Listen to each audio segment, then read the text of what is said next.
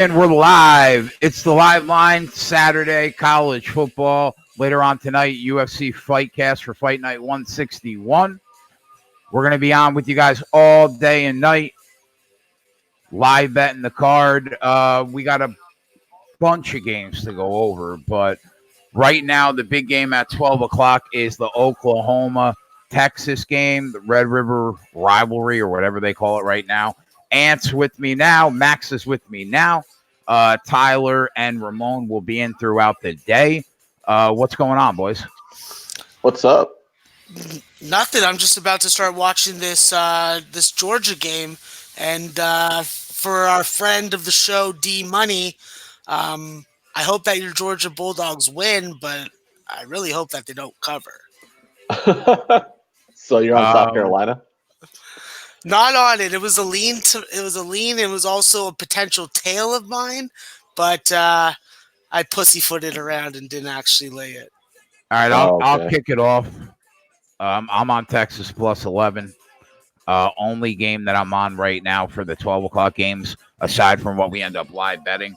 I leaned South Carolina when it opened against Georgia at 24, but last time I saw the line, it was like 21. I don't know. I wasn't looking to lay that, but I didn't mind the opening line at 24.5. But I'm on Texas plus 11 officially. And the Maryland game, is that an early game? Yep, that just started. It's on right now, and Maryland just had a nice 20-yard play to start the game. And I'm on Maryland minus 3.5. You got a better number than me. I got Maryland minus 4, but yeah, I'm watching it right now on my Rutgers with the touchdown, sacked, fumble, 85-yard return for a touchdown. Wow, that's good for you, Ant. Yeah, I already tweeted out my card. Half my card is these 11 a.m. games. So it's a lot of them have already started. But yeah, I took the points with Rutgers at plus 28. I took the point, or I laid it with Maryland at minus 4. And I got a small play on the under 77.5 in this Oklahoma-Texas game. I also lean towards Texas to cover the points. All right, let me put as much as I can in here. You're on Rutgers plus what? We got a touchdown Maryland, but I think it's coming back for a holding penalty. Rutgers plus 28, you said? Yeah, I think it's down. I think it closed at 27. All right. I'm on Maryland. I got it at 3.5, so we'll go with that line. Man, a holding penalty just called back a really nice touchdown pass for Maryland. They had a 50-yard bomb wide open in the end zone. Comes back for holding. Texas plus 11. In terms of games that are just kicking off now, other than those three, are we on anything else that just started? Yeah, I took Maine minus 13.5 against Richmond. Yeah, that was a high-profile game there. Those are my specialty, darts thrown, guys, darts thrown. That's what I do. All right, just bear with me. Talk amongst yourselves. I have started the morning off with something sweet and delicious. A open-faced apple Danish. Will be very tasty. And that sounds good. Yeah. So I like it. You're diving right into the sugar early. Absolutely. Hopefully I don't get sugar knocked out, but Maryland love that sugar. After that touch gets called back for holding, they have a backwards pass that didn't get caught that goes out of bounds for like a 15-yard loss. All right. Did anybody watch the fight between Oklahoma and Texas pregame? I did not. Oh, okay. Well, if anybody has video of that, definitely. They're chest pumping and everything before the game. They already had sideline warnings before the game even started because it's Oklahoma and Texas in the. Well, is it not called the Red River Shootout anymore? I don't know what it's called. I think it might be. It might still be that. Welcome into the chat, Ramon. Oh, SBR Sports Fix. Good morning, Viper. Slammy in the chat. Yeah, nice. Sean Chakri, RKE. Ronnie Lofton in the house. What's going on, boys? Yeah, so I mean, people are going to be in and out through the entire day. Obviously, there's going to be people in and out through the chat all day long. We're going to try to grind our way to a couple of units profit. That's what we do, boys. Tonight we got Joanna and J against Michelle Waterson in the main event for UFC Fight Night 161. I don't like the card that much, but I always say that. You say that every week, and then I you know. manage to I pull something out your ass and get a winner. Yep. We're the co-main event is Cub Swanson and Crone Gracie. There are articles up on oddsmarket.com for you guys to check out. Dave Betts will be on with us later for the fight cast. So yeah. All right, Max, you give me a dart that you threw. All right, yeah, it's That's on now. Is it the main game? yeah, the main. That's the only game that I bet on the 12 o'clock slate, and I got the minus 13.5. What was the juice? Minus 122.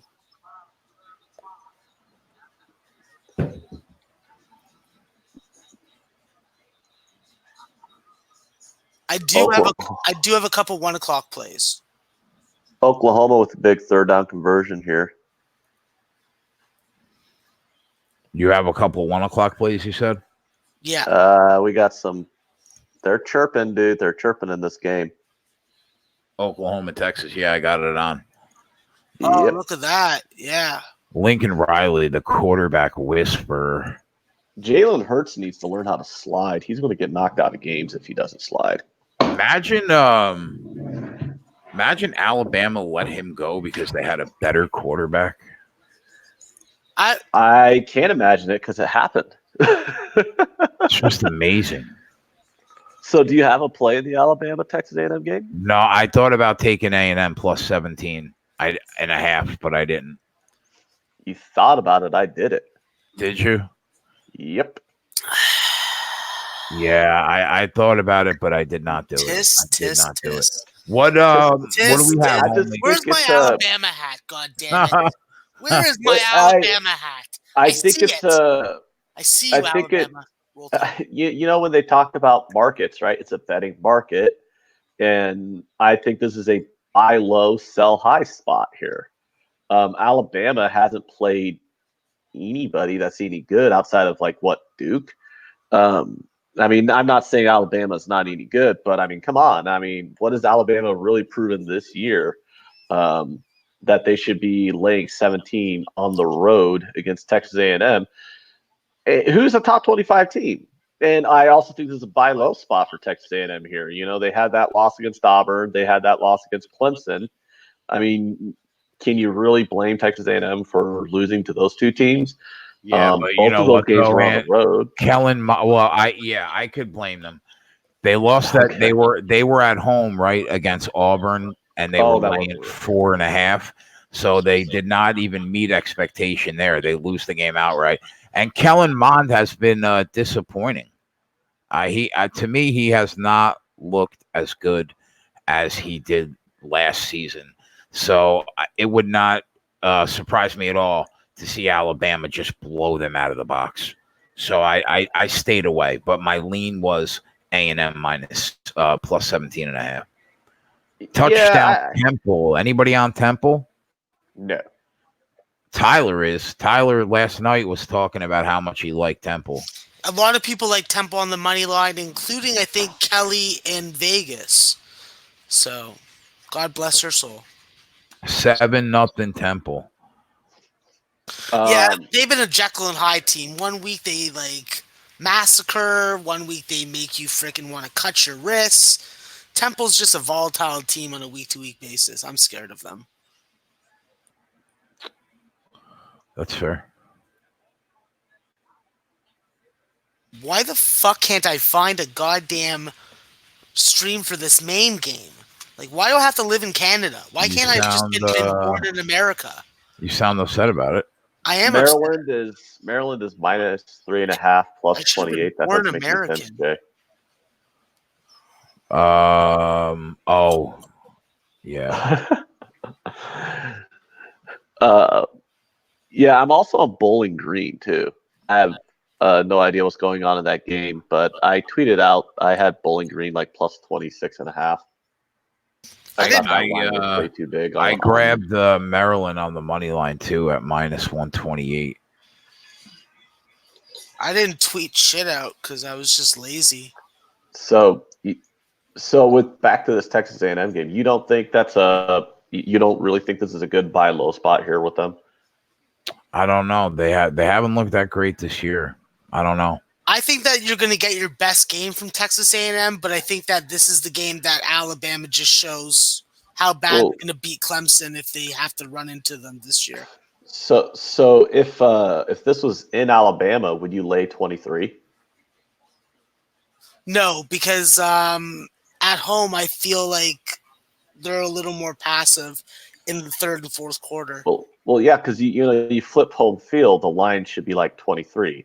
So that's my question here. Is like, are we really saying that if this game was in Tuscaloosa, are we willing to lay 23 here with Alabama against Texas A&M? I just think that they have a different freaking mentality when they go into another freaking stadium.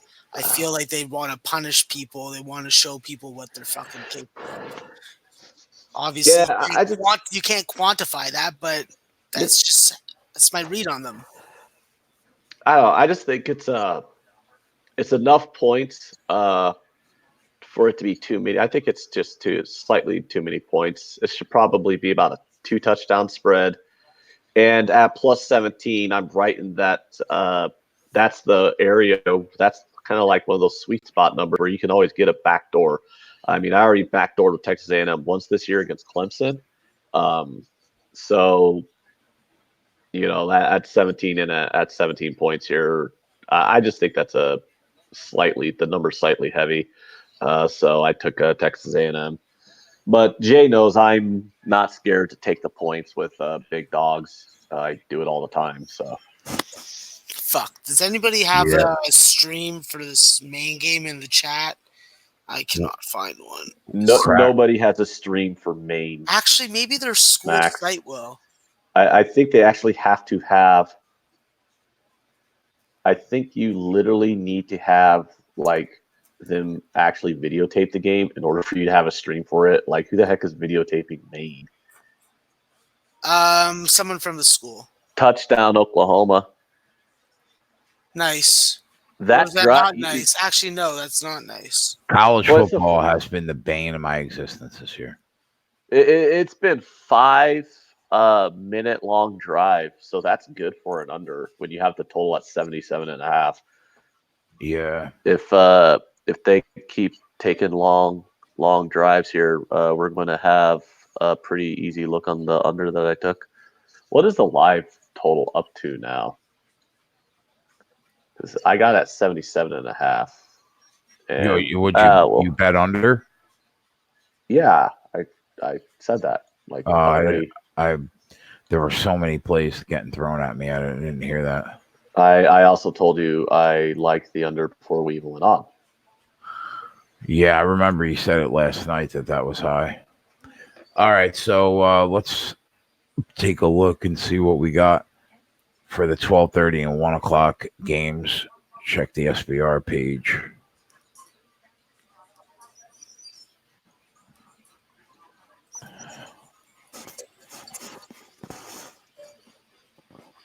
Wow, the live total's at 78.5 now. Like 1 point higher than the closing number. Ramon Scott in the building of Gambling Today, a national publication. What's going on, my friend? Hi, boys. What's going on, Ramon? How you doing, my bud? Great to see you guys. Yeah, thanks for getting up early and freaking getting on the show with us. He probably hasn't slept. The stat man is vital to our success when it comes to finding the best lines on a daily basis. So, Statman, welcome in. Thanks, my brothers. We got opportunities right now. Obviously, Oklahoma just got that touchdown. Yeah, let's go over to SBR odds and see what we got.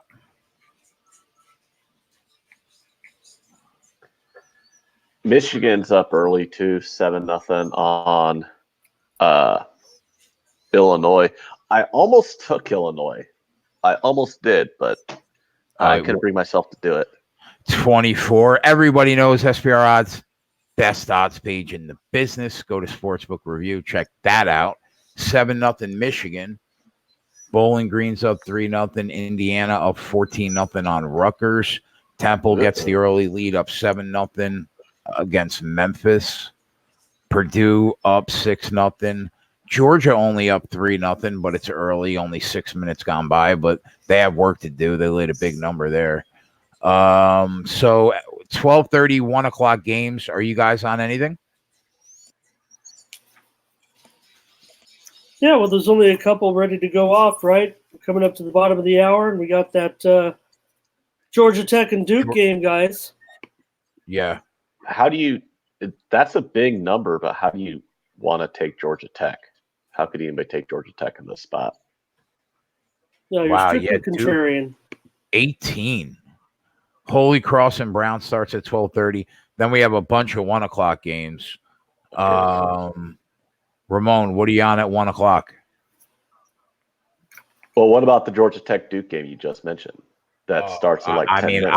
I don't feel comfortable laying 18, and I don't feel comfortable taking 18. I'm considering taking it, of course. I mean, why not? Ramon, what do you think about that? Do you think? I mean, I would look towards Duke here. I don't like Georgia Tech at all, but I mean, yeah, is that line just too heavy on Duke? Wouldn't you want it closer to 2 touchdowns? And I'm not sure that Duke can go off in this game and get the margin. I think that's the thing here. Georgia Tech's going to try to keep this thing within reach. They're going to try to grind it out, and that's what I'm looking for. I mean, Georgia Tech is a very, very strict contrarian side, and we've actually seen sharp action on Georgia Tech. Pretty heavy sharp action on the under that looks really solid. So when I started looking at that game, I started looking at scores like in the 28-10 range, 31-14, 31-13, something right in there that kind of keeps me within Georgia Tech and the under. 48.5 opens. It's 47.5 right now. You still like the under at 47.5? Action's kind of mixed. Maybe the public tickets are leaning over, but I mean the sharp action has just been so heavy on the under.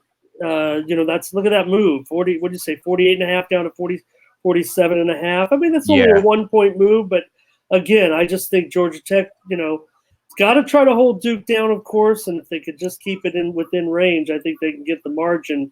17.5 points. Again, I'm just looking at something in the 28-14 range. First half total was 25. It's 23.5 right now, basically across the board. That's a key number, though. I could see 24. I don't know. I don't really have a good read on that game. Trey Hicks is in the chat.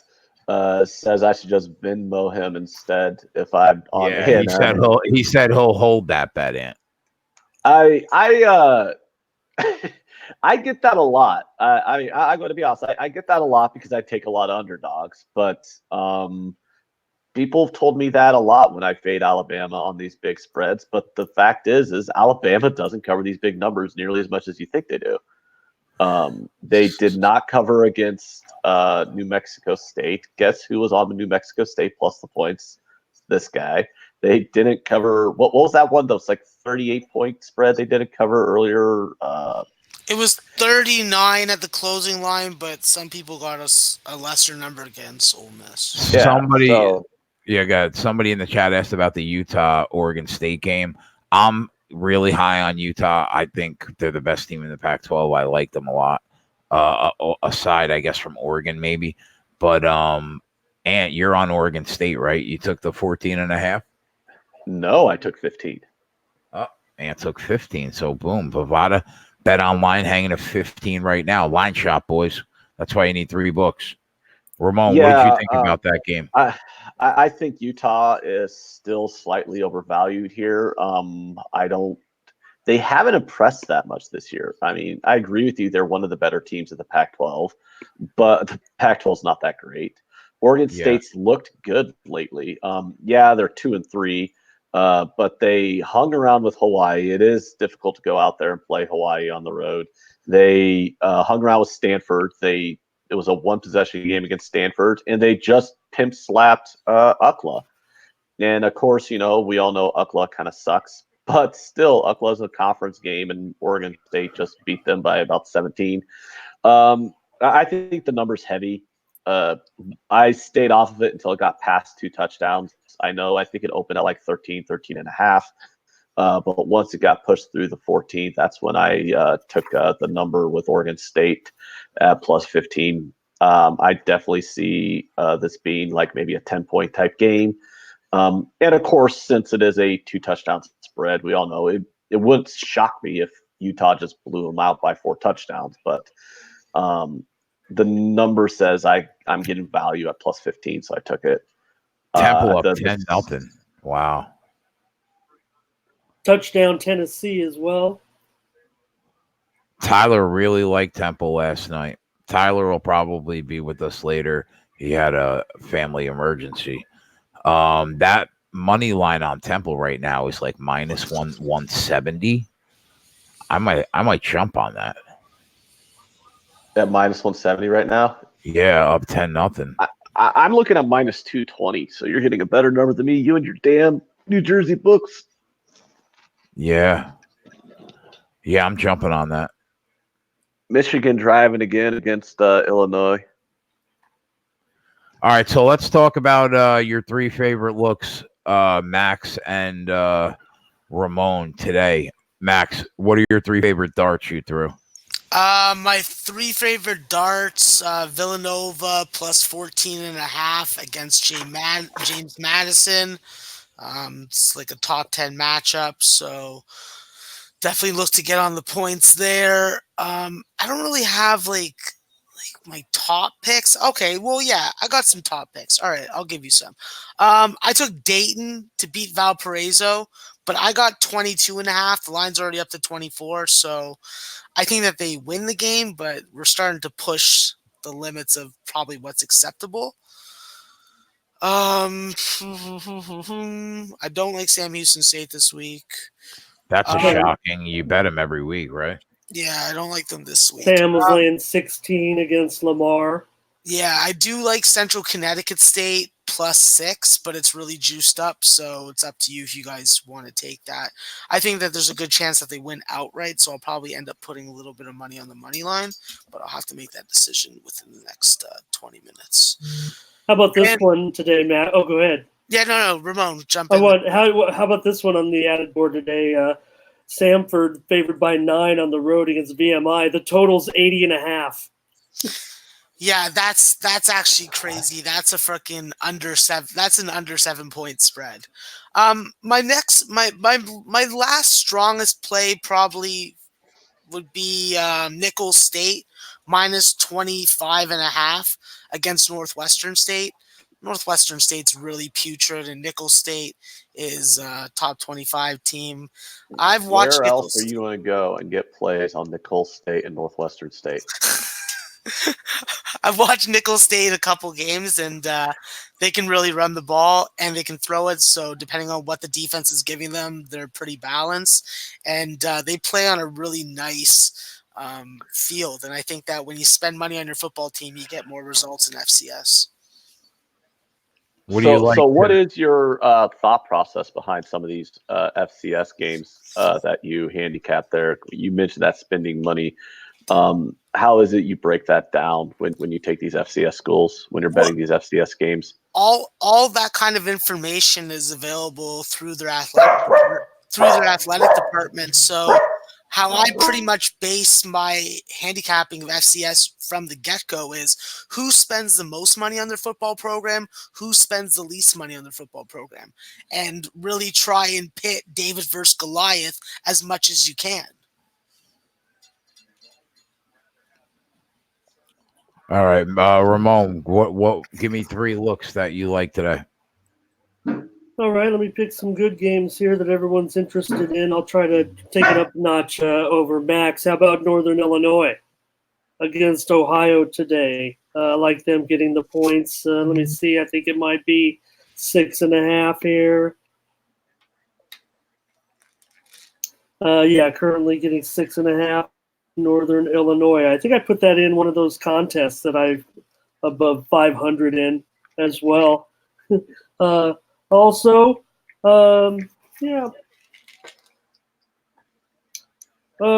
Western Kentucky. I like them against Army today.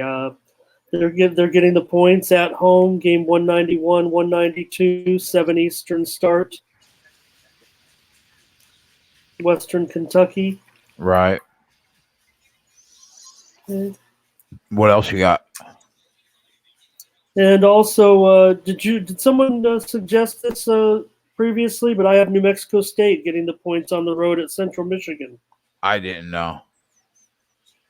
No. Game 145, 146. That's a 3 p.m. start.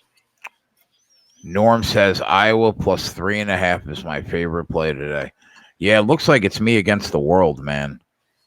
I got it at a field goal though. I waited and waited and waited, and I got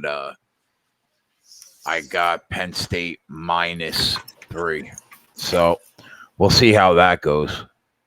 Maine is up 7-0. Yeah, let's go Maine. I can't watch you, but I could admire you from afar. Yeah, there's another bet that I just put in. I just took Indiana State -8.5 at home. I think that they're we're going to have a Western fumble Illinois, here in the Oklahoma Texas game. By the way, the play's under review. He was ruled down. It's going to get overturned. So under bettors like me, Texas backers like Jay should be really happy with the outcome of this official review once it gets done. But it's obviously a fumble. So, because Oklahoma was going in for a touchdown. Jalen Hurts just fumbled it on the 10-yard line. Texas was not stopping them here. So Purdue up 13-0 on Maryland early. Yeah, Purdue and Indiana are both smoking right now, so that kind of sucks. But Bowling Green, who is my other huge dog that I took on these early games, is winning outright 10-0. So, hooray! There you go. Yeah, I mean, I was surprised how many of my I didn't realize it until like this morning on how many of my bets today in college football were on the 11 a.m. games. Yeah. I mean, because I'm looking down the card, I'm like, okay, Texas A&M, that's an afternoon game, and then the Iowa game is tonight. The Iowa Penn State, that's going to be on prime time on ABC. So, and it is you against the world because I took Iowa at +4. Now it's all the way down to 3. So I think a lot of the money came in on Iowa here. I also took Iowa. I sprinkled them. I did a money line sprinkle at +155. So. I definitely like Iowa tonight. I mean, at least not to cover the spread. If I'm going to bet a team +4 points at home, I might as well throw something on the money line too, because you're getting a decent plus number on money line. So, and yes. if I were to jump on Jacksonville State right now, the line opened at 10 and it's at 13.5. Is that pushing it? Am I getting too much of the ass end of the line to get on that? Even as a road favorite that's going to smash Eastern Illinois in the mouth? Dude, I don't fucking know. Okay, from a line perspective. Oh, from a line perspective. I mean, well, how far into the game are we? What's the score? No, there's it's it hasn't started. Yeah. Oh, I mean, it went from 13 to 10? It went from 10 to 13. Yeah, the other way, yeah. Oh, no. Okay, just making sure. No, you're betting a field goal worse of it. I wouldn't do that. All right. Ramon, are you taking the over or under in this Stanford VMI game? Yeah, that's what I was wondering what you might say about that. I'm tempted to take the over. Yeah, it's going to be crazy. That game's going to be crazy. Yeah, that's worth watching. Like, there's going to be no defense played in that game. Big turnover. Ant was right. They overturned the call. Texas job, guys. And you suggest, I don't know if they heard me, but Max, when you recommended Indiana State, didn't mention the opponent, but it was Western Illinois. So laying 8. Laying 8. Okay. Yeah, no, fuck Western Illinois. I'm not So even with them overturning the call, the live spread or the live total of the game just dropped from 75.5 to 72.5. So that under 77.5, I got pregame starting to look better and better. Yeah, that's awesome. Guys, don't forget to like and subscribe and hit the best sportsbook link in the description. It helps us out, keeps us here. Hopefully, we have this live betting show for a while. And the only risk that you should have is your bet and not the book. So go check the best sportsbook page out. Obviously, Ramon was talking about it the other night. SBR made their bones as vetting all the top sports books.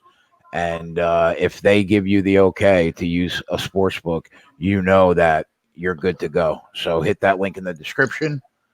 And that's it. 7-0 Texas. Live line is 14 right now. I got it at 11. That's how I vetted frickin' Sportsbet to figure out if it was a book that I can trust to put my money on.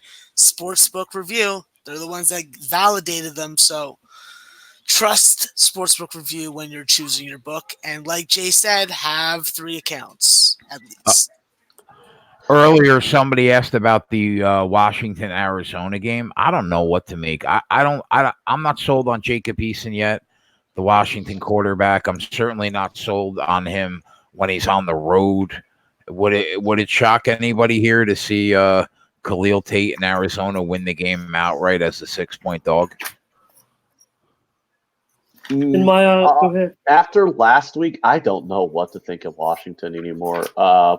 Washington was one of my favorite plays against Stanford. I thought, I don't think Stanford's that good at all. I think it's one of the worst Stanford teams in a decade. Washington's supposed to be really good, and they lose outright. They've lost outright as a 2-touchdown favorite twice now this year. Yeah. So that's got to be, I hate saying, do we trust this team? Do we trust that team? Because I just kind of want to look at the number and what number am I getting on the game. But how the hell do you trust Washington at all going forward as a favorite? I mean, they blew the doors off BYU. Great. That's what I thought. Yeah. Twice in 5 games as a 2-touchdown favorite. Like, what the hell's going on with this team? That game against BYU, I was like, okay, maybe they're getting their shit together. Maybe they're for real. And that didn't last very long. So yeah. So I mean, I can't touch that Washington-Arizona game. Honestly, what do you think about that game, Ramon? I just see that it seems like overwhelming sharp action on Arizona in the over, and I'm likely going to tail it. Yeah, I might take a shot with that too. I want a touchdown. I want 7. I'm greedy. I want to get those numbers back, but I'd be willing to take a chance, especially because I want to get Arizona a little bit on the money. I know Bruce Marshall of the Gold Sheet liked Arizona. We have some people in the chat, Ramon, wanting to know, because we know you're the only one who's probably betting E today. Do you have any looks on hockey? Yeah, no, I mean, Max might get into some hockey with me, too. Max only bets Toronto. Well, I'll bet hockey, but I haven't looked at any of the hockey games. I love dealing with football. Guys, I'm so sick that, as I was preparing for this show and writing a bunch of stories about high school football last night, I was watching last night's show and just marveling at how you guys were ridiculing each other for not being interested in each other's sports, yet you're willing to tail each other till the day is long on each other's sports. Because we trust we've seen each other long enough to know that, we make money in those sports.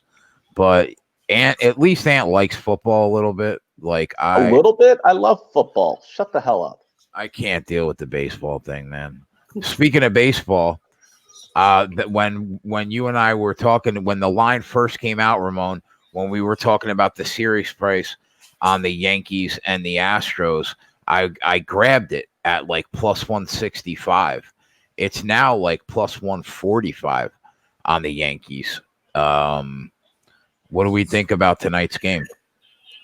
Well, it's funny because, I wanted to bring it all the way back full circle to that Mattress Mac thing, but I mean, that certainly speaks volumes. But why wouldn't the I don't know, why wouldn't the public kind of come in on the Yankees? I would think. I mean, I still think we all love Houston, as a team, and think that this pitching is just so great. But maybe that value's kind of gone right now. I'm talking about the series first, Right. but I think as far as tonight's concerned, I mean, I'd kind of look Houston and over. I think right now is my At that number. even at the dollar. Well, you're right, Ant. I mean, realistically, I would rather be about $1.35, right? Yeah, I think obviously Houston should be the favorite in the series. They should be the favorite tonight, but I can't lay that number with them right now. I'm either looking to take the value with the Yankees or pass on tonight's game. It's just minus 150. I don't know. I don't want to lay minus 150 because if I'm willing to lay minus 150, that means I think the Yankees are going to win this game, 63 to 65% of the time. And I think the Yankees, I think Houston would win the game 63 to 65% of the time if I'm willing to lay minus 150. And I actually have it closer to, 58 to 60% of the time. So there's really not any overlay there on that number. I just don't see value on it. It's going to be hard to get a Deegan like me off of Houston, but if I told you would get Tanaka at like $1.35 and you didn't know the other team or the other pitcher, what would you think of that, right? Oh, well, I would. If you told me to take the Yankees at plus 135 in any blind situation, my first lean would be to look at the Yankees. Sure. But like I said, I don't know if there's even enough value at plus 135 to take the Yankees. I would, want, plus 150, 155, 160 range in order to want to take a bet on the Yankees here in this matchup. When you look at the total, though, I think that's when you're kind of getting onto something. So what goes on here in this game? I think Greinke's probably the most susceptible of the big three to get touched. And I could see Tanaka getting touched as well. So at 9 at even money, because right now I'm looking at the total of over-under is 9 and it's at even money. That would kind of be where I would look towards on this game. I don't want to lay minus 120 on an under 9 because that's where I'm looking at right now. That's just too much juice to lay on the under. But at even money on the over 9, especially if if the game's 5-4, you get your push. That would probably be the way I would look at this game. 13-0. Temple gets another field goal, and your total is now down to 66.5 in the Texas-Oklahoma game. All right. I'm almost tempted. Can we go for a middle here? I'm almost tempted to take it again. Again, inside the 30 on a big play. Manny Sanchez, buddy, in the chat, calling out his small local brewing companies in Prince Edward County, Canada. That a boy, Manny. Always support your local breweries. Don't drink that. Don't drink that big company piss water. That's it. We're called the Sports Keg for a reason. I've never gotten into it necessarily with you, Ant, on this, and I don't know if you've ever, you're an expert on it. But in San Diego here, it's pretty big area for craft brewing. Real big, actually. I drink a lot, so I'll call myself an expert on craft brews because I drink them all the time. Real big. Craft brewing in San Diego is a real big deal. Oh, man, it sounds like I love San Diego, not just because of the weather. Ramon. Yes, brother. Over Leafs game, 6.5 minus 120. Yeah, I kind of want to touch when you guys asked about hockey, and I'll look at that game too right now. But the one game that's starting at the top of the hour. Edmonton and the Rangers, yeah. Yeah. I know there were some 6s out there, but I think there's going to be 7 goals for sure in the game. I just feel like it's going to be an over with Edmonton and the Rangers. The Sharps actually like the under at a 2-to-1 ratio, so I'm kind of worried about that because it's just such a heavy public side. But I see that Smith is now going to be in goal and not Koskinen. That might have just come across, so I want to temper that a little bit. I might have to go look at that, but I did like the over, and I don't know if I necessarily mind that goalie change. But you were saying in Toronto and Detroit tonight, Max. Boy, Toronto big favorite on the road. Really, almost a $2 favorite on the road. I'm just more looking at it from a perspective of like, can we trust Freddie Anderson and can we trust Michael Hutchinson? And we can't. We can't trust the defense. I don't think we can. No, my first instinct is over. Looking at that, I mean, it's a pretty public side, and I see a sharp move actually on the under. I don't trust him in this spot. I could see where the sharps are going to go because the public's going to be on the over, but. If I get 6.5, I mean, can we get even money on that, or is it just flat 6.5? No, it's even shaded to the over. Yeah. Okay. I'm I just can't trust Freddie Anderson after seeing that yesterday. No. Yeah, Max, you said Max, did you have a play on this Georgia game? No, I was going to take South Carolina, but then I just pussyfooted around and didn't make the play. I think you might have been on the right side if you would have taken South Carolina. Georgia just now got a touchdown to take a 3-point lead again, 10-3 with 13 minutes left in the second quarter. So South Carolina's hanging tough with them. And they're tackling. They're not letting Georgia get to the outside and freaking break off for freaking 12, 13-yard freaking gains. So, listen, if they can withstand the freaking attack of these Bulldogs for another freaking 2 quarters and a half, I'll take that any day. All right. I did want to just touch real quick because this game does start in 20 minutes. I mean, the rest of the games on the hockey card are starting at 3, so we got time to get into those if we want. Yeah. But this game starts in 20 minutes. Ramon, did you have any sharp action or anything like that on the Oilers-Rangers game that No, I'll try to lead you astray again with hockey. But I like goals. I like goals in the game. I like over 6.5. Sharps look like they're on under a little bit, and that kind of concerns me. But I like the over move that came in. They came on under first, and then they've kind of come back on over. And I think you're getting probably a 6.5 flat. It's a pretty public side, though. I think nearly 3/4 of the action of the public action is going to be on the over in that game. And I think maybe I should look up and make sure we know the goalie is Smith. Did someone type it in the chat at all? Shout out to the best name in the chat. Hit the like button. It's funny because I like that. I don't do it, and then when someone says it, that's when I do it. I mean, for some reason, I never go in and I just hit the like. But as soon as someone says it, I do it. So we have to say that all the time. What I end up saying on those local shows I do is smash it and like it, right? Smash it and like it. Hit that like button. Hit the description. And subscribe to the channel. It helps us out. Thank you, guys. Hit the like button on Tampa Bay over, Preds puck line, and the over, and the Canes puck line. Yeah, I'm actually going with Sean Shorkey on this game because I think that Sean's right on. Oilers money line, like the way that this team is freaking stepped it up offensively, and when you got Draisaitl and Connor McDavid, I don't care if you got Panarin on the other side. I'm just, Smith does get. It looks like Smith does get the start, and not Mikko. So I like that better. I like that better from an Oiler perspective. Yeah. Also, and that I don't know if that's a late change, Max. I saw Mikko in there really all morning, and I was going over then, and I think I still like it over.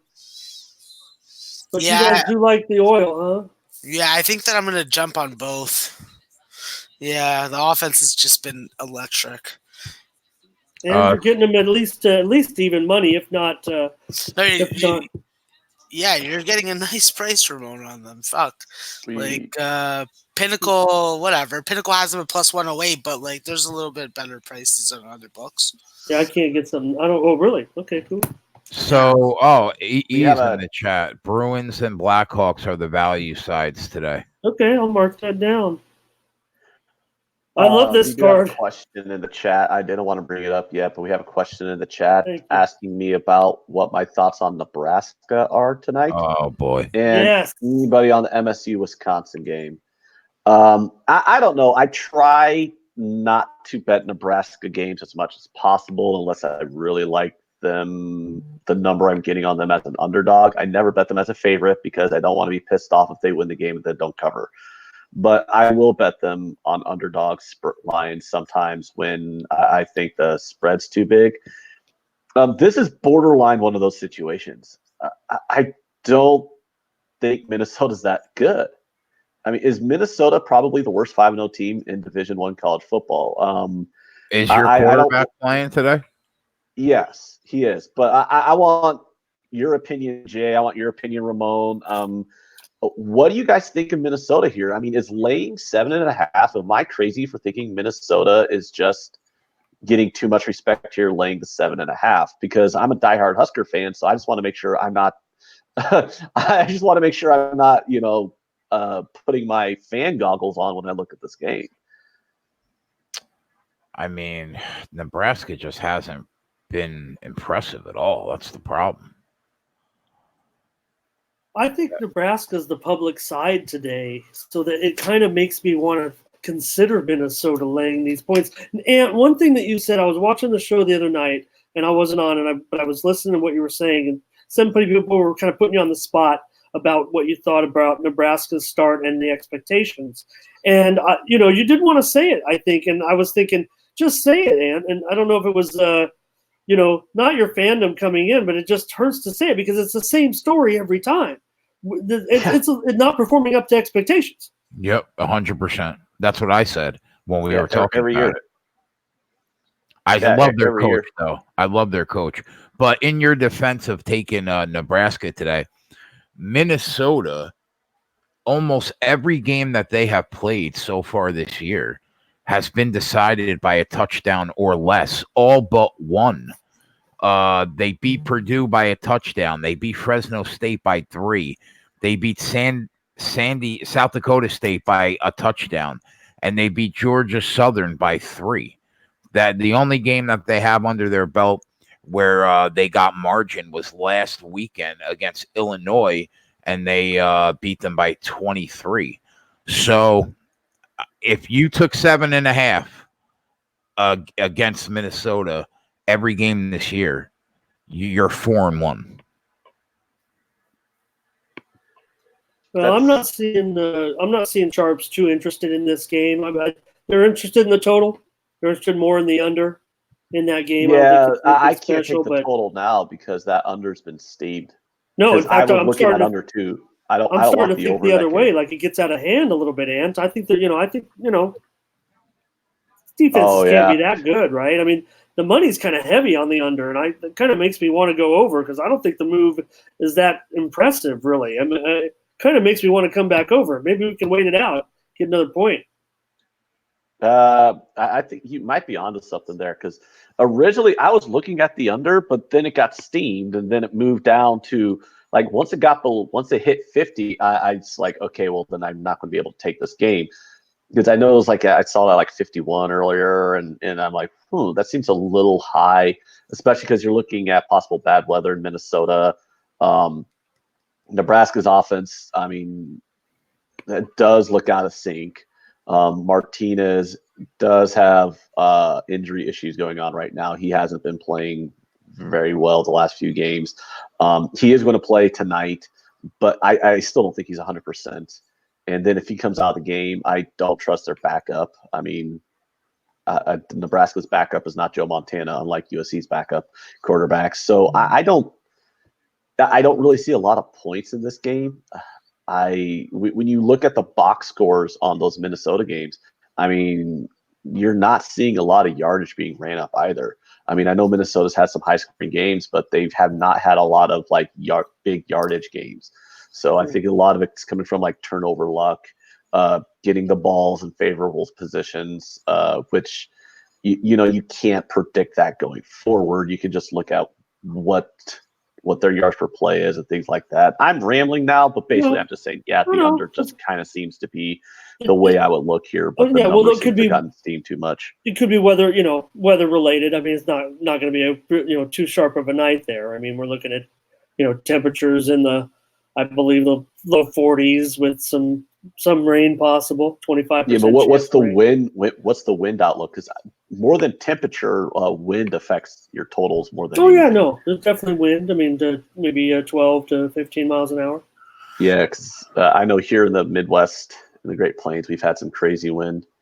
Last night on the show, I thought about pulling the trigger on Oklahoma, and Tom Herman and him exceeding expectations against the spread kept me off of it, and I went to the other side, and it might be a wrong move here. They're about to be up 10-0. But before we get back to football, right? Hold on, they're about to be up 10-0. How deep into the game when I told you 77.5 was too many points? I mean, all right. What do you want? A cookie? I do want a cookie. Is that Yes, six? I would like a cookie. Total at 63.5 right now. I wanted to touch on the NLCS game. That's the big game. Yeah, right, exactly, at 4:00. How many times this year has Max Scherzer been minus 130? Oh, you're bringing it up now? Oh, I've been waiting for you guys to bring it up. How many times this year has he been minus 130? Is that not just an automatic you have to bet that? The thing is you might want to keep waiting a little bit because the steam is coming in on the Cardinals. He was minus 140 a little while ago. Then it got steamed down, and now I'm looking at minus 129. When literally 30 minutes ago I was looking at minus 131. I feel like it's general principle that you take Max Scherzer here. Yes. Well, maybe not even general principle. Just you have that lineup. You have the Nationals lineup versus the Cardinals lineup. You have Max Scherzer versus Adam Wainwright, and minus this number's a gift. I'm taking him. I'm going to bet him. What do you think about this game, Ramon? I like the price on Washington. Unfortunately, I'm on St. Louis in the series. I didn't see it coming. I didn't see Anibal Sanchez come in with that performance. That was crazy, right? Hats off to him. I'm sitting there at a high school football game, and the things beeping down the phone, no hitter, and I'm like trying to log on with my phone and trying to watch these games, and I didn't see it coming. So I'm in a little bit of heat right now on that one, and not sure what I can do. I think I'm going to end up going over in this game. My play is going to be on the over in the afternoon game, I think. Don't you think though, Ramon, that the Cardinals lost their chance to win the series last night? Yes. That was their to get a 1-game lead. That was their opportunity to get control. But then they let themselves almost get no hit by Anibal Sanchez, and now they got to go Scherzer, Corbin, Strasburg, 1, 2, 3. Don't you think that they basically, after last night, the series is basically just done and over with? The rest of it's just a formality. I don't want to go that far, but that was the shot. I mean, I think my bet is toast on the Cardinals. Obviously, I mean, like I said, didn't see it coming. So hats off to Dave Martinez. I think he's done a pretty good job. Interception with this, in the end zone situation. Yeah, baby. How about that? So yes. do you hedge out here? Do you hedge out here a little bit, Ramon? How was Ant's speed so far ahead of mine? I mean, that doesn't see that. I'm watching on Fox Live. Yeah, I'm watching. I'm not on television too. Oh yeah, that's right. You're live. You're on an aerial antenna. That's right, and I'm on a cable. Well, I want to know: do you hedge? Right. Do you hedge out here a little bit and hop on Scherzer? No, I think I just got to eat it and I think I just got to eat it. Right now, I'm on the over for sure, and then I certainly like this price on Scherzer. I like the 10-cent discount for sure. I think it's funny. The tickets are definitely running in the Cardinals' favor. I'm not sure how to interpret that. Could be the fake news, Ant. Because people are stupid. And what do you put this line at? I mean, what in this game? Yeah, what should this line be? Oh, like minus 165. If it was a regular season game, easily. Well, then that sounds to me like at least 2 bills for you, Ant. With these lineups, with the lineup advantage the Nationals have over the Cardinals, the advantage that Scherzer has over Wainwright in pretty much every statistical category known to man when it comes to starting pitching, and also with how much better the Nationals bullpen has been in the second half of the season since I'm still brain farting on that guy's name. Max, who was that dude the Nationals got from Toronto? Hudson.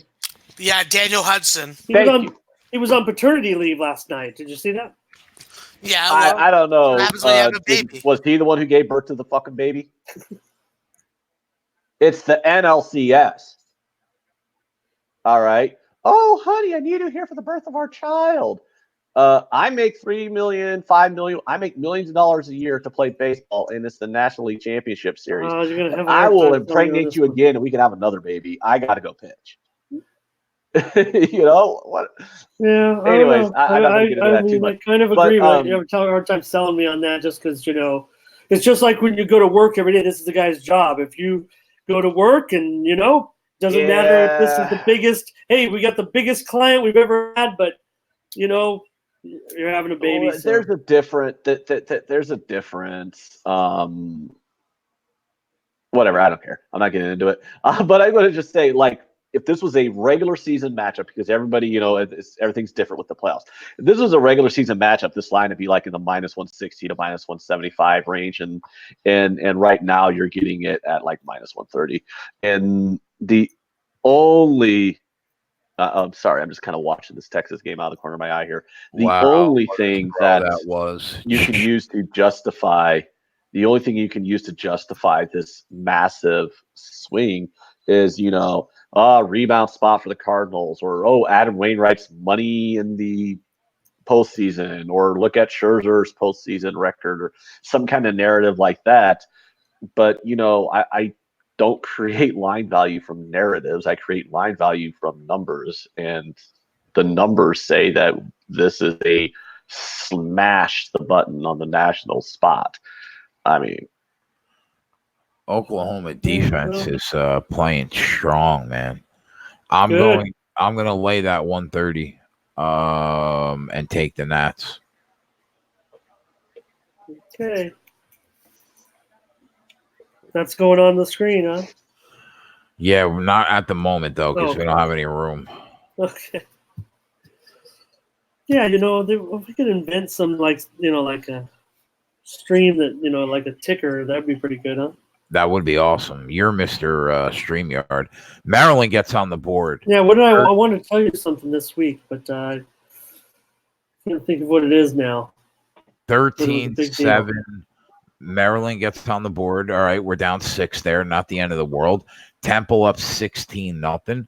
So that -170 money line is now -600. So we're looking good there. Miami, Ohio up 6-0 on Western Michigan. Michigan, Dick stomping Illinois 21-0. Glad I stayed off that. Tennessee up 7-3 on Mississippi State. South Carolina hanging tough, only down 3 against Georgia. I wish I would have grabbed that at 24.5. I couldn't do it at 21. Did you grab the 24.5, Ramon? No, I got a bad number. I liked it earlier in the week, and I didn't see that coming. Yeah, me too. 7-0 Oklahoma, but they're getting the ball back again. This Texas offense cannot do a thing.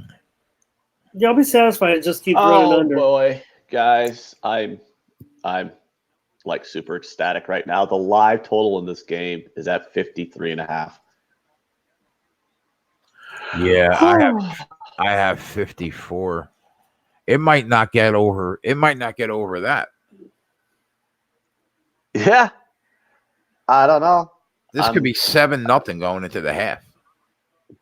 Well, I mean, Oklahoma's driven the ball. The only thing that's keeping them from being up like 21-0 is 2 turnovers in the red zone. Oklahoma's turned it over twice in the red zone. So let's remember that. So I do expect there to be a a little bit of pendulum swinging here. I do expect there to be some more points in the second half, but it got a really nice cushion on the under so far that I took pregame. Victor says 7 points. Yay. 70 more to go. Victor must be on the over then. Now they could score 70 more points and I still hit my under. I mean, I got the hook on that 77. So Nate, what do I remember? What, buddy?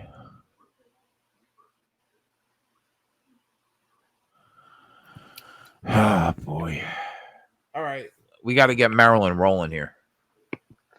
Let's do it. do. Let's get those Terps rolling. But the thing is we're not laying a big number on Maryland here. It's less than a touchdown, so we're still well within the realms of possibility of covering this game. And Purdue looks like they muffed a punt. Did they? Yeah, but he picked it back up. I mean, they're on the 8-yard line. It's still 21-0 in the Rutgers game. So Rutgers stopped the bleeding for a while. So we can see if maybe I can still get this cover. Temple's up 16-0. Thoughts on Wisconsin and LSU? I think LSU is going to smash Florida.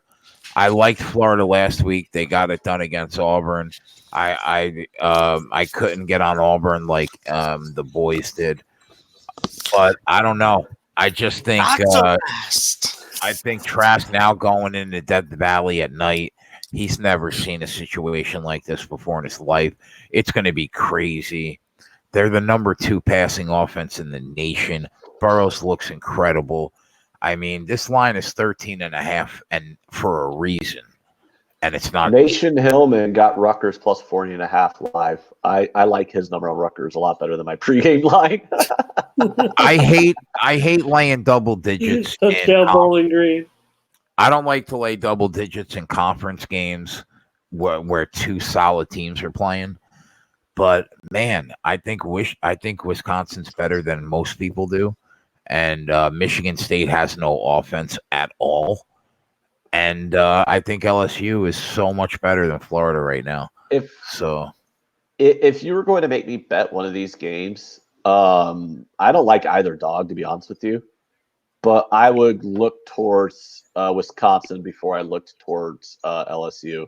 I do think LSU wins, but man, that's just hard for me to lay. You know, for them to ask them to win by 2 touchdowns in order for me to win that bet just seems like a little bit much because I do respect Florida's defense. Although I wouldn't be surprised if LSU did win by 2 touchdowns. But I think Wisconsin should be able to roll Michigan State here. I do too. Just because, like, what is Wisconsin, or not Wisconsin, what is Michigan State going to score? Their offense is so antiquated. And Wisconsin's defense is amazing this year. Yeah, the Michigan State's running an offense that looks like it's coming out of the 1999 Big Ten. You know what I mean? Yeah. Like, it's 2019. You got RPOs. You got all these. And Michigan State's still running whatever the hell that bullshit was that they ran back in the day. Like, D'Antonio has not adapted at all, and it shows, and their offense is just freaking terrible.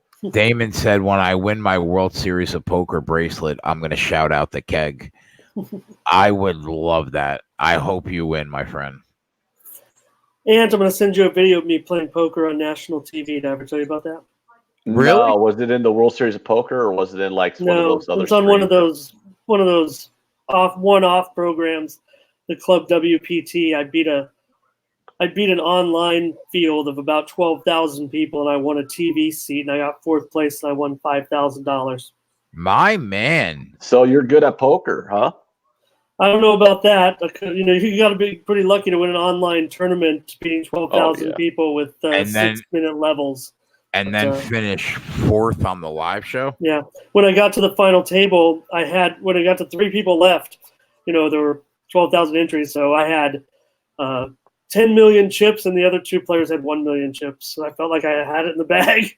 Good for you, man. That's I love Hold'em. I think I'm solid, but I don't think I could win a 12,000 seat tournament. Now, I don't know if I want.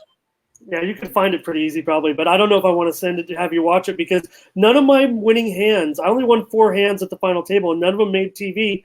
2 of them were blind versus blind, and the other one of them I took the blinds, and the other one I 3-bet a guy and took it down, and so none of them made well, one of the blind versus blinds, those went to the flop, but they were boring hands.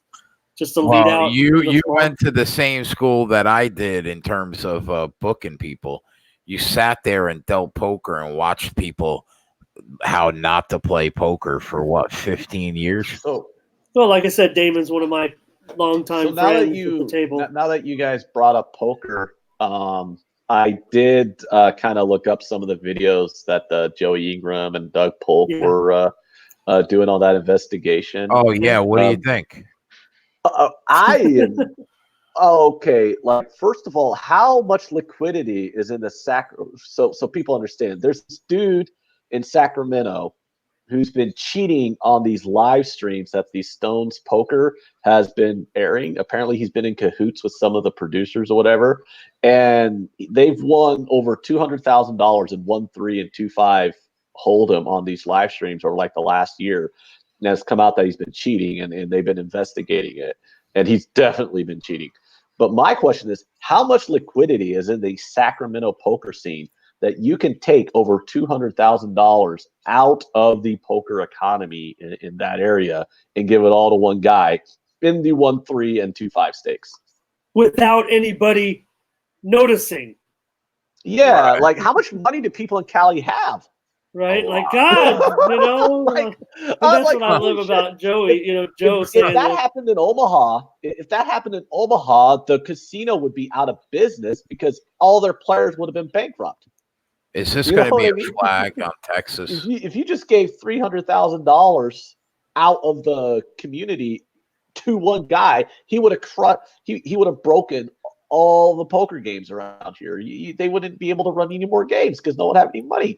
But this dude's been no end in sight. This dude's just like I'm like, man, people in Cali must just be rolling in it, just rolling it. Either that or they're all taking out like third mortgages on their $400,000 houses that are like 1,200 square feet. Pass interference on the offense in the Oklahoma game. Punt your ball. Touchdown Duke. Touchdown Purdue. Field goal South Carolina. Touchdown Purdue is not what we want to hear. Well, they say there's some Silicon Valley money up there, certainly, but I just hadn't watched enough of the Stones poker stream, maybe to, get a gist of it myself. I'm an old Live at the Bike guy back in the day. I mean, way back in the day with Dave and Bart. So, Look at Bowling Green right now, plus 26.5, winning by 10 at home. Let's go Falcons. Well, if you follow me on Twitter, I did tweet out my plays this morning, and so you know that I was already on Bowling Green at the plus number. That's why I brought it up. Did you tail it? No, I didn't tail. I was too messed up this morning. Oh, you're... Yeah. Rage. Oh, extreme rage, yeah. Lots of rage. Despite all my rage, I'm still just a rat in a cage. Yeah, Billy Corgan sings it best. I don't know if you saw today, there was a prop team to score the first touchdown of the day. Don't want to bum Ant out here, but Indiana got the first touchdown. They were 8-1 to score the first touchdown. There was actually a which team would score the first touchdown. It's still 21-0, so I'm still live to get that cover. That's right, we're winning. I just wish it was, halftime at least. So, Damon in the chat says you actually dealt him his biggest hand ever. Nice.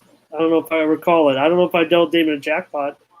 In 13 years of dealing poker, I dealt 19 jackpots. How much did they range from? Oh, usually anywhere from $4,000 to the biggest one I dealt $40,000 for, maybe even a little more. The bad beat like jackpots in Atlantic City are fucking huge.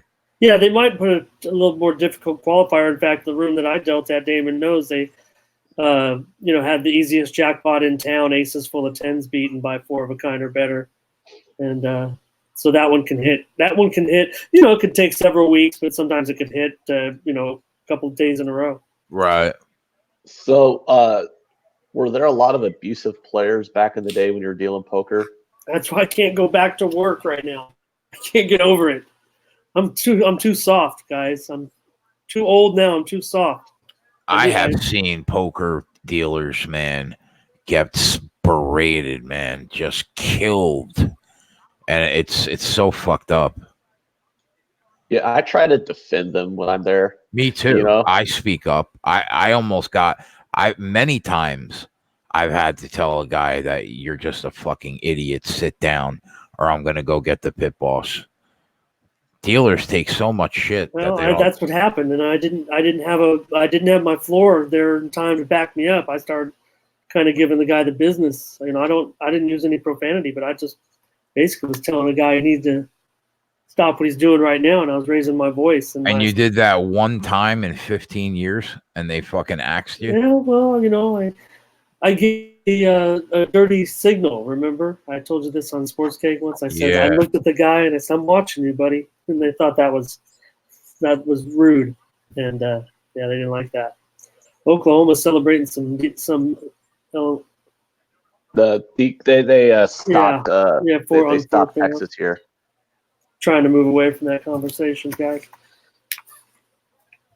I brought it up. My bad. Memphis. Let me tell you about my personal. I want to talk about me. But no, last night, high school game I went to, and the star of the game was Jordan Allen, the son of former Philadelphia Eagles cornerback Eric Allen. He had 3 sacks in the game that I went to. The team won 41-0, but he was dynamic. He was great. And he's not a cornerback. He probably is a safety when he goes to college. And some other kid, though, wearing one, picked it off and ran it back in. So I asked him after the game, I said, how come you're not wearing number 21 like your dad? Yeah. Memphis gets on the board. 16-7 Temple right now. 6 minutes left in the half. Yeah, 16. Okay. Why did I bet this Maryland-Purdue game? I'm not asking why I bet on Maryland. I just want to know why I bet this game to begin with, because it's 2 of the most inconsistent garbage teams in the Big Ten, and I went ahead and bet it. Yeah, me too, buddy. Touchdown Maryland, Viper said. All right, we'll take that. 14-20. All right, Indiana State looks like they're forcing a punt. Let's go Sycamores. And I'm looking forward to Jordan Barnes having a resurgent year for the Indiana State Sycamores in the Valley. It's going to be a lot of parity in that conference.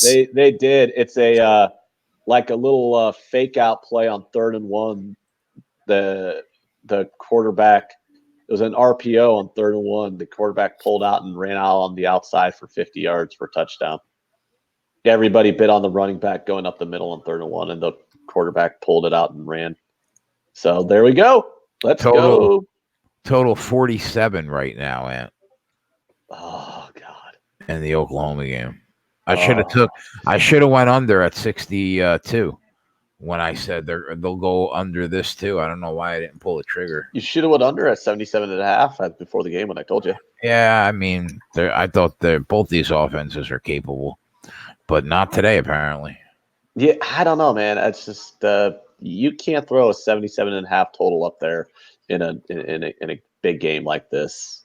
I mean, if it goes over, it goes over. So be it. But I am not betting over 77.5 points in this kind of Red River shootout rivalry. It's tough for me to bet over that number, period. You can't say shootout, right? That's the thing. It's the Red River shootout.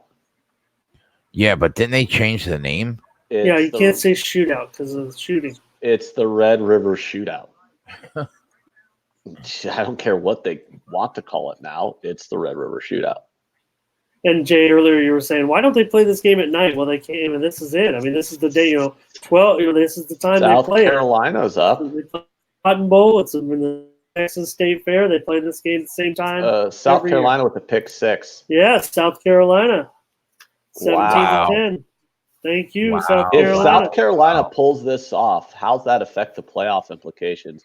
Because I think Georgia is the worst out of those top teams that are undefeated that have a playoff shot. Don't they look? They don't look like they've looked the last 2 years. not really. I just waited too long, and since I wasn't getting a good number, I just kind of, took a small play on it. So I kind of wished, obviously looking back on it. But I mean, when you could have got when you could have got 24 or maybe even 25 points, and that's what kept me off this morning. I was like, damn, that number moved a lot. What's the number you can get on them live right now? Probably +2 touchdowns. Oh no, only +5.5 on Georgia. No, Georgia -6 right now. Eric said last year Texas Oklahoma final was 45-42. Yeah. Didn't mean I wanted to bet it. But yeah. This game really should be out of control. It should be they should be going in right now to be up 28-0. But yeah, Texas defense coming up clutch. Yeah, they're moving the ball against Texas, but they're the turnovers have stopped a couple drives already that should have been touchdowns. And actually what surprised me more than anything is the fact that Texas can't move the ball. Yeah. You can get +205 right now on South Carolina up a touchdown. I don't want to necessarily look at South Carolina. I'm looking at do we want to take Georgia here? Well, are we getting a good can get them minus. Yeah, you can get them right now covering less than a touchdown. That's tempting. I might want to wait until the halftime line, though. It's just Oklahoma's going to have first and goal here from like the 5. We want the Sooners to turn it over again? Yeah, we do. That'd be pretty funny, to be honest with you.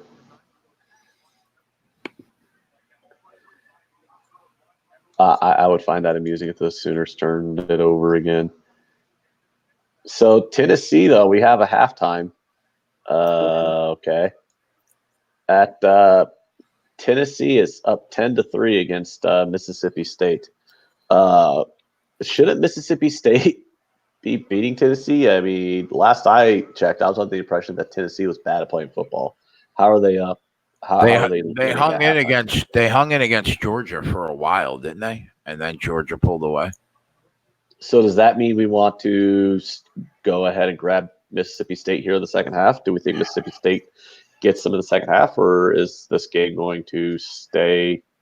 I don't really know. What does Tennessee have another win besides Chattanooga? Nope. They are 1-4. Yeah. They are 1-4. Did you bet that game, Ramon? The Tennessee game? Yeah, I had Mississippi State in the under. Well, the under looks good. What number did you get on Mississippi State? 6. Yeah, another not a great number, but it was 100. Just look at the stats. I mean, nothing too special here. In fact, Mississippi State had 3 sacks in the first half, and at Tennessee outgained them 173-114. Rushing yards, Tennessee 112-47. And the 2 interceptions. Yeah, the 2 interceptions. That's what you're going to say. Yeah, I was just looking at that. Both sides have thrown 2 interceptions here. So this score isn't fluky. Neither team's moving the ball. Do we think we got value then on a second half under 24.5 at even money? Or, I mean, do we think the second half's going to kind of play the same as the first half, just low scoring, grind out, smash mouth football? Well, when I projected the game, and I was thinking 6 or 7 touchdowns, maybe something 28, something like that for Mississippi State. So, I like the pace of the game so far. I like the game flow, certainly. So just on an FCS front, anybody that gives a toot, Maine's up 10-7 at the half, so it's better than being down. Western Illinois and Indiana State are still scoreless, but Indiana State's playing like garbage on offense. I believe that Drake's up 7-0, and I believe that Central Connecticut State is up 6-0, so that works for me. I'm looking at the chat here, and Andrew likes Georgia moneyline minus 200 right now live. We also have Viper says, I can't see Georgia losing to South Carolina. I can't see it either. That's why I was wondering if we should if now's the time to like snap a discount on Georgia here. This is one of those situations where a team hangs tough for the first half, but then winds up getting blown out by the end of the game. But coming back to this Tennessee game, just everything you're saying, Ramon, when you said you like the under pregame, and everything's pointing towards neither offense has done diddly squat, in the first half. They're in field goal range now. I was just saying, like 24.5 with even money on the under. The line just moved. It's 24.5 with the juice flipped. The juice is minus 120 now on the under. But don't you like the under there? I do. Yep. So second half under, that'd be 37.5 for the game. So I'm going to put a half unit on this under here. Touchdown Temple. Good look. 23-7. Let's go out. Hey, Max, you don't follow the Pioneer League too closely, do you? No, not that close. Okay. Why? No, I was just looking at the scores. And I was just looking at San Diego and Davidson. Davidson up 3-0. San Diego was a 4-point favorite. Pregame, the total is 66, which I thought looked very, very high. Yeah, no, I don't follow Davidson at all. Max, did you get on Temple with me? No, I didn't. And I don't know if I'm getting on LSU with you either. All right. I'm playing LSU with you, Jay. You are? Yeah. My man. I just took that second half under, by the way. Okay. I put it in the chat too. Yeah, Jay, I really see you guys talked about when you talked about the game, I didn't throw in my 2 cents. I actually see it as a low-scoring game. I like LSU to cover and maybe get that win by certainly more than 2 touchdowns. So if you think it's a low-scoring game and they cover, so you're basically saying like a 28-7 kind of type final then? No, I don't know necessarily like that, but maybe 34-17. Okay. What about any live totals in the Michigan game or the Georgia game? Do you think that this Georgia game can go over 53.5? Well, we're going to see a field goal attempt, like you said, getting into it's going to be a long field goal attempt. 53 yards, yeah, I don't think he's making it. And Oklahoma just ended up with a field goal only. Out of that, they're going to the locker room. So those halftime lines are going to be coming up and more halftimes in just a moment. Is there any possibility that Texas can figure out how to score the ball in this Oklahoma defense in the second half? Yeah. I'm surprised they haven't figured out how to score yet. I mean, I don't know, man. This is just, it's kind of crazy to me. I mean, I liked the under, but I didn't like the under this much. You know what I mean? I was not expecting a 10-0 game going towards halftime. Could you make a case still for taking the under 47.5, Ant? Or is it just too far gone? Even watching the first half and seeing how it's progressed. Well, basically, you're looking at a halftime line of 34.5. That seems like a lot of points to put up in one half, doesn't it? Yeah, it does. I would actually look towards just kind of seeing how this first half is played. I would look more towards maybe laying the second half line on Oklahoma. And I You're going to said, get it with it being 10-0. You're going to get Oklahoma. With the closing line being around 10.5. I mean, you're going to get Oklahoma like -2, and the only reason why they only have 10 points right now is because of 2 turnovers in the red zone, and Texas has done nothing. So I can see Oklahoma outscoring them by a field goal or more in the second half, and winning this game, 28-10 or something like that, 28-7 All or right. 27-7. Blankenship couldn't even get it over the frickin' defensive line. Wow, that's pathetic. Yeah. So, yeah, Texas has punted every possession in this game. I mean, I they're just took the full game under 47. Okay, so I'm making 2 bets on this game then, so I can actually get highly invested and interested in this game. Okay, so our second half line's out yet. No, 47.5. I'll take it. All right, Jay, I'm on to play with you. I got a better number than you, though. South Carolina blocked a field goal there in the first half. I got under 47.5 minus 115. If they score 38 points in the second half to beat me, so be it. Beat us now. It's a fucking joint endeavor, all right? All right. You're not playing tennis. You're on a team. It is 17-10 at the half now for South Carolina and Georgia. So let's see what these halftime lines are going to bring us. So what's your read on this Bowling Green Toledo game now that we're at the half? Is this a situation where you can see Bowling Green maintaining their fortitude over the Rockets, or is Toledo going to come out and frickin' score a touchdown and make this an ass clincher? From like a win-loss perspective, not a plus 26.5 perspective. Oh, I mean, when I bet a team plus 26.5 and they're up at the halftime by 10, I'm not really I'm not really concerned about paying attention to the game at all from there. Oh, okay. You know See, what I I mean? would always be looking to capitalize more on it. Because if you had such a good read already on it, there must have been bets that you can make live. Well, my read wasn't that great. I didn't think they were going to win the effing game. I just thought, the line was about 6 points heavy on Toledo here. I mean, because they lined this game as if this Toledo team is like the Toledo team from a few years past, when Toledo was just blowing the doors off everyone in the MAC. And then at the same time, it's like, what was Bowling Green against Notre Dame last week, right? 45.5. Exactly. This game is at Bowling Green, so you just want to flip your home field, right? If you flip home field, you're saying this is 31 points for Toledo if the home field was flipped.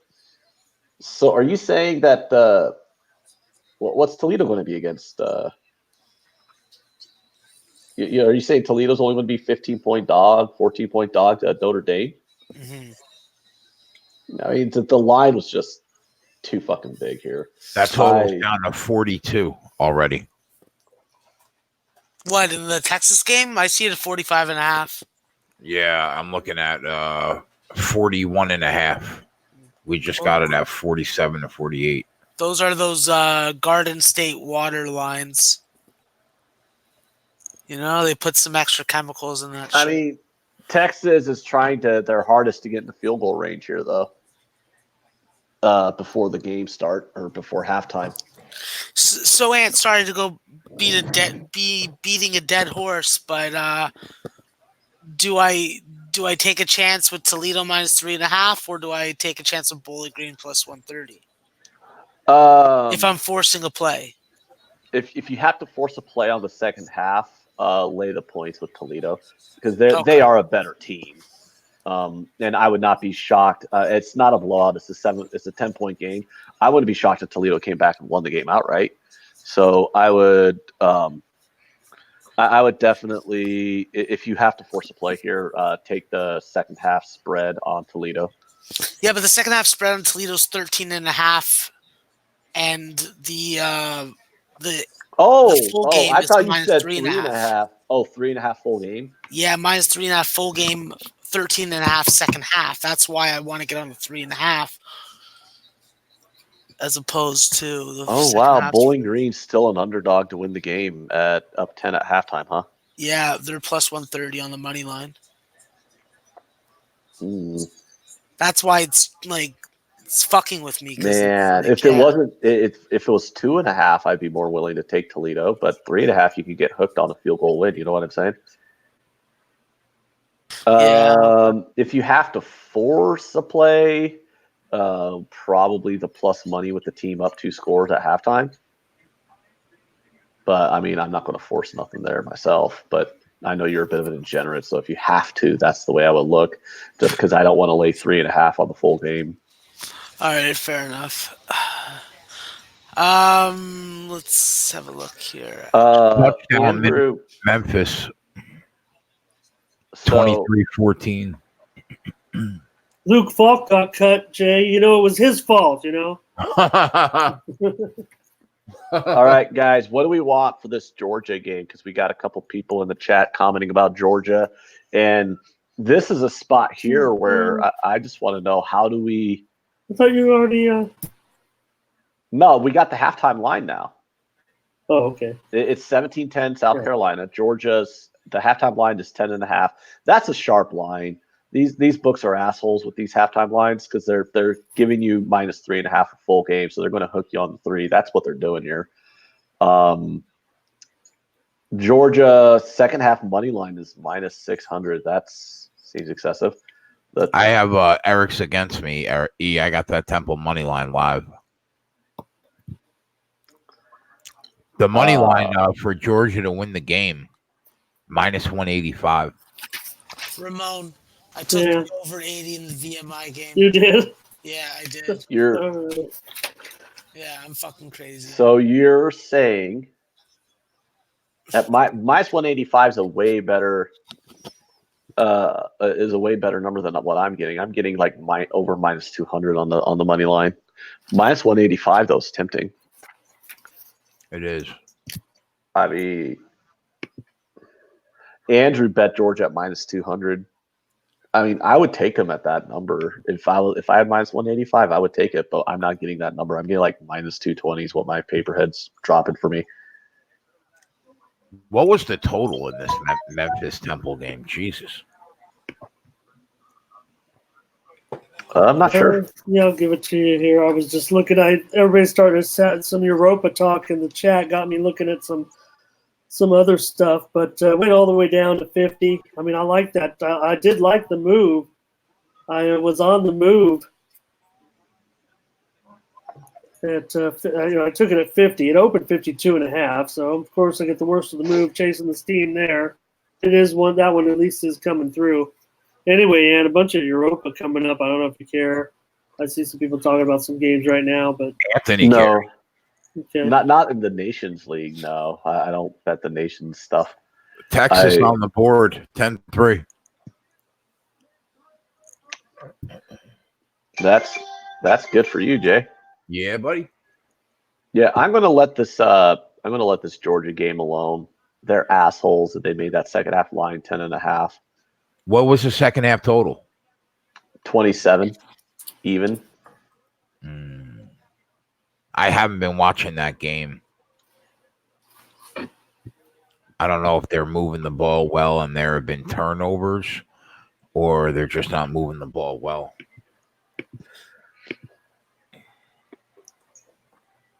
And these were the Euro qualifiers, and is what I was referring to when people are starting to talk about some games are coming up. Sweden and Malta, Spain and Norway, Greece and Italy, Armenia and Liechtenstein. I think that's what people want.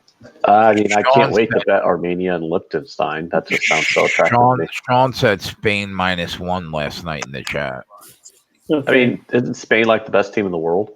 Well, they're laying one at plus 130. Who are they playing? Norway.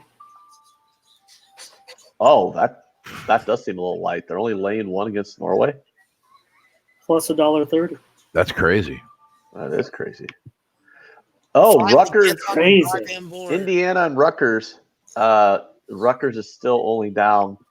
Indiana started They're playing still conservative, covering. 21-0 at the half. Rutgers is covered. Rutgers and under. We're going to get there. Somehow, some way, we're going to get there. Rich G says he could get Wisconsin minus 9.5. Is that an auto bet? I'll probably be on it. If you get Wisconsin at minus 9.5, yeah, if under the 10, I like that. Yeah, I'm going to be the guy in paying everybody off. I think I'm on Michigan State. Really? Yeah, this will be an ugly, low-scoring game. I mean, Somebody's I think gotta it'll be take an him. ugly, low-scoring game, but I don't think Michigan State's going to contribute to the score. Yeah. What is Michigan State's team total? 14.5. A lot of technicals. Man, that's tempting to take the under. At 40.5? That's a really low total. No, Michigan State's team total. Oh, under 14.5. Okay. Disappointed about the 9.5 now. I mean, I did take it already at the 10, but down to 9.5 now. Everybody should note that. But I'll be that guy. You are often that guy, my friend. Yeah, it's funny. I get accused of. I'm not even hardly on these shows. I guess maybe just back in the day being a chalky guy, and I'm not. Yes, I chase the steam. I get some bad numbers, but I like dogs too. I love dogs. I like sheepoodles best. His name's Oliver. The live line mascot. He's looking at me. He's like, I have bad breath and I want food from you. He's looking at me. I may have to give him something because So- he's cold. Now that this line's at 9.5, like I don't really care about sharp movement and things like that. I really just kind of want the game to get into the playable number range. At 11, I kind of you're above the 10, but at 9.5, now that we're below the 10, that's actually making me want to bet this game. Like I was passing on this game all week long, but I definitely didn't want Michigan State's side on this because I don't think their offense can do shit. But at 9.5, I really, I getting it under 10. That's really tempting. It's really tempting me. I already know what you think, Jay. You're probably going to put like $5,000 on it. I'm gonna lay the 9.5. Yeah, I am, man. That hook makes it appealing. Or I'm gonna bet the Michigan State team total under.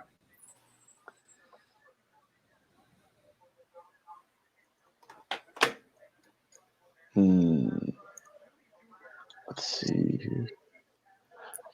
Triple K Marine says South Carolina money line is plus 400. I don't think they win the game, but don't you kind of want to take a plus 400 on a team that's already winning? I don't know. I'm not going to bet it, but I can't blame anybody for wanting to take a stab at that number. What do you think? One? Triple K in the chat says South Carolina money line is plus 400. I mean, I don't blame anybody for wanting to take a stab at plus 400 on a team that's already winning the game. I was high on that team coming into the year, man. And then they put up such a bad effort against North Carolina. And they haven't really looked great this year at all. But, on their best day, I think they're capable of winning this game. Yeah, by the way, Purdue got a pick 6, so we could just write off this Maryland bet as a loss. Well, that's not nice. There's no point through a minute and a half in the Stanford game. It's literally like 20 seconds left in the second half, and they put up another touchdown. They're going to go up 30-14. I'm pretty comfortable saying this will be one of the losses for today's card. This Maryland bet.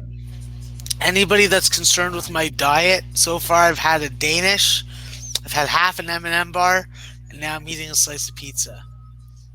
Get that in you, Max. Oh, Triple K says he thinks that's the second half money line, though. Oh, yeah. Yeah, the second half money line's harder to take. If that was a full game money line, then that'd be worth looking at it. But, well, second half money line, I don't know. I think Georgia probably wins this game. He's still even down 17-10. I took Toledo -3.5, and I'm sorry. I went against, but I'm just like, I can't take Bowling Green. So, Yeah, I don't blame you. I mean, Toledo probably wins the game. yeah. I mean, Toledo is a better team. There's a reason why Toledo was a 26-point favorite here, even if the line was heavy. I mean, I thought the line should have been closer down, just around 3 touchdowns. But still, I mean, I think Toledo's still the favorite to win this game. I think I'm just happy with my position now. I don't think they outscore him by 36 points in the second half. Yeah, God forbid. Fuck, man. I mean, it was. I've had bad beats like that before. It happens. We'll get over it, right? Not today, though. Not today. Not today. While I'm on patrol. I will protect you. Not that I can. Yeah, I'm gonna, but I'm not gonna talk about it anymore or waffle. I'm gonna go ahead and put in this Wisconsin play. 9.5 is. I think people are trying to get too cute taking the Michigan State side. I'm putting it in 9.5. That would be me, I guess. But I think that I think Wisconsin's kind of the public side. Well, I don't know how public can they be if the lines move towards Michigan State 2 points over the week. You know what I'm saying? I don't know. I mean, sometimes I think sharp.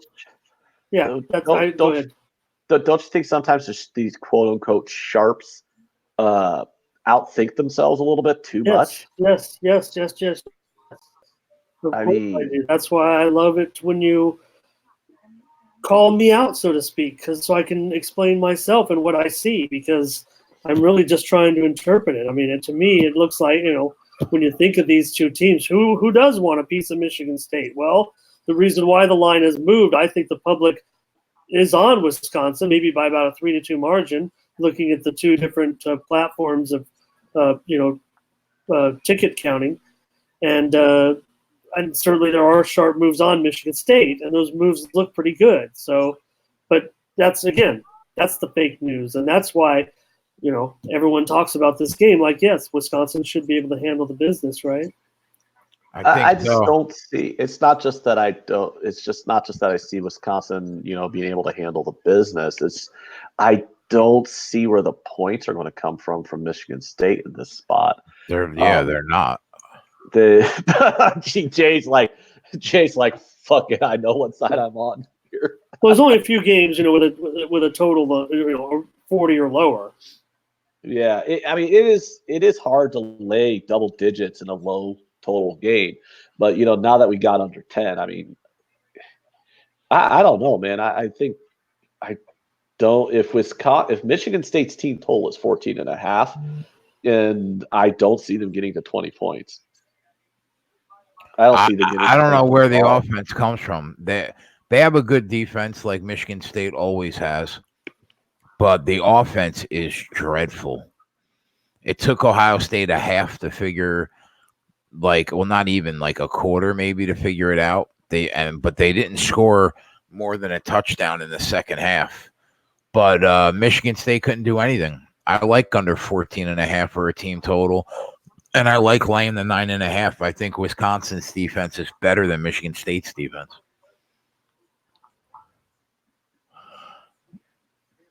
Duke's got a touchdown, 24-0. Go ahead. Jonathan Taylor should have a day today.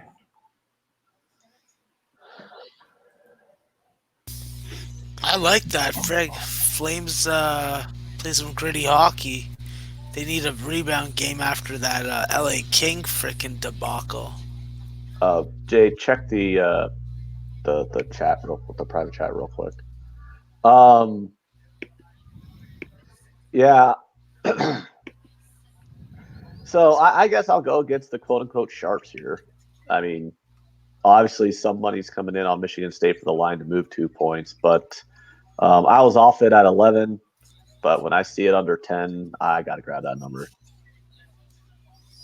The other thing that I don't know, like, do you think you're going to see a lot of money coming in on Michigan or on Washington? Or do you think you're going to see a lot of money coming in on Wisconsin now that the number is below 10?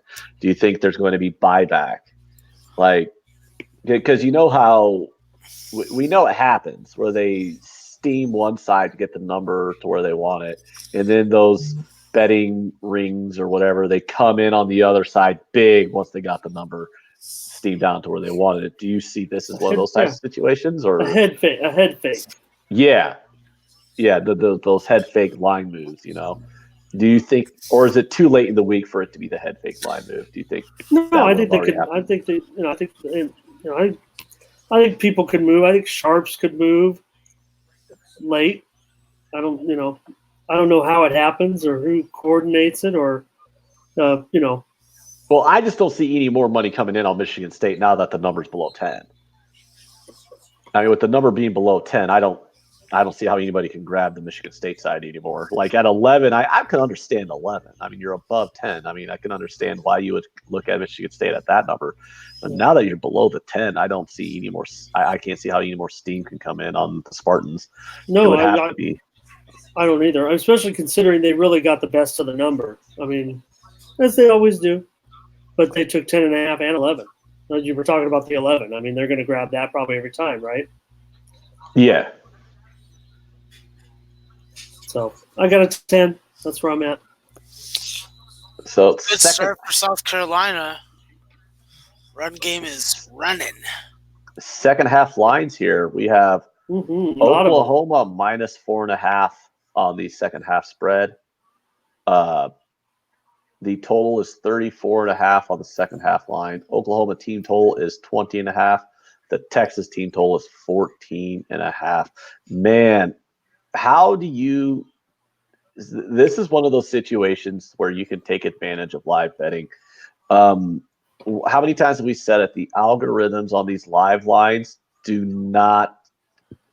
They're trying to match it as close as possible to what the score has happened now versus what that closing number is and how much time is left in the game. They're not making these lines based off of how the game's actually played out. I don't see how you can bet an over 34.5 on the second half with how this first half is played. I would agree with that. But man, college football is a tale of two halves. I mean, is it? Yeah. You know how many times I've seen a 10-7 game or a 7-7 game at the half and 38-35? A lot. Way more than in the NFL. Yeah, I understand you. I mean, I just don't see. I mean, I already have under 77.5, but if I was to bet this game again, I'd take that second half under. And a lot of it comes from the fact that I don't see Texas doing anything here.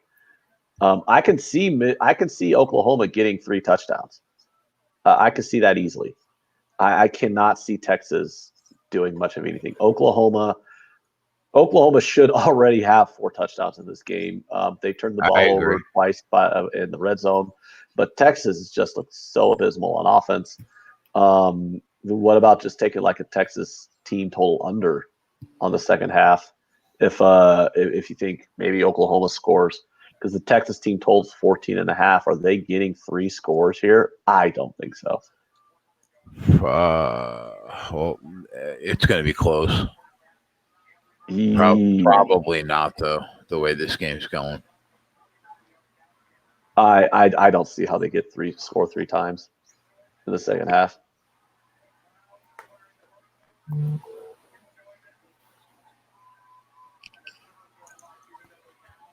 Rich was it Rich that came in with a question? Thoughts on Iowa money line plus 120? I mean, at that number, no. In the first half. Oh, in the first half? Penn State's been a slow starter all year, he said. I mean, it goes against what I already bet, Rich, so I wouldn't bet it. But I'm alone on an island, man. Everybody and their mother is on Iowa. I like the Iowa money line at plus 120. If on the first half, I mean, I wouldn't be opposed to that. I bet the Iowa money line plus 155 full game, and I bet Iowa plus 4. So you already know where I stand on that. I think this game should be a pick 'em. I think this game's a total coin flip. So if you're going to get plus money on a coin flip, then that's the side I'm going to grab. 40-ounce beer belly's got Texas team total over 14.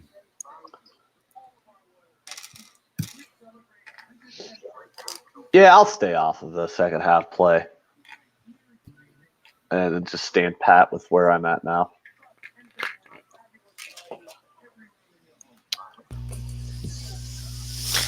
An hour and 37 minutes till it's time. Gotta get in that mojo. Gotta get ready. Roll Tide time. Let's go, Bama. How much crow am I going to eat taking Texas A&M plus the points on this? Listen, I care about your financial stability and your financial prosperity, but roll Tide roll.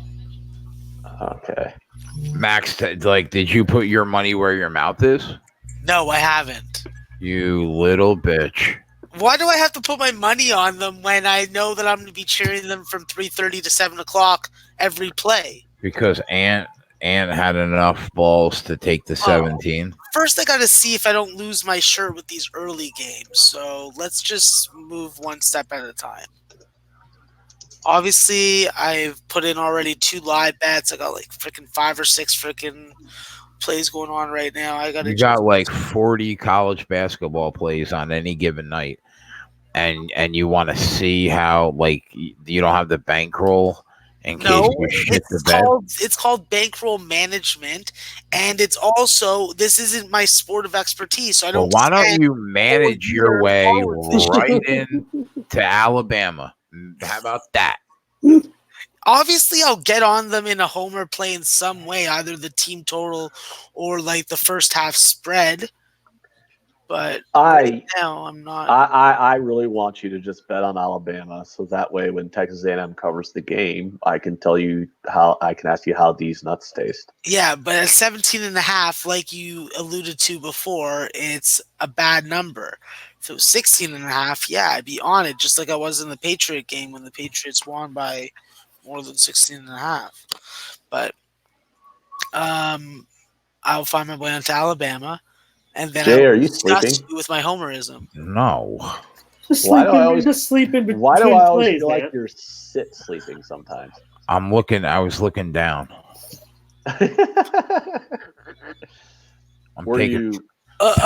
Toledo's being a dummy. Were you looking down at them nuts that you're going to teabag Max with when Texas A&M covers the spread? Thank God that you guys are in another country and there's a border separating us, so there is no actual validity to you putting your nuts on my face. Even though I am a professional teabagger, I went to night camp and I don't even want to know. I don't even want to know. Gets teabagged. And if you wake up, too bad. You're going to be able to do this still, right? Nation says Alabama minus 5.5 first quarter. He likes. I like that also. You know, I cannot blame anybody for wanting to bet Alabama. I mean, they're significantly better team than Texas A&M. I just think that number is a smidge high. I think it should be about, minus 14. Yeah, Jimbo Fisher's been more focused on losing weight than he is on developing Kellen Mond. You're such a dick. It's true. He's lost like 30 or 40 pounds since he became the coach of Texas A&M. He was a lot chunkier. His wife's is a MILF also. Like for an older lady, You think this line should be 14 at home? Is Alabama home? No, they're on the Alabama's road. on the road. That's why I think the line should be about 14. Okay. About 17 on a neutral. I mean, if you flip the script, right? If you flip the script, I think the line should be, Alabama should be laying like 20 at home, 20, 21 at home. But on the road, they should be laying about 14 here, especially since College Station's a tough place to play. I mean, Is it's Bowling Green having a menstrual cycle today? Like, what's going on there? Holy cannoli. BG. Indiana touchdown. Oh, man. oh God. Yeah, I just saw that. Tennessee field goal. Let's go, defense. Oh, my God. They just smacked him in the face after he tackled him. I don't care if it was on the helmet. How's this team beating anybody by 4 touchdowns? Who, Toledo? No, Oh, fucking Indiana. sorry. All right, play some defense, you rocket blanks. CKS. Nuclear Skull says Toledo second half 40-point blast. I hope so. No, actually, no, I don't hope so. I mean, I think that would suck. Yeah, a 34 points is good. Yeah, 34. 34. Jesus Christ. I don't want to get on anything on this Maryland game live. I'm pissed off at them. But if you're so inclined, you could take Maryland in the second half -3. Texas has these corners beat. Ellinger just can't get the ball in the right spot. Does he have long hair, Ellinger? Because that could be a reason why he's sucking today. He probably needed a haircut. Um, No, obviously that's not the case, but yeah. all righty. When a I'll be quarterback back. I is need to go get a snack. When a quarterback isn't doing what I want, Jay, check the chat, though. I think we should, put up our plays for the next round of games. Well, what are you on? fuck, Bowling Green's in the red. Texas A&M. I have it written down. Texas A&M, Iowa. But I mean, like you put up the plays for games that are like half over. I took the. They were there before the game started, bro. Well, actually, we came on like 2 minutes after all those games kicked off. Oh, Ellinger with the legs. The Tennessee Mississippi State second half under 24.5 is what I gave out to in the chat. Yeah, that's in the chat. I'm not going to put it Iowa because I'm on Penn State, so I mean that's pointless. The Wisconsin -9.5. Ramon, we only got 14 points so far in the first quarter. What the hell is this? Can somebody explain to me why we didn't just grab Duke? Because you said that you're not taking Georgia Tech at that number, but you can't take Duke. Yeah, No, you had to talk me off the ledge. Gonna, like cover. No, I was thinking about either Duke or pass. At no point did I want Georgia Tech. Yeah, you said that you can't take Georgia Tech at that number. Yeah, I said I couldn't take Georgia Tech, but I thought that was – I'm being Captain Hindsight with my handicapping because Duke has doubled that spread in the first half already. True. Duke is just absolutely butt-fucking them. I was just acting like I had mental challenges and I wasn't. You're not acting about having mental challenges. No, but I just need Captain Hindsight here because I'm like, well, I thought 18 points was a little heavy to lay, but they're up by 31 in the first half right now. I mean, I was not considering Georgia Tech. I mean, I'm not stupid. Well, I mean, sometimes I can be, but nope, sack. Down you go. Second. Ow! All right, I got to go investigate my. Don't beat your chest, number 9. You're only playing college, okay? You're not in the NFL. You still eat Kraft Dinner and McDonald's every day.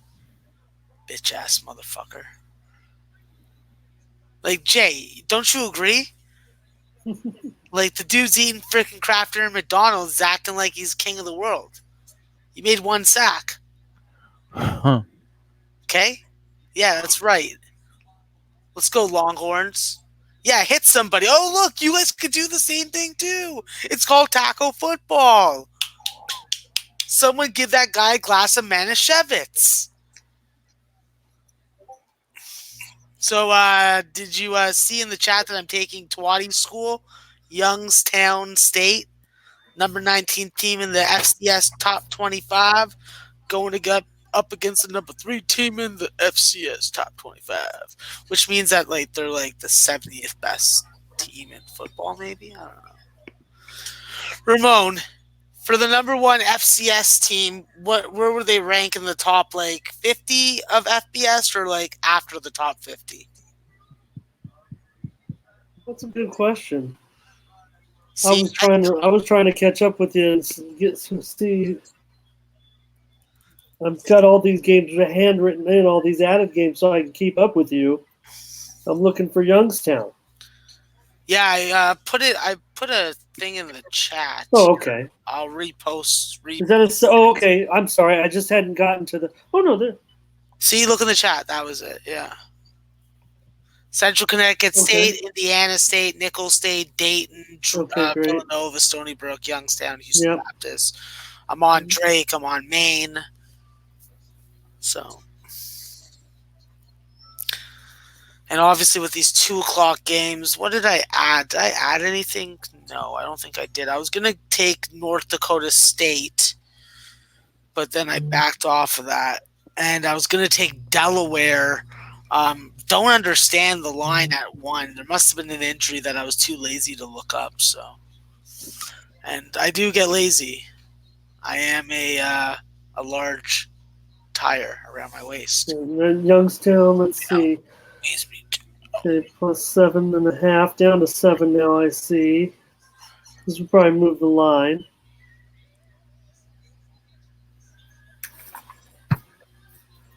Looking at that late card.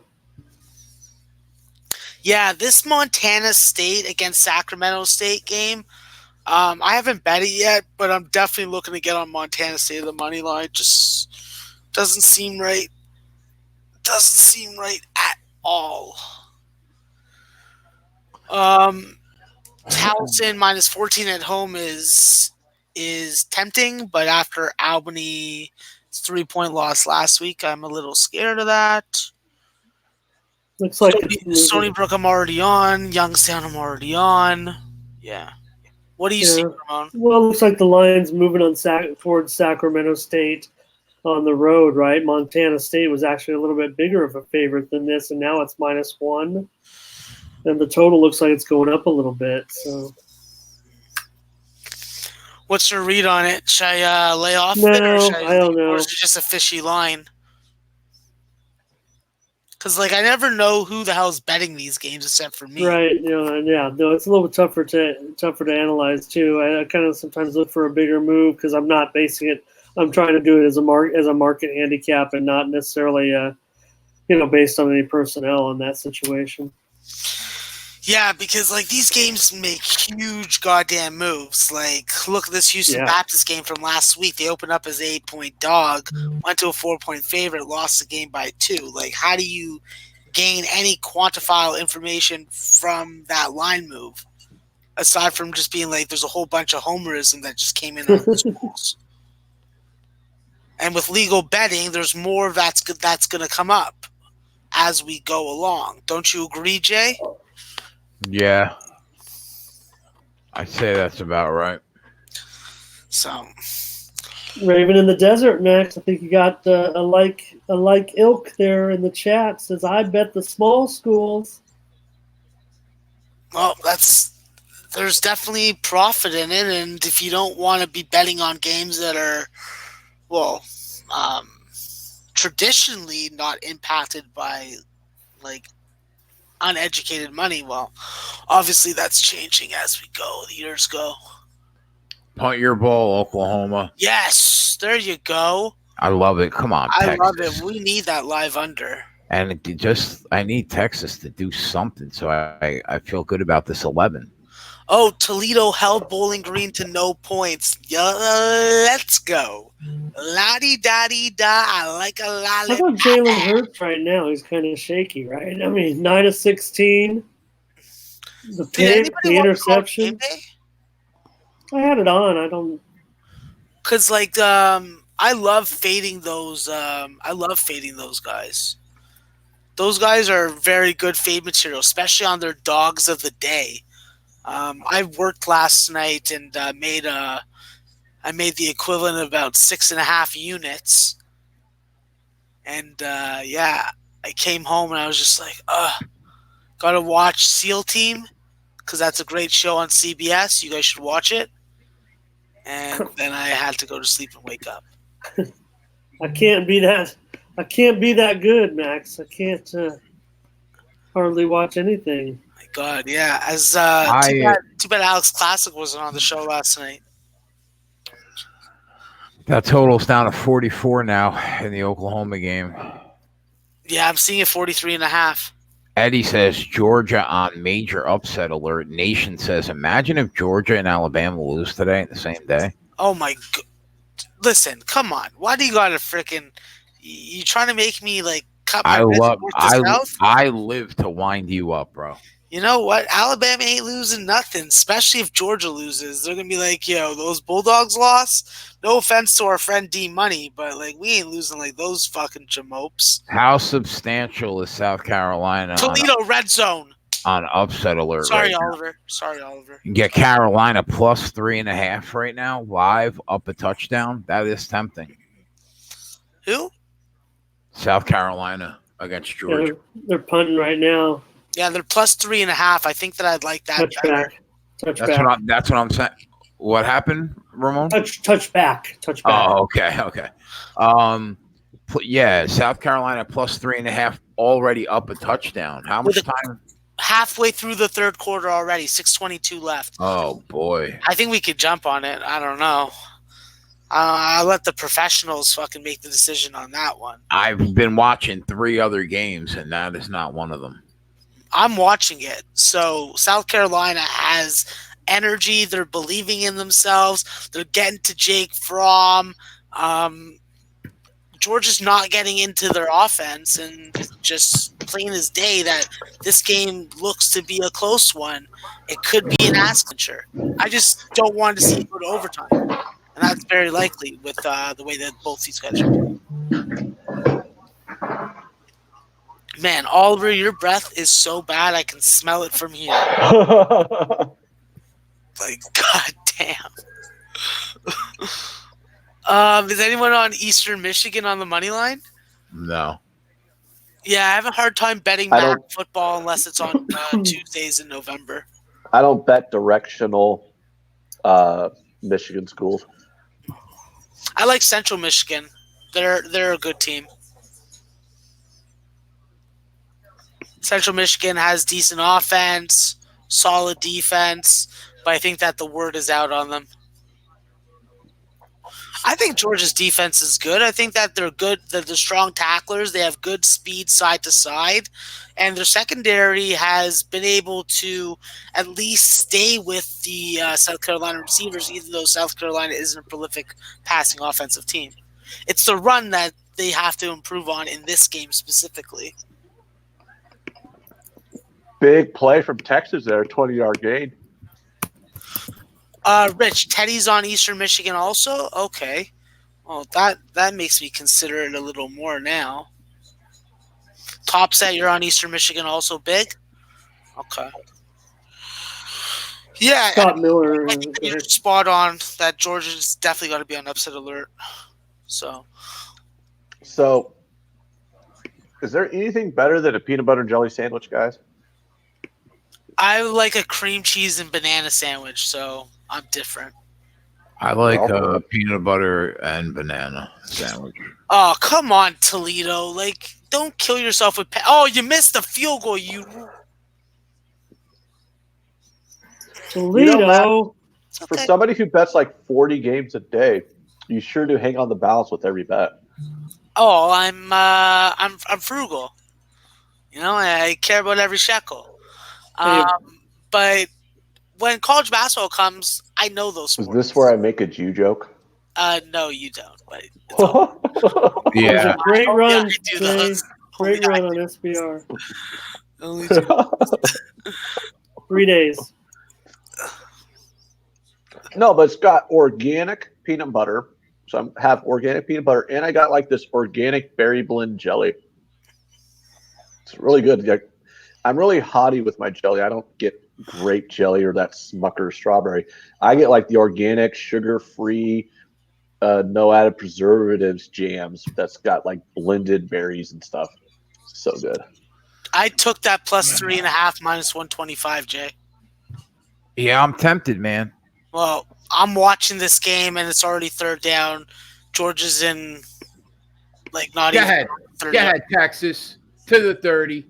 To the 20. That's going to be 7, baby. To the 5. Oh, God damn it. Wow. Good job anyways. Good job anyways. Get down there, son. Let's go, you. Let's go, baby. Let's go, Texas. Everybody on that Oklahoma. There you go. Oklahoma Touchdown. rolls. I saw that in the chat Touchdown time. 20, There you 20 go. times Get that last night. ball in there. Call that a touchdown.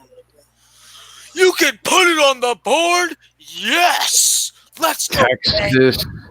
Texas is garbage. Herman's terrible. Riley's a savant. Yeah. Well, I don't think anybody. Yeah, but Jay, we also have the under, so let's just calm down with the points. Yeah, I mean, but we got like 47.5, right? Yeah, but it's 47 and a half? I got 77 and a half. I'm not worried about that though, Max. I bet more on them to cover initially than I did to go under. well, I only bet the under, so you better freaking get with the program. Oh, you're not on the plus 11. No, because I was having a rage attack when you told me. Damn it, Max. I was having a rage attack when you told me about it. Yes, you were. God Yes, damn, Max, this Tampa Bay Ottawa game today at 4 Eastern, the total is really on the move over. I mean, it's already a public over. Everyone knows this game's going to have a lot of goals. And, boy, it looks like it's going to have a lot of goals today. Yeah, how are we doing on this hockey game? Oh, Yeah, it's 1-0, not even mid-second, not looking great. Live total's down to hold on, stop. 4 over, I think.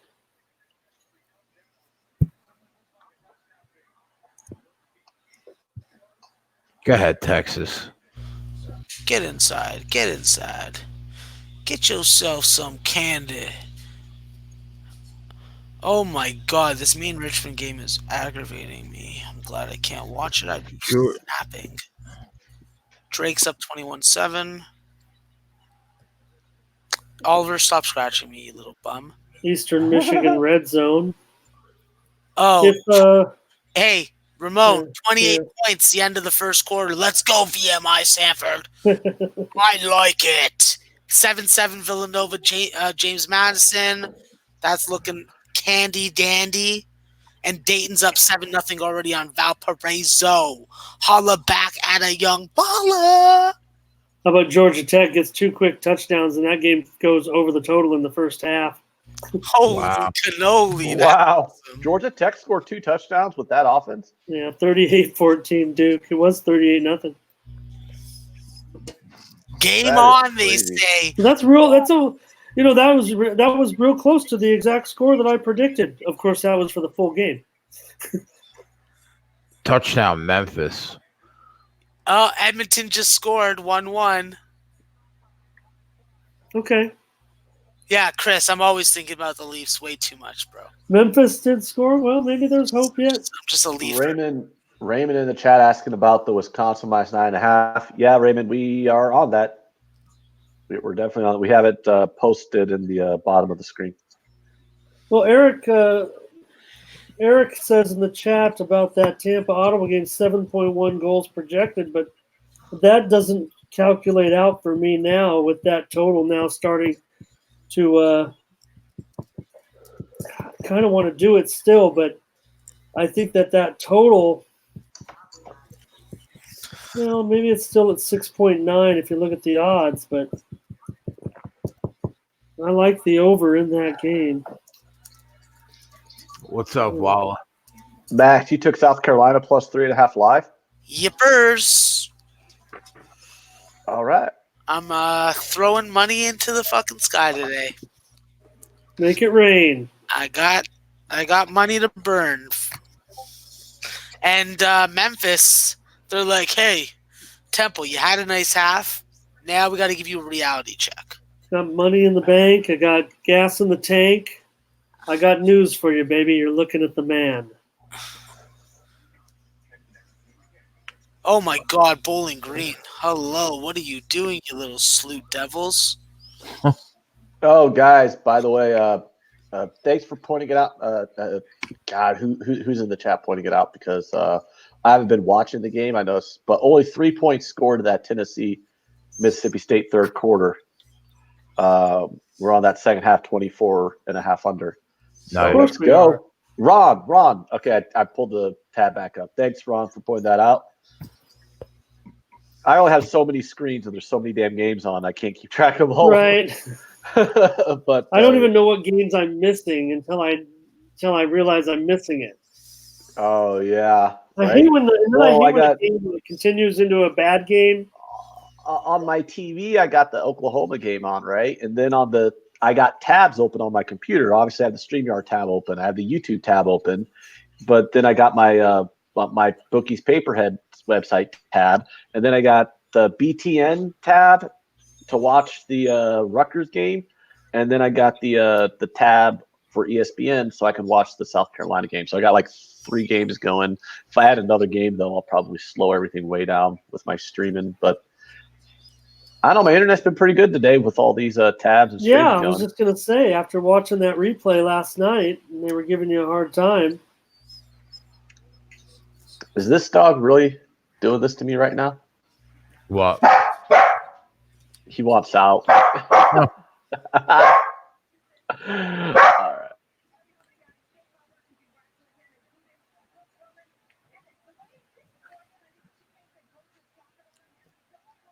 Maryland is getting whooped.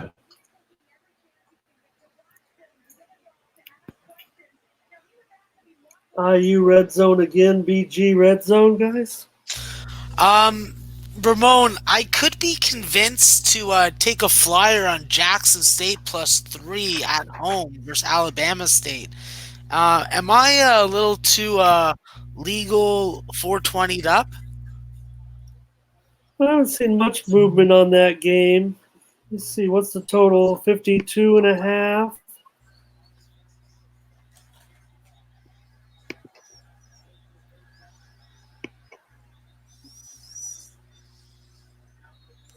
Let me see. 52.5 is the total, right? Yeah. They're calling a late flag on that hit? Come on. Yeah, but you know what, though, Max? It was. Well, fuck, man. It's tackle football, not go to the ground and give yourself up football. That's bullshit. You can't stop your momentum on that. You know, Bowling Green wins this game, and they just kicked a field goal. I think that's going to be the biggest upset. I want to say it's the biggest upset in this season. Yeah, unfortunately, Ramon, Toledo's going to come back and actually win this game. Yes, good. Okay, good. I was worried about that. What did I miss? What's going to be the biggest upset of the season? If Bowling Green beats Toledo, I think that would be the biggest upset of the season so far. 27-point underdog. Well, I'm glad one of my dogs is actually covering. Should I do a parlay of moneyline favorites, Ramon? Max, did you just say a parlay of moneyline favorites? I'm not trying to antagonize. Hey, you know what? If you're going to play, oh gosh, that's got to be an ejection. Oh, did Texas get a targeting foul? That's got to be targeting. Yeah. I mean, we all know the rules, right? Yeah, that looks like targeting. I mean, that's one of those. I'm no expert. That's an automatic ejection. I'm pretty sure he knows it too. My guy at the top. Who's the referee hat? Is on Texas. All right, the greatest name ever, Brett Michaels, 2002 tour. would like to know about the team total of La Tech tonight against UMass. Oh, okay. And cool. well, let's just put it to you this way. I have not looked at that game, and I'm not going to bet that game, but I'm not going to discourage anybody from betting a team total over against UMass. So you do you, Brett Michaels, 2002 tour. I will not discourage you from making that bet. UMass is fucking trash. Does anybody disagree with my assessment there? No. We have counter opinions. Okay. Yeah. I think sharps are on UMass a little bit. I don't want to freaking be the. If you take UMass, if you bet on UMass, you are getting way too cute. You're trying way too hard to outsmart the room betting UMass. They're literally like the worst power rated team of all time. If you take all of FBS and FCS, like half of the FCS is rated above UMass. Like the Saturn ratings or whatever, when they like rank all these teams 1 through 200 and whatever, like UMass is ranked below half of FCS. UMass is that bad. I don't know. Can La Tech score 50 on them? You bet they can. UMass. Terrible. Terrible, Ramon. They're terrible. Well, that's a good comparison because Max was wondering about that. Why don't I check on that and see what the latest Sagan ratings had for those for the highest Oklahoma. FCS team that Max asked about? I mean, I'm sure Max could guess what it is, but let me look. I mean, we know who it's going to be, but how? Yeah, touchdown Oklahoma. Fuck. Max, where did you say? Okay, so Max, I'll let you. This is a Sagarin rating. Well, I think it's unfair on the Sagarin ratings. Where do you think North Dakota? You were asking where do I think North Dakota State, right? Who you would have as your number one team, right? Yeah, I'd have them like probably after like the 50s or 60s. Yeah. Sagarin ratings have them at 33rd, behind teams like Virginia, Kansas State, and Cincinnati, and ahead of teams like TCU, Stanford, and Wake Forest. North Dakota State is 33rd in the Saturn ratings. That means they're a borderline top 25 team in FBS, and they're an FCS school. Well, and if you want to say, hey, you know, the thing about Sagarin ratings, right? Ant is pretty hardcore math. So South Dakota State's next, and they're 76th. So that's a pretty big discrepancy between NDSU and South Dakota State. And can we all just, I hate to sidebar that there's 2 Dakotas. You got 2 states with a combined population of 1.5 million people, and they broke it up. It should just be Dakota. Why do you got a North Dakota and a South Dakota? Combined, 33 people live in that freaking area. Like how? I mean, they got four senators in the United States Congress. They have the Dakotas with a combined population of under 2 million people have double the representation in the United States Senate than 45 million people in California, than 35 million people in Texas, than 35 million people in New York, than 30 million people in Florida. The Dakotas. Like, can we all just agree that we need a constitutional amendment to force a merger? Can we just agree on that? There needs to be a merger between North and South Dakota. It's like, okay, it was cute. We let you be separate states for 100 years now, but it's time. It's time to merge back together because this is ridiculous. Wow. Do you have an opinion on this, Jay or Ramon, or am I just talking out my ass on a topic we shouldn't be talking about? Sorry. Oh my God. What happened? Georgia fumbled. Just fucking tried to snap the ball, fumbled it. South Carolina recovered. Oh my God. Frommy, what are you doing? Dropped the ball right on the turf, and South Carolina pounced on it. Wow. So Is it too late to hop on this South Carolina train? I thought that they're just 4.5 points live. I thought that, yeah, you can still get on them. They're plus 120 and plus 3.5 juiced. Oh, wow. Oh, my I goodness. might have to do that. Plus 120 South Carolina. I'm taking that. I just want to ride it out. Holy. What is the spread? Plus 3.5. Still? Yeah, I'm looking at it right now. Man. Wow. Fuck, man. Barry Rich- Block, what's up, buddy? Rich G says this sounds like one of those Midwestern beefs that no one else in the entire country cares about. All right, we're making our way back up to 100 viewers. Let's go, boys. Big turnover on downs. Temple gets the stop on Memphis. Well, the afternoon games are about to start, man. People need to know what we're on. Yeah, we got an hour yet, but there's a few 3 o'clock starts, right? Is there? Yeah. We'll Jay, I don't know no, if you have just one. enough room, but you should put in on the bottom of the screen. I don't know if you have enough room for this play, but the Nationals at minus 129. Oh, yeah. Yeah.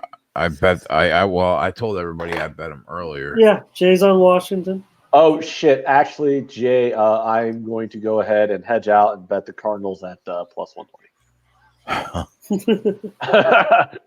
And for everybody in the chat, I was being facetious. That's a joke between me and Jay because when Jay tails my baseball, it's like poison.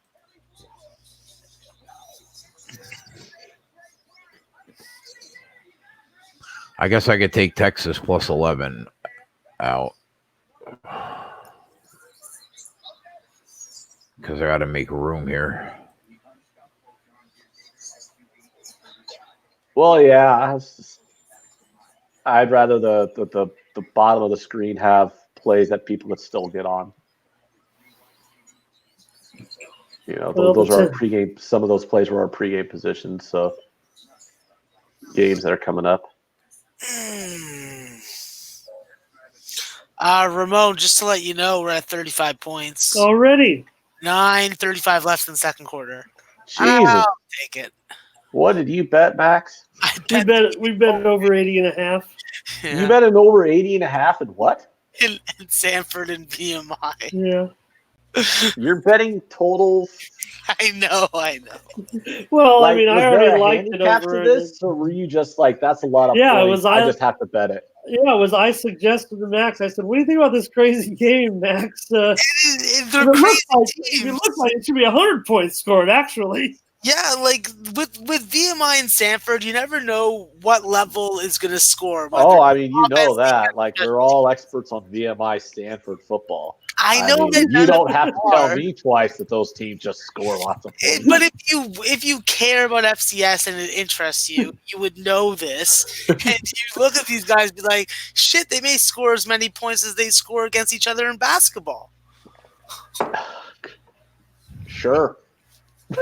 Sure. You know what, Anthony? You need to fucking take an acting class and then, bring that. I am. I'm acting like I care about this game. Okay. You need to improve a little. Yeah, I don't know. I think I care about this game. I care about this game enough that I want you to win your bet. All right, fair enough. I would be ecstatic if you won your bet. Mainly because it'll balance out the pissiness that you'll have over your lost bets today. So when you have some winning bets, that kind of bounces out, and we can get neutral max.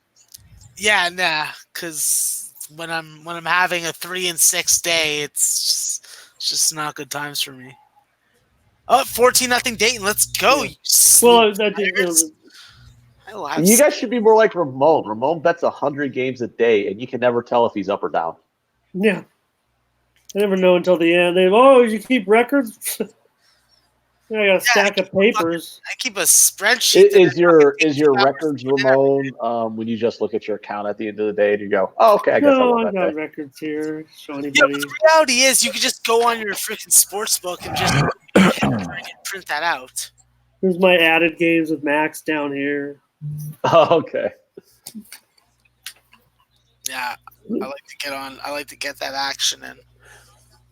I'm all about getting that. All right, so I'm looking at the bottom scroll on ESPN. There's some games we haven't talked about today. Didn't know if you guys had opinions on it. It's only like a 40-game card. Well, yeah, so of course there's going to be something that we haven't talked about. But there's some big games that we haven't talked about that I'm not talking about some little bullshit, like Max's VMI stuff or whatever. I mean, some big games that people actually want to watch and bet. Temple just fumbled on the 2-yard line going in. Yeah, did you see that? It was a crazy play, too. Fucking believe I don't even saw the play, guys. Are you going to hedge out, Jay? Or are you even able to hedge out? No, I'm going to ride it. If it loses, it loses. Okay. You have minus 170 instead of plus 70 in the bottom screen. It is minus 170. I took them live at up 13-0. Okay, sorry. I thought you took them pregame. No.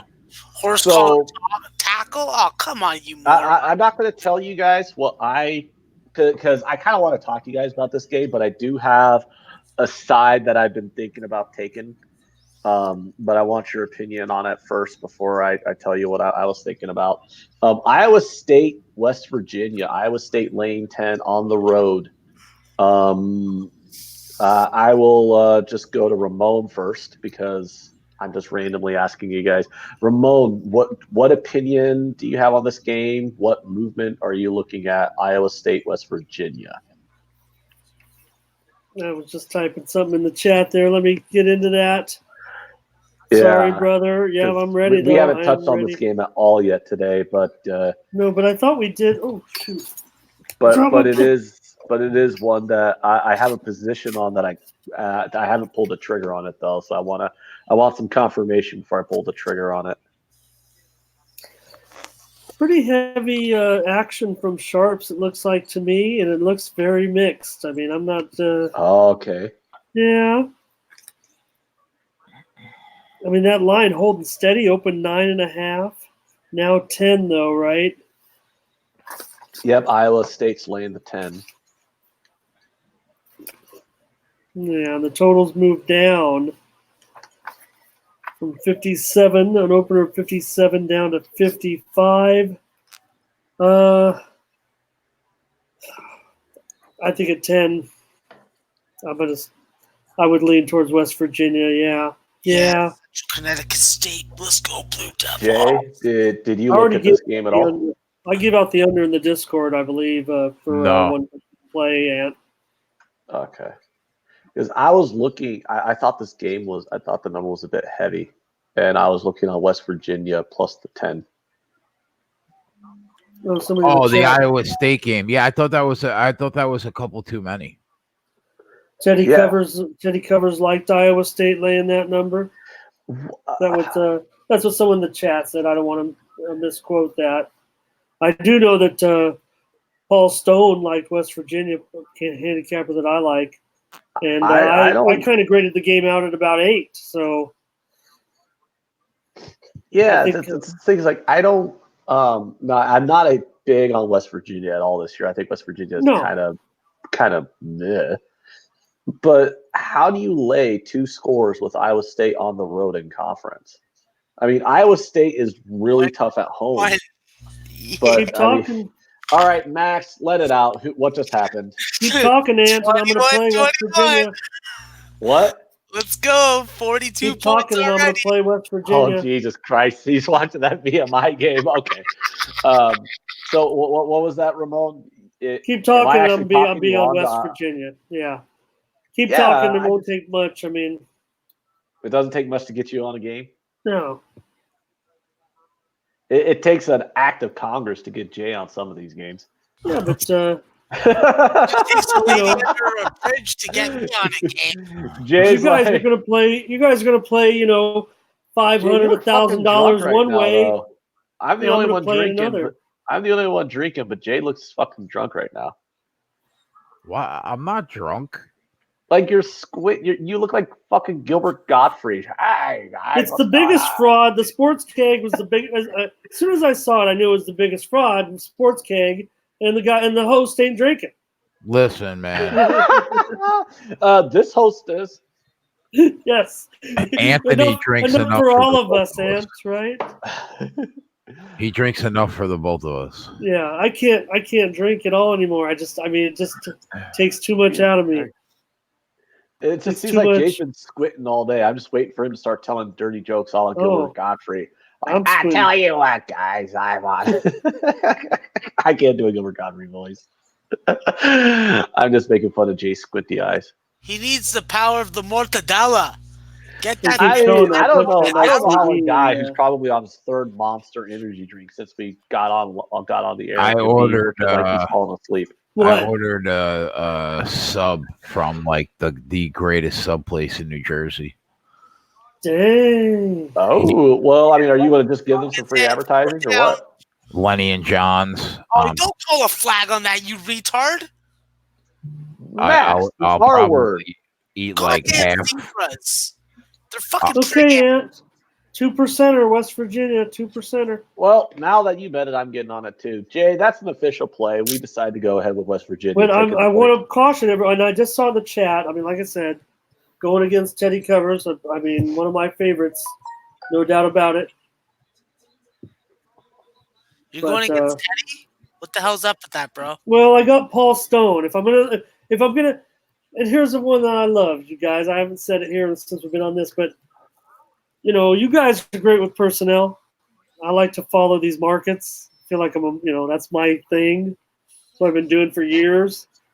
Sometimes I have to make enough money just to pay for these line services. But I like to handicap the handicappers. That was what the great Billy Walters said. Yeah, I that's how I freaking make money when college basketball isn't on.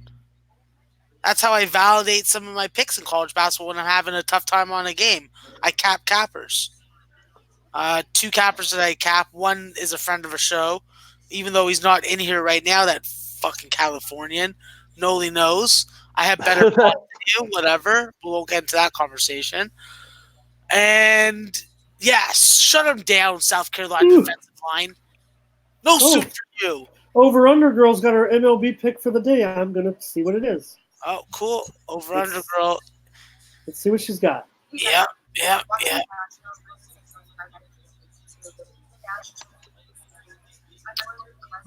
Yes, I'm ready.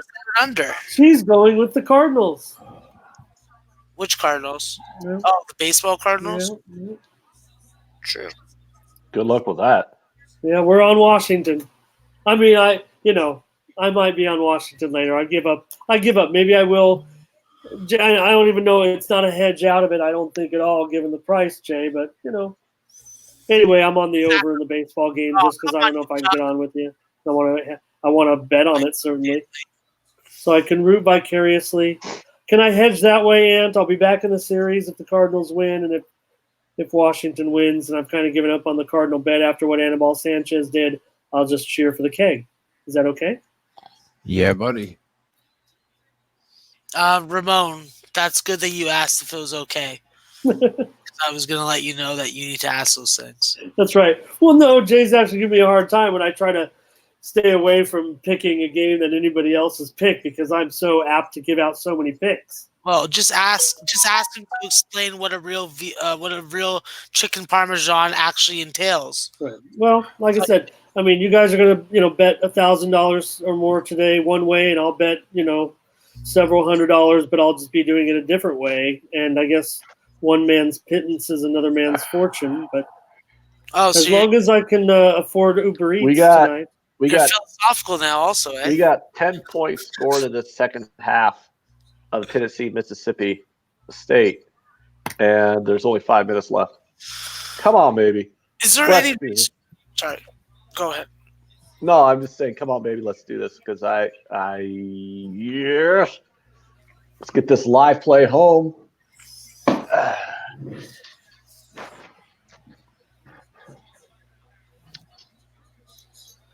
Ant, is there any update on the quarterback situation tonight for the Huskers? They're playing Martinez. You got it, right? Okay. Yeah, they're playing Martinez. Interception, South Carolina. That's how we do. Wow. Let's go Gamecocks. Will Muschamp, you belong in South Carolina because you were a shit coach in Florida. Well, I mean, okay. God. I'm just obviously being emotional about that one play. All right, I'm Toledo. being emotional That was a great about, pick, huh? Yeah. Oh, I don't know. Could no. they? I don't know. That's I gonna don't. be It's complete. weird because he caught the tip beautifully, and then he kind of like places the ball on the ground. I mean, but I don't. They're gonna review that. That's gonna go the other way, I think. no reviews. No? Boo, reviews are terrible.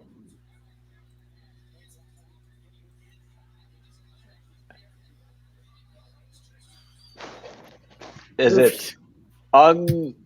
it absolutely positively undisputable evidence They against? want to make sure. Yeah, I don't know. Hey, Illinois is on the doorstep. We're gonna get there. We're gonna get home with Illinois today. This is gonna be. Oh, did you take Illinois? Yeah. I wanted to with that line move all the way up to 24. I wanted to take Illinois, Yeah. but I stayed off of it. No, I was terrible. I did a terrible handicap. I gave it out on the Discord a 1.33% play way back at plus 21, and so you got to see, when I saw the 24, I was man. I'll be right back. Ramon, I see Toledo plus 12.5 live plus 140, even though they're down by 13. Am I getting sucked in, or am I? Is that after? Have they scored a touchdown yet? No, I thought they got. Did they get in the red zone? No, they missed the field goal. They're down 20-7. They just missed the field goal, and now Bowling Green's got the ball. No, they have the ball. Bowling Green, I think. Okay. Turn the ball over. Nasty Nate wants to know who's on Texas A&M. That would be me, sir. I am on Texas A&M. I'm taking Alabama in the first half and the first quarter. That's because you're an Alabama homer. Yep, and I'm fully willing to admit that I am an Alabama homer. And we can all agree that Alabama does a great job covering numbers in the first half. Alabama loves to beat teams on the road when they think that they're gonna have a chance. So whatever, okay, we're gonna take them like a spoiled peach and squish them. Toledo sucks. They really do. Goddamn Muppets. I agree with what Nation Hillman in the chat is asking for. What did he say? Can Rutgers please just score a goddamn garbage time touchdown? Come on, Rutgers. That would be nice. I mean, at this point, I'll take a push. You know what would be funny is this would be the second time in 2 weeks that I would have pushed on a plus 28 because I had Purdue last week plus 28 against Penn State. Oh, don't bring up that ridiculous game. I was freaking waiting for points that never showed up. Put up 35 points in the first half. It's like, come on. But of course, Rutgers is punting. So why not? Valparaiso scored a touchdown. Those ass wipes. Right, we only need 5 touchdowns, and Did they overturn this interception of this Georgia game yet? Villanova. No, they're selling commercial, at least in Canada. Norm says Wisconsin's down to 8.5 now. Holy shit. I mean, does that mean I got to bet Wisconsin again on principle alone? Let me check and see. No, I'm still seeing them at 9.5. Whoa. Oh, how the hell did Jalen Hurts not fumble the ball and get sacked there? And he just completed it for a third. He just converted a 3rd and 12. What the hell, Texas? Do better. Wow. They had Hurts. Watch this play, guys. They had Jalen Hurts dead to rights. He probably should have fumbled right there. He gets out of the sack and converts a 3rd and 12. 28-21 VMI. Jesus. Is it halftime yet? No, still 3 minutes left. Oh, no, wait. It's 4th and 1, but they're going for it. They're going for it. They didn't get the receiver forward progress. South Carolina has the ball. Interception's good. Let's go. Gamecocks. Turnover on downs for Oklahoma. That's good for the under. Let's do that, Texas. Good for the under, and it's good for Jay's plus 11. Yeah, but I got we got a much lower number than the closing line live, so it's real temperamental right now. Let's go, Joyner. Nice pass. Nice run. Let's go. Get yourself Manny Sanchez says this shows money. Guys know where to pick your spots. Thanks, Manny. We appreciate it, Frig. We try to, at least. Well, these guys do. I'm just the clown of the show, so. You're a little bit more than a clown, Max. Oh, You're yeah. our clown. Yeah, I'm the clown. All right, Drake. Whoa, Texas with a big time run. 25. What? Yeah, he got 25 yards. Boom, boom, baby. All right, but not too many yards, Texas. That looks like that other play, kind of. I'm not worried about the under like you guys are. I bet a pregame at 77.5. Yeah, I know. They could score 40 points in the fourth quarter, and I still hit my under. That's insane. But no, I need Texas to score here for Jay. I mean, I didn't bet on Texas, but Jay has Texas plus 11. I would like. Yeah, but I like Jay's bankroll to do well. He's still good. No points will get scored for the rest of the game, and Jay will cover. We'll win our live bet. You'll win your bet. Everything will be kosher. Yeah.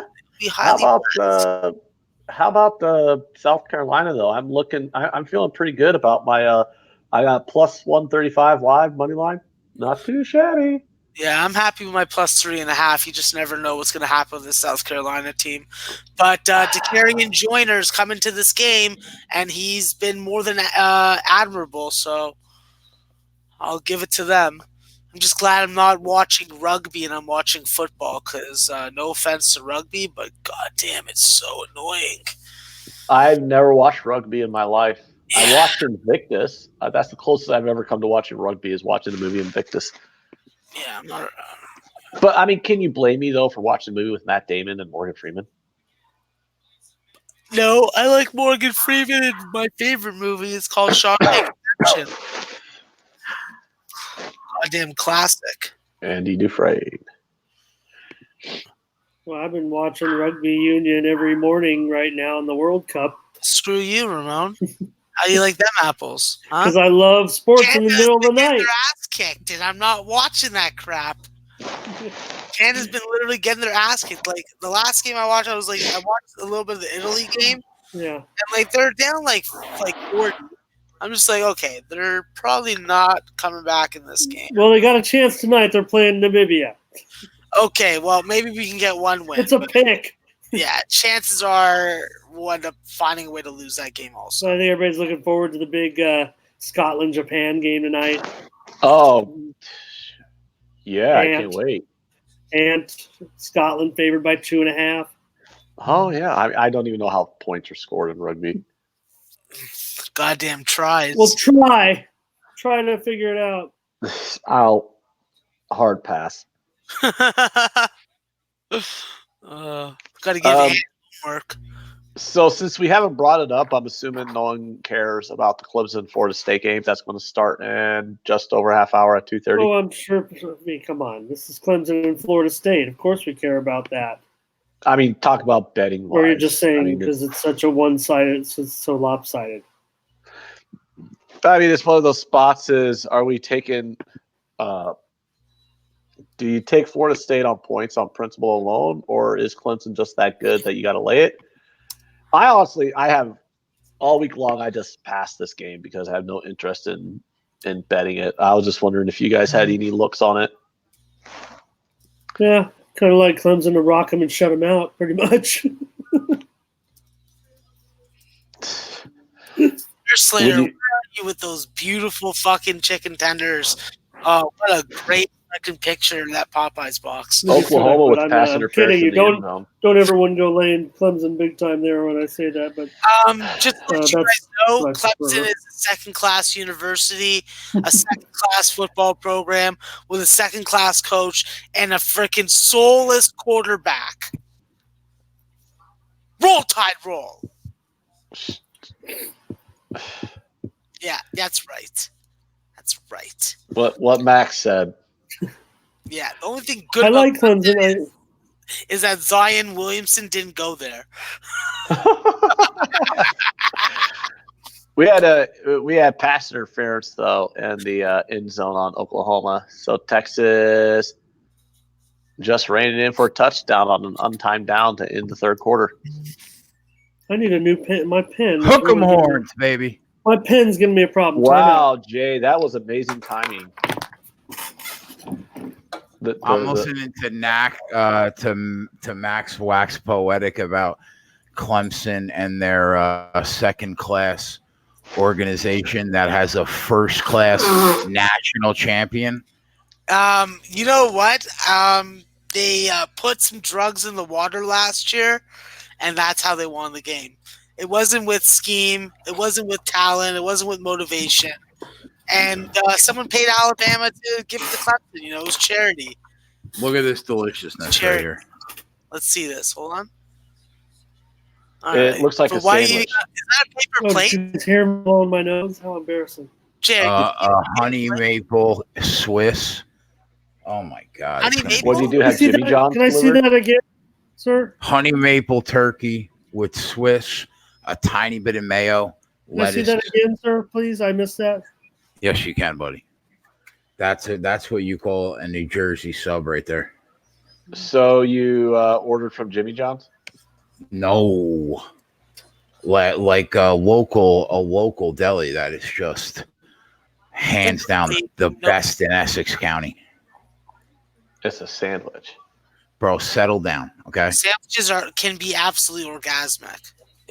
I'm just saying. I'm not saying it looks bad, but I mean, what I don't like is the paper plate that it's on. Yeah, well, that's I did that. That's not them. Okay. But I'm sorry, Aunt, that it's not a fucking Runza or whatever the fuck you eat in Nebraska. Let's go, Horns. Temple gets in the end zone. They're up 9. Let's go. Let's make this a day. Are you okay, Jay? Yeah, I'm good. He's got wood that's gonna freaking penetrate a concrete wall. Look at him. Well, that Texas touchdown. Oh, Viper, Lenny and John's. Lenny and John's on Bloomfield Avenue in Bloomfield, my friend. Hit that up. So, Jay, and did I you like see the interception from South Carolina. I just saw it. Yeah, wow. I didn't get on it though. They're probably at this point they're minus, right? Yeah, they're 6.5 point favorite now. Oh man, I should have grabbed that with you, Max. And Ant's on the money line. Holla! Yeah. What was the money line price? I got him at plus 135 when Max was pointing it out.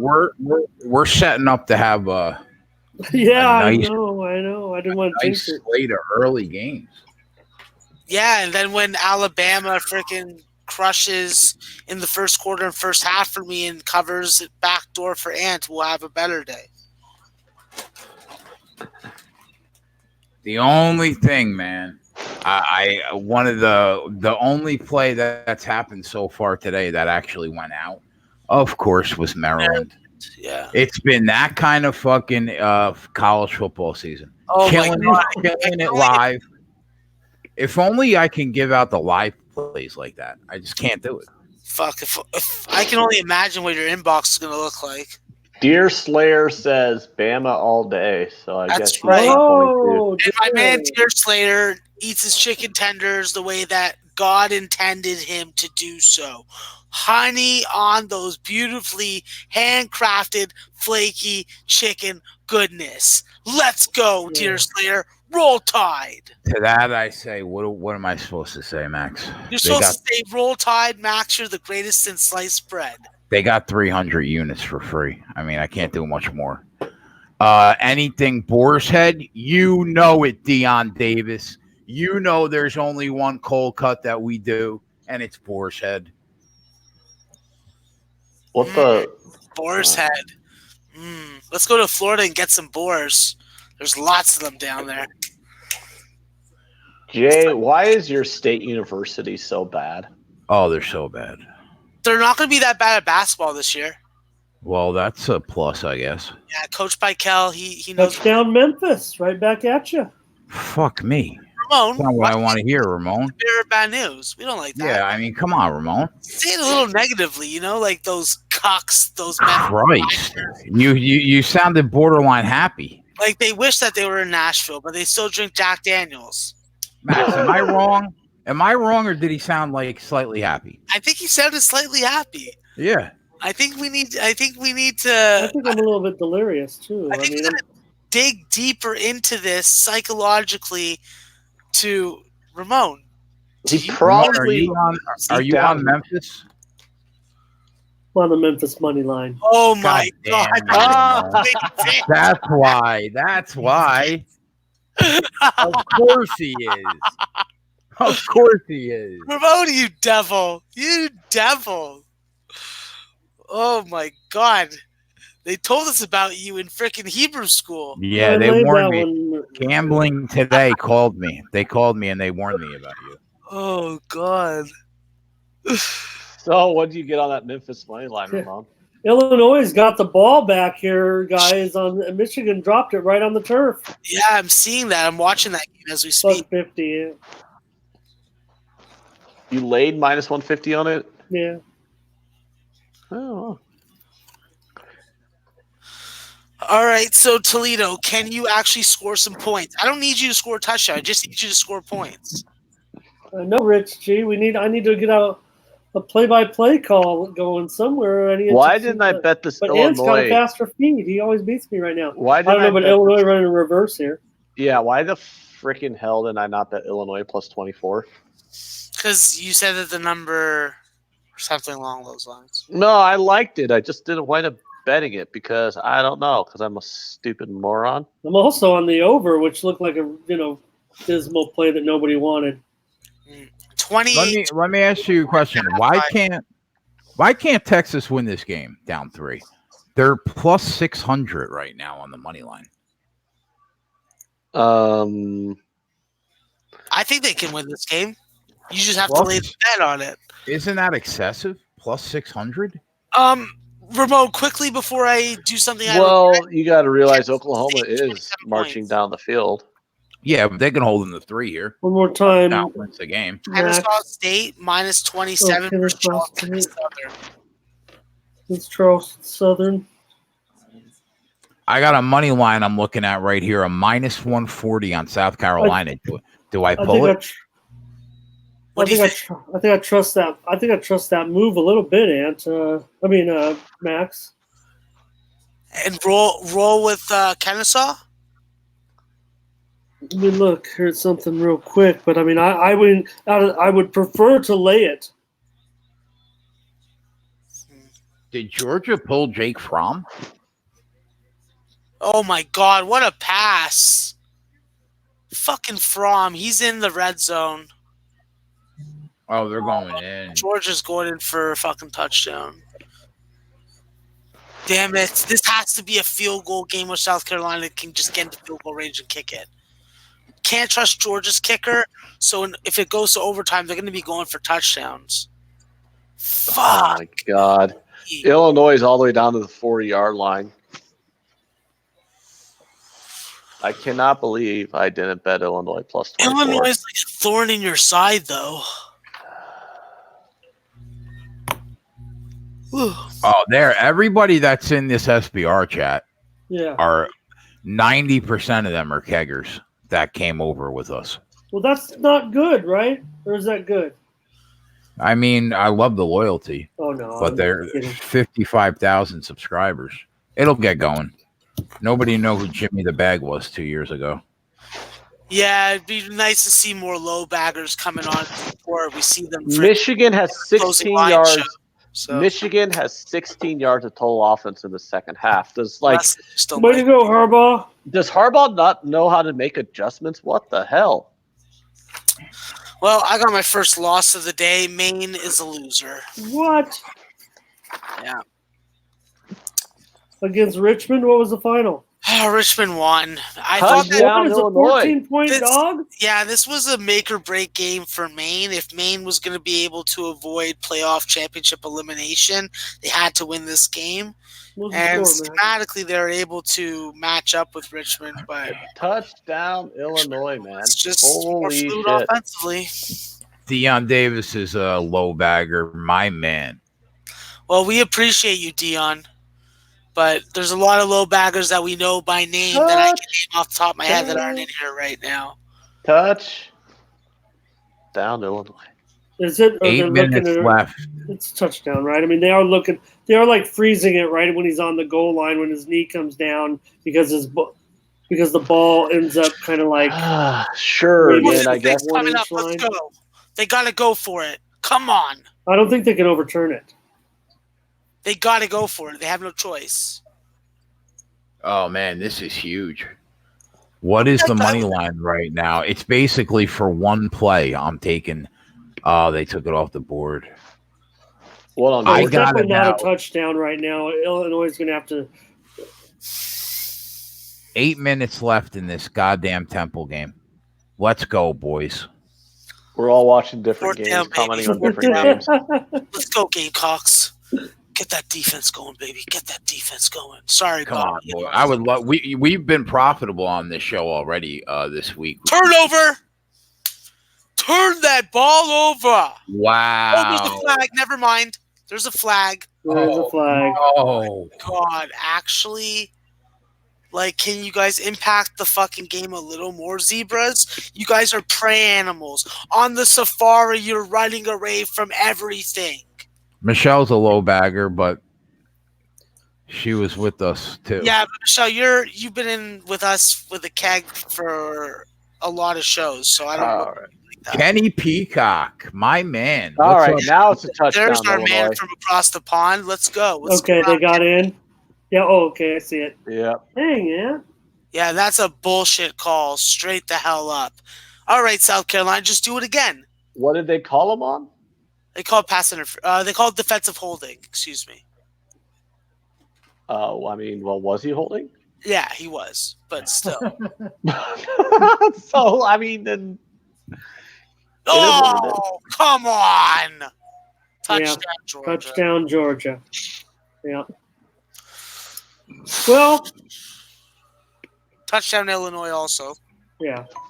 We're Well, celebrating here's already. the thing: we're just going to get a last-second field goal from South Carolina, and we're going to win the game. yeah. Or it's gonna go to overtime. We're gonna get fucking fugazed. Because Don't be talking that Jersey BS with me. Oh dude. yeah, 100%. You can get fugazi'd right now. exactly, Fugazi. it's the best word that you could use right now. Oh, it's Fugazi. Well, what do you want us to sound like, Ant? Well, I mean, I don't know. I've never heard the should we word be Fugazi talking in my about life Runza? until I never heard the term Fugazi in my life until I started talking to you. I mean, That's it's because you're not in a an diverse incredibly mainstream word that is in like a million movies, Saturday Night Live. I mean, it's mainstream. Where? The most populated areas in the country. Areas that don't matter. Raven Yeah. in the desert, you got to help me out next time, bud. I'm If I'm probably throwing gonna a dart that's obviously going to hit the wood and not hit the game board, help me out. Show me Ant the needs way. to watch The Sopranos. Ant should watch The Sopranos, Ken. I he- watched so- the first couple seasons. Like, you would get a better understanding of me and where I come from if you watch The Sopranos. I watched the first couple seasons. It was okay.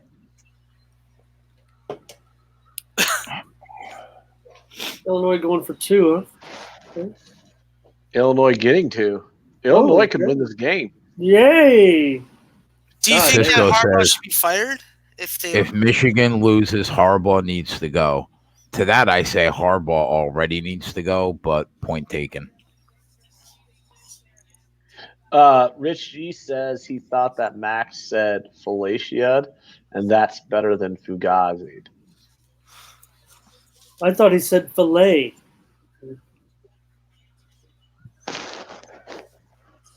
So you think who are they going to get though? I mean, who are they going to get to replace Harbaugh I think they're probably going to want to fire him. When they fire Harbaugh, who are they going to get to replace him? they should just get Juwan Howard to be the coach. So What happens to Harbaugh? Back to the NFL? He was successful in the Harbaugh takes NFL. I mean, he was Harbaugh. successful in college. It's just Michigan's being annoying to him. Is Rutgers going to try and get a garbage touchdown of all garbage touchdowns to give me a push on this plus 28, or am I just going to get screwed here?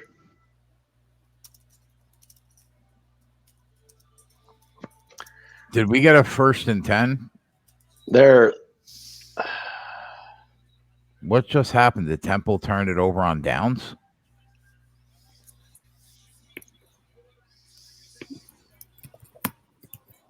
Nice. Indiana State with a touchdown. Let's go. Let's go, Sycamores. Don't make me look like a cuck. How about I got a name for Max. I got a name for Max right here, actually, that maybe Michigan, a name that's kind of they've put out there a little bit, and that would be William and Mary coach Mike London. Yeah, I've heard about that also. I just read the article for it. So Rich G is lobbying to keep Harbaugh, and he thinks he's the best Michigan coach ever. He must be an Ohio State fan. Yep. He might have some loyalties in that direction. Yeah. Harbaugh was the coach of the University of San Diego program that really kind of turned the program in the direction that it's in right now. Oh, Joyner, come on, you idiot. I know you're the third stringer, but let's go. You're a college football quarterback. You're not in the FCS. You're not fucking playing NGI. All right, Max. It comes down to this. Are we going to get a last-second score from South Carolina? Going deep. PI. Where's the pass interference? Yes! That's PI, motherfucker. Yeah, you just got a touchdown based on something like that. Now you're crying about it? Calm the hell down. Have yourself a hot dog, extra relish. I like it when you get worked up, Maxwell. Boot to the cry. Yeah, look at all this guy. Listen, pretty boy, why don't you go eat a chicken sandwich, okay? Extra mayo. That actually sounds pretty good. We got a final. Tennessee 20-10 over Mississippi State. I got myself a little push there. The eat a chicken sandwich is always to the Hold on, what was that? Tennessee beat Mississippi State 20-10. Did they score under 24.5 points in that second half? Oh, didn't they? I'm trying to remember what the score was actually now that you mention it, though. But checking real quick here. It was 10-6. 10-6 Tennessee in the second half. There's some big dogs barking in this FCS shit. So that's a winner chicken dinner, bitches. Winner chicken dinner. Yeah, that was a live play. That'll help ease my burning from this freaking Rutgers debacle and Maryland shitting the bed everywhere. I mean, if you just walk into some bedrooms in Maryland players' dorms, you're just going to be like, man, there's a lot of shit all over these beds. There's one thing I'll tell you about the Gamecocks. Use as material. About the Gamecocks right now. I mean, they are not – I mean, they're going for it, right? I mean, that's what you like to see at least, Ant. Yeah, but they still need like 30 yards before they're in field goal range. Well, I'm just thinking – I was hoping they didn't get it. I mean, because somehow I could luck out and get this total to go over with some overtime. Oh, jeez. Ramon, you're so selfish. You should root for me and Max here. Like, really? Exactly. South Carolina – oh, it's a second half play? Oh, okay. I'm sorry. Because I have South Carolina for the game. I just thought it was like a – you guys took them live, right? Yeah, we took it live. Yeah, I took a South Carolina money line live at plus 135. Okay. Come on, South Carolina. There you go, Ramon. Yeah. Fake it. Let's go, South Carolina. Well, I got a 2%er on South Carolina and a 1%er on the over. So Joiner. Oh, they're so close to field goal range, but they're still not there yet. It's third down. Okay, it's only third down. Rutgers is not going to go for it. Rutgers is not trying to do this. Are you kidding me? Rutgers should be burning all their timeouts to go for a last-second touchdown, and they're just. I think the game's over, and. I'm trying to get a garbage time touchdown from Rutgers to get a push, but I'm not. 35-0. It's wow. How far is the field goal going to be? Rutgers, 6 yards. Oh, he's not going to make it. No fucking way. Did have the under, but geez, Rutgers. I lost my Toledo bet. Holy Toledo. All right, I'm 0-1 on live plays. Toledo went final also, man. So Yeah, I just gave know. up. That's what I said. I'm on one of my live plays. Toledo lost. Did Should you have gone plus 145 like a did you tail me on that on the Tennessee under? Pretty big upset there, though. Like I mentioned, guys, 27-point dog. Bowling Green wins it by 13. fuck. Memphis is on the move. Oh, this is ridiculous. What are you doing? You have to go for it on 4th and 3 and get closer, you dumbasses. Well, what are they doing? Punting? I think they're going for a field goal. What? Are they saying the math is you better guys that they make this crazy? long ass field goal than they make 3 yards? Are they crazy? Come on, you have 2 timeouts, you idiots. What's Try this, a and catch 58-yarder? 57 57-yarder? yards. And he The missed it so far. Oh my god. Actually, it was kind of a decent try, Max, Oh really. my But god, that was so bad. it was bad, but it was a 57-yarder. It really wasn't that bad. You knew he wasn't going to make it. Freaking 3 yards. why would you think you have a better chance of making a 50-yard field goal than you have of getting 3 yards for a Like, first down? Georgia's kicker's just as bad, but like they're at the 40 now. Wow. So dumb. Because here's the thing: even if you don't get the first down, I'm just saying it was like a strong kick. It wasn't. Max, I don't care about your plus 3.5. I mean, that guy is one of the best kickers around. There's no doubt about it. And Larry's loving it. You savage. Oh my god, this is fucking ridiculous. Oh, And Will Muschamp doesn't get any points today for his late game call there. That is a terrible call. burn 9 seconds on that one play. Why would you? I don't understand why you do that. Do you? Well, I'm going to go out, Blankenship. I think getting a 4th and 3 is a little easier than making a 57-yarder. I know that guy's a really good kicker, and I was just saying it was a strong kick. It wasn't accurate. I'm not saying that Max is wrong either, but Oh, listen, I could definitely be wrong. I'm wrong a lot. yeah, no, I mean, You don't say yeah. You just sit there silently, okay? Only I beat up on myself. Nobody else. Okay? Otherwise, That is bring up bad. That's just a bad decision. That's just, that was 3rd and 2, 28 seconds left for Georgia.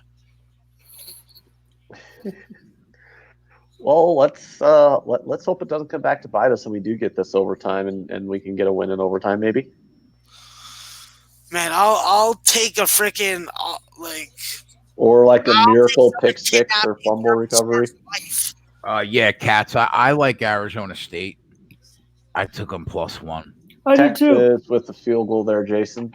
Yeah, I like Arizona Texas State. back down to being only down 7.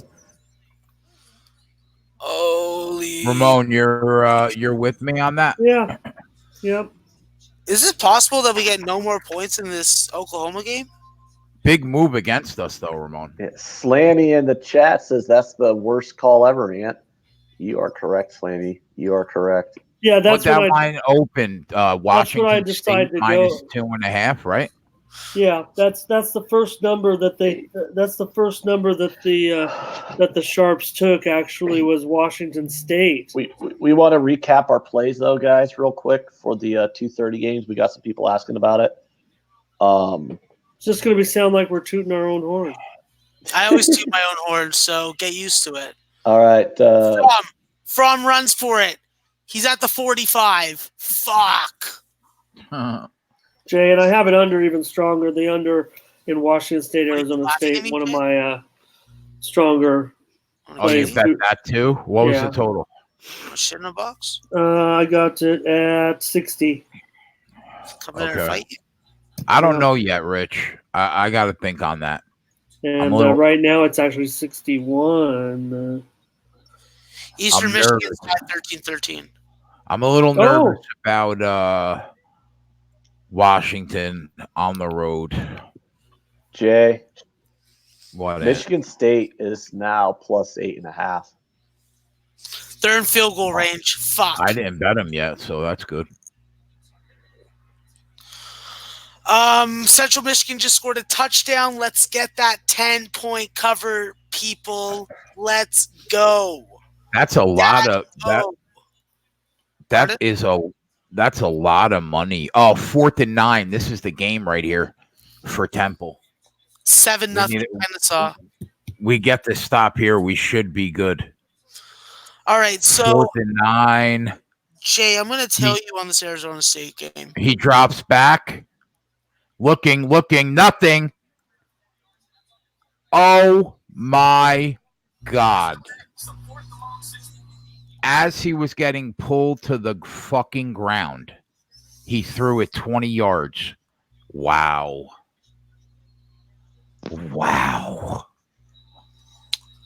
All right, so my It really was an incredible play. My 3:30 plays are just 2 plays. Alabama first quarter -5.5, and Alabama first half.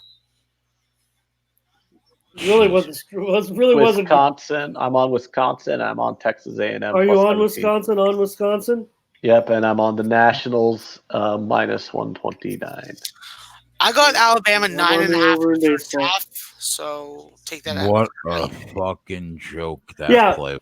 Yeah, Jay. I mean, you described it. I mean, the quarterback is being dragged down, almost a horse collar tackle, and he somehow flings the ball out there. The receiver, it looks like a tight end, just wide open, really. Unbelievable. And the ball right now is at the 30-yard line. So they definitely have a chance to, Are they bringing them out now? No. What's going on? South Carolina.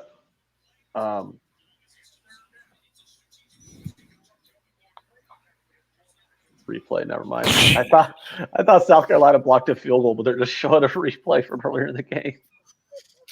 Ramon, I'm glad I didn't get on Jackson State because Alabama State just scored a touchdown real quick. Oh shoot! And Kennesaw's up 7-0. So yeah. I didn't do Kennesaw, but I think I would have, Max. I wish you would have prodded me on that a little bit. Yeah, fuck. I didn't think. I think you kind of lost interest there. So Michigan does get a touchdown. Oh my God! There's a flag. If it's holding, they just fuck themselves. They're still reviewing it, Jay, but I don't think they can overturn that. Oh, of course not. I don't know what they're looking at. Well, the ball may have the tip of the ball. We can't see it. That's the problem. Illegal shift offense. Oh my look God! Like right. See, look like right. Wow. Which game are you guys watching? Crazy. Temple. Temple. It's on ESPN 2. Memphis and Temple. It's on ESPN 2. And I'm pretty sure it's still going to be a catch. Oh yeah, I mean, I literally, if I would be shocked, I would be shocked. I don't even know what they could be looking at. Oh my God, this is fucking ridiculous. Oh my God, did they not call that a pass? A catch? What highway fucking robbery. I mean, I'm probably going to win $100 because of it. But I mean, I went light. I only laid the 170 for 100. I went really light. But I mean, are you telling me that that's not a catch? I'm just trying to see where, okay, the ball's floating down. He jumps out and then see how he doesn't have the ball, and the tip of the ball is like the argument here is the tip of the ball is what makes the ball. Yeah, that's what makes the ball jostle back up into his body. Yeah, boy, that's hard to overturn. Oklahoma with a big run, dude. Big run from Oklahoma. And you know who that was, Jay? I just want to say his name. You go ahead. That tight end. That was Magnifico. There you go. What was Magnifico? That I'm about to cash that bet. Oh gosh. Am I going to lose this Texas plus 11? Probably. Oklahoma's on their side of the ball, or is on the Texas side of the field right now. They're on the 33 That's with going to the make first and 10. that's going to make me sad. We're going to because- overtime in the Georgia Well, South Carolina game. Huh? Makes it even sadder is Oklahoma just drove right inside the 10. Who? Goal this Oiler game? Oilers? Did you get Who a goal? drove right inside the 10 ant? Get a goal, you puff darts? Yeah, you do. You do, you. Oliver, go back. I mean, I'm going to be up after the early games, but not as much. I think Georgia's just going to go for a Hail Mary here. They're already in overtime. Oh, they are? Yeah. My stream's paused. Indiana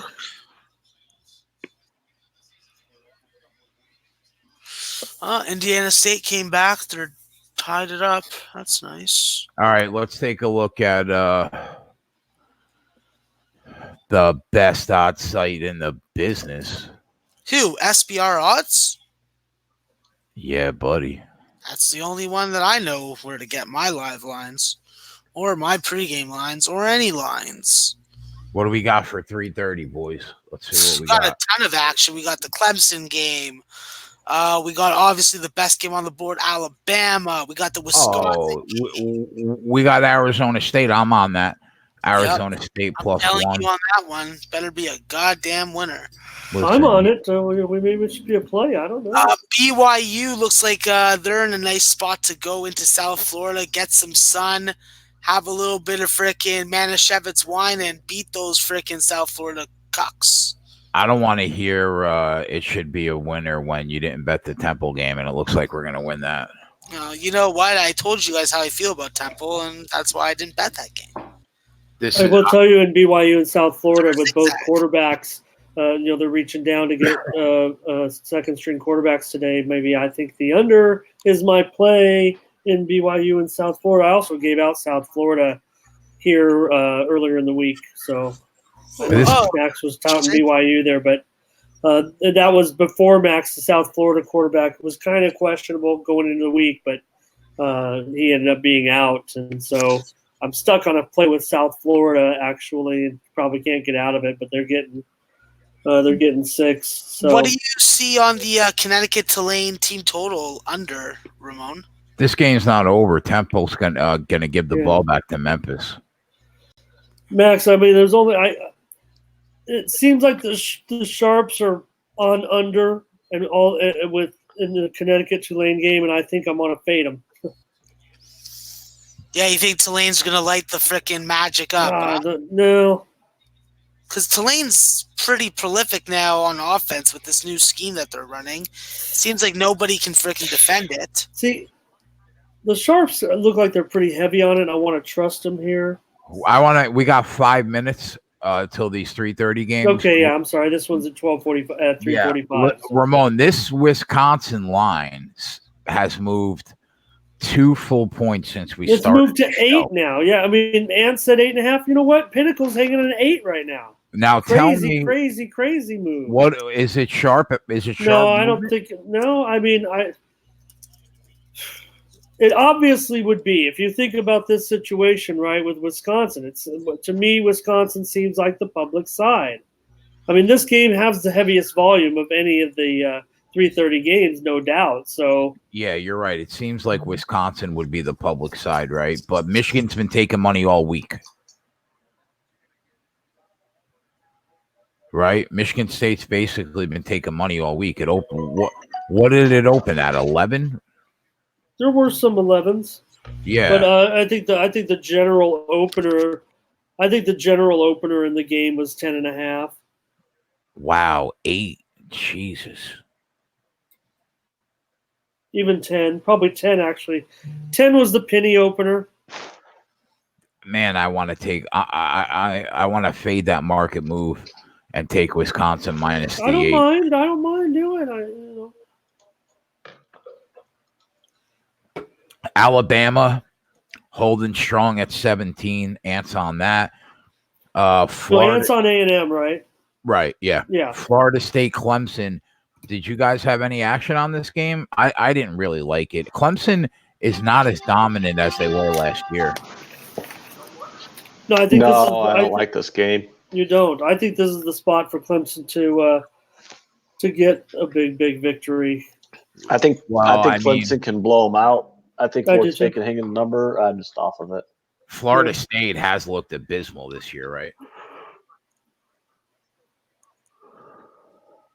What a fucking pick. Yes. Yes. Yes. Yes. South Carolina wins with a fucking score right now. Let's go, Ant. How you like them apples? Huh? You like your apples? I love apples. Where is Memphis right now on the field? I do like Honeycrisp apples. Yes, Oliver. We're gonna as win. Long as they're Honeycrisp apples, I think they're delicious. Damn straight. Damn beeping straight. Let's go, South Carolina. Memphis has 17 seconds, and they are on their own 34. Oh, man, this would sting. Yes, I'm petting you, Oliver, because you're good luck. Yes. Yeah, I got the 2%er on Clemson, 1%er on the under. Got Clemson, I don't blame you. I don't blame you because of how bad Florida State has looked. 42-10 maybe. How ballsy would have been to grab South Carolina money line before the game? Ballsy. Real It would have been ballsy, but it would have been reckless, in my opinion. Even watching this game. This is a third-string quarterback that's in there right now. LeCarrion Joyner is the third stringer. So, this has got to be the last play of the game right here. I love you, Oliver. Yes, you're good. Are they just going to run it up the middle 3 times and kick a field goal? They got, all right, Memphis, this is a winner unless they get a Hail Mary with 1 second. I mean, they could try to run like a 30-yard out and try to get a kickoff, but not now. Not with 1 second. Oh, okay. That's it. I'm behind. Okay. Kick time. Kids, if South Carolina blows this, if this guy can't make this kick, he should be like literally taken to a freaking to a shed. And not only that, if South Carolina wins, Georgia's season is just basically falling apart. That would make me happy. The only person I feel bad for is my friend D Money. There's some late steam on Alabama. But other than that, I would just be like, you deserve that. Kirby Smart, come back to Alabama, be a coordinator. Boomer Sooner touchdown. Oh, there's my under. Ooh. Bye. That's the game, baby. Cash that Temple money line.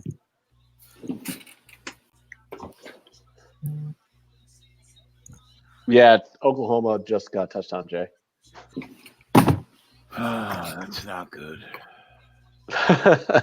So you win some, you lose Ain't some. good. A little give and take. Yeah, I only got a half unit, though, on this, so. Under? Yeah. Kelly in Vegas had a 3-team parlay, a dog parlay. I'm not sure what it was. I thought that Wyoming and Temple were in it. So I don't know, but Temple fans coming onto the field for their second straight win versus a ranked opponent. All right, Temple. Yeah, but did they lose to Buffalo? They're excited. Well, they're excited, I mean, they finally can care about Temple football right now. Did he miss it? He missed it. He missed it. What a moron. Oh, my God. Are you joking? How far was the field goal? 33 yards, and he missed it. And look at the South Carolina players. Like, what the heck? Oh my God! Like, that guy's getting hazed after the game, taking him into a fire truck ladder, telling him to climb up, and then extending it all the way and not letting him down. Thank God Max is in Canada right now. Oh my God! I would literally be driving to freaking Georgia to kill somebody. What do we think about the total in this Alabama game? Now I need a. What do we think about the total in this Alabama game?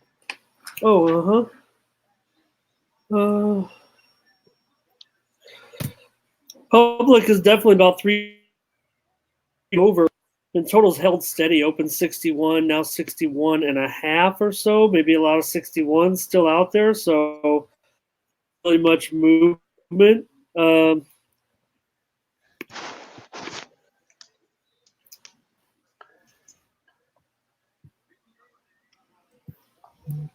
But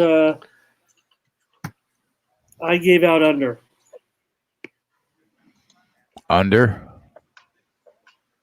Yeah, I don't know what under. to think. I figured wrote that it we up. would I see wrote it up. points in this. At 61.5, that's pretty high. Ramon, did you bet the total on the Texas Tech game?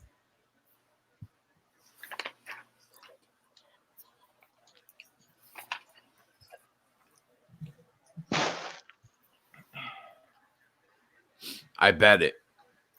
I didn't yet. Let me take a look at this. 165, 166. All right, go Arizona State. Public definitely shaded over. Got 2/3 the tickets on the over. Open 58, now 58.5, 59-ish. I got it at You like the over, you say? I got it at 57.5. Yeah. Okay. I think that it's a little cheap, don't you?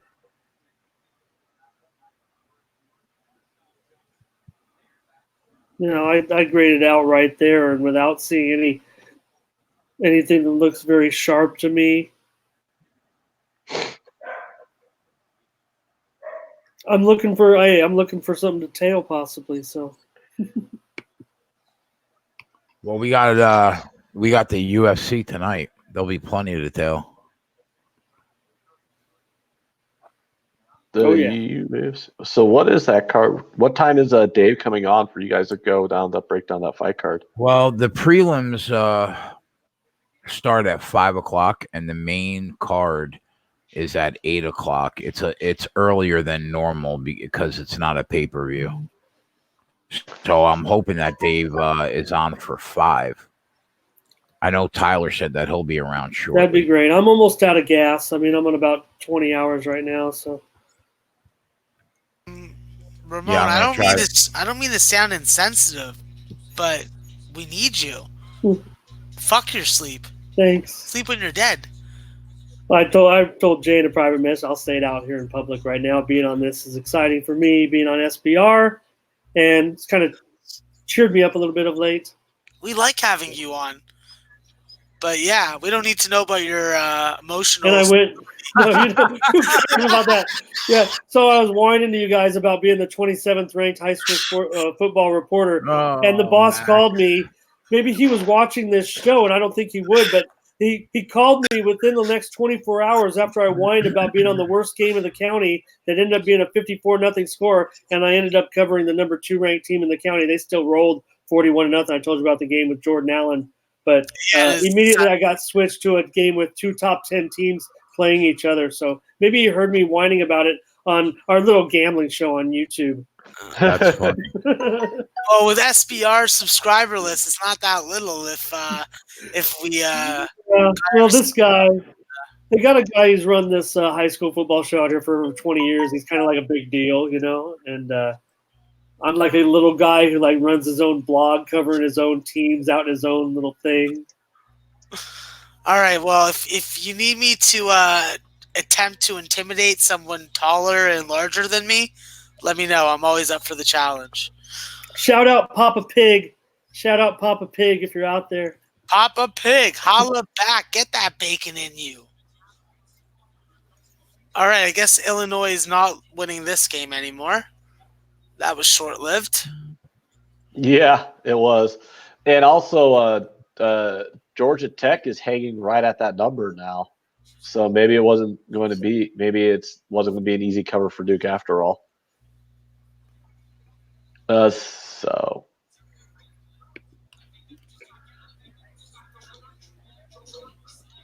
But, yeah, on the 3:00 game, though, West Virginia, Iowa State, Ramon and I did wind up getting on West Virginia plus the 10. Alabama, yeah. I am on the Aggies plus the 17. I've taken a lot of underdogs today. I only bet one favorite, and they got blown out. So that kind of sucked. The only favorite I bet was Maryland. I guess that's why you don't lay points with Maryland, maybe. It's a good lesson to learn. Yeah, I was kind of in, Jay was talking about that game with Texas Tech and Baylor, and I didn't really have anything, and I was kind of leaning towards Baylor, and now that, he's kind of thinking that he likes the over, and that makes me want to consider Baylor more now. I'd prefer to lay single digits, but I don't think I can get anything under a 10. Maybe if I can get it, I think I'm going to play this, so I think I'm going to play Baylor at -10. Why are they running this out of the shotgun, though? Oh, Dowdum got it. Dowdum got it. There you go. Okay, so ideally we need South Carolina to score a touchdown. Yeah, that's what we do. We need them to score a touchdown. And then we need UGA not to score a touchdown. Yeah, pretty simple formula. I'll tail that over, Jay, but I can only go 0.5% on that at 59. Oh yeah, that's I totally get it. Yeah, but see how I taper those back end. That's just total degenerate game. I mean, that's what's preventing me from, having 20 TVs. I guess gonna lay the. Yeah, 20. Do you mount them all to the wall?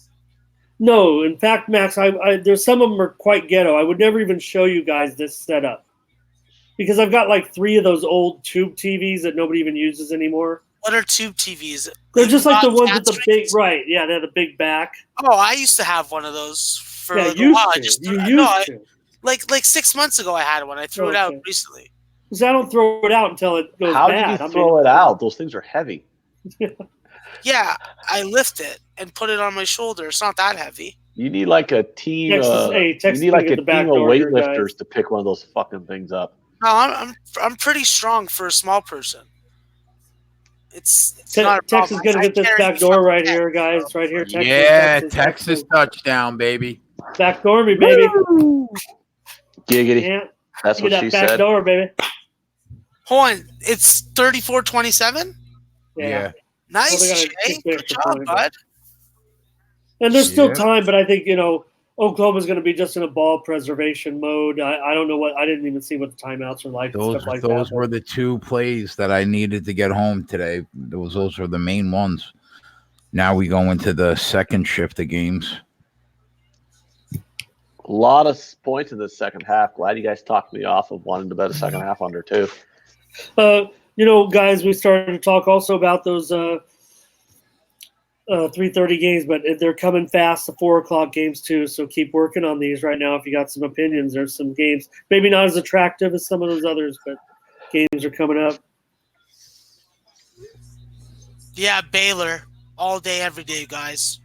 Yeah, I just said it, Max. Did you hear me? No, I wasn't paying attention. Yeah, I did. I just laid Baylor for 1%. Yeah. -10. Yeah. I'm betting Baylor -10 also. Yeah. How about this South Carolina? I know we're watching that. Oh God, what just happened? Jeez. What? Did that really just happen? How was that not? Was that offside? Jadeveon Clowney's brother in there? How is that not offside?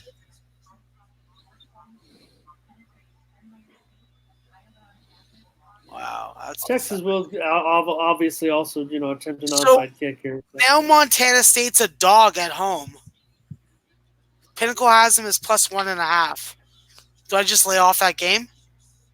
What is the line now, Max? +1.5 from -1.5. I knew that's that. No, I don't know. I kind of respect that move on Sack, don't you?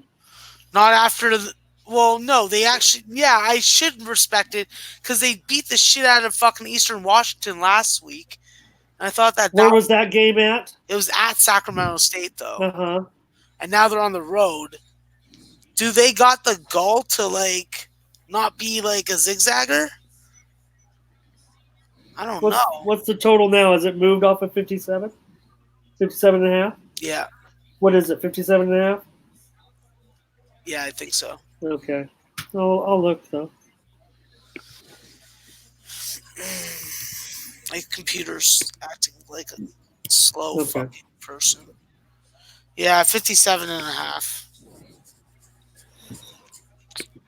So, Jay, I don't know. Oh, I remember now, Jay, what I was saying about StreamYard, and I don't know if you care or SBR cares, if our SBR crew is watching that the StreamYard, and wouldn't cost anything if they did restream or whatever, but I guess you can stream to multiple platforms right out of the StreamYard program now. I don't think that affects us too much. I don't know if they want to do Periscope or whatever. Clemson already up 7-0. Yeah. Or 6-0, whatever. Alabama and Texas A&M. Fuck, Villanova's ahead of James Madison as a 14.5-point dog.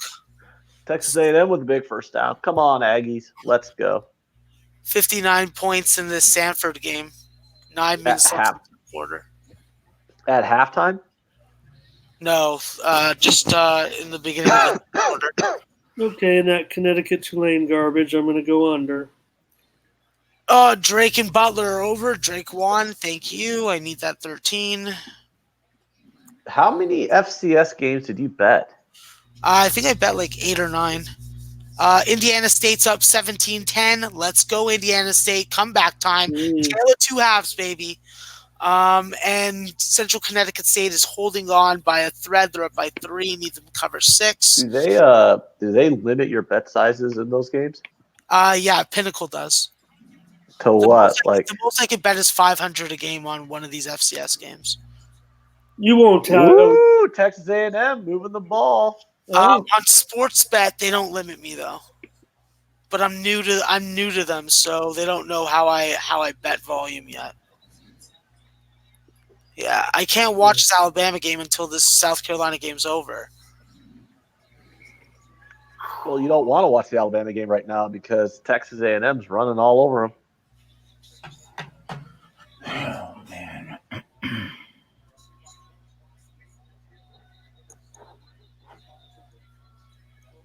All right, it's a good day. I'm happy.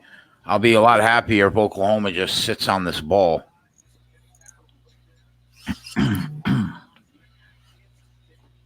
Cox win! Cox win! Whoa! Wow! Ant! Wow. We rule, bro. Get that live betting money, boys. Yo, that is some fluke ass shit right there. What happened? Oh, Yo, wow. What's Muschamp doing?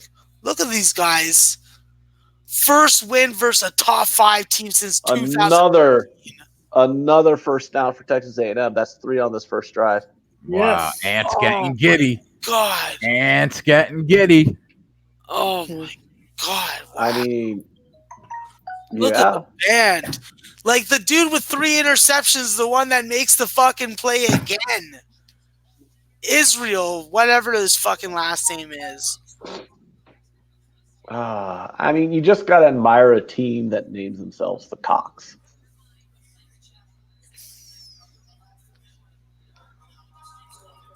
It's always fun because in Omaha is where we have the College World Series, and Oregon State and South Carolina are both pretty good college baseball powerhouses.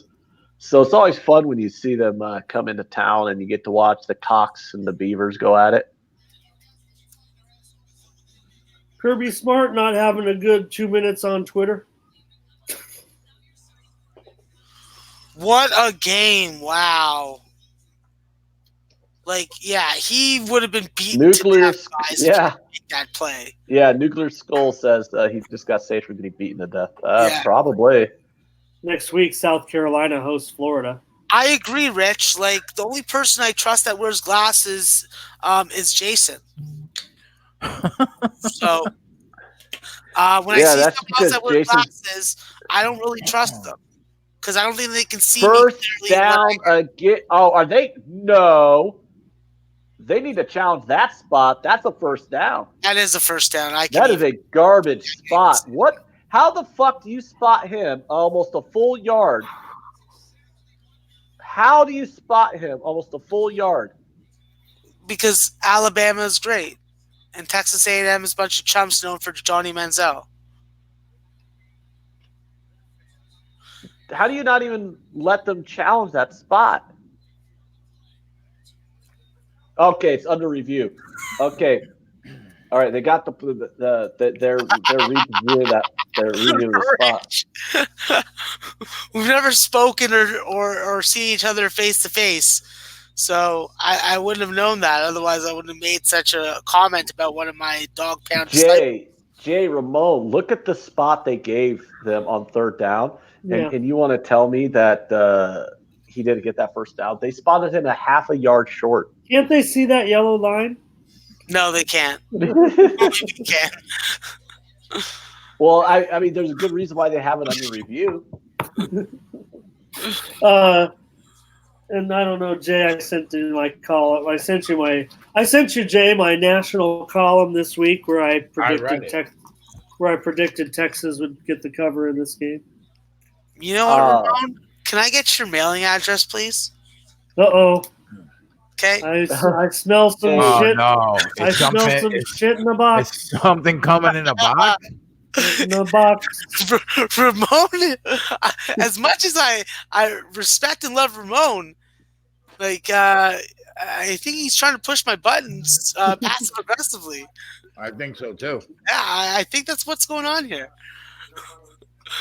Oh my God! Yeah, the one thing I'll say about the South Carolina win, as great as it was, We're about to get the referee's call here. Bang! I told you that was a bullshit spot. Yeah, but everybody on TV knew that also. First down, Texas A&M. What would I tell you? That spot was complete horseshit. Yeah, but everybody else knows that also. We knew it. We saw it. Even I knew it. I said that's first down. Yeah, but we still have to let the – how many times have you seen something that's blatantly obvious and then under review they're like, well, you know – I usually just blame it on it being an American calling it. And I question whether he can read at a 6th grade level or higher. It is a good question on whether most Americans can read at a 6th grade level or higher. 75 million that can't. There we go. Come on, Texas A&M. Fucking hell. Let's jump on this money line, Ant. Let's jump on this money line. Move the chains again. Yeah. It'll happen just like the Giants game. It was close for a while, and then Alabama just... Shut your whore mouth, Maxwell. Shut your whore mouth. Smash them in the mouth. Shut it. Just like, I love whores, and whores love me. They call me the king of Jews. I thought that was David. It's like, let's go. So that's my reservation name for my bottle service table also. Yeah, you guys can have it also. Whatever. You guys are just going to get a field goal. Oh, don't get called for that, you idiot. That's an encroachment. Oh, my God. How many chicken tenders did you not eat today? I sent you guys a Twitter message. I'm like, get those chicken tenders and honey, and you'll have the power of God. I'm liking this game so far. I know it's early, but you know. I want to read the tweet from Donnie Rightside. He just said, "Texas OU is why gambling is so important for sports future. Oklahoma dominated that game and was never in doubt for a win, but kept you interested right down to the final snap." Well, no doubt about that, brother. Yeah, that's true. What was the final in that game? 34-26, I think. 34-27, I thought. Oh, so I got my under and you got your cover. Yep. Double winner for somebody. Another double winner. And we hit on Temple and we hit on... Oh, yeah, you should take the Tennessee-Mississippi State game and the Temple game off and put in the West Virginia game that we're on. Ramon and I both got on West Virginia plus the 10. And that A&M money line we're about to take. Yeah. It's a little early to be taking A&M money lines, Ramon. Yeah, that's West Virginia plus 10. Yeah, the West Virginia game doesn't start for another 9 minutes. Ramon and I both got on that plus the points. All right, we got the Nats game coming up. Put on Jay. I want Baylor minus 10 in the screen. Baylor minus 10. I want that. Yeah, there we go. Wisconsin's tonight, right? Wisconsin's already started, Jay. Started 3:30. Oh shit. Yeah, bud. Oh shit is right, Jason. Jason. How do you not know that game already started? It's on. There's 9,000. Oh, All right, we got to get this up here for a couple times. Put it on the board, Temple. Put it on the board, Texas. Put it on the board under in the Tennessee game.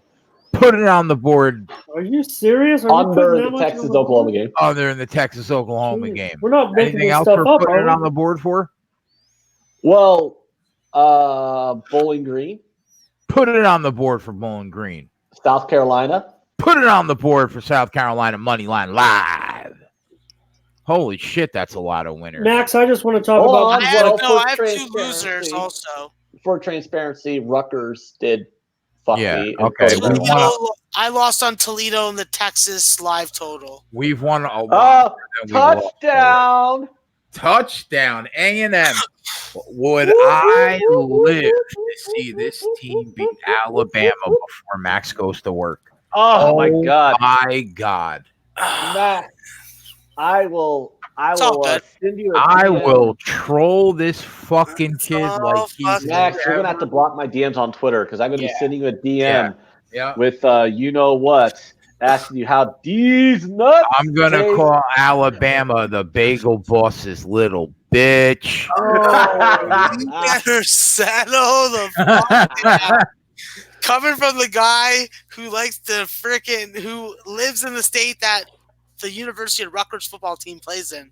Settle down. Settle down. You can't hold that against me. I'm I not can hold a it fan. against you. You're I'm not a geographically located there. I'm in Canada. I can't be a fan of anybody or geographically located. So Nobody chirps like you do about Nick Saban, bro. yeah, Nick Saban's a fucking god. That's why. He's got great hair. He's an old man. Still's got all of his hair. I respect that. Okay? He's got a stressful life. Are they calling And this he back? probably slews some really high-priced ladies of the day. Listen, ladies of Because the he can't day. bang at night. He's Well, it's tired. on He's the- got to go to sleep. He's an old man. Max just wanted to get my Pioneer score out. University of San Diego improves to 2-0. They beat touchdown Davidson came off the board, 37-17. Yeah, that was a dominant third quarter Yeah, by the touchdown came off the board. Why? Yeah. Shut him out in the penalty. second half. I'll take it. No problem. Take that shit off the board. How you like my fucking... A How you personal like foul my on Texas A&M before. Oh, it the, wasn't after the touchdown? Now they're all no, a involved. personal foul on Texas A&M before the pass was thrown. Look at Gerardo making UFC plays. Go Go ahead, Gerardo. Last we have night, definite. We have. There are people that are in the UFC now that were not into it 9 months ago, all because of our show. last night at the high school game, the team had first and goal at the 44.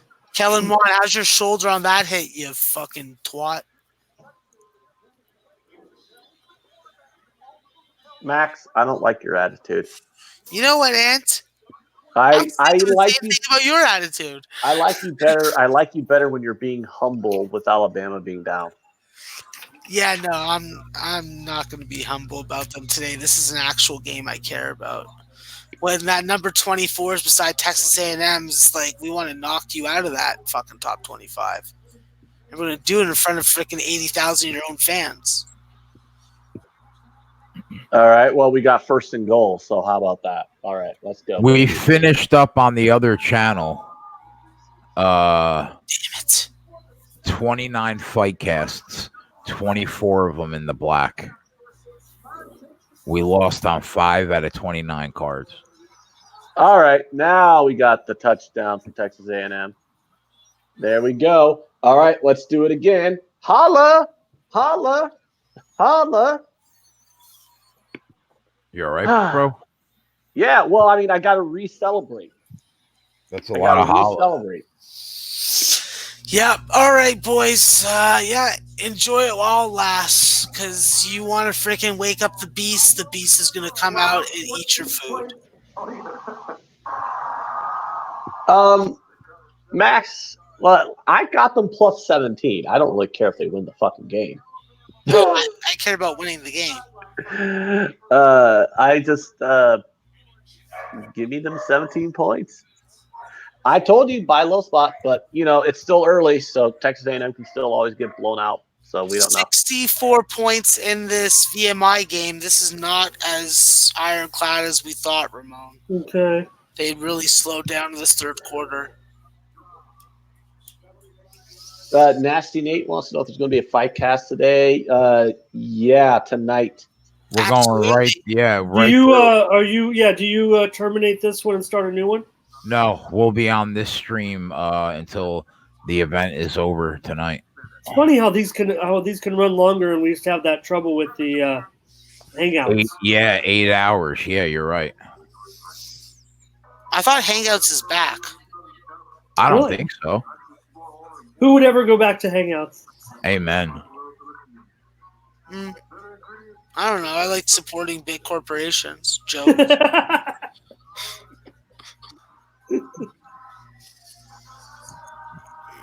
I gotta get this. Wisconsin game on. Thought it was interesting, man. Oh, I did say that already. But that game that those middle of the night games I was watching, you were watching the Toronto game, and I was watching the Lakers and Nets, and talking about how they wiped the advertising off the court. All the advertisers pulled out at the last minute from that China game. Yeah, no offense, but like really, fuck China. Well, watch out. They might spam us or something, or do something to our. That's with all their freaking They wives. might do something to our stream. They'll shut down Jay's computer. Yeah. Oh, well, yeah, he bought a Chinese computer for sure. I told him he was going to get screwed. They probably are recording you right now and have pictures of you when you're not expecting it.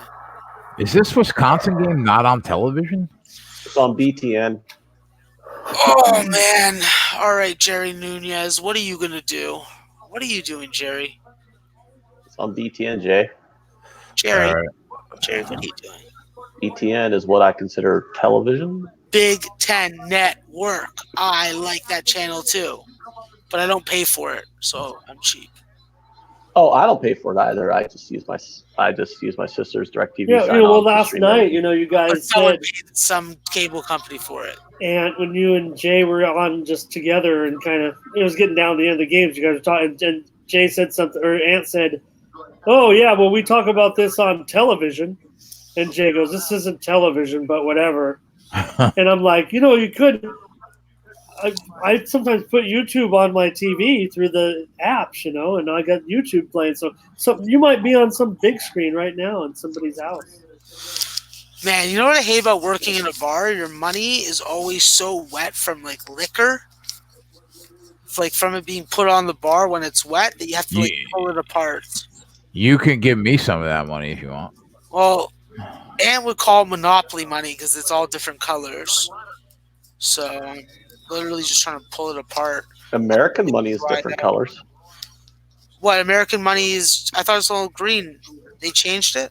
Yeah, they've been putting some different. American. I mean, it's not as blatant, but yeah, American money is completely different. And and there's expected, I believe, that to even have even more changes to the appearance of the currency coming very, very soon. Right now, though, Tulane has just gone to the hizzle.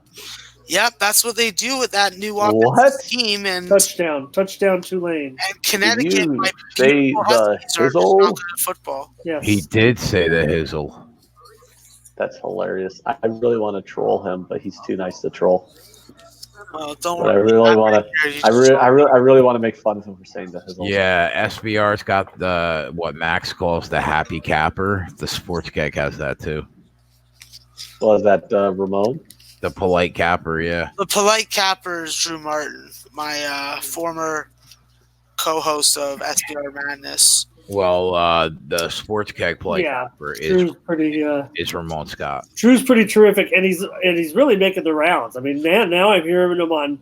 I mean, talk about making the rounds. I mean, Drew's on that other show. He's also on VSiN. He's like Bobano, man. He's like getting around. No, it's actually Bobano. This actually Bobano is like Drew, not the other way around. Well, yeah, but I'm just saying Bobano kind of is. Yeah, but Drew's been doing it for time. Yeah, Bobano's been doing it for Longer. Oh, I think. incomplete on first down the there same for outlets that we're Alabama. talking about. Okay. Come on, Texas A&M. What are you doing? Catch the football, you goof. Well, those are I our mean, would guys. anybody really be that upset if the Crimson Tide lost the game outright and didn't even make the playoff? Excuse me? Do you think Wouldn't that that we're be like cool? Clemson? Sorry, we're not going to freaking blow like that. And Georgia just lost, so there's no goddamn way that we're going to lose. Michigan State's in trouble if it's going to be this easy for Wisconsin to move the ball. All right, 3rd and 12. 3rd and 12. Sack him, you idiot. Nice. 4th down. Come on, Indiana State. You are like the only person on the planet watching Indiana State. It's on football. ESPN, so there's a lot of bullshit. The ESPN is not. Trevor Lawrence has touchdown. it on. Yeah, right now, bud. 13-0. We're on our way, Clemson. Lies. All right, We're 3rd and on our 6. way. Let's go. What are you scared of some Texans? Come on, let's roll tide on these guys. What a great start to our first weekend, man. Our first, even since Monday night, we have been killing it on this show. That's you, And Jay. also, Ant, I wanted to know when you guys and Max, what was Jay, without Jay saying anything, what was his perception of tonight's fight card? A crummy card, but we're gonna make a lot of money, or a good card where Jay always says the fight card sucks. So that's good news for us. he thinks the card sucks. So that means somehow he's going to line up 6 units plus in the black at the end of everything.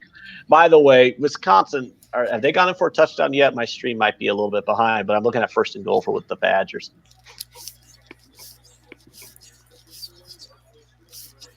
Alabama might be in trouble if they're going for trick plays already.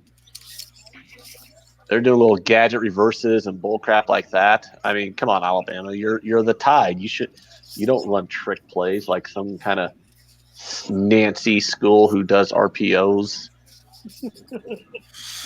You're lucky that I was counting money and I was distracted, but you don't have to worry about our play calling. Devontae Smith is just getting involved. Max, why do you do this to me? To get them. Why do you give me these openings to make jokes that I know that I'm not allowed to make? You know what? I can't control what my team is doing and what play calls they're doing. Otherwise, Nick Saban would just freaking run it right up the middle every time. You cannot tell me I was distracted by counting money. But then come on. How can you ask me not to make the jokes? Settle down. Just wanted to give out listen, I'm just saying that, like, yo, I can go to a bar and fucking come out with rent money for the next day. Okay. Just showing, like I'm a diverse revenue streamed individual. Red Girls on channel, Maxwell Smart. It's coming. Touchdown, Wisconsin. Let's go. Oh, that's what we want from the Badgers. Damn it. Red Girls on Max Scherzer. Yes! Drop over. Big sack. Red Girls on Nevada money line. Oh, Red Girl? Where's she at? I love her. I'm just looking at her plays right now. Nevada's dead to me. Nevada's dead to me. Too, when it comes to football. After what Nevada did in that Hawaii game, when it was my 2-unit banker, my 2-unit balls on the table play, and they lost that game by like 7 freaking touchdowns. Yeah, that was actually You're done. You are dead to me forever, Nevada. It was all right. We're gonna have a big third down here for Alabama. Can Texas A&M stop them? Can they? Wow, Ramon, I'm glad I didn't get on Delaware. They're down 21-0. Yeah, I'm glad. I was really tempted to bet that Delaware game. Well, I know I know I'll be getting my update any moment from my good friend Blue Hen Dave. If you're out there, Blue Hen Dave, shout out. I mean, if there's just one game I was mulling over all day on whether I bet it or not, it was that Delaware Blue Hens game. 4th and 13, let's go. Max, I've got four hockey totals from Red Girl.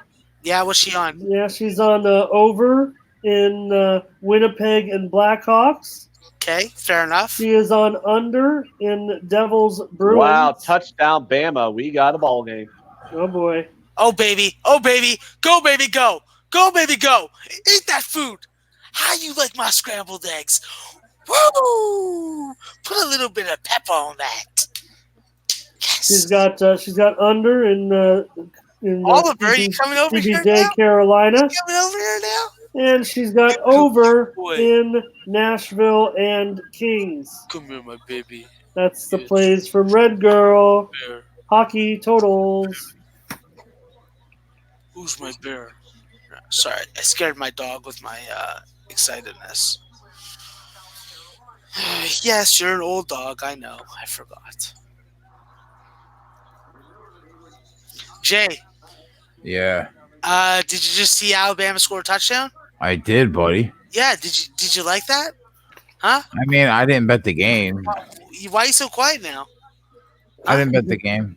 Yeah, that's all good, but you got to start trolling me. But you got nothing to troll there, bud. Nothing to troll there. Just sending out a tweet of the ass that's being kicked right now. That's very nice. The ass is being kicked right now. I don't get it. Max Dog some food. I gotta see what you just tweeted. Max Valpo hanging in there with Dayton, huh? Yeah, but it's only 28-14.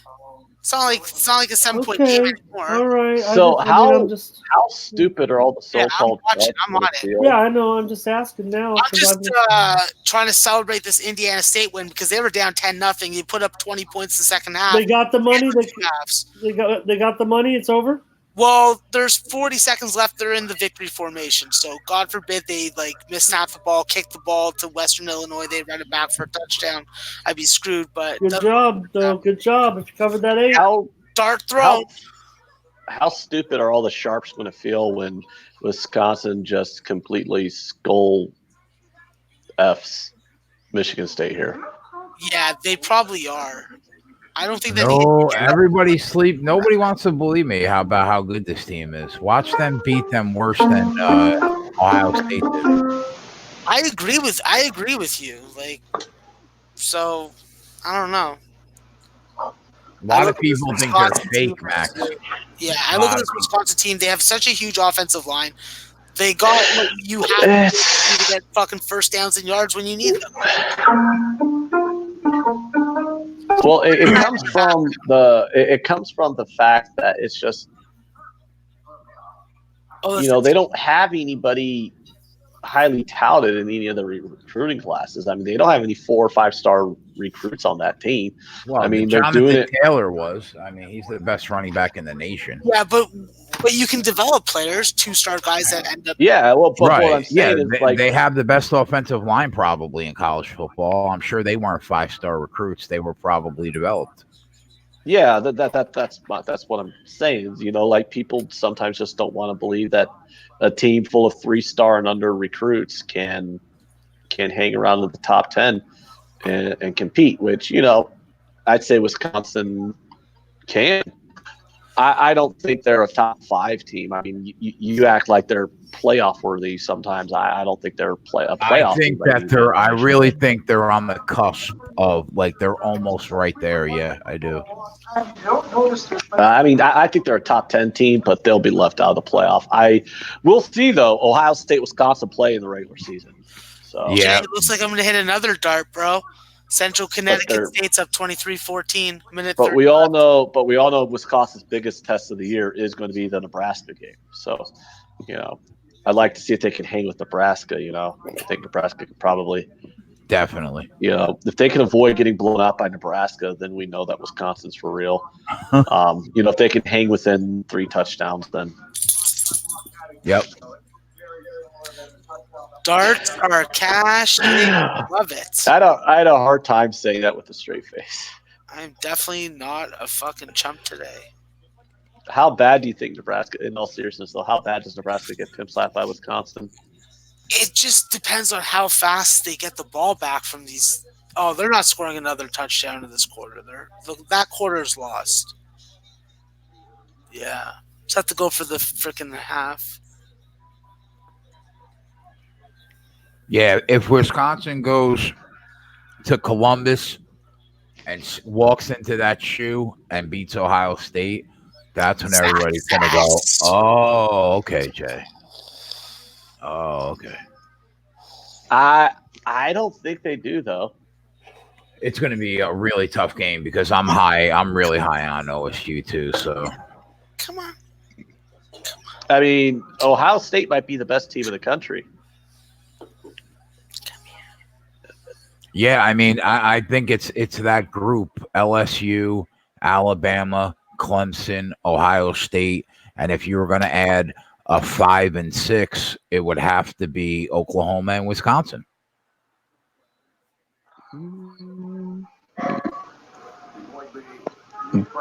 Wow, the number on that Georgia Tech game came out right at 18. You see that, Ramon? The Georgia Tech Duke game came out at 18 exactly. Okay. And that's what the line closed at. I don't know if Bama scores again in this half. I mean, they're getting the ball back, but they're getting the ball back with only a little over a minute, so it'd have to be a quick touchdown. They're at midfield. Yeah, I mean, so it's doable. Well, I do. Did they lay the Bama first quarter? Like -5.5. Wasn't that like the first quarter spread or something? Yeah, it was. Nuclear Skull talking about the openers at Circa. Those are the world openers, definitely. Yeah, it's funny how like people who don't like understand sports betting are like, how does Vegas do it? And it's like, Vegas doesn't set the lines. The lines are all set by Circa and Pinnacle and Offshore. Vegas just copy and paste them. Yeah. And you know what else Vegas I like hasn't set lines in 2 decades. You know what else I like to say, Ant, about people always say, "Oh, how do they know? How does Vegas know? You know, when the game lands real close to the line." What I like to say is, how did the public know? You know, Vegas is supposed to be really just balancing the action. So if something lands close to the number, granted they're gambling a little bit. Ohio State is the best team in the country right now. To that, I say this.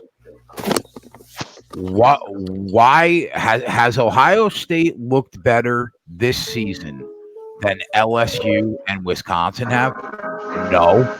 They've all, I think there are like, somebody's got to lower that shit loud. I would say those 4 The fuck teams. is that in the background? Yeah, that's got to get lower. Who's got the television on? I don't think it's me. That'd be ants. Must be that guy in the end hat. So guys, Yeah. Anyway, the game went to commercial, and the commercial got really loud. I don't know. Has Ohio State looked better than LSU or Wisconsin this season? I don't think so. They've looked as good, but I don't think they've looked better. Must be the guy in the knowledge hat up there. Knowledge is spelled with a K. Sorry, Nebraska fans. I love you. I hated Nebraska when I was a kid, and then when I was manager at a sports bar and all the Nebraska fans would come in and watch their games, then I started to love Nebraska, and I love Nebraska now, and I got a bunch of Nebraska stuff.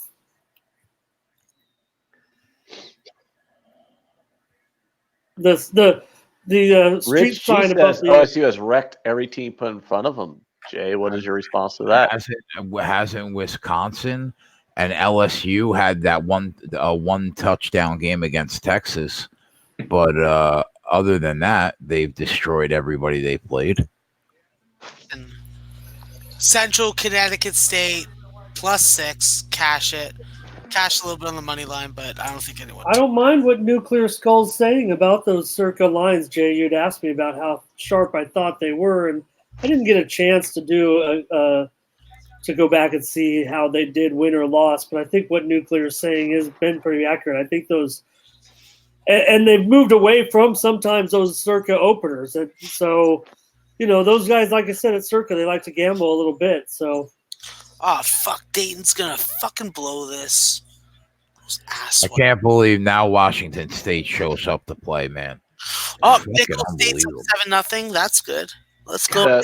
Scotch points out that not enough teams play that many significant games for us to even know who's the best even at the end of the year.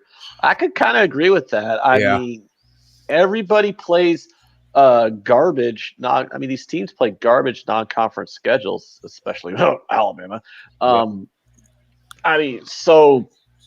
If you can't help it if your conference is garbage, but you can help it if you got 4 non-conference games to schedule, and the toughest non-conference game you schedule is fucking Duke on a neutral.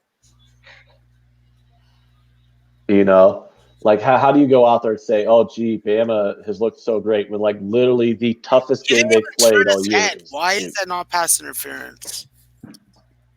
Jimbo is a great big game coach, though, isn't he? What game do I watch? Samford or the Villanova game? What do I watch? Put in some winners today on this shit. And then you look at Ohio State, Florida Atlantic, Cincinnati, Miami of Ohio. That is their non-conference slate. Oh, Bama. By the way, congratulations to everybody who had the Alabama Touchdown, first quarter. Yes! Oh my God! Put it on the board, boys. That's how we do. That's another winner. RK, Bobby Ellis, that's for you, bro. That's for you, all my Alabama fans. Deer Slayer, Yella, let's go. Roll Tide. Roll Tide. Wow. All we do is fucking win, man. Wow.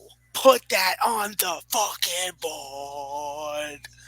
Oliver, I just gave you a banana. I'm not giving you any more food. So you can get excited that Alabama scored a touchdown, too. Every time I scare the dog, I feel bad that I got to give him food, but I'm not doing it this time. Just had a fucking banana. Okay. As another dog owner, I want to hear. Rich G says Cincy is not a bad team, Anthony.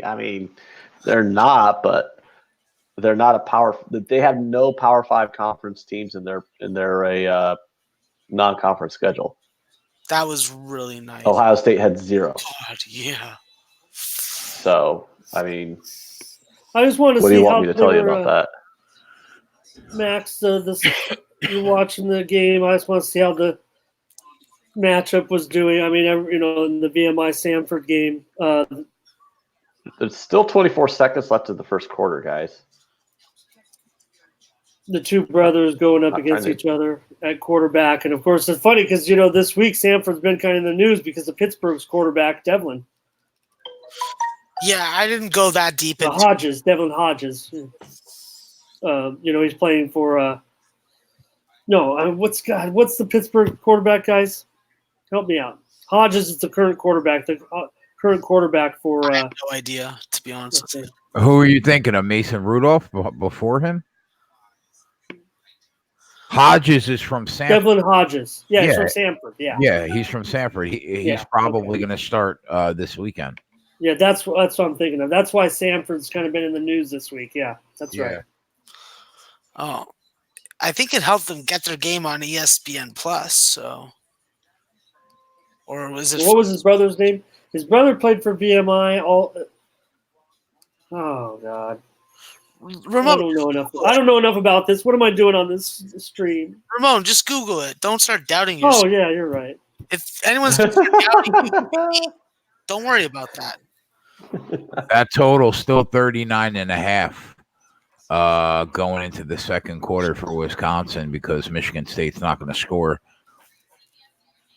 Under 14.5 team total is probably a really nice bet. I didn't make it though, but I'm on Wisconsin minus the 8 for a couple. What? All right, Network here we go. The game we've all been waiting for. Oh, the Southern hasn't. Oh, sorry. We're underway in baseball. Yeah. Well, we've already been underway, but. Oh, geez. Well, let me put. Oh gosh. Let me put one of these. We're TVs. about to watch. We're about to watch Maximus Prime do his thing. Let me put one of these TVs on it. I want to have football on every one, and maybe I want to also watch this Tampa Bay Ottawa game. It starts at 4:00, right? It started already. What? Baseball game started 13 minutes ago. Oh, it's we're in the bottom of the first. At my book. Yeah, it's 4:07 start. God damn it!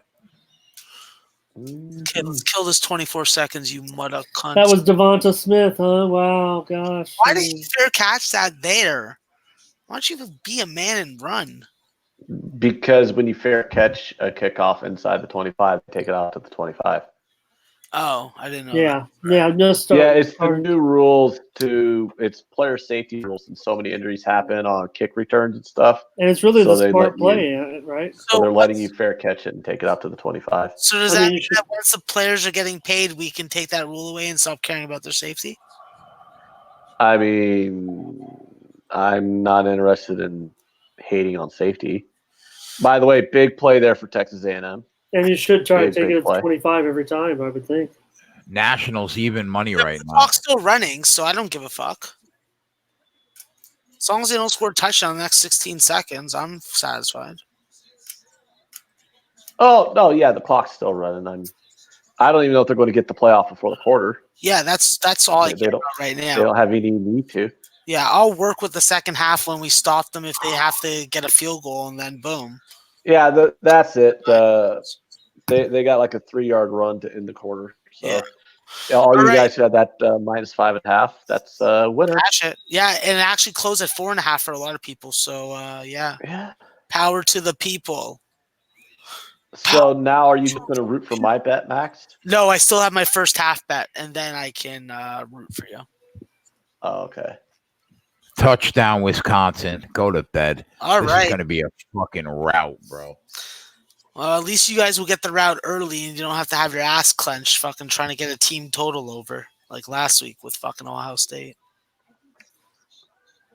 Yeah, and I won't have to sit here and be that guy. 14-0. Fuck. In Nevada, 14-0? Yep, they're up 14. Yes. Oh, Iowa State's going to have to punch and here. And BYU's up 10-0 or 9-0. Arizona State on the board. There we go. Jay, nice. Bring me a fucking winter chicken dinner. I need wings. Between the four of us, do we have plays on every game right now? Did you tail us on the Wisconsin game, Max? No, I only tailed you on the Arizona State fucking kid. Listen, bro, I got a lot of fucking bets already. I'm fucking not trying to get overly entangled in this. And listen, today is the day that you turn the ship around, and then you just keep on sailing north. Then I'll be on all your plays next week. Well, I mean, the plays that I bet on this show are always solid. It's the plays that I give out that have not been doing well. Oh, Cal Poly plus 13.5 Raven in the Desert. Now that's a play I'm gonna get on. Told you, Raven in the Desert going to be. Trevor Lawrence just threw a touchdown. What? Trevor Lawrence just threw a touchdown. That soulless son of a bitch. 20-0.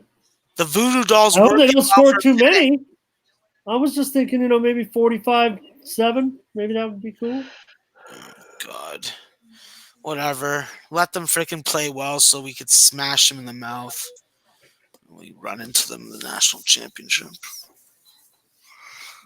Even though I think Ohio State should be there. But yeah. I should have jumped on Eastern Washington there. I'm going to have some hindsight regret. University in Cardiac Word probably as a 13.5 point 14 dog. I think that's worthy of a play. I'm on Stony Brook. I'm on Youngstown State, and I'm on Houston Baptist. I'm looking at Illinois State at 7 o'clock. It's on ESPN Plus. A lot of these games are on the ESPN network, and I'm gonna tail Raven in the Desert on Cal Poly. Plus, I think it's plus 13.5 or some shit like that. You said you did like IW plus 13? Yeah, I do. After watching that game last week against Houston Baptist, this is a team that can score fast. This is a team that can make the stop when you need to. And they have a semi-reliable field position kicking game. So as long as you're not fucking booting punts 30 yards and you're booting them 50 to 60, well, you got fucking points in my book. Because you're still looking at 44 to 40 or 40 to 30, maybe 40 to 35. Yeah, I think that could land right on 13. So Okay. It's more of a play on what I saw last week. So take that for what you. Yeah. Well, yeah. Clemson. I mean, you're just thinking like.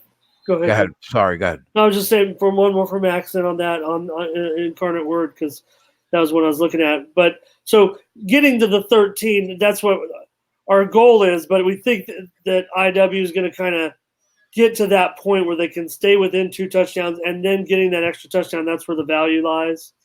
Yeah, I personally think that they could win the game. Like, What other betting right. show are we going to talk about? Cal Done. Poly versus Incarnate Plus Word. 400, 0.5%. So, yeah, I think we're ahead today. I'm putting it in. That's how I'm looking at it. 0.5% at plus 400. What betting show, guys, are you going to hear analysis of Cal Poly versus Incarnate Word? Oh no, Cal Poly's a different game. It's Incarnate Word versus Southeast Louisiana. Yeah. Oh, yeah. I mean, what betting show, guys, are you going to hear analysis of Incarnate Word versus Southeast Louisiana? Hey, listen, it's football. It's just about finding, hopefully, markets that we can beat. And if no one wants to bet these games, I'm sure as hell going to do it. Yeah. Well, Cal Poly, UC Davis. I mean, that's a game that I'm always interested in, even from a non-betting standpoint. Ooh. It's a rivalry game, so yeah. Mm-hmm. I usually have a player that I've followed in that game every year, pretty much. Who is that? I don't know this year. I'm just saying in years past, it just seems like every year someone from this area will be on one of those teams. All right, well, Central Michigan is doing their job right now. They're up 28-14, so I don't got anything to say about that. And look at that, Ramon. Sacramento State's on the board first Montana State up 7-0. Oh, I guess we can only win so much. I mean, well, I'm just glad I didn't get on Montana State because I was really leaning. Well, okay. Well, I'm not saying you kept me off Sac State. Don't get the wrong impression. I'm not sure I was ready to pull the trigger. I did like that move though. Yeah, I was just very shocked by the line move towards it, and I was convinced that they were more of a Jekyll and Hyde team, that they come out with a really dominant performance and then lay an egg the next week on the road. But whatever, I'm glad I avoided that. Like I said, I'm throwing darts here. Justin on Twitter is chirping back at me because I told him the Cardinals were going to lose. So he's letting me know that I should just go enjoy watching my miniature bears hibernating at a crib.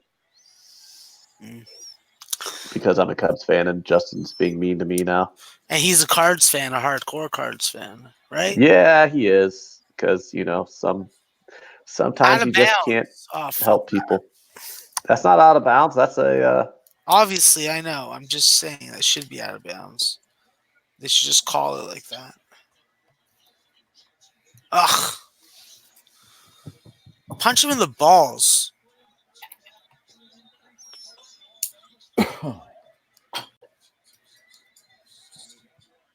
Yeah, nice pass, Kellen. I'll give you that. But you still freaking like having sex with your freaking girlfriends in front of chickens and chicken coops. That's very strange. So he's saying he's cucking the chickens? I'm cucking the chicken. He's a chicken cucker. Oh, there. Take a hit. Like, yeah, you can take a hit like that all day. Okay, fine. I don't think we can say that. Chicken cucker. Clucker? Cooker. He's clucking the chickens? Cooking the chicken. We know who the greatest chicken is of all time, guys. Come on. Foghorn Leghorn? The San Diego chicken. Oh, look at that. Maximus Prime just struck out the Cardinals in the inning. Ted Giannoulis. Fuck. I'm doing nice on my Charlie Chaplin in a chicken costume.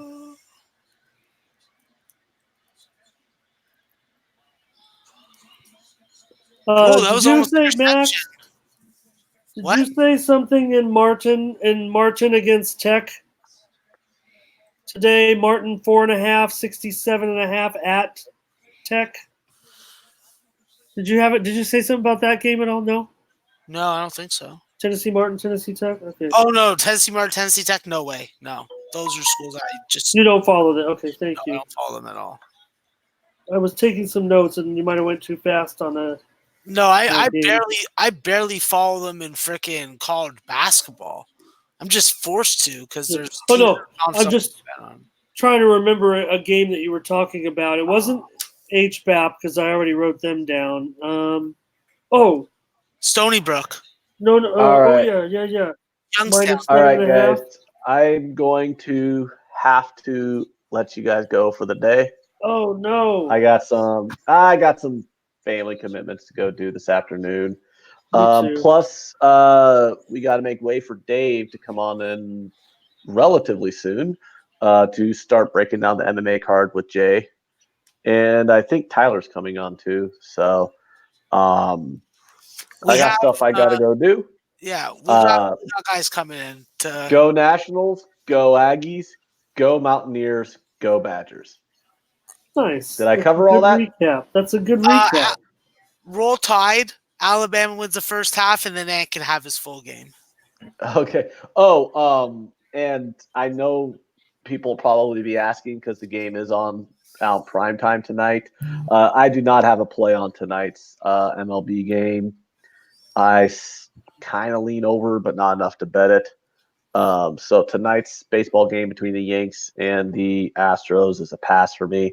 But I will just be rooting for the Yanks because I have a World Series future on them at 5-1. So I'm hoping That's action. Yeah, I guess that's action. So, all right, guys, I will see you later. All right, later. Great job.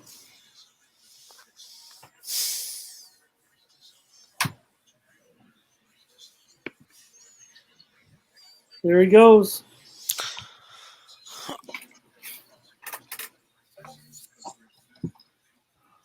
All right. Yeah, RK, he's my guy Matt Mado. He's a good guy, bro.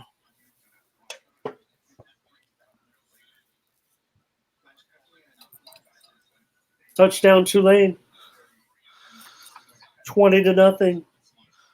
West Virginia up 7-0. Yay!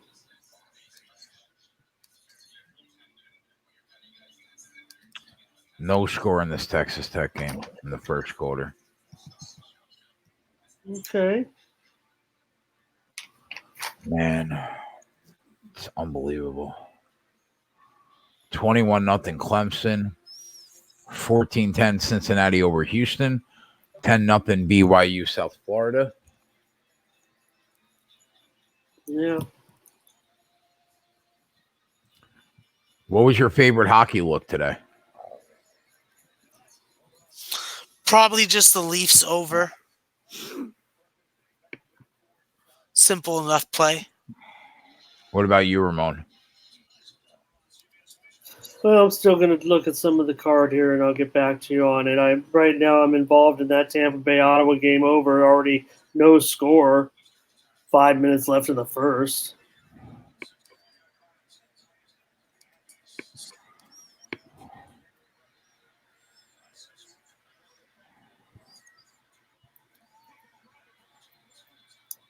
Fumble. How about A&M ball. that Central Michigan, New Mexico State game? 28-21 Central Michigan. Look like the over's looking pretty good. Washington State red zone, BYU red zone, 10-0, like you said.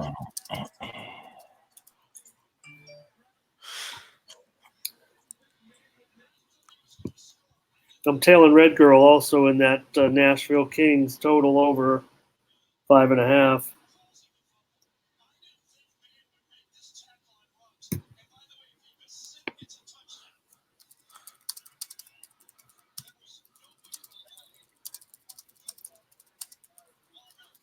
And Washington State touchdown.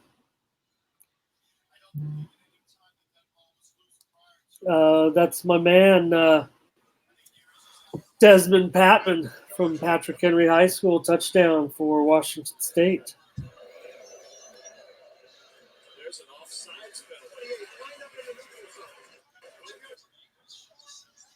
take a look at some of these lines. You got a review right now in that they're going to overturn that in the Alabama game. Elbow was down. Yeah. Elbow was down. Yeah. Yeah, exactly. Fuck you, Jay. How you like them apples, you sloot? I mean, I didn't bet them. Yeah, I know you didn't bet them, but you're going to be happy if Alabama doesn't do what they're supposed to do, which is win and cover. You just said it'd make you so happy to troll me all day about this game. Yeah, it would. You're So right. then, let's go, bud. You could have had that, but because of replay in the 21st century, you don't. You settle down. All right. I'm settled. Not.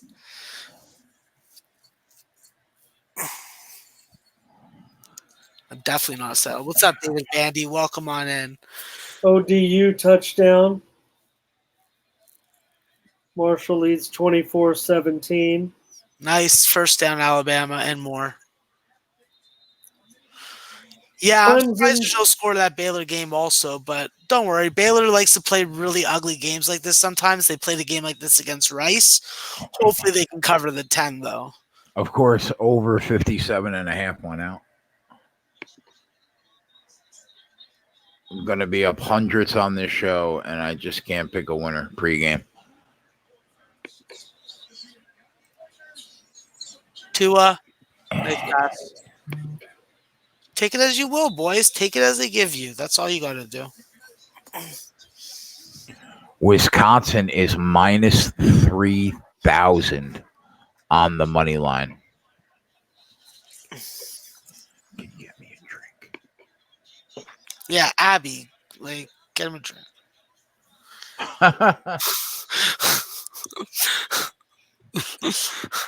My daughter got a haircut. Did you have to pay for it? No, actually, my mom took her. Hey Max, you might one day try the $140 haircut. What's a $140 haircut? I don't know, but I don't know what that is. You'd like it. Okay, all right. If you say so, you know my degenerate side, so I think you'd like in tune with that. $140. That's like a dollar per hair, you know. No, yeah, okay, fair enough. See where I'm going with that. Frig.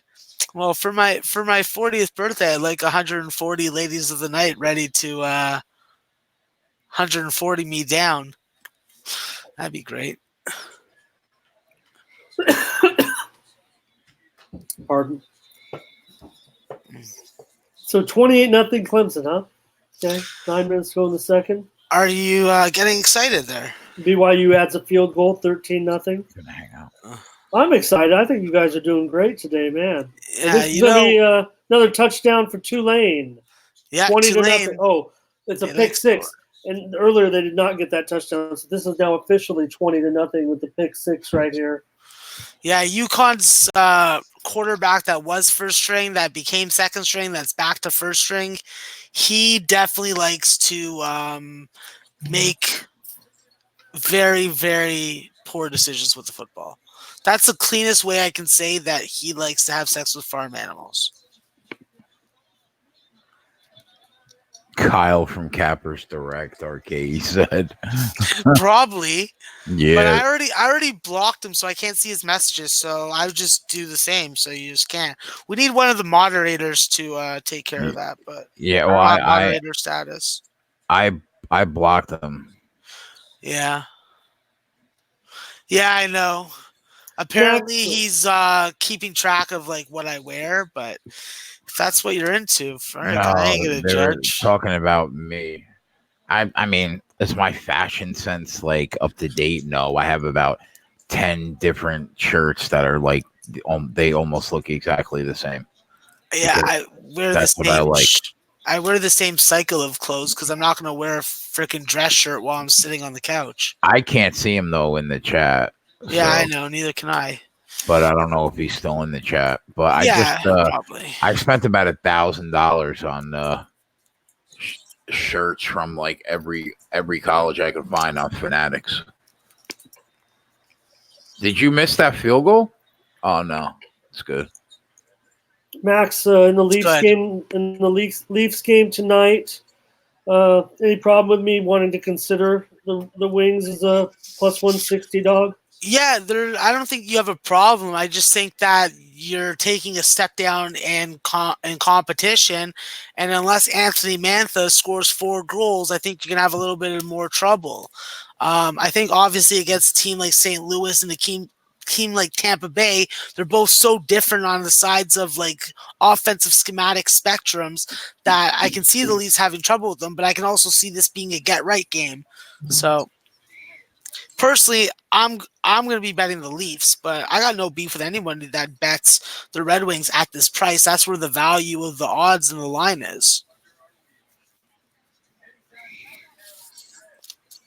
Nashville took some big time steam at about $1.50. They're all the way up to $1.75 today at the Kings. That one's coming up 6 Eastern.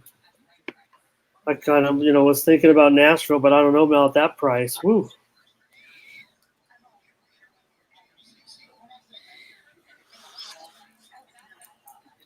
Iowa State red zone, Kent State red zone. Alabama field goal on.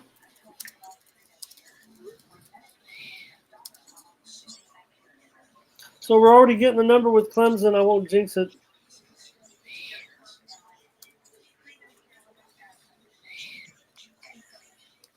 Texas Tech gets a field goal. They are on the board. That's the end of the first quarter. Texas Tech 3-0. I don't like that. Clemson's minus 42.5 right now. Why is this Nevada game keep on popping up on my favorites menu? It's not one of my favorites. Do they not know me? Do they not know me? Okay, let's check these FCS games because that's what I can. Cincinnati 21-10 over Houston.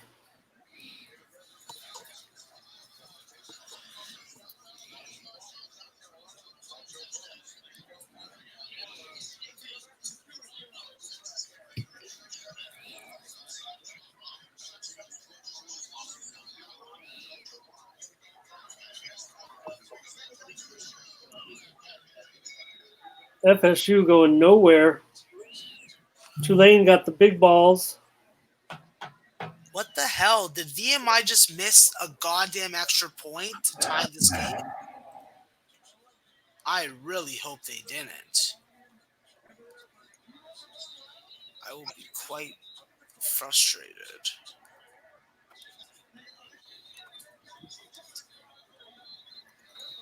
Tulane's minus 40.5 now against Connecticut. Oh, it's 38-38. That's awesome. Nice. 76. Shit, we still need a touchdown. I know, but how much time? 53 seconds. Oh, no. I think that's a timeout. Well, then let's just get to overtime and hopefully they trade scores. Yeah. Sorry, it's become such really a sweat. slowed down in the second half. Like, you want to talk about a tale of two different paces? Shit. That's this game. Oh, yeah, you cannot run like that on Alabama. Don't run delays. We'll just embarrass you every time. Oh, Seth, my boys in the chat. Yeah, Seth, they're going to come hot and heavy with different names. Like, I need a blue wrench. They found me again. They're obsessed with the fact that the show got picked up, and they hate Max. Well, I can understand why they hate me. There's lots of reasons to hate me, but like, don't bust our balls when freaking Jay's putting money in your goddamn pocket. Wisconsin is going to roll. Let's go. Yeah, Yella, nice to see you on in here. Roll Tide. We are great. Take that sack, Helen Mond. Take that sack. No soup for you. No soup for you. Give me some apple juice. What is your fascination? You're 32 years old. You got to put the apple juice away. Listen, bud. Right? What else am I going to drink? Coffee? Unless it's like a nice hard cider. No, I don't like ciders. They're like way overpriced. I live in a bougie city. I'm not trying to freaking spend $20 on a freaking 2-liter jug of cider. It's ridiculous. Oh, Rob. I'm over what's up? exaggerating on $20 though. Rob, we can't get it done, bro. Pre-game, but we got 5-6 winners on the show already. It's amazing. Oh, 2 sacks in a row. Seth Yeah. said it's that damn hairline. Oh, Yeah, listen, Max. but He's right. Put a hat on. I'm liking looking like I'm part of the service. That I'm a service member. You know. Oh yeah. Yeah. You know You're a Fugazi service member. You know what? You stick your Stugatz opinion in your freaking pocket. Listen, leave my mortadella alone, all right? You know what? I'll slice a mortadella slice extra thick and throw it at your face. I mean, that's hurtful. Oh, you know what? A&M hanging tough. No, they aren't. What do you mean? Bro, they're down a touchdown. They just got Alabama just going to dominated. the house right now, almost Oh, 30, no. 20. They Look just out. got dominated. What are you talking about? It's about to be 2 touchdowns. This is hilarious. It was so bad he couldn't finish talking shit. And Nice. the guy Oh, God. picked it up on a hop. Picked it up on a bounce. Get yourself some candy. Touchdown, Iowa State. What's the score in that game? Oh, 7-6. 7-6 PAT pending. South Florida gets that touchdown. They're on the board Good. against the Y. Okay, looks like 41 seconds left in this game. Sanford has the lead of 41-38. Oh, damn it. That is just ridiculous. What's the Wisconsin team total? We might have Lose to. this shit. It might be time, Max. I know we're on the -8, but it might be time. Well, you figure it out. You let me know, and then I'm gonna come on it with you, bro. Let's see what we It's got got. to be around I'm 1 and 2 on my It's got- live plays. it's gotta be so I like- need one.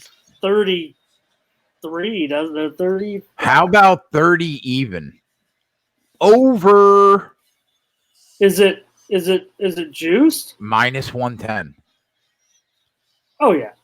Over. I mean, here I am. I mean, I'm gonna That's- have a loser, but I mean, at that price, I That's can't. going in. Yeah. Yeah. Fuck, Yeah. VMI has no timeouts. They're screwed.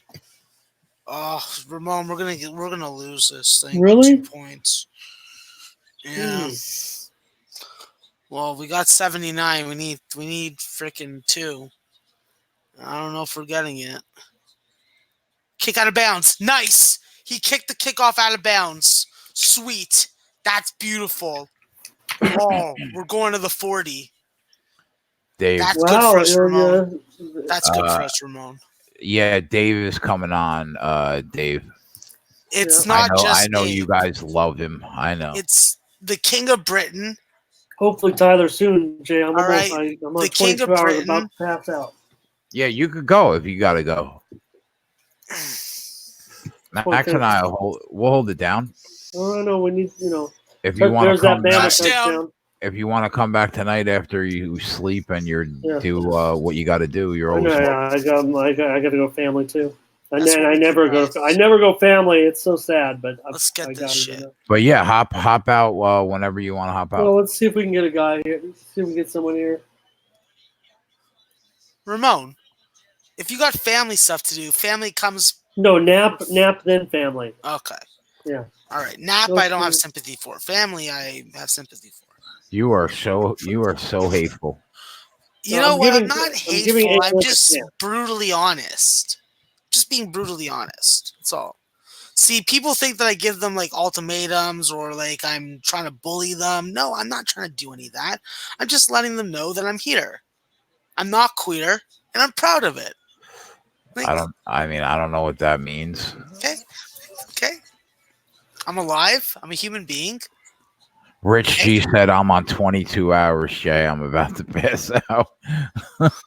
Ramon is hardcore.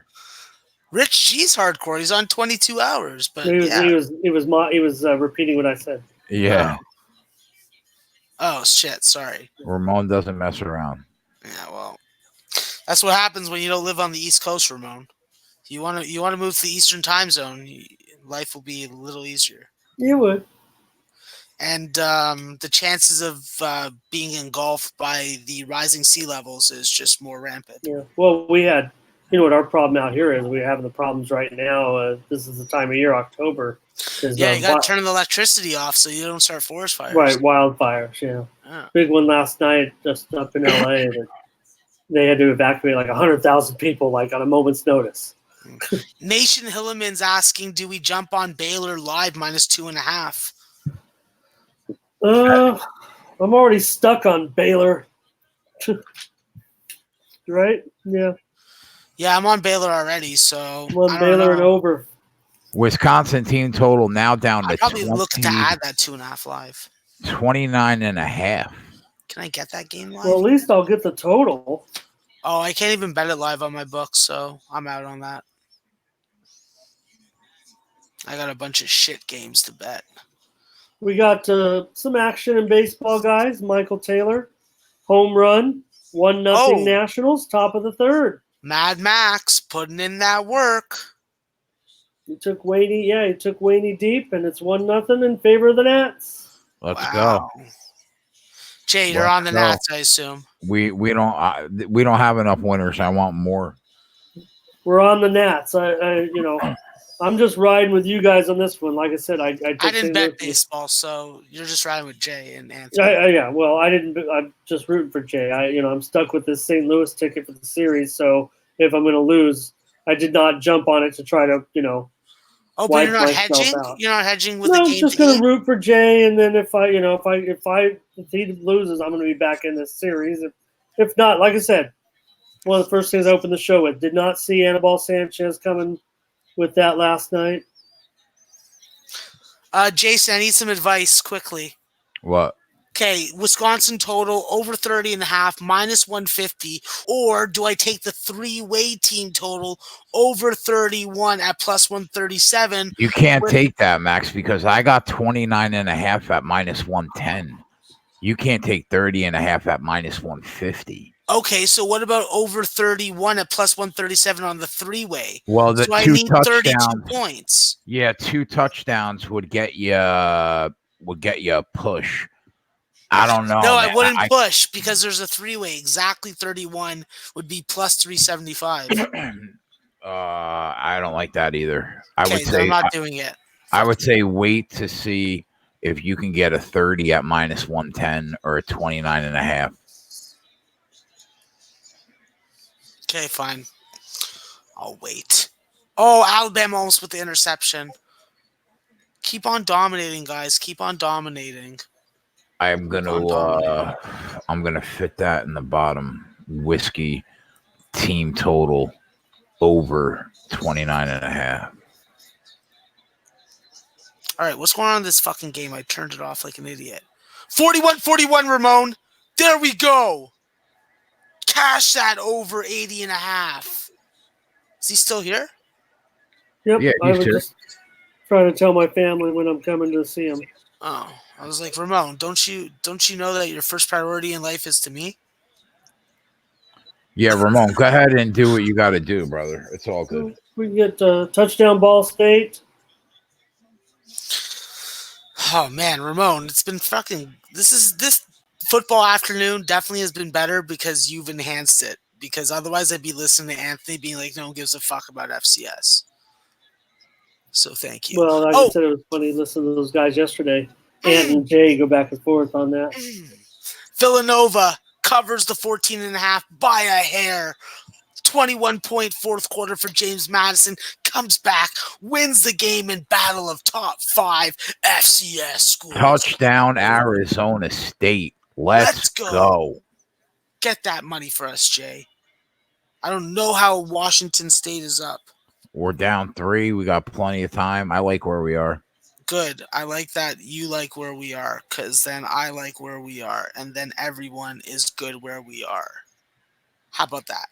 Iowa State, West Virginia in a 7-7 tie. Ants on West Virginia +10.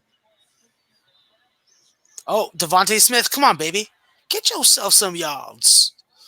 Oh, we're going to score another touchdown. 28-0 Tulane. We're going to score another touchdown, guys. Touchdown Ohio U. Where's my Roll Tide family out there in the chat? Dinner Slayer. Yellow Hammer. Yeah. Bobby Ellis. Let's go. What a great day so far we're having, man. This has been great. Good. Then I won't feel bad when I leave. No, like No. bet-wise still. But No, Jay, that's what I mean. it's probably because I came on the show. You know you're always welcome. That is what it is. We just got to keep the limit at 4 here. It's not like the other channel. Yeah, I'm But allowed you, piece of shit, so. you're part of the core for sure. Well, how could he not be? He's the co-host of Maximum College Hoops with yours truly, Maxwell Smart. Maxwell and Smart. Ramon Scott. Ramon Scott. Iowa State ball. I think there was just a fumble. I almost called you the name that your family calls you, but then I didn't. Because now that you've said it, I've thought about it a couple times. It's kind of like this, Max. I mean, when you say, the formal name, it's like, yes, Max, but like when you say the nickname, it's like you're on the inside now. Fair enough. Okay, I'll wait for the proper time to bust it out. That's right. You go back and forth,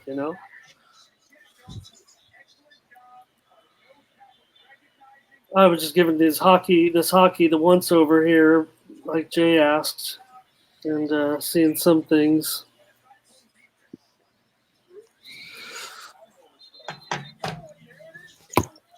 Seth Hagen is an asset to this show. And SBR.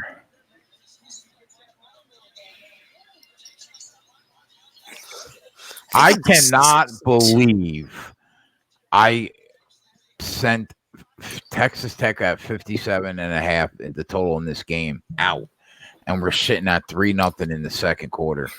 Like, why can't I pull the trigger the right way? Like, God, when we're doing so well on the day. God. I'm 6-2 on my FCS picks today. I got to be 4 or 5-1. I'm 1-2 on my live plays on the show though, so I need to get a live play to balance that out. My FBS picks, I think I'm 2-1 maybe. No, I'm going to be 2-0 on the Alabama game. I have the Baylor game. I have the Central Michigan game. Anybody bet this UNLV Vandy game? Yeah, of course I did. Come on. What were you on? Vandy in the over. Yeah, Vandy just scored a field goal, so they're only down by 7 right now. Well, Baylor's in the red zone at the 20, Ramon. So we may get a field goal, maybe just be a field goal. No, we need more than that. I know that, but it starts with 3, then we'll move it up. I have faith.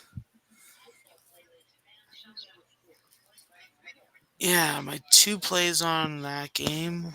Arizona State I'm on. Yeah. Central Michigan.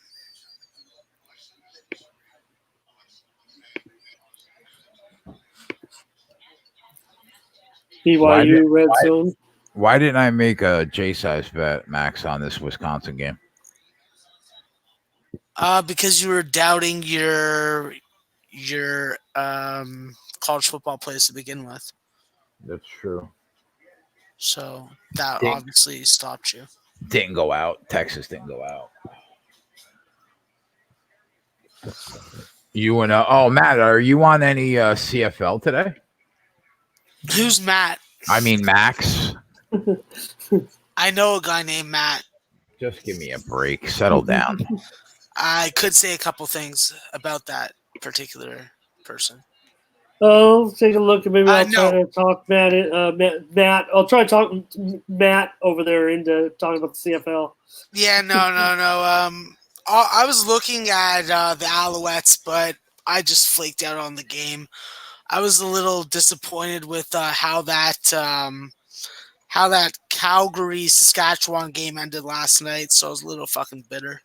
Well, they're scoring right now, Max, and that's kind of a surprise. I think a lot of people thought that maybe this would be a lower scoring game, but Winnipeg leads 13-10 at the end of the first quarter. Yeah, without the Cuck Association president of Manitoba, Matt Nichols at quarterback, yeah, there's going to be a little more fluidity to their offense.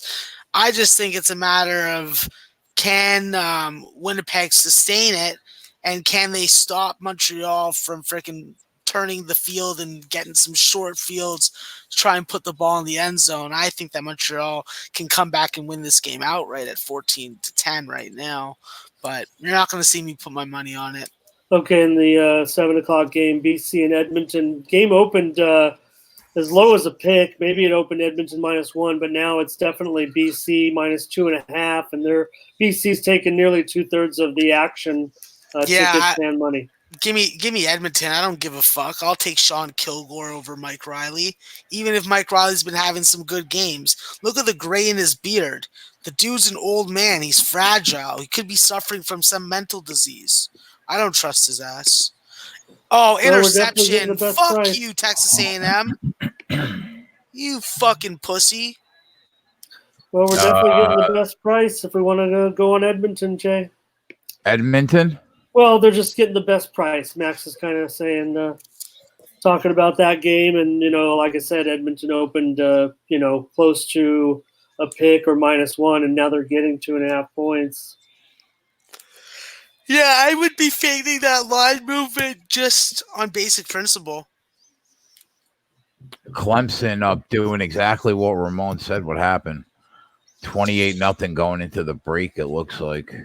You'd be surprised that there are a lot of CFL fans in Canada specifically that don't want to watch any kind of American football.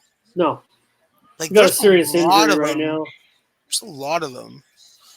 I talked to a couple guys like that. I'm just like, don't you guys get bored after like the CFL season's over? It's like, oh, it's fucking 22 weeks, da da da da, or 20 weeks or some shit like that. Sometimes I don't listen when people fucking start talking about shit that I don't fucking give a fuck about their opinions about. So serious injury right now. It looks like to who? In the Clemson game. I don't have the player's name right now, but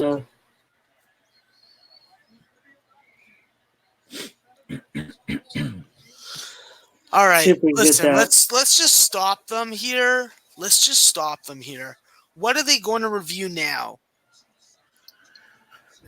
The one I like the CFL from back in the day because of when ESPN was kind of just getting started, and they would kind of pick different sports because they didn't have all those big contracts or didn't have NFL back then. They showed CFL. And so I watched a lot of CFL. And it's funny because Ant was making goofy jokes last night about teams named the Rough Riders. And I know Ant knows this because he was, he's kind of making fun, Saskatchewan Rough Riders, but people kind of forget that Ottawa was also the Rough Riders. They had your league is so crazy, Max, that for many, many years, two teams had the same nickname. The Rough Riders would play the Rough Riders. Yep, that is absolutely true. The Ottawa franchise has been one of the most dysfunctional franchises in our league's history of over 100 years. And I'll say that I'm glad that they're in the league, but I doubt whether or not the economy of Ottawa can keep them in the league for a sustained amount of time.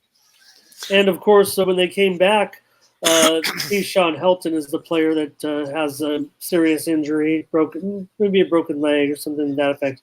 But Max, when Ottawa came back, of course, they had a big hubbub about what they were going to call it. A lot of people wanted them to just still be called the Rough Riders, but Saskatchewan already said, "Hey, you know what? You don't have the team. You didn't have the team. You can't come back and be Rough Riders." There was a little bit of it was a lawsuit, but they just kind of had some legal things with the league and the teams, and that's why Red Blacks was kind of voted in as the name. I don't know if absolutely. Totally I remember that also, so it's not news Rich to G me. says Goj gave out Hurricanes on the puck line. I hate the Hurricanes, but I'll bet it. Which is interesting, yeah, because I was looking at that game, and Red Girl had the under, but I liked the over. But when I was looking at the side, the thing that troubles me is that the Hurricanes are so square today, aren't they? And they're paying just such a heavy premium for they opened as low as $1.65. Maybe the general opener was $1.85, $1.90, and now laying $2.10. I don't mind what Goge's play is, but I don't think I can do it. I just bet incarnate word plus 13.5. That game started 5 minutes ago, so I put it in the chat. I think that we talked about it before, Ramon. Yeah. Did you bet it or did you leave it alone? No, remember I took the plus 400 money line. Okay. For half. For half a percentage. Yeah. Okay, now I'm getting it. All right. I didn't go that far, but I think that they can win the game, so we'll see what happens. We've seen lots of crazy shit happen so far today. Get these headphones going so I could listen to the UFC. Do I sound? Which one to ask you guys? I don't mean to bore the chat. So I'm trying to a little different microphone today. Do I sound different at all? Or? Not really. Not really. You sound good. Yeah, you have better sound than Ant's internet last week. That's for sure. Manny Sanchez, Flames, great value tonight. Let me see if I did. Okay, so the UFC starting. Look at that. Where's our guy? Where's our favorite freaking guy from across the pond that comes on the show with really good hair, who enjoys really good beverages? Halftime lines are coming out, guys. Kent, -6 at even, 26.5. They lead Akron 17-3. Kent lands 6 at even money. How about BYU and USF? BYU up 16-7. They're favored by half a point in the second half. Total 22.5. Cincy, they're getting it done at Houston. They're up 21-10. That was a big mover this week. Cincy opened as low as maybe 5.5. General opener was 7, but they're up 21-10 right now. They're laying 4 in the second half. Total 24 under 20. And that Michigan State, Wisconsin, Jay, right now, Wisconsin -17. They're -4 in the second half, and the total 17. Yeah.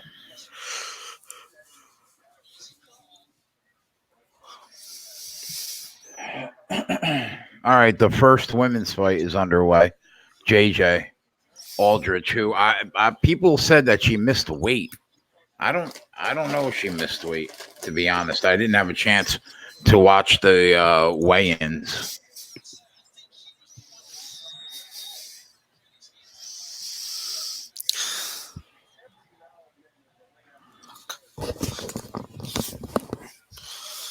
Clemson going to try to tack on 3 more here before halftime.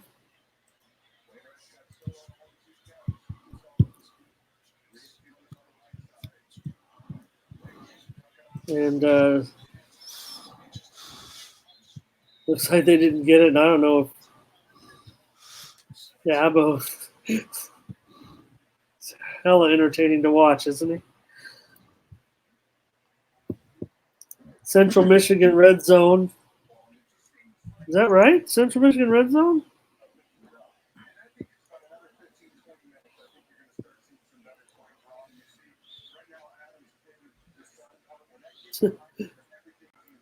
Lauren Mueller looks good so far from what I see. I'll tell you that much.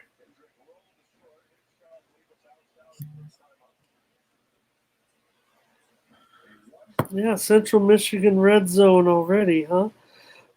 I tell you what, Clemson missing that field goal. You look at Sweeney getting all jiggity, whatever he's doing. I don't think he's going to be kicking any more field goals today. I don't care what the score is.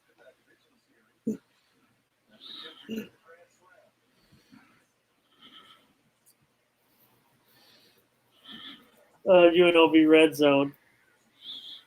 I think that's what Sweeney's, upset about. I mean, you just can't take it for granted, these field goals, even though you're blowing this team out, have some focus, right? Yeah.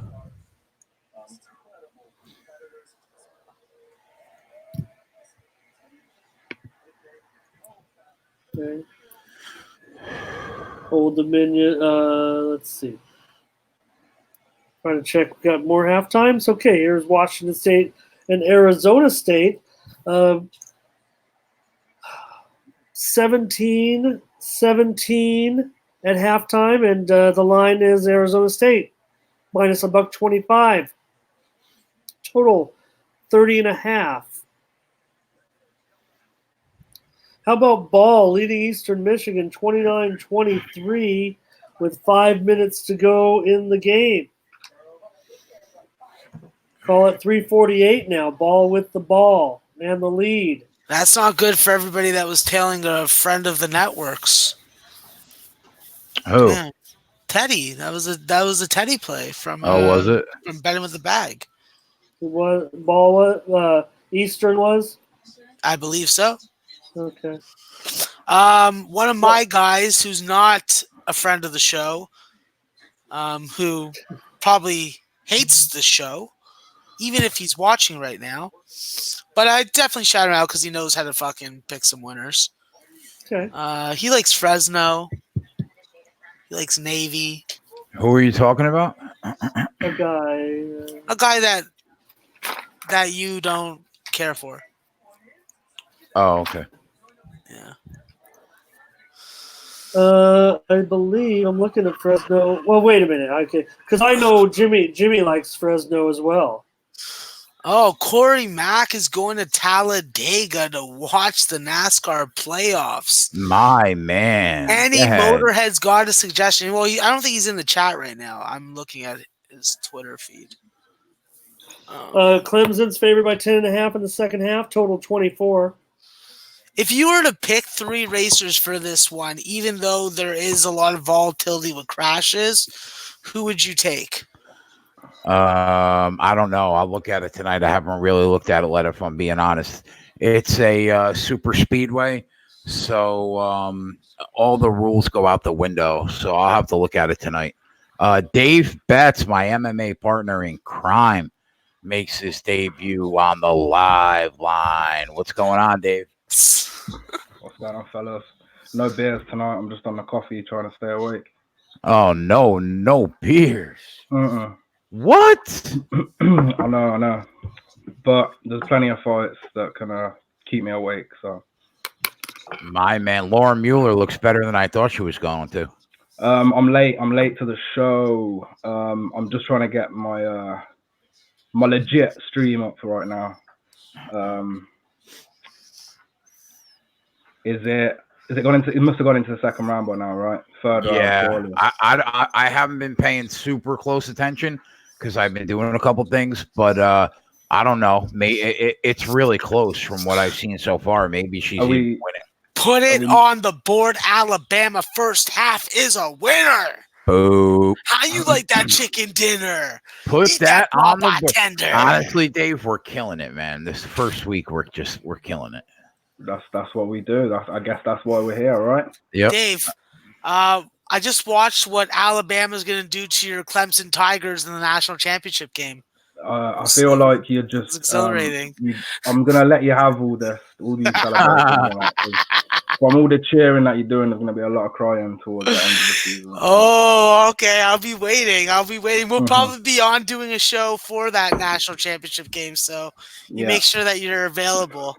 Yeah, mate. Them chicken tenders will be burnt and the strippers' phones will be turned off. Buddy. Wow. Yeah, you have those Clemson jersey on just so you know what freaking orange vomit looks like. Yeah, Dave. Coach Dabo Sweetie, this guy's so intense. You know, he's obviously a great coach, and they're up 28-0, right? And they're trying to kick a field goal with like 10 seconds left just to get 31-0 at halftime. They're killing this team, and they miss a field goal. They're still up 28-0. Coach is going ballistic on this kicker. You know, lack of focus. I mean, there's going to be a championship team. I don't care if it's 28-0. You got to make that field goal. Yeah. So what have you guys cashed today so far? Then what? Strictly football today, is it, Ben? Yeah. Yeah, all football. Nice. Yep. Nice. A lot of football that Anthony couldn't give a rat's ass about, and then some football that he could give a rat's ass about. AKA FCS. And had a few bets, though. Yeah, he had them, but he's just not a fan of my FCS betting. Yeah, I mean, everybody's won like probably 3 bets and lost maybe 1, like around the horn. So it's been a really good ratio. Sounds like it's getting back to normal to me. Yeah. This is like feeling like how we did every day for the past God knows how many months. Well, Dave, we had 29 fight casts over at the old channel. We were in the black in 24 of them. So this is the first one. What do we think? It's a little disappointing that this is the first card. I wish it was UFC 244, right? Yeah, I was gonna say we could have definitely started off with a better card. A pay-per-view would have been nice for the first show, but saying that, this card isn't isn't the worst card. There's a few bangers on here. If we look from top to bottom, it is not that bad. But yeah, I agree. I feel like maybe the main and the co-main is what lets this card down. Yeah. If they had a more high-profile main event, then I feel if Joanna was the co-main and then Corbin Gracie were the fight before the co-main, right, would have been slightly better. But we'll deal with what we've got as we do. Yeah, go ahead. I'm sorry. Yeah, I'm just looking like the lines are like pretty tight this week as well. There's more than not the line's tight anyway. There's not too many heavy favorites, like two or three. When I look at this card, right, and I think to myself, is there one fight that I'm surprised that I'm on a side? Because if this was 2 years ago, I would have been on the other side. And that's the Nico Price and James Vick fight. When Vick was rolling and he had won 8 in a row. If this fight is 2 years ago, I mean, aren't we on James Vick? Definitely, bro. But you can't really trust the chin of him now, can you? Now you could, yeah. And now you got Nico Price coming in, who isn't great, but he's got rocks in his hands and always finds the chin. Look, we were on our show when it happened, and that knockout. Not many guys can knock people out off their back, let alone whilst they're getting attacked off their back. A hammer fist. Yeah, Randy Brown is on top of him in the most awkward position, punching the crap out of him, and then he releases some hammer fists whilst off his back, and then Randy Brown's out. And everyone's just shocked. Like, what the is going on here? So, I mean, isn't Nico Price by knockout, or at least Nico Price period on the card? Did you bet Nico? I didn't, just because there's a lot of fights on this card that are just gonna be. I feel like gonna be a firefight, and it's gonna be, and that's why a lot of the lines are close, because predicting a lot of these fights, like who else we got? Max Griffin and Morona. I feel like that's going to be a firefight. Anders and Mershaw, firefight. Clark and Span, firefight. Vick and Price, as we're talking about now, that's going to be a firefight. So, Sanchez and Rory, is that something next day, innit? That fight? That's going to be wild. Them two have got a beef, ain't they, going on? Is this the first fight Eric Anders has fought since getting destroyed by Khalil Roundtree? He's coming off losses. Yeah, to Roundtree destroyed him for 3 rounds. I don't know if that is his last fight though. Let me see. That's a pretty big move on that fight, right? Line open close to about $2, all the way down to what, about $1.35 on Anders? Line at all. I haven't watched the line, so that is moved in the favor of Anders. I don't even see him. Oh, here he is. Okay. I need a little bit of advice also, Jay. What, buddy? I need a little bit of advice after. Give me some. Okay. Oh, no, he's coming off a win from Vinicius Moreira. But Khalil Roundtree was the fight before that. But yeah, you're right. That's a close fight. What do you think about Mackenzie Dern? Think she gets the sub on Rivas? Another fight that I had no interest in. I'm not going to bet on. It's just there's no solid.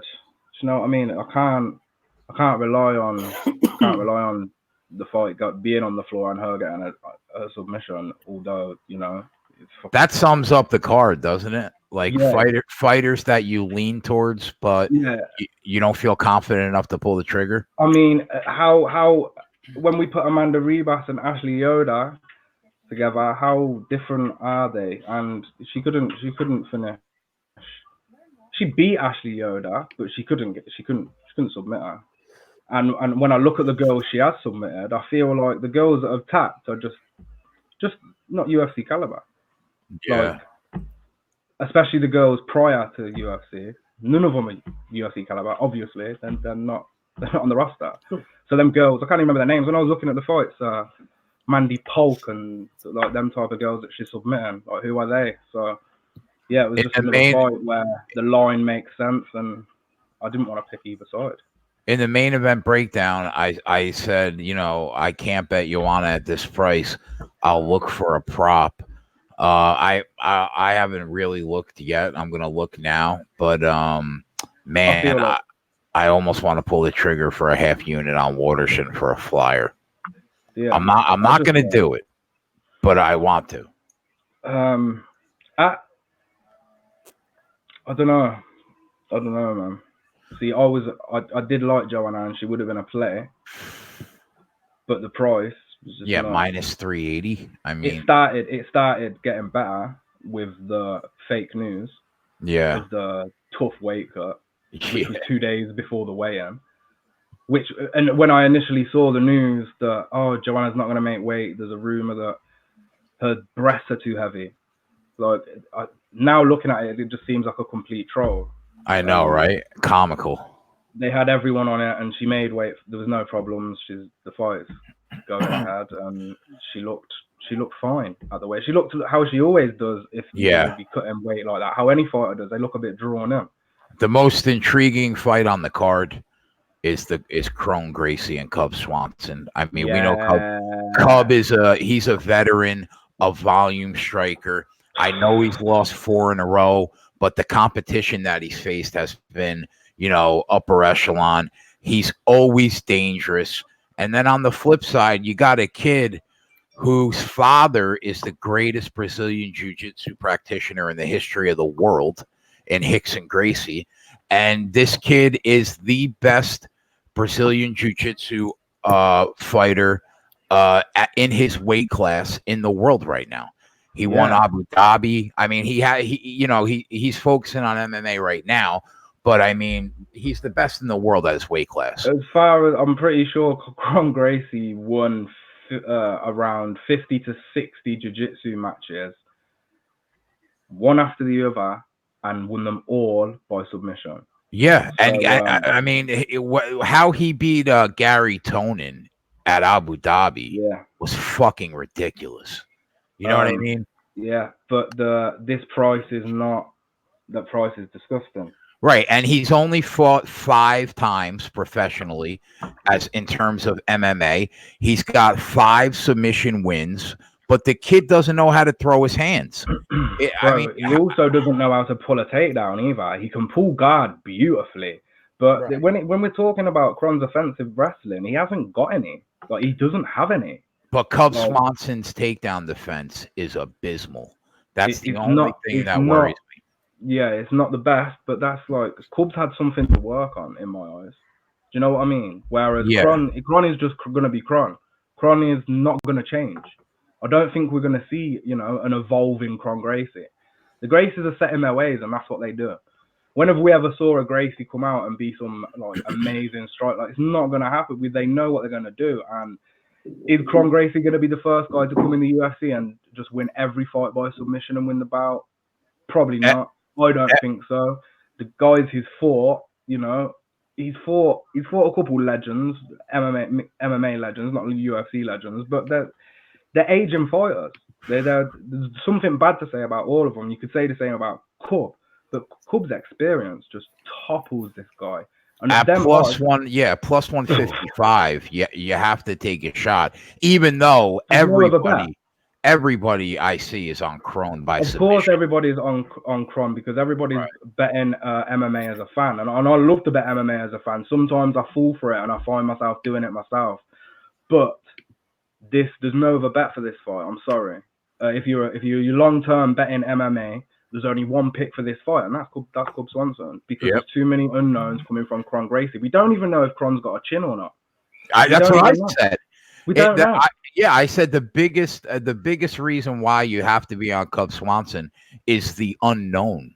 We have no idea how this kid is going to react to adversity in the cage. If he has a chin, he can barely throw his hands. You have to take Swanson here. You have to.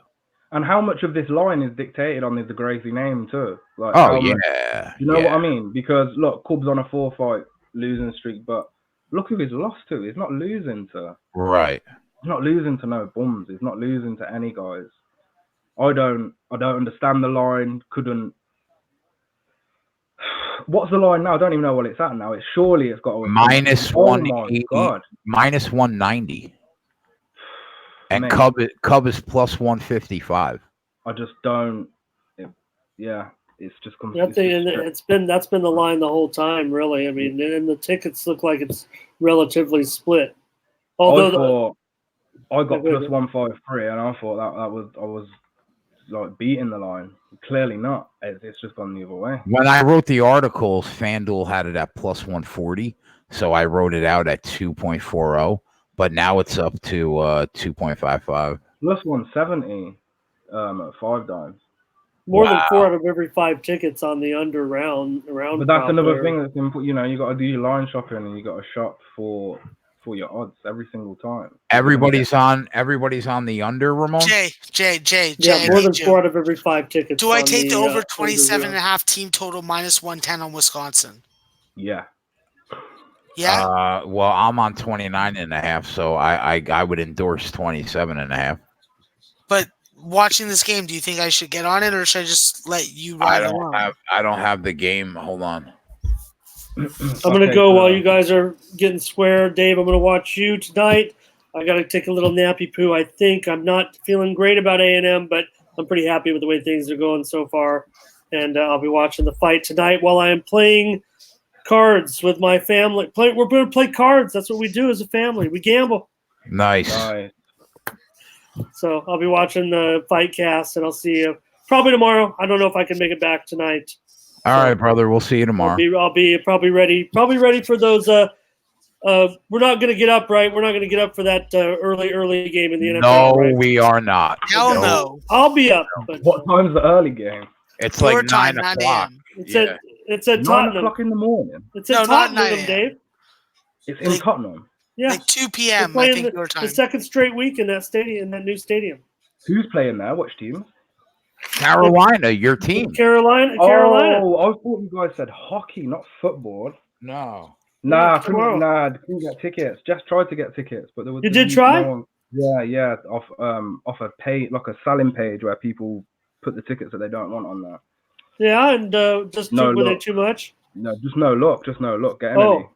Do together. No. Thanks, Jay. Thanks, Max. Thanks to everyone in the chat. We'll see you tomorrow. tomorrow. I'm really enjoying this a lot, and I hope we are successful and that people want us back. So. Well, the way that Jay and Dave cap these MMA cards, I think that's quite likely. Whether they need me or not, that remains to be seen. We know why you're here, buddy. We're here for the ratings, Max. I'm here to be the ass end of the fucking jokes. I would not bet that, Max. And Matt, okay. And I'll let you guys get back to the MMA breakdowns. And Max, I put in the chat just for you. I don't know if you saw it, that Namibia Canada rugby match was canceled because there was a typhoon. I don't know. My goodness. The damn typhoon. All right. God damn. See you guys later. All right, brother. Later, Bye-bye. bud. Wow. Yeah, no doubt. 12 minutes left in the fourth quarter, Max. Yeah, I'm not. What, the third quarter? Oh, I thought it said the fourth quarter. No, halftime just started. Hey guys, what does YouTube doesn't support comments on private videos? I can't see the chat, so anybody that spoke to me, I haven't ignored you. Can't you can't go to the SBR YouTube page and pop the chat out? Oh no, I can do that. I mean the StreamYard chat. Oh no, I don't even use the StreamYard. I pop it out from YouTube. Yeah, because all the people that I block, I see their messages on StreamYard, so I don't look at that either. Okay, so I like blocking people. Is your guys' chat working though in StreamYard? Yeah. No, not on StreamYard. It usually works. It usually works for me, but it's not. Right now, we got the Vittori Sanchez fight. Did you make a bet in this fight? Yeah, I sure did. You're on Once Sanchez, again. right? Yeah, of course, bro. You know me. It's like, look, come on. I did say this card has got a lot of close, tight odds, but on the fights that aren't close, I think the lines have been quite silly. Vittori is a heavy hitter, boy. But what were his odds? I got plus 140, I think. No. On Sanchez? No. Plus 252. Sorry, it was plus 140 on Mershot. Oh, wow. Plus 252. Is that insane or is that insane? I mean, yeah. Look, people don't understand, and some people just really don't get it. Yes, I would place Vittori as the favorite, but this is fighting, and sometimes the odds makers are just wrong, straight up wrong. And plus, do I think Vittori deserves to be the favorite? Yeah, I do. Yeah, maybe not those odds though. Exactly, it's crazy. The value here, feast all night long on the value on this card because it's ridiculous. We got Kron, who's really is untested in my eyes. This is his test. You know? Yeah, I got a unit on Cub, man. So I'm with you. Yeah, and then here we've got Sanchez. It's crazy. Plus. Sorry, what did I say? Plus 252. I got. It's insane. Yeah, I'm trying. He's not the prettiest fighter, but he's a gritty fighter, and he's that guy who will grind out a decision.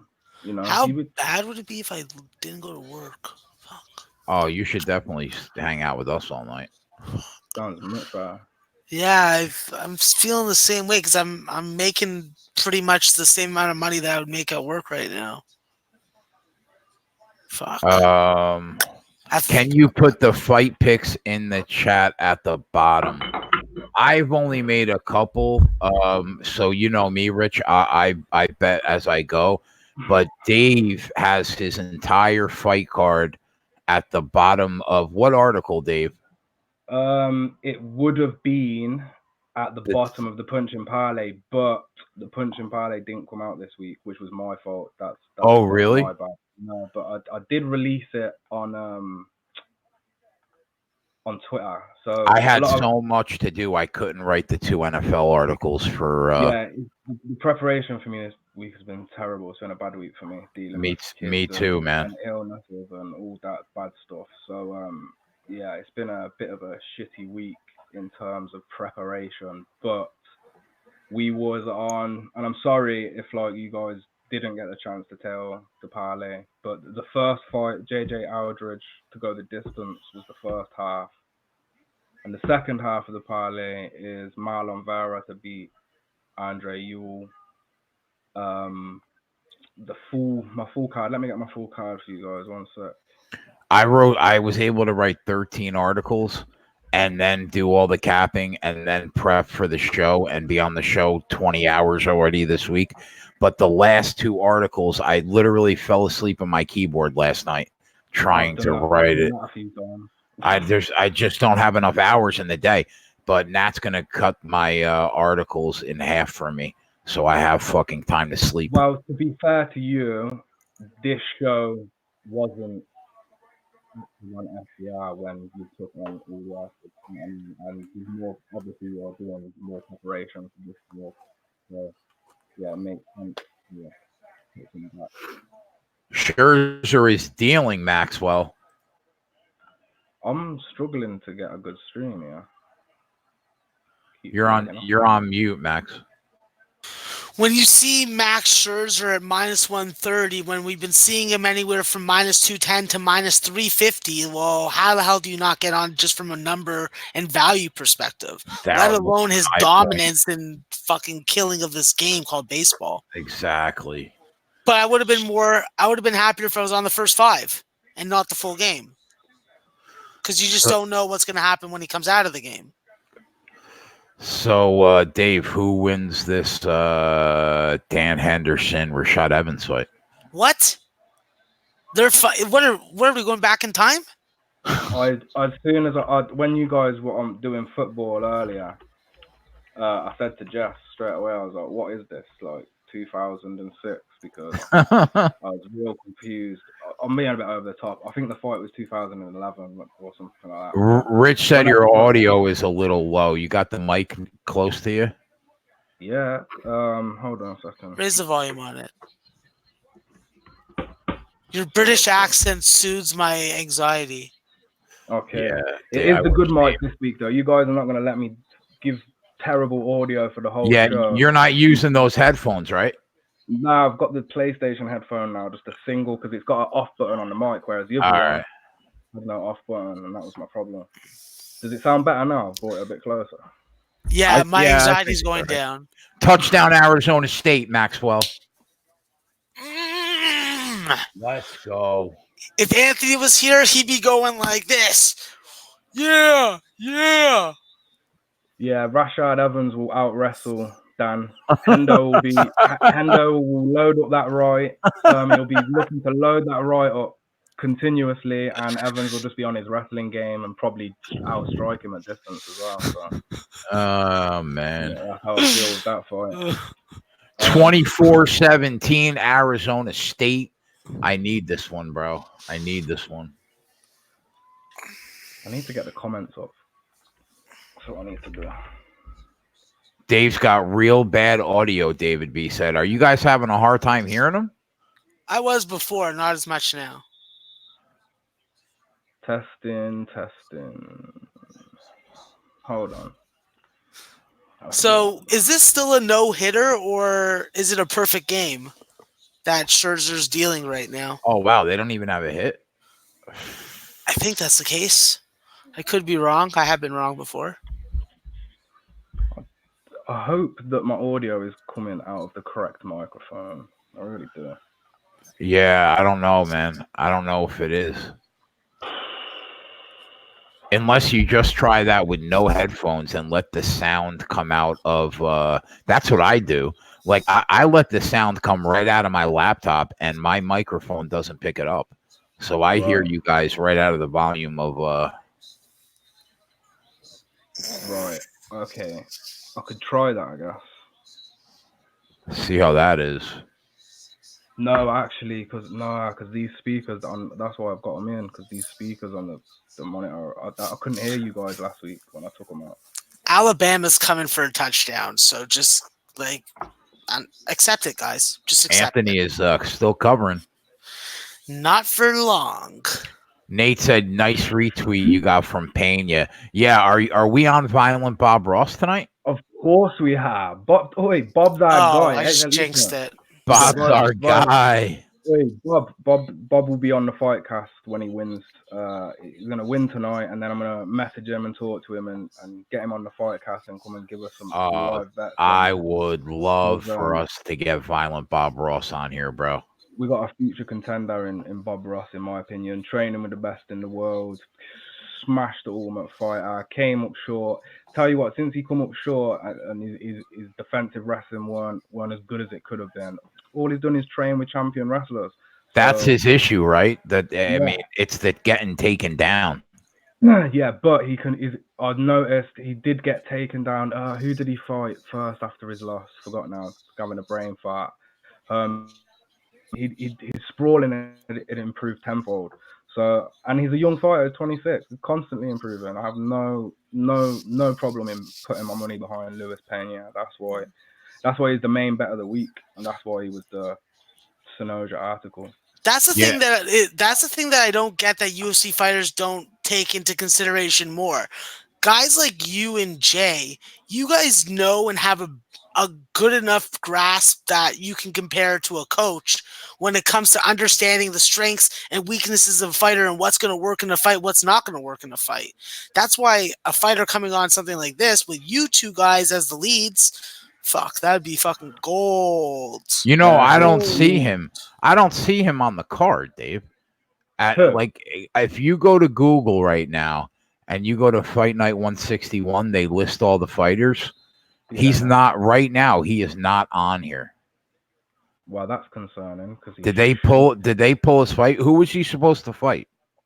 You can't be telling me this at the last minute. He was fighting at Matt Favola. Oh, the Steamroller? Yeah. Steamroller. Oh, okay. Yeah, I see him. My bad. Yep, I see him. Yeah, so Yeah, all I he have is, lost. He beat Matt Wyman, who came back after like 100-year layoff. Remember that? yeah, it's nothing to be, super impressed over. But it's not Yeah. so much. It weren't so much the opponent. It was just the what he was showing me in these fights. Drastic improvements in a short amount of time. He beat Peterson. He lost to Mike Trezano. Yeah, out wrestled. Field goal, Alabama. was. I'll take it. Always a wrestling thing, but yeah, like I say, it's just the growth that he's shown since that loss, in my opinion. Dominated Ultimate Fighter, and it was Nice. official debut that he fell short in. So you could put it down to jitters if you want to. West Virginia tied still. Ants +10, looking good so far. Alabama up 2 touchdowns, laying 17. Right now, the live line on Alabama is 20.5. So Roll Tide. Roll Tide, roll Tide, roll Tide. If Pena bulked out, he could fight at middleweight. This is the scary thing. When we look at these fighters, he's got ridiculous reach advantage as well. It's going to be, I think we might see a first round KO, TKO, and the steamroller is second knockout loss. I don't see no other way.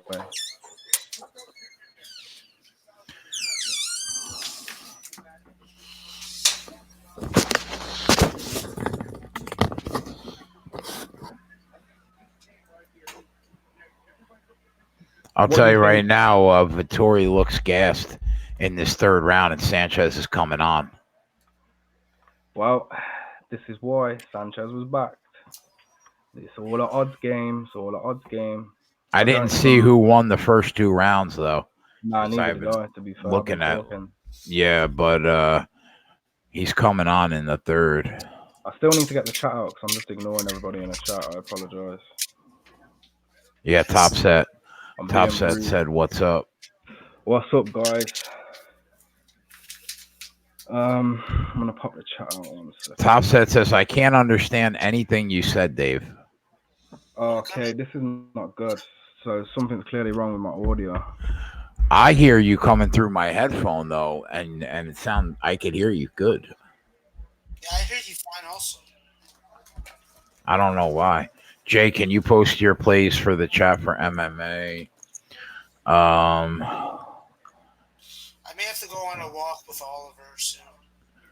Yeah, just give me 2 minutes, Max, before you go, so I can run to the bathroom. When you come back on, I'll do it. I've got a feeling there's audio settings on this computer that are different, and I've got a feeling I need to change something. Yeah, because that's when it happened. You sounded awesome on the old laptop. Yeah, it's since I've moved to this computer. Let me just check. Let me have a mess around. Yeah, all right. I'll put it at the bottom, guys. Dave and I are on Cub Swanson. We're backing them. +155. Yeah, it's a prize play all day long on Cub. Like, when I saw the odds, it just didn't feel right to me. Cubs has got experience as a mixed martial artist. Cubs is just miles apart. Like, the experience is not even close. Yes, Kron, if this is a jiu-jitsu fight, there's no chance that Cub would win, but it's not. They're going to start the fight standing. And Kron's got no offensive striking, a short amount of offensive wrestling. He's going to lose the striking battle. 1,000,000 times Kron could fight Cub, and he's going to lose the striking battle. I don't have huge confidence in Cub's takedown defense, but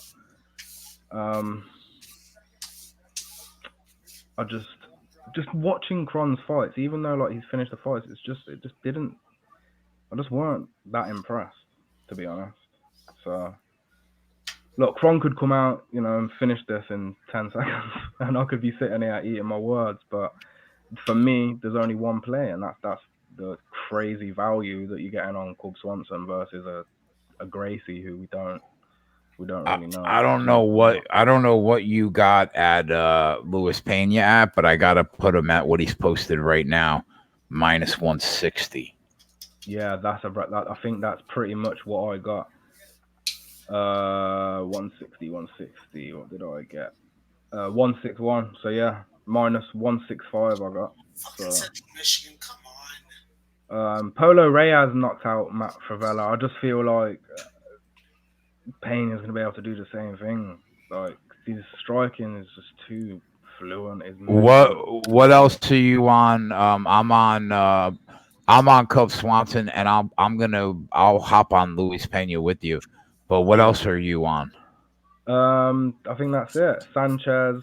The dogs were Corbin, Sanchez, and then Pena for the 1.5 unit on Pena. So that's the biggest play, and then Punch and Parlay, which half of it's already cashed, which was the JJ Aldridge Lauren Mueller fight to go the distance with Marlon Vera against Andre Ewell.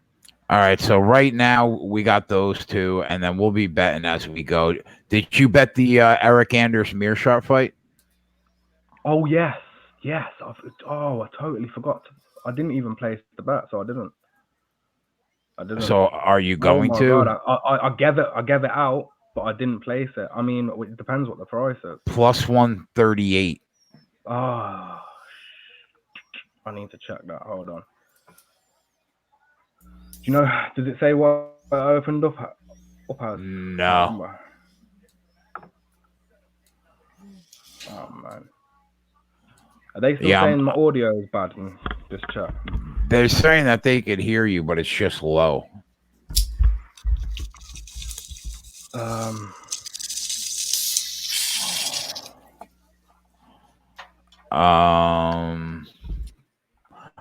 gonna find something in that Joanna fight, the main event, to be on. I'll look at the props. So I'm gonna put Mearshart at the bottom. If we might get on it, we might not, but at least at the very least, you like him to beat Anders, right? I like Eric Anders a lot for one round, but the second and third round, man, he is a considerably worse fighter. The fight IQ on that fella is not the best. Yeah. I feel he needs way more experience to fully show his potential. He's got a lot to learn. What do you think about Ryan Spann, Devin Clark? I like Spann. I don't like the price. Yeah. The fight I remember with Spann is the Nogueira fight. Beautiful jabs, beautiful combos, really beautiful combos. He pieces together like 3 or 4 punches at a time, and for guys that big, you don't see that all too often. So Spann by knockout is even money. He's -168 on the money line. That's not the worst bet. Not the worst bet at all. And he could always drop somebody and grab their neck. So I mean, at +1,000, you can get Ryan Spann by submission at 10-1.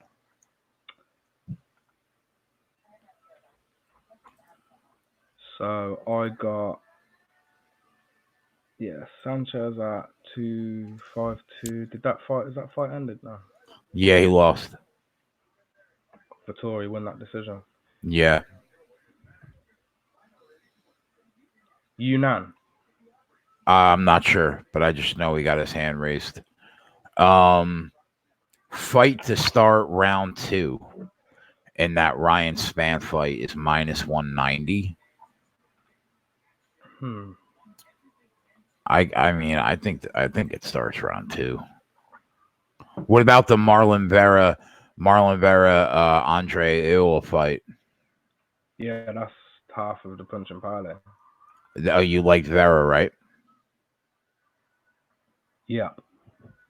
Next fight, I think, is Hector Aldana. against I don't know who it is. I think it's Beza. Yeah, well, the thing with that fight, I would put Beza as a favorite, but you have to get them odds, you know. Maybe for it, if you want to put Beza in a parlay, it's still a risk though, because Aldana's record doesn't really represent how tough he is. Because Yeah. the guy is going to bite down and swing. So yeah, that's a risky one.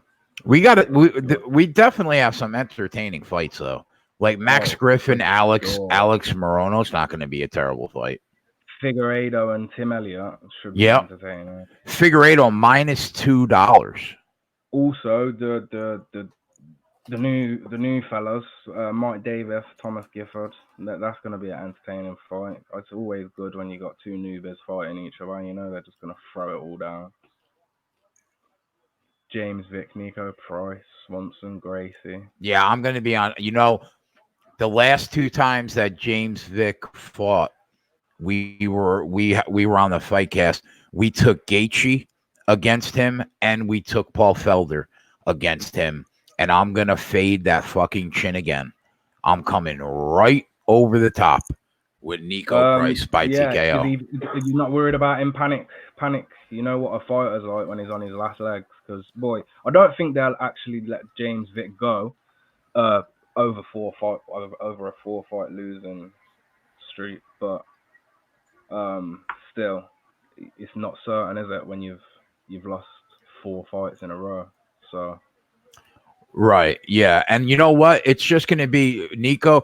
James Vick is going to try to range strike. He's going to try to keep his distance and attack from the outside. And Nico Price is tough enough, just like Gaethje did, to walk right through that bullshit. And he's going to come and tap that chin. I really think so. If I was going to put my money down, I'm definitely going to pick. I'm definitely going to be fading James Vick. Yeah. You got to fade that chin. Who's the last person he beat? Joseph Duffy or Trinaldo or someone? He won 8. He won 8 in a row, and then Gaethje tapped that chin, and that was a wrap. Wisconsin touchdown, 24-0. I need one more score in this fourth quarter that just started, and then we'll cash that, and we'll cash the Wisconsin -8. Yeah, I feel like he's knocked a lot of guys out who have given up a huge amount of reach as well. And to be fair, Nico is not giving up that much in comparison to someone like Trinaldo or, you know, who else has he fought that's quite small? Polo Reyes has not got the reach. Trujillo as well. They're all quite short, the guys that he's knocked out. Everybody that is in the chat, we love you guys. We want to stay here. So please, please, please like and subscribe and do us a favor and hit the link in the description for the best sports books. Your only risk that you should have is your bet and not the book that you choose. You don't want to worry about getting paid. That's how SBR built their foundation. They vet the best sports books. They do it all for you. So just please tap that link. So you guys got a live betting show 5 days a week. And it's not even really just, you know, about tapping the link. It's going to be useful because there's nothing more important than line shopping. Let's have a look at an example right now. At one book, you can get Thomas Gifford for +255, but then at another book, you can get him for +210. That's a 50-cent difference. It's crazy. Absolutely huge if you are betting week in and week out. Even if you don't take gambling serious, if you're betting week in and week out, you look at your slips at the end of the year and you're counting up your wins and losses and you see how many points you've missed out on by not shopping. You're not gonna feel good. So SBR, you know, for America as the rest of the world, if you're in miserable England like me, go to Odds Market because that will give you all the best English books. But for other Europeans and Americans, SBR for all your odds, all the best prices, all in one place. Alabama up 33-13. They're covering now. Max, where are you at? You here? I can't hear Max. Does my audio still sound poor? I'm wondering. I think you sound good, man. You're crystal clear to me. What I'm just gonna. In fact, I'll wait till Max is back. I'm gonna have a listen to my own audio when Max comes back and see if I can. Unbelievable that I was on the sent the over on the Texas Tech game out 57.5 and the score is 6-3. Meanwhile, we're gonna hit like 6 or 7 bets that I made on this show. It's fucking unbelievable, man. Unbelievable.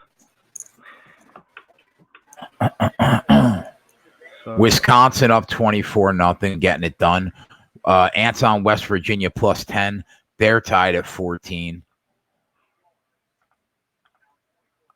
We have Arizona State plus 1. They're tied 24 up in the third quarter. but some people say the audio is fine. Some are saying it's low. Maybe I was just sat back too far. Maybe that's it because you sound clearer now. Yeah, definitely. We have the Nats. Hopefully they get it done. Game 1 of the NLCS. The Aldana fight just started. So I assume Irene Aldana is his sister. I'm not sure if they're related. Actually, that's something I don't know. A lot of standing around here for the first minute. Yeah, I think we might see a good old Joanna tonight, lacing up multiple combos. I don't think Michelle might even go for any takedowns. I'm not even sure she wants. I mean, Joanna's takedown defense, other than against Valentina Shevchenko, who is a bull, her takedown defense is almost impenetrable. You almost can't take her down. That's how she won the title, with that takedown defense. Without that takedown defense, she would have lost, and she would have never won that title because she was getting sprawled on continuously. So yeah, I think you're right. I think we see the old Joanna. I mean, she's still the best of the rest, man. Maybe she can't beat Rose because Rose's striking is now on her level, and she can't beat Bullet because Bullet's just amazing everywhere. But I mean, she's still the best of the rest. I mean, how many people are picking the Karate Naughty because what's the path of victory would be for her to take the fight down, no? Right. She's not winning the stand up. What, she's got a few karate kicks. Okay, she could get a lucky head kick. That's a path of it. Let's say a lucky head kick, path to victory for Michelle, or get her down, choke her. If Gedalia couldn't do that, Jessica Penny, Juliana Lima, Carla Esparza, Jess Andrade, how many people? Tisha Torres, yeah? If they all tried. Yep. Is Michelle Waterson going to do that? Because she tapped out Paige Van Zandt? No. No, sorry. To be fair, Waterson can submit anybody from anywhere, but you got to get them down first, and I just don't see it. Yeah, it's not. She hasn't subbed. Like, she's got a couple subs in the UFC, right? If like 2 on a record or something, and that was against Van Zandt, and I can't remember who the other was, but I know it's not someone like we should be worried about. She's on a 3-fight winning streak against who? Felice Herrig, Courtney Casey, and a declining Carolina. So, why you'd fade Joanna, I don't know. But at the same time, that price is not something I want to take. So it's not Nunes or John Jones. So I'm not going to be hitting that 300 on Joanna. Nick asked if you saw the weigh-ins. I did not see the weigh-ins. Yes, I saw the weigh-ins. She got all up in her face. Joanna did. Rich says, I don't think Joanna has passion. Her heart isn't in it. I like Waterson to bring it and win. I'm going to tell you why Joanna's heart is in this fight. Because a friend who's dying with cancer is coming out to this fight. and this is like one of the only fights she was been able to make to watch Joanna live. So when everyone was talking about Joanna's weight cut, she was kind of pissed at that, based off of, nah, there's no chance I'm not going to fight. So Joanna would have done everything to fight on this card for that reason alone. Interception to the house, to the 20, to the 10. Cash that fucking team total. Boom. Let's go. Put another one on the board, bitch. Joanna Violence is coming tonight. Trust me. You don't think she's seeing everybody talk this shit about her for however long, that she don't care and like she don't give a shit, or nah. She's a crazy, crazy girl. She's gonna bring it tonight, I feel. Oh no, there's a flag. Is that coming back, bro? Don't tell me that. Oh, there's no flag. They're kicking an extra point. What are you talking about? Take it off the board? Really?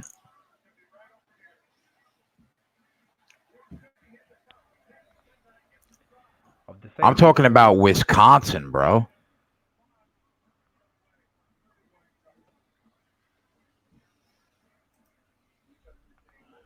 That's another 2. What? Do you have this audio processing turned on or not? In the settings. I've just turned it off. I wonder if that makes any difference to the mic. Nate, we couldn't fit it at the bottom, but we're on Wisconsin minus 9.5. That's a winner. We took the live Wisconsin team total over 29.5. That's a winner. West Virginia, we have plus 10. That's not over yet. Nats, that's not over yet. But we cashed 5 or 6 bets in the early games. So I mean, it's been a good week since this first week, full week since Monday.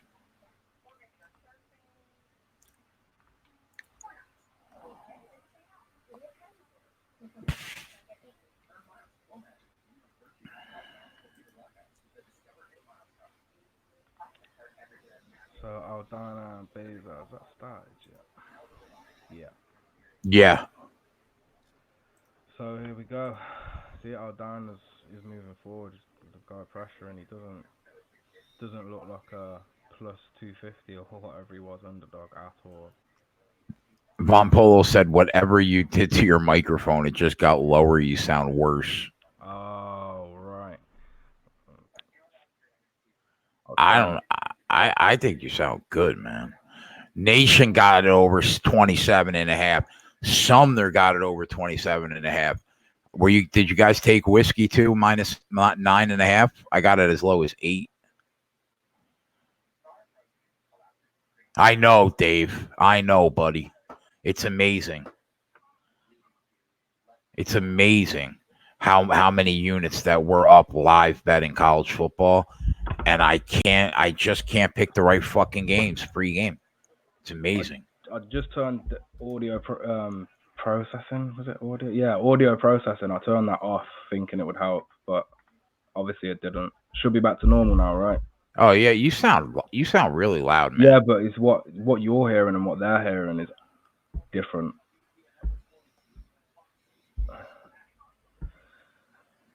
Where's Max? I need Max to come back so I can fix it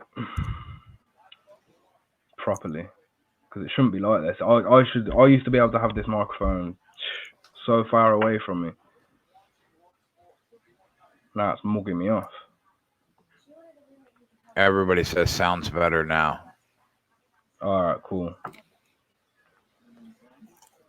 Yeah, everybody says better now. We'll get it going, Dave.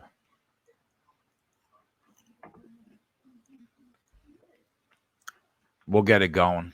There we go, Aldana.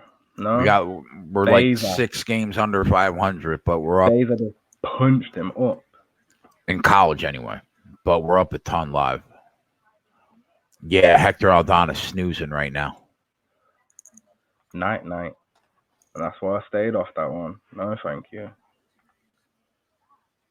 Not even close. Yes, Sumner. He did win. Nice one.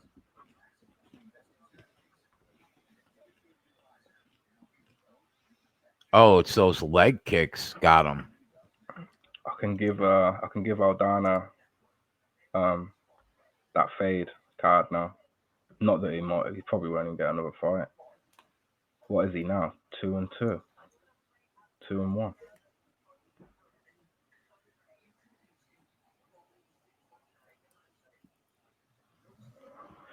Yeah, it's a total different setup now, Nick. It's changed. New computer, different location.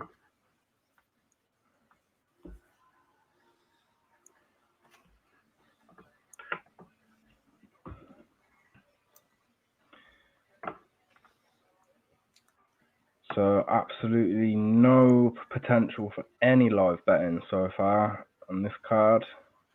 Dave, do you have the chat up so I could just hit the head real quick?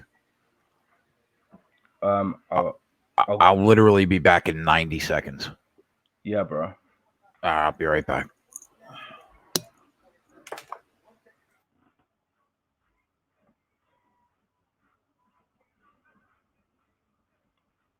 That's all good, Ali. Appreciate it. Polo, I think it's on ESPN for you guys. Nick will know what channel it's on for you guys. Obviously, I'm in England, so it's different for me. It's always BT Sport, Fight Pass over here.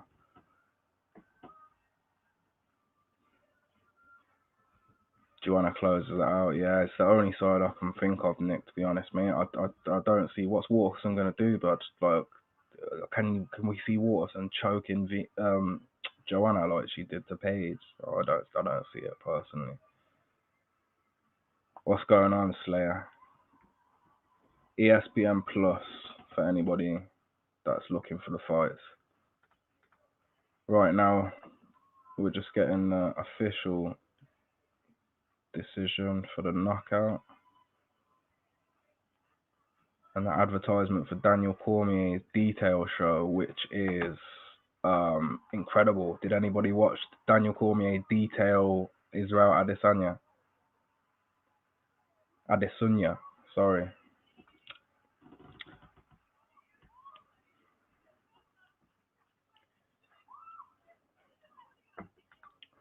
Next fight. I don't know what the next fight is actually. Is it I think it might be Vera Yule, and that's the second leg of the Punch and Parley. So I like Marlon Vera in that one. I mean, Yule's got some slick striking. He's gonna have a huge reach advantage, 5.5-inch reach advantage on the feet. So that is slightly worrying. But Vera's slowly becoming a vet at a young age. The guy's been round the block, and he's on a 4-fight winning streak.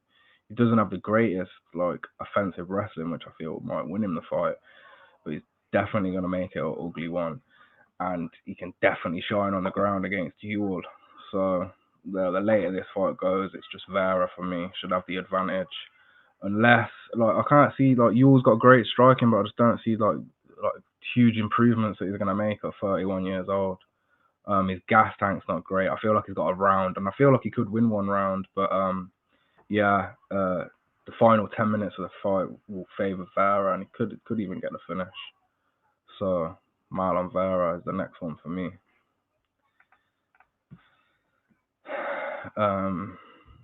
Do I like NHL?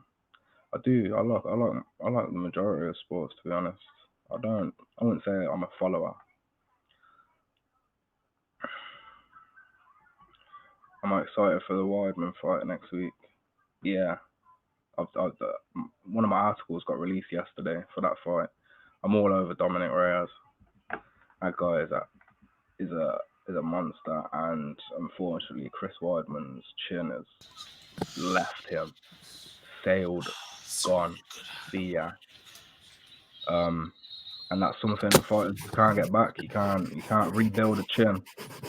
You can do everything else, but you cannot rebuild a chin. You can practice your striking, offensive and defensive, wrestling, striking, offensive and defensive, but you just can't build back a chin. something you can't do. And coming against Dominic Reyes, boy.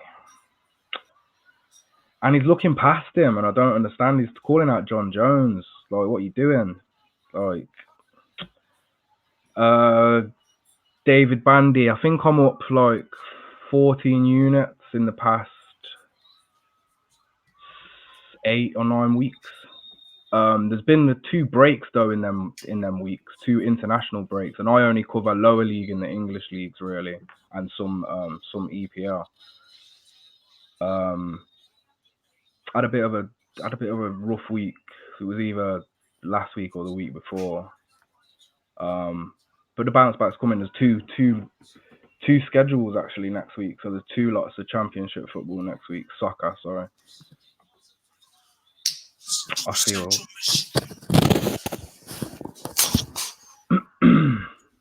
Hello, Dave. I'm back. What's going on, bro? I had to walk Oliver. He took a while to take a dump, and I had to feed him and feed yourself at the same time. No, I didn't feed myself. I didn't feed myself. Not that type of food. Oh yeah. I forgot. I may have slipped on pressing a certain button at a certain time. Game time, boys. What game? Is there a game starting right now? Well, there should be football starting at 6:00. That started. There should be some hockey. Not hockey yet. Still 7:00. Did Maxwell Smart grow a goatee in the last hour? Oh man, Rich G, I don't know, buddy, because I've only been. In fact, I've been here for just an hour. So no, I think I had it also. I think I had it yesterday. So I had it the day before that. Now that I'm not like riding around on transit that much because I'm not playing softball every day, I don't really care about growing all my facial hair out. So when you back then? Because what, you're still injured? Is that why you're not playing? No, the season's over. So. Oh, okay. When does that start back up next year? In May, yeah. So that's right after college basketball. So it works out to be good timing. But yeah, let's go. Roll Tide. I'm wearing a very fashionable hat. Everybody and their mother should buy one, including Dave. There you go. You buy one, send it me. I might find a space for it back there behind the safe. See the safe? Like if I put it behind the safe or behind the glove, the UFC glove somewhere. Oh, so Frank, you must feel very sentimental about it. You want to secure it like that. I'll bring it to the front when they're still in ranked second at the end of the season. Then I'll bring it to the front. We're actually first ranked right now, so it's all good. Wow. We're not relinquishing that. Hold it tight. Hold it tight, as could be. God damn it, Jay! What the fuck, bro? What happened? Wisconsin, 37 points. Hey, bro. Listen, taken it. Damn it. You should have took it at 29.5 when I told you. And Wisconsin might be as good as Ohio State. Don't at me. All right. Listen, I'm not gonna don't at you about it. Don't at me about it. You told me not to take the 30.5 at -150, which was fair. But then you didn't tell me. You told me not to. I thought it. You know why? I thought it was the fourth quarter, and then you said it was the third quarter, and I just kind of let it go. All right. Well, unfortunately, Jay, on this one, you're gonna have to take the blame.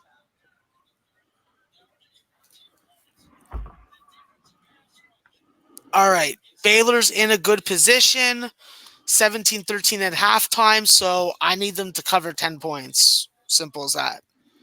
I didn't get them -2.5 live because my book was not offering it that I was looking on.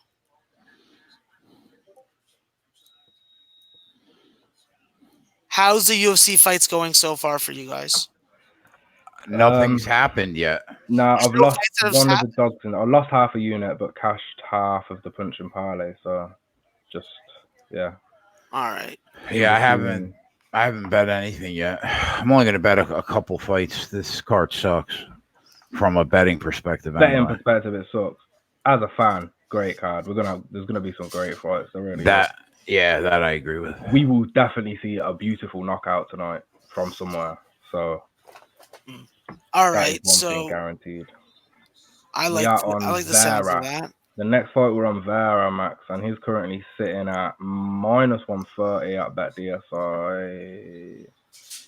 What's Vera's first name? Brandon? Marlon. Oh, okay. So it's not the guy from the UFC show. Branch of Vera, yeah. Do you know that guy? Yeah, wasn't he a football player? Played for the Bucks or something? Yeah. I'm pretty. Is he in jail right now? Is he in one FC? One championship. I can't remember. Is he either in jail or in one? Someone can correct me. I might have got him mixed up with another guy that's in jail. Nice. Yo, that picked out Ramon and I incarnate word. I think they just scored a touchdown, and they're going to possibly go up 17-7 as a 13.5 point underdog. Seth just realized what I've known for a month. Wisconsin is legit. Thank you, Seth. I don't mean to like put up this comparison, but I'm going to say Shut it anyways. your mouth.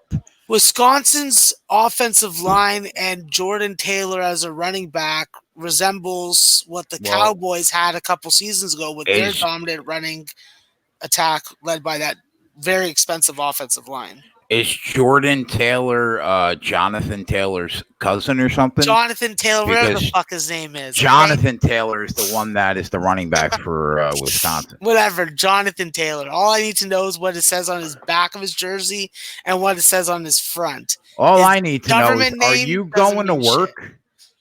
Yeah. You're going to work? Yeah, it's easy money. How can I say no? It's going to be busy tonight, apparently, also. Bro, we can make a nickel here. Come on. I know, but I could also watch really beautiful women get drunk and like try and get free drinks from me. And I could take my shirt off. I don't know if that does it for you. If Anthony was here, he'd be into that, but that's just not my cup of tea. So, all right, Dave. I've been waiting for Tyler all day long. And Dave thought that we'd never be on a show together, but we've already defeated that in the first week. So yeah, what happened when your plans changed? No, I'm just staying on till 7:00. That's why. Oh, okay. Is that going to be the same every week? Unless I could like find ways not to go to work. Yeah, you need them days though. You said before, didn't you? You said you need them days. Yeah, I need to see the beautiful women that attend my venue. Well, I mean, it's been a while, Jay, but when's the last time we had a UFC card that was on a Sunday night? Have we had one this year? I don't think so. I think they've because all we been. Used to have a few, right? Yeah, they used to be on Fox. Yeah, so maybe they've cut the Sunday cards altogether. Maybe the numbers were super low in comparison to a Saturday. Because I don't remember the last Sunday card. Any MMA nerds in the chat, tell me when the last Sunday card was, because I can't remember. It's been that long. I need Central Michigan to wrap this fucking game up. Like, what the hell's going on here? Getting aggravated.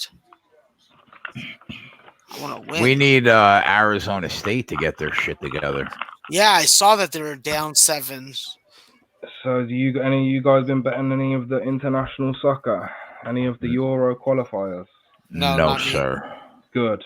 Because there's a lot of risky games, and I've been watching people lose a lot of money on silly bets, like England to win when they've already qualified and they don't need to actually win. Like, not a good position to put your money in. We got some good football games tonight. Penn State, Iowa, LSU, Florida. Nice. I don't want to throw shade right now, but that's a big number against those Gators. Oh my God! What 24? They need to make it 34. 13. Huh? LSU is a 13-point favorite over Florida. I laid it. I'm looking at them. How's Clemson doing? Obviously, they're winning like 60-2, 60-3 or something, right? They're not winning that big. Are you joking? No. They're definitely winning big. Story up. Who did the Florida It State? is 42-7. Nah, it's not even in the 50s. Like, come on. Oh my God! Is it like what? The third quarter just started. As Max struggles in a 2-touchdown game. I'm not struggling. I've cashed my 2 bets. My team just has to win the game. I don't give a fuck about the spread anymore, except for Anthony to cash his picks. So settle the hell down, bud. Okay. My team doesn't we need win to with put the up Nationals? 50 to smash. National score. Let's go. Let's go Nationals. Seth says Florida plus 13. Florida plus Exactly. 13 feels like a trap. It feels like a trap. Oh, it feels like a trap? Well, I'm sorry. I think they are legitimately better. I like Florida last week, getting points against Auburn. Everybody was on Auburn. But this week, Trask going into Death Valley, never been in anything like that against the second best team in the nation. Where did he play high school football? I'm not sure. What state? Again, probably I don't know. I would assume Florida or Texas, California or Texas. So that means Florida, Texas. That means he's played in huge games. You're talking about a fucking high school game? He's going to Death Valley tonight to play the number 2 team in the nation in passing efficiency. Story the fuck 5A up. Division Texas State high school football. Story up. Even more pressure. Story up, kid. Come on. Stop. Touchdown Arizona State. Let's go. Nah, I'm not playing that. Nah. Sorry. If you play in one of those big states of football, you've played in huge games before. Yeah, well, what's a huge game? A huge high school game is what? 15,000 people? He's going to Death Valley, bro. Some of these Texas schools get freaking more than 50,000 people, bro. Listen. There's big high school football. Not in New Jersey, Settle it down. Take a knee. Take a knee right now, okay? So and story the fuck up. Andre Ewell has just won himself the first round, but what it looks like, but he looks gassed. His hands have dropped and he's panting. So well, that's not good. He could drop this. I'm gonna cash the Central Michigan, Jay. They're gonna win 42-28. That's what we do here. I'd like to think that, Nick, but I don't know, man, because Andre Ewell spent a lot of time on top of him. I don't know, man. It's all on the judges, and it depends what type of judge we got. Max, if you want to take Florida, I'll hold that.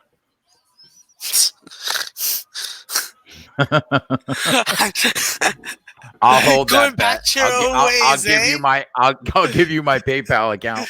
Going back to your own ways, huh? Oh no, I don't like it that much.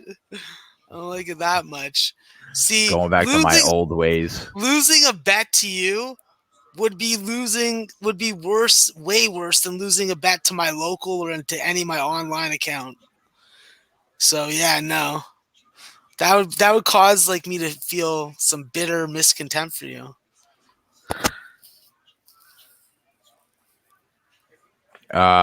Florida has a good Florida has a good front seven. I agree with that. There is winning a striking battle in a stand-up war. I didn't think he was going to have the advantage in. I mean, he's losing a huge reach advantage, but you wouldn't notice at all. I feel like sometimes they get these measurements wrong, like because he doesn't look like he's giving up the reach advantage, which they have on every website, which is something stupid like 4 inches. But he looks like Vera's pressuring him now. If he lost the first, he's definitely coming back in the second so far, which is good news. Andre's wrestled in the first and tired himself out because he's not a wrestler.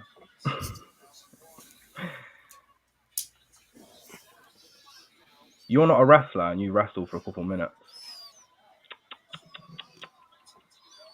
Bye-bye cardio. Bye-bye gas tank.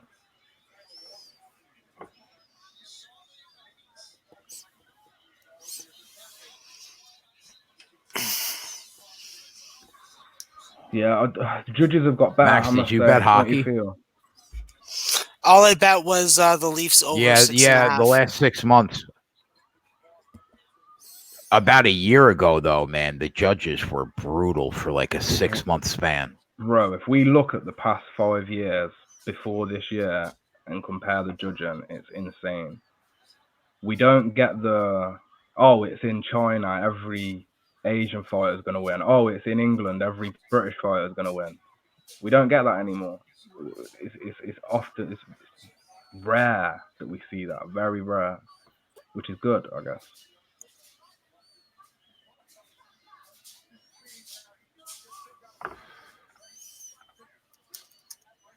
Wow, man, this Wisconsin team, boy. You all constantly on the back foot. Where is Gogi and Twatty? Did Oliver, he shut up. disappear off the earth?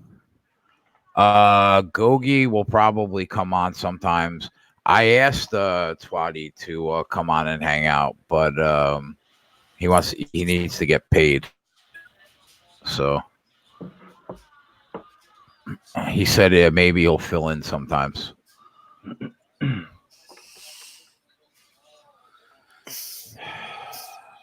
Oliver, don't be barking, okay? Somebody was on the Army.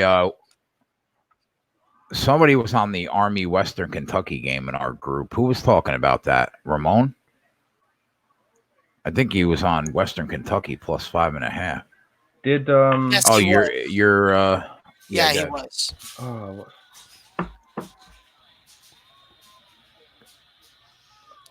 Oliver, fuck off.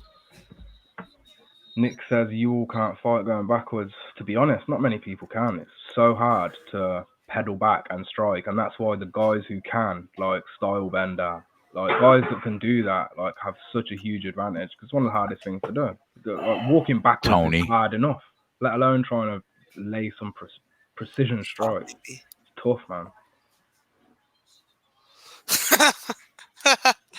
Yes, RK. I'm wearing it as a joke. No, but I like the sweater still. We're gonna have Sports Cake t-shirts and hoodies soon for anybody that wants to buy them. I need a big banner behind me. We got Penn State, Iowa coming up at 7:30. USC, Notre Dame. Anthony shit Nebraska team. Let's check the SBR odds page. Get that going.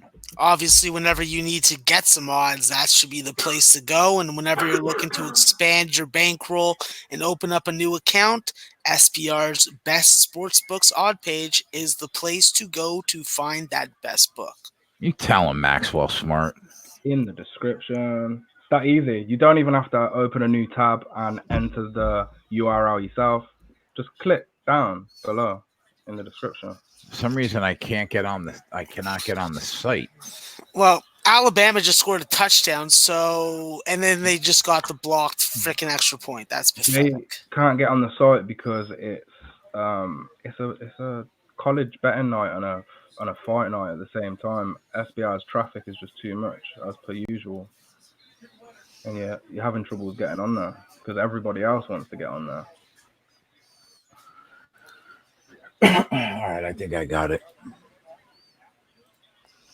All right, let's hit this site. Oh, shit. I always forget to do this. All right. Games coming up. We got round. Oh, did he? Vera took it? I'm saying he took that with ease.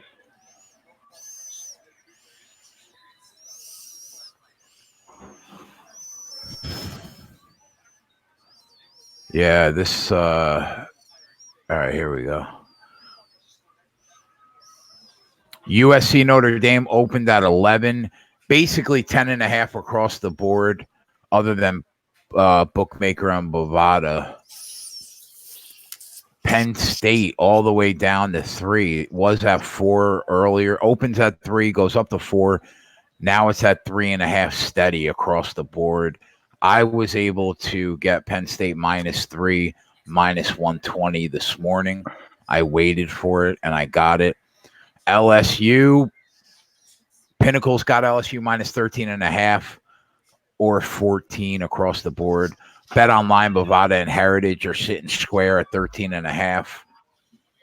And those are the games that matter at 7:30 and 8 o'clock. I'm psyched, man.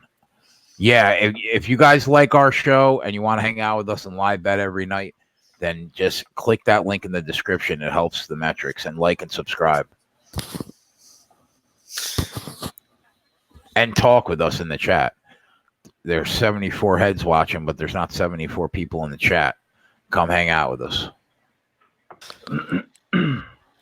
I promise you can all make fun of my nose whistle when I'm breathing.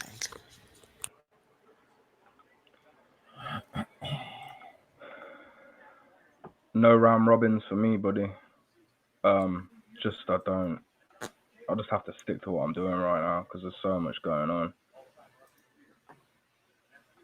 It's complicated to manage articles and bets and try and keep it, professional without drifting off.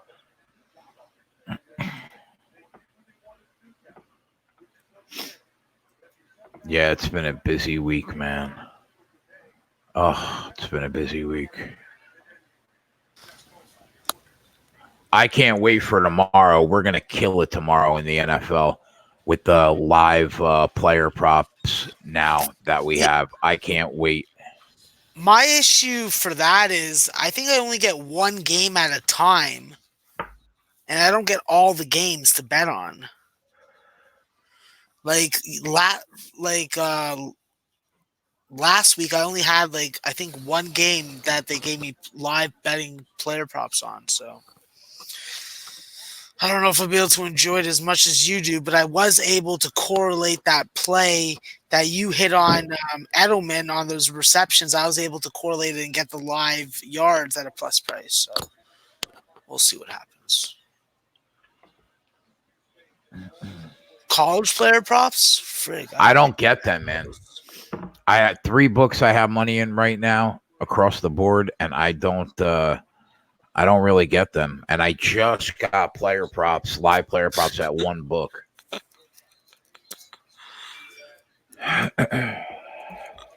Beautiful front kicks from Chito Vera, and he's now got a guillotine. Chito Vera with the guillotine late into round 3. He's took it to the floor, and he's in a mounted position with it as well. He's let go, and now he's going for the elbow strikes, ground and pound with elbows. Ewell is looking gassed, as we predicted, as I actually wrote in the article, but it didn't get released. Sorry about that. Perfect. And Punch and Pale cashes. Thank you. Chito Vera wins by TKO in the 3rd round. Punch and Pale is back on track, boys. No article, but it counts, right? Of course it counts. Alex sorted that out. Shout out Alex. He got that posted on Odds Market. I gave him the wrong bet initially. My bad. So you posted it. What he posted on the Twitter? Yeah, it's posted on the Twitter. Yeah, and I've reposted it on my Twitter as well.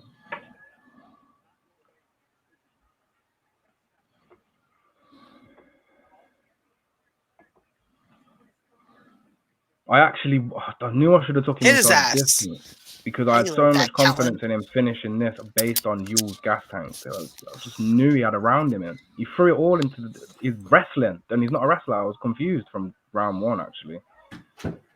The guy depleted his energy in that first 5 minutes, and he suffered the consequences because, like I said, Marlon Vera is a young vet. He's a young vet in this, and for a 26-year-old, he fights like a 32-year-old who's been here since 2009. Touchdown, so, Alabama. Shouts out to Marlon Vera. Touchdown, defensive touchdown. That's what I'm talking about. Sorry, boys. I don't know about your freaking plus 17.5 because it's 46-20, about to be 47. Yeah, Nick, I'm up to date, mate. Punt, block, touchdown. Yabba dabba do.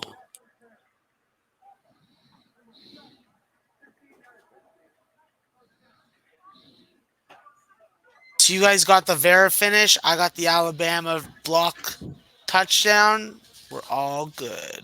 Boom. That's right, Deer Slayer. That's right, Yella. We got it. We got it. Oh, he almost missed that one also, that idiot. Able to get it this time.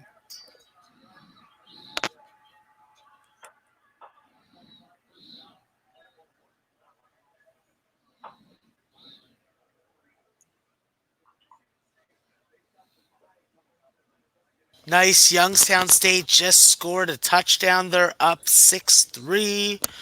Let's go. Let's go. Let's go. FCS has been good to me, but I look like I'm going to lose a game in this Nicholls State. 25-point spread. It looks like it's going to be a loser. They're only up by 10 right now. So I would need 3 scores. Oh, and speaking of bad news, New Hampshire just scored a touchdown against Stony Brook. I ran my mouth and I may get burned. Thank a lot you, of big sir. upsets. Appreciate that, brother. Oh, I dodged a bullet by not getting on Sam Houston State as a 16-point favorite. They're going into overtime. Money, you have a lot to see. I avoided a about lot of good Canada, losses current today. insecure, fake profile. Sacramento, Towson. Easy, Ken. Easy, fella. Eric would have loved to see Vera versus O'Malley. Bro. So would I. It would have been a great fight. Vera's on a 5-fight win streak now, but, you know, I mean, he hasn't... The wins haven't really been against anyone significant. That's the problem. But a 5-fight win streak's a 5-fight win streak, so...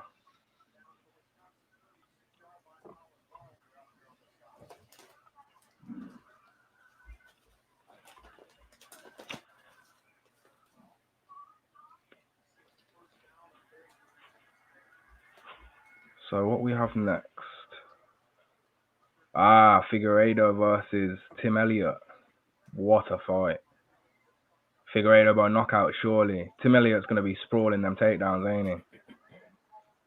I think Figueiredo can get taken down, but I also think that he can sprawl pretty well. A lot of them small guys are good at sprawling, that's the thing. Yeah, they are. Their scrambles are beautiful, them little guys. Them 5'5"ers.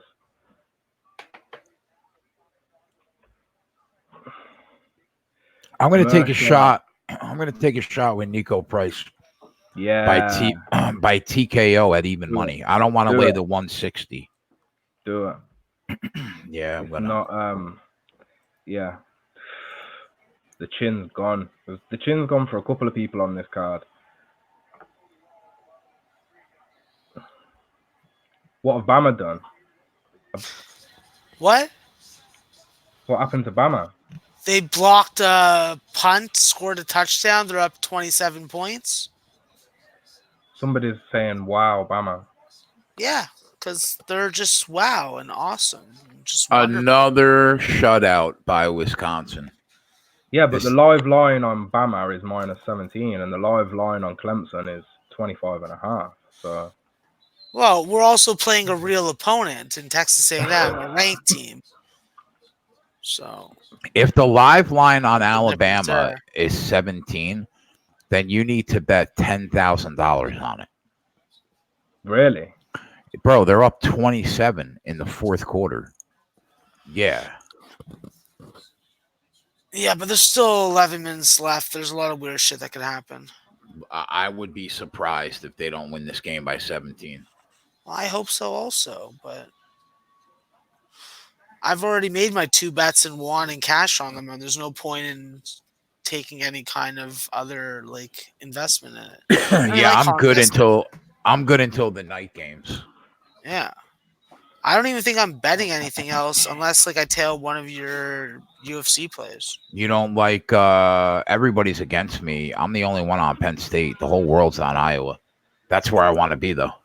Anything with Penn in the name is the one tonight. Luis Pena, Penn State, Penn. Let's go. Let's go. shout out to my guys in the pen as well. Bang your doors. Don't bang guys though. Just No. yank and release. No, just doors. You bang doors. Yeah. I'm watching that. Don't be predators. It's not socially acceptable ever. Listen to Max. God damn it. Oh, Ants, West Virginia plus 10 is in danger. Iowa State up 10 right now.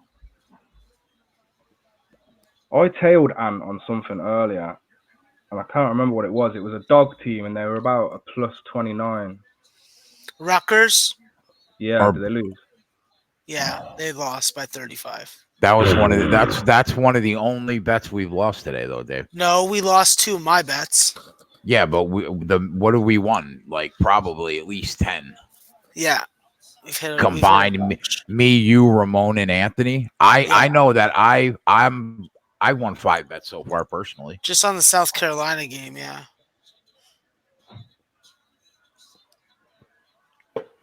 Yeah, I'm 1-2 live. I'm 5-1. I lost 1 bet. That's just I lost that Purdue bet. Fucked me up.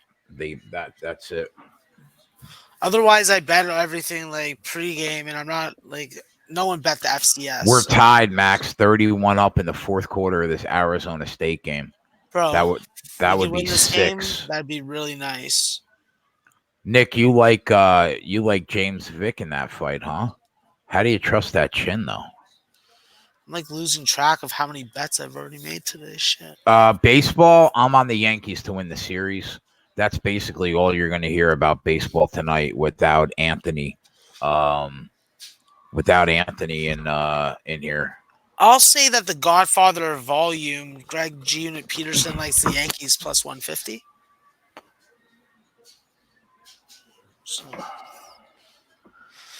that does 3-0 Nats. Let's go. Look at that. South Florida came back. They're 27-23 up. Look at that. Go Ramon. Ramon was on that. Tulane is beating Connecticut 49-7. Nevada is up 31-24. So I think San Jose State can come back and win this game. So if you're looking for a live money line, plus 210 is something I'm seeing right now. What about yourselves?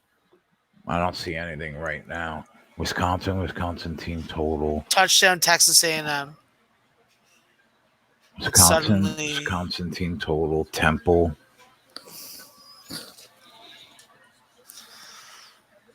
The Nats. Figueredo trying to take heads off with a spin kick straight away. Oh, Tim Elliott needs to lift his head up or he's going to lose it.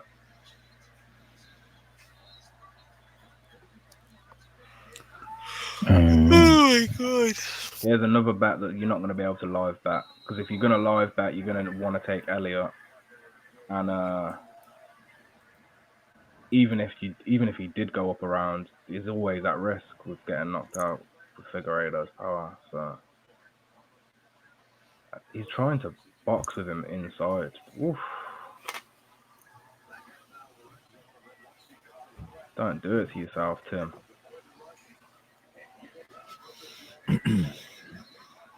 Dirty boxing from Tim. He's throwing uppercuts, elbows, everything.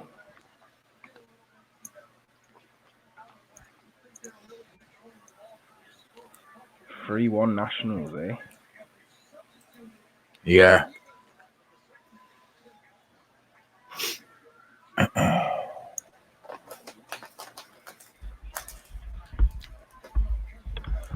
This is going to be a good fight. Yep. It already is. It's what minute are you on, Jay? 2:48. I'm on 3 minutes. Tim Elliott coming out with a new look, huh? Yeah. I'd go in for the Theo Von style with that. Yeah. I didn't watch the newest episode of King and the Sting. Did I? Yeah, I did. Yeah. King and the Sting. Did I tell you he cancelled the UK show and rearranged the dates? No. He was supposed to play a superhero in a film, and then he went to do the film. Yeah. Cancelled the dates in England. First day on set, decided it weren't for him. Really? So then he cancelled them dates for no reason, really. Wow. I think it might have been an excuse, to be honest, but it's whatever. He rescheduled it for January. So he's not coming till January 2020. You watching that fight? Am I watching the fight right now? Mm-hmm. I'm watching Figueiredo with a guillotine on 1 minute 50. Mm-hmm. And Tim Elliott tap. What? And then he let go of him, and Tim Elliott hit him in the stomach. Wow. It looks like he did anyway. Wow. Oh, Seth said, I just saw Theo live a couple months back. I can't wait to see him, man. My favorite comedian right now. My favorite. Him and Sebastian Maniscalco fucking makes me cry. Yeah, and who else? What's his name? The bald dude, ginger bald dude. What's his name? Oh, Bill Burr. Bill Burr, his new one as well. Awesome stuff. Yeah, his new one was good, and it was over there by you. He filmed it in London. Of course he did, because I seen him take the piss out of English cuisine. Like, yeah, he was doing a little bit on YouTube about us. But Theo is life for me right now. If I'm down, go listen to Theo. Gentlemen. Sorry, Max. Go ahead. It is actually my time to vacate this. You're making me sad, bro. Dave and I will hold it. We'll hold it down, but you're making me sad. I'm gonna have to take my antics and my sometimes unacceptable behavior elsewhere and inflict it on other people. So how dare you leave two MMA machines to do their work? Listen, maybe the viewers will go up once I leave. I hope it does. Bro. I hope it does. Just make sure you're ready to go at 1 o'clock tomorrow afternoon, buddy. This isn't my first rodeo. I know, brother. I know. Okay, I'm always punctual, especially when we're on this particular platform. So, all right, I love you. Be safe. All right, guys, catch some goddamn freaking plays. Make that money. Support freaking the community members that you need to support, and just make this show freaking gold, because that's what you guys do all the time. Anything else, Dad? Respect to all the chatters, all the keggers, all the low baggers, all the live liners, whatever you guys want to call yourselves, and thank you to Seth for being the bouncer in the chat. Yes, sir. Howdy. Later, all guys. Right, later. Peace out, bro. And then there was 2. God damn it. Yep, then there was 2, my friend. So what fight do we have next with these? The fights are flying through now. And for a card that's an early start, and I might have a good night's sleep tonight, because usually I'm here at 5, 6 a.m. talking away. Last week I spoke to Max until it was 9:30 in the a.m. Yeah, you are good. You're good tonight because the main event starts 2 hours earlier, the main card, than normal. 1 a.m. main card start for me, and a lot of these fights are finishing early. And ESPN are a beautiful, beautiful production team, and they just keep it moving. They don't hang around. They don't throw constant adverts down your throat. They're awesome. I love the switch. I'm not missing Fox. Yeah, I agree. Great move for the UFC. But to be honest, the UFC have always made good moves. They haven't made that many bad decisions. We got Max Griffin. We got Alex Morono. We got Griffin minus 130. We got Morono plus 110. I'm tempted to take a shot with Griffin at minus 130. With Griffin, the striking is he's gonna totally outclass him, I feel. I mean, Morono is a tough kid. Don't get me wrong. He is tough. I'm not sure he's going to have the speed advantage. That's what's worrying me as well. I think Morono might be slightly faster, but I don't know. Really? Well, yeah. But I don't know. I don't know. I don't know how I feel about that. It's hard when you know, Morono's fought guys like Zach Otto, you know, and Josh Berkman. So, he's the more experienced. He's younger. Yeah. But Griffin's had tough fights since the day he stepped in the UFC. So that's also like, you know, how would you put a guy down for losing to Colby Covington on your debut? You don't. Or losing to Zaleski DeSantos by decision. How do you put a guy down for that? That's a big drop in class, bro. Curtis Millender and Thiago Alves were his other losses as well. Those are also really big drops in class, and bro. Huge experience, and what we can know is that he beat Mike Perry. So, you know what? You just sold me. You just sold me from that list. Yeah, I'm taking a half unit shot. Yeah, Griffin by decision does sound like the right side, to be fair. I think Morono is definitely tough enough to avoid getting knocked out. He's definitely well, you can get plus money at plus 105 if you took him by decision, but I think I'd rather just take him at minus 130 and say however he wins, he wins. Yeah, the odds are about right for me as well, I think. Yep, that's a half unit shot. I mean, there's a lot of Fortis MMA guys fighting tonight. Eric Anders, Ryan Spann, Morono, they're all fighting out of Fortis MMA. So I like Fortis MMA. They have some talent.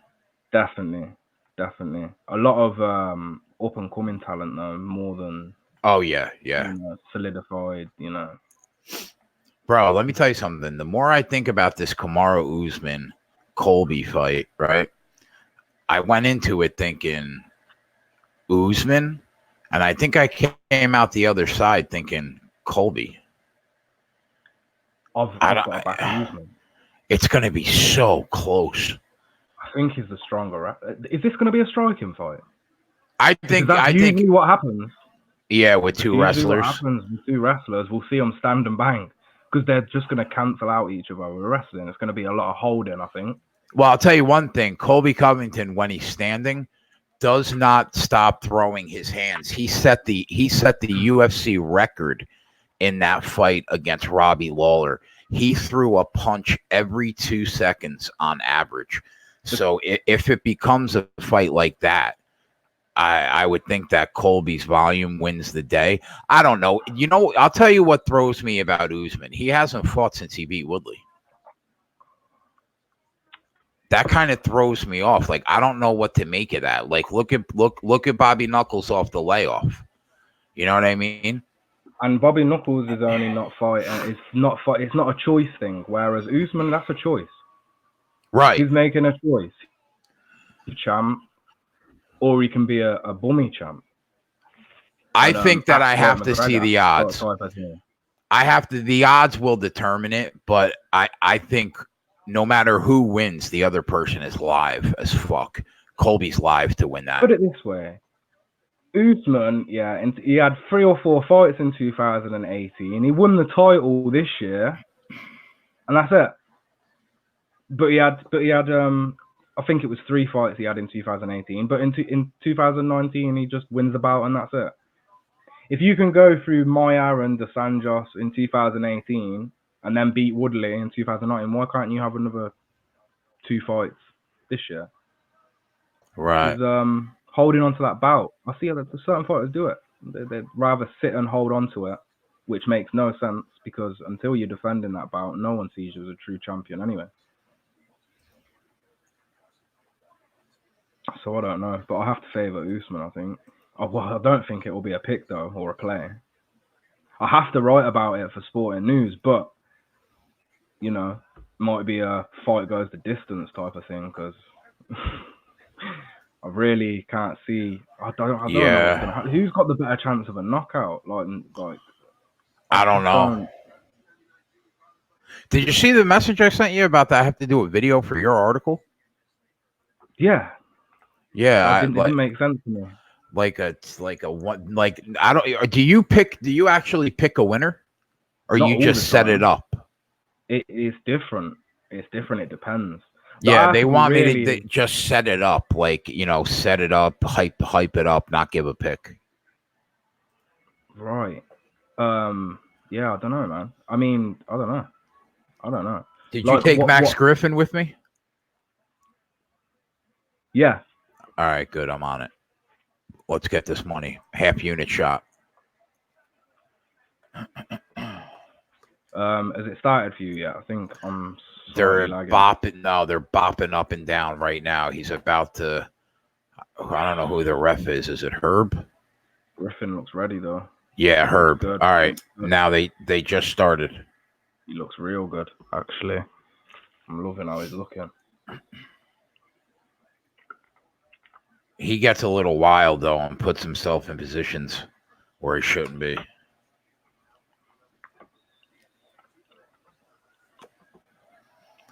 Did we cash that ASU, boys?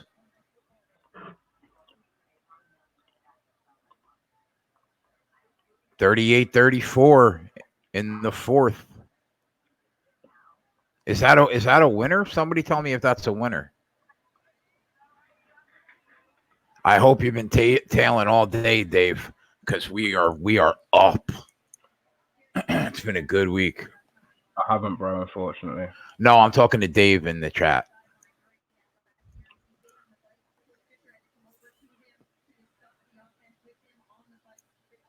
My computer's running real laggy. I don't know why. This is a close fight, but I mean at minus 130, got to take a shot on Griffin here. Yeah. Without a shadow. Oh, we scored with 34 seconds left. Let's go. I have not had good luck with technology this year. Jesus.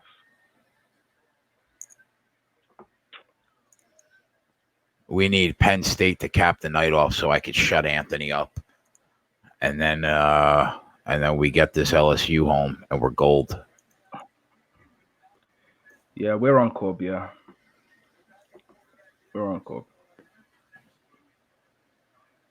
Took Gracie. I don't know, man. It's like, other than Yamamoto and Kawajiri, he hasn't fought anybody. And at the end of the day, he's fighting Kawajiri, who's, yeah, he's a legend, but he's like 42 and just old, you know? So you can't judge. Hard. It's hard, yeah. I don't know. Kron could have no chin at all. If Cub lights him up how he did to like Ross Pearson, like it will be a short night if Kron's got no chin. Right. He's gonna have to pull guard. I can't see him I've seen no wrestling from him. Although he's took all his fights to the ground and won them all by submission, I have seen no wrestling from Kron. So for me to be worried about Cub Swanson's wrestling defense against someone that doesn't have any offensive wrestling would be stupid of me. I understand he's gonna be looking for the clinch work and pulling guard and stuff, but pulling guard is a lot harder to do. You think he's gonna pull guard against Cub Swanson? Because I don't. Because when he pulls guard against Cub Swanson's gonna ground and pound him from the semi-standing position. He's gonna be semi-mounting him and pounding him if that happens. I just can't see it. I just don't see it. Or Cub's gonna come out, look shot, and get his arm snapped in 30 seconds. But I have to go with the money. I have to go where the money is. These odds are not justified at all. At all. If he comes out and beats Cub, I still don't really have any answers. Because I'll be handicapping his next fight, looking at Cub Swanson, saying to myself, well, Cub clearly was on a huge decline, and it wasn't just the level of competition Cub was facing. It's a tough one, so it's a prize play, and there's only one play, and that was the same with the Vittori fight. I still say, hey, it's a losing fight, but there's only one play when if you're sports betting. If you're a fan of the UFC, that's different. But if you're a sports bettor, certain fights there's only one way to go. Yeah. Now, what was Figueiredo to win by submission is what I want to know, because I was not expecting that. Plus 700. Wow. There you go. Because nobody expected Figueiredo to mess around with Tim Elliott on the ground. Everyone was thinking knockout, knockout, knockout. Nice, Nation. Cash that, buddy. Good for you. We want everybody to win here. We don't hate on anybody. No, we don't. If you're winning, you're winning. And that's what you want to be doing. That's it. Even if it's the opposite side, if you're winning, that's good. Our goal is to beat the book, not each other. Oh, we don't get angry over losing bets, because we know it's a long thing. It's a long game. No point in crying over spilt milk. It's already happened. No point in getting depressed about it.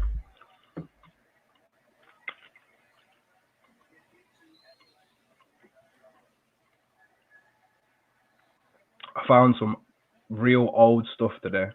I found the first ever Dogs and Their Odds article from 2016. Did you? Yeah.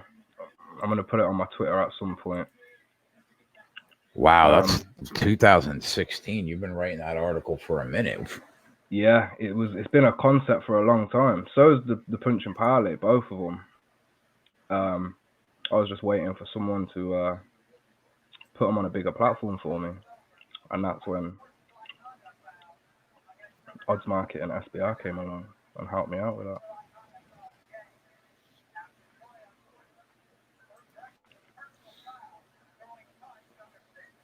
Yeah, I'm not sure who won that round either. It's quite confusing.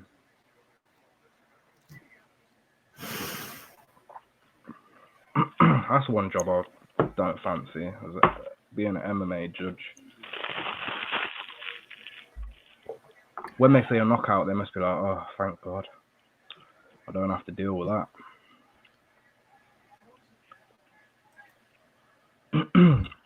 Roll Tide. Roll over. I love that you and Max like opposite teams. What was the chances? The amount of college teams there are as well. Yeah. And I didn't have a clue. I didn't have a clue that I hadn't paid attention to who Max was supporting in football, because obviously we weren't talking about it. Season hadn't started.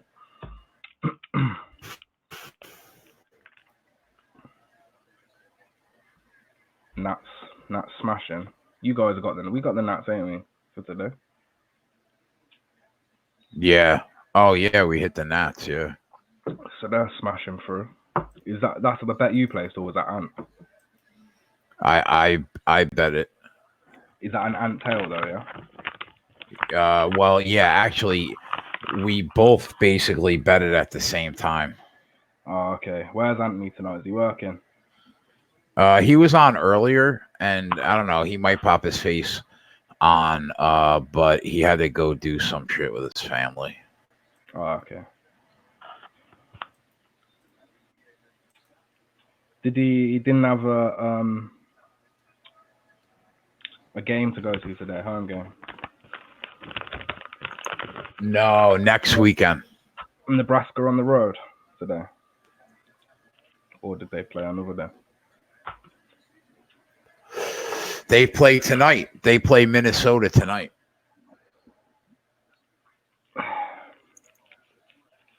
Nationals win. There you go. The cashes are coming.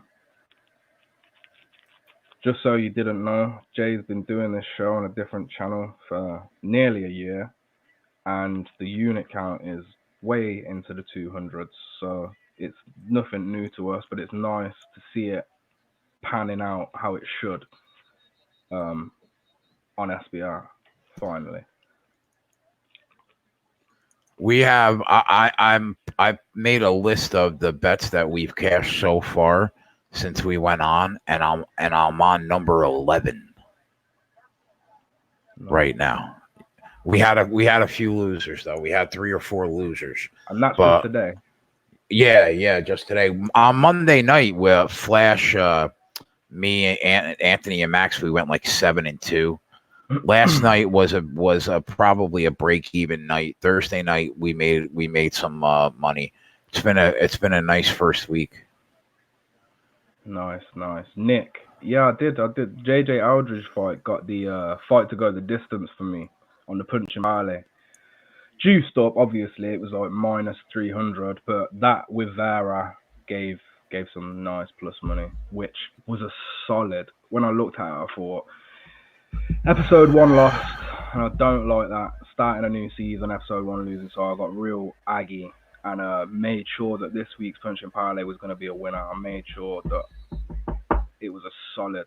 I mean, I'd never say, guaranteed 100%, but it was the closest I could get to that.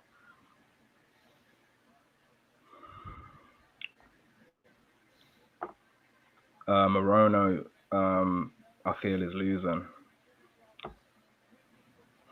Nothing on the NBA games, Stevie. We really don't do preseason NBA. But Tyler, is Tyler going to be our NBA guy? Oh yeah, definitely. Tyler's going to light it up. How's Tyler doing in NFL so far? Because his preseason was pretty solid. He's solid. Me and him are around the same probably for the NFL so far. But yeah, he's been doing well. NFL has been really. Oh my God, he just got hit. Get up, Max. He's been winning this round though. Yeah, he got up though. It must be close to the end of the round. 20 seconds left in the round. Don't you fucking stop it, Herb. Morono might have Morono. Oh man, Morono. Oh Jesus Christ! How is he still standing? He's popping up and down. He got hit like a fucking truck 8 times. Holy shit! Hopefully, Morono's just put it all out there. Wow, he's still standing, bro. Herb, let it go. Herb's got to have Max Griffin here. Well, his nickname's not Pain for no reason, and I think it's more on the side of he's taking it right now. Holy Christ.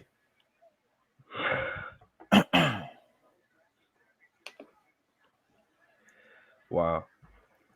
RKE said Adrian Martinez officially out. You know what that means, boys. We got to take a real look here at Minnesota. If the Nebraska starting quarterback is out, Anthony said the backup is fucking terrible. We gotta take a real look here. Did they change the line?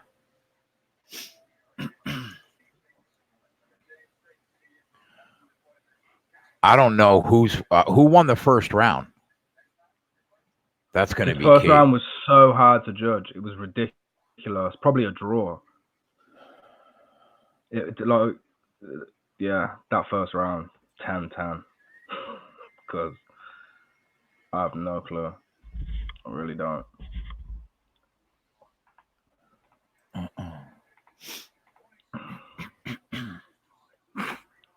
Minnesota 7.5 point favorite now.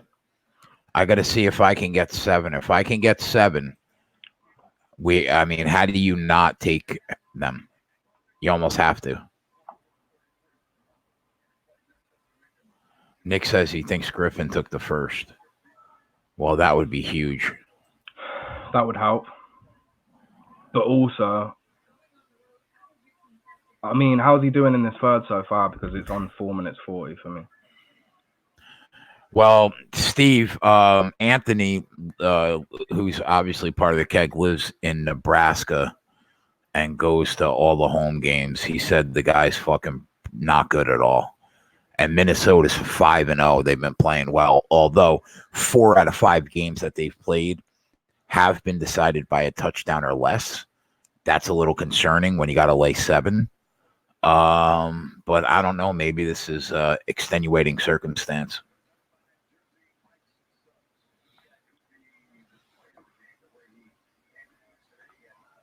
Go on, Max. Morono's slowed down a little bit, hasn't he? Before the quarterback news, yeah, he has. He has. He looks like he gassed himself out a little bit. Before the quarterback news, I think the line was 6, Norm. The last time that I had seen it, it was 6. I could be wrong, though.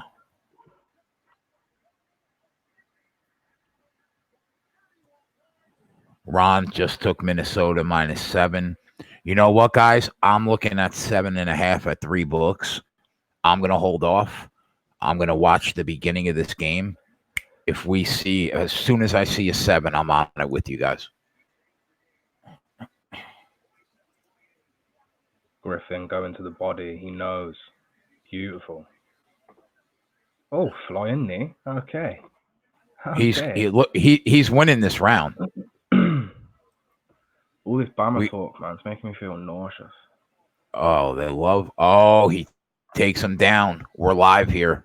We are fucking live here, Dave. Beautiful, exactly. Oi, do you know what? I was actually slagging Max for his fight IQ, but it seems as though that's raised slightly because that's exactly what he needed.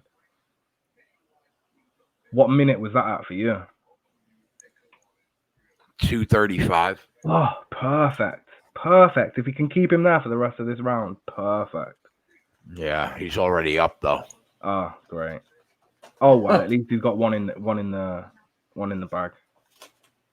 That's one more than Morono, right? I don't know how he can't keep him on the ground right there. Oh, all right. Right back to the ground. We got 2 minutes, bro. He's got to stay on him. No, he's trying to mount them. I got to keep my mouth shut. What's the in-play price on Max right now? Might be worth a look. I don't have one.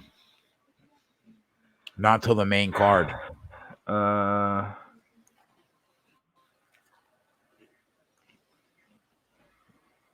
do you let him get up again?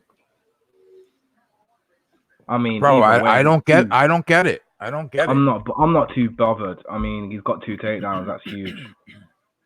Unless Morono gets a knockdown, he can't win this round. Oh yeah, there's no way he can win this round. Doesn't matter what he does. He only has 1 minute. Might be shorter than that on your stream. Do they give him a 10-8 round for round number 2?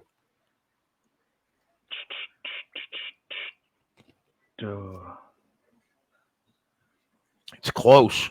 It's a good question. Like I said earlier, I wouldn't want to be a judge. Horrible job. Especially, that's why we saw a lot of draws this year. We saw more draws this year because the judging has got better. And there's been fights in the past that should have been draws that weren't. A lot of championship fights should have been draws that weren't. You know, before I started the show, like about a year ago, I thought about going to Vegas for a month and going to Big John McCarthy's school to be a judge. That would be. I mean, I say it's a tough job, but what a job it would be. What a job! Traveling and that sort of and all these events. I think the only problem is that I don't think you really get to choose where you go, right? No, and the problem is you're going to be on the fucking regional scene for so long, bro. Yes, you're going to be getting paid shit to go to Iowa and fucking Nebraska. You know what I mean? Mm-hmm. I thought I was really close to Dave. In his school, you could either take the judge path or you could take the referee path. Oh, wrestling. That's worse than judging. You got someone's life in your hands. I was like, you know what? Not for me. Let me be a judge. I think the closest I could be probably would be a commentator. I'd love to do commentary, like with a 3-man team or a 2-man team. Do some commentary on MMA fights. Couldn't think of anything better, to be honest. Or Bruce's job. He's got the best seat in the house. So there's nobody that could do that job better in the United States. And his friends are just a bunch of killers. Everyone loves Bruce. Everyone adores Bruce. We'll take a draw here. After that second round. I'll take a draw. I'll take a draw. But we're gonna take a W. You think we're gonna get it? I hope so. We should do. Look, with that last round was the most dominant round in the fight. So. All right, here we go. That head kick though. Oof. Oof. The head kick and the spinning back fist. Jeez.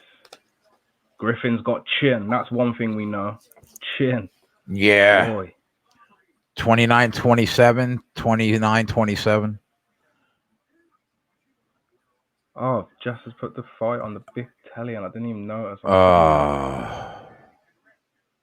me get this off. No way. Second round killed us. 29-27? Really?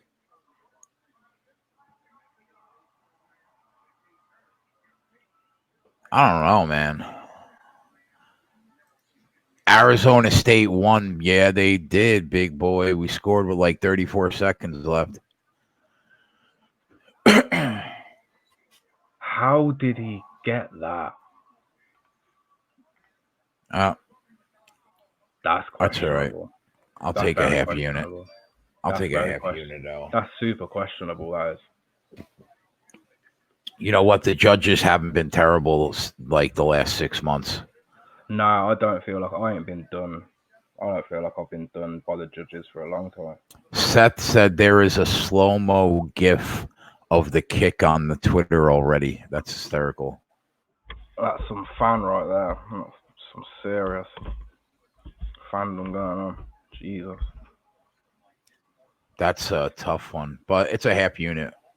Yeah, that was the wrong decision. It should have been, if they were gonna go that way, they should have gone for a draw. How would you have a dominant third round like that, and then a close first, but then a dominant round for the other fighter?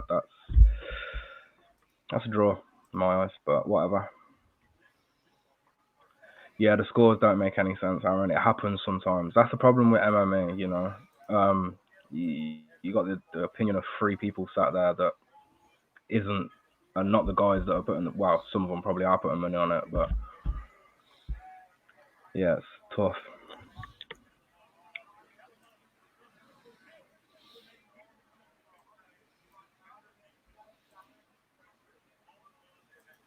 And they've just been flying around the world, you know, Australia, China, Denmark. You'd expect some of the dodgy judging to come from there, not Tampa. Yeah. Yeah, you know, surprisingly, the international judges for this last 2-month turn, during like International Fight Week and everything, was really not that bad, right? Considering? No, not at all. I was ready for some right shockers in Brazil and in China, all the European and Asian spots. I was looking for the shock decision results, but no, nothing.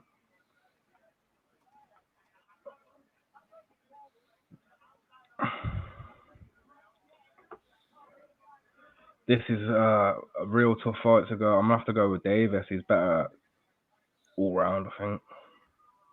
But Gifford's a long rangey dude, man. Who was this fight originally meant to be at? Because this fight has been changed. I'm pretty sure this fight has been changed twice. Yeah, somebody that's on the card took this fight on super short notice. Yeah, Gifford has been the underdog against 2 or 3 different people, which is. Did the Nationals win, guys? Is that official?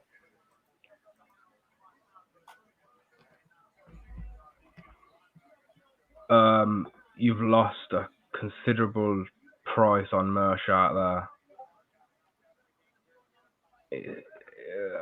It's not something I'd take because it was at, when I gave it out, it was at plus 145, I think. So you've definitely missed the boat on that one.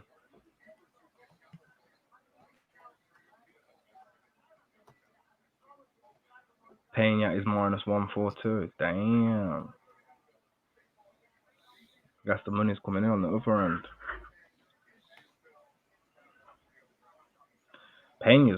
He's minus 175 at William Hill. So if you see him just on principle alone, if you're seeing him at minus 140.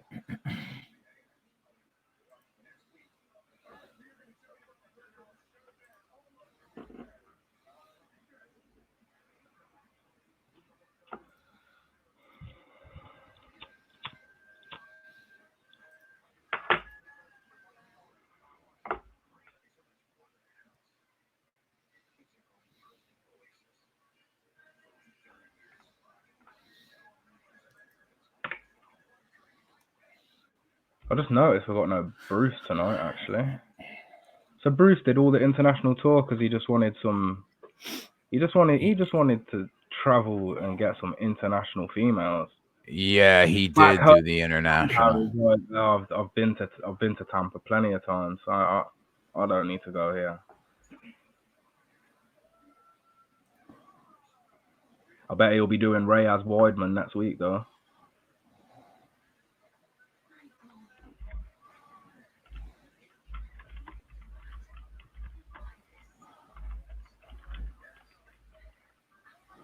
Jesus, man.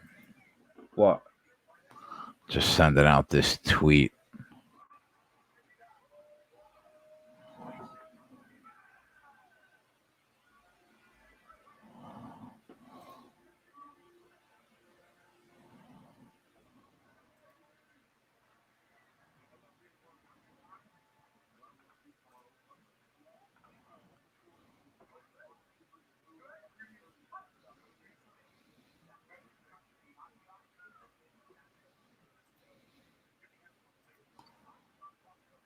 A lot of bobbing and weaving this first 40 seconds, boys.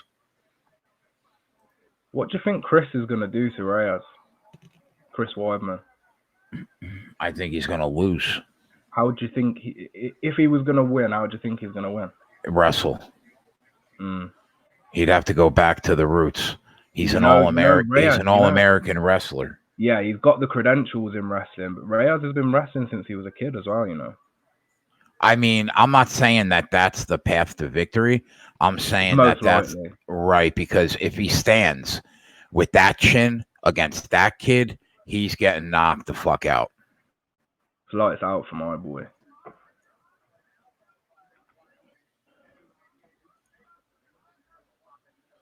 Honestly, I feel bad, man. I think like Weidman needs to like run his own MMA gym, do some commentary. He's not a bad looking guy. He's knowledgeable. Like it's time. It's time to just stop. Before that, look. If you fought Romero, Musasi, Gastelum, Souza, a Rockhold, how much have you got left around that chin area? What's left? Yeah, nothing. Countless knockout losses. I mean, this doesn't take away how good he is, but it takes away his ability to win a fight against a young killer. Not so much young in age, just young in the MMA world. Like Reyes hasn't took damage like that. Reyes has took nothing. That guy is fresh. Bro, that Yoel Romero knee to the forehead, bro, should have been enough for him to never, ever, ever get in that octagon again. Yep, and Reyes has already proved that he can do off legends. He did OSP, you know. He handled Cannonier, handled Uzdemir as well. So, boy, I wouldn't like to be Chris Weidman anyway. Weidman's calling out John Jones.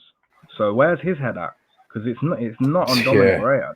He should be focused on nothing else. Calling out John Jones. John Jones will kill you, mate.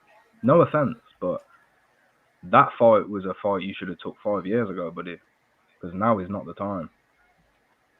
And he would have got starched. He would have got starched 5 years ago. He would have. It's not a way to go out. Why do you want to end your career getting knocked out like constantly? It's not the thing to do. So many fighters just can't let go. I understand, you know. Maybe he doesn't care. Maybe he knows. Maybe he wants more paychecks. You never know, but. And he is so close to Matt Serra. And Longo. He could go own half that gym and be one of the top trainers. You know what I mean? Yeah. I mean, it won't be a UFC check, but it'll be a much easier life. Right. And you'll make a good living. Like, you don't think Ray Longo makes a good living? Exactly. I mean, come on. And there's plenty of other work you can get within the UFC as well. Just follow your bullets. Just follow your Dominic Cruz, Daniel Cormier, Fowler. Do you know what I mean? They're gonna give you a job straight away, because a fighter analyzing the event is, you can't compare it to just grabbing someone from media, some journalist to come and do your job. It's not the same. Coming from a fighter's mouth is the best guaranteed work for any fighter if they want to do it.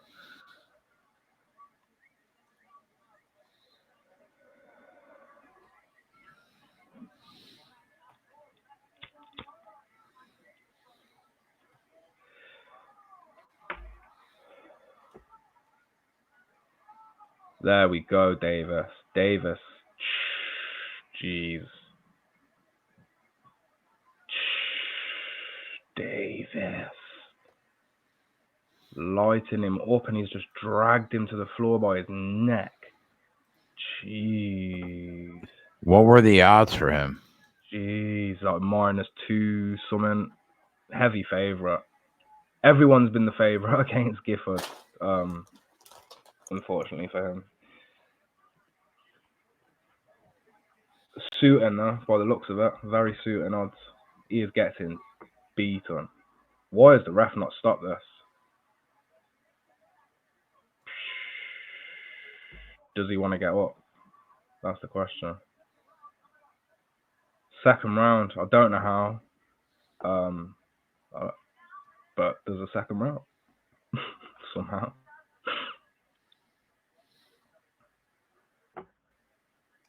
And I think the price on back to Reyes and Weidman, the price is great. -155. Yes, please. Yeah. You don't want a bit of that. Yeah, that sounds a little cheap. You're damn right. I don't know what the price is now, but when I did the sporting news article, it was -155. So, yeah. Take that. I think that's with Pinnacle as well.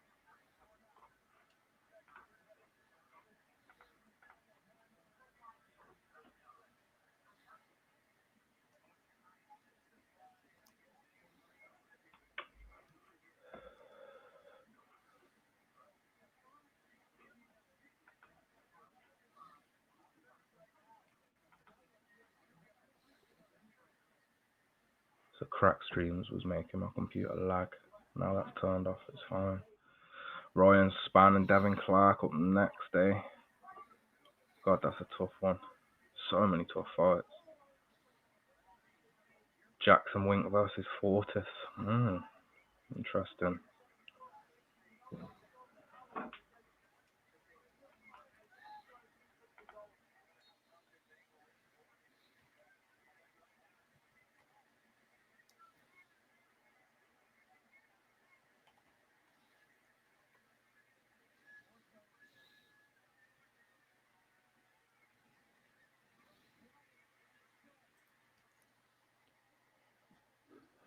This Baylor game and Texas Tech game is still on. Going to overtime now. Or did they pull the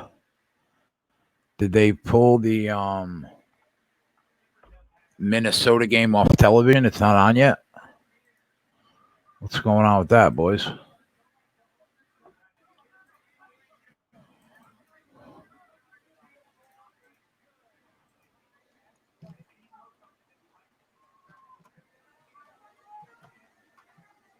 I agree, Eric. I think Max either won. Yeah, I think Max won that fight, to be honest.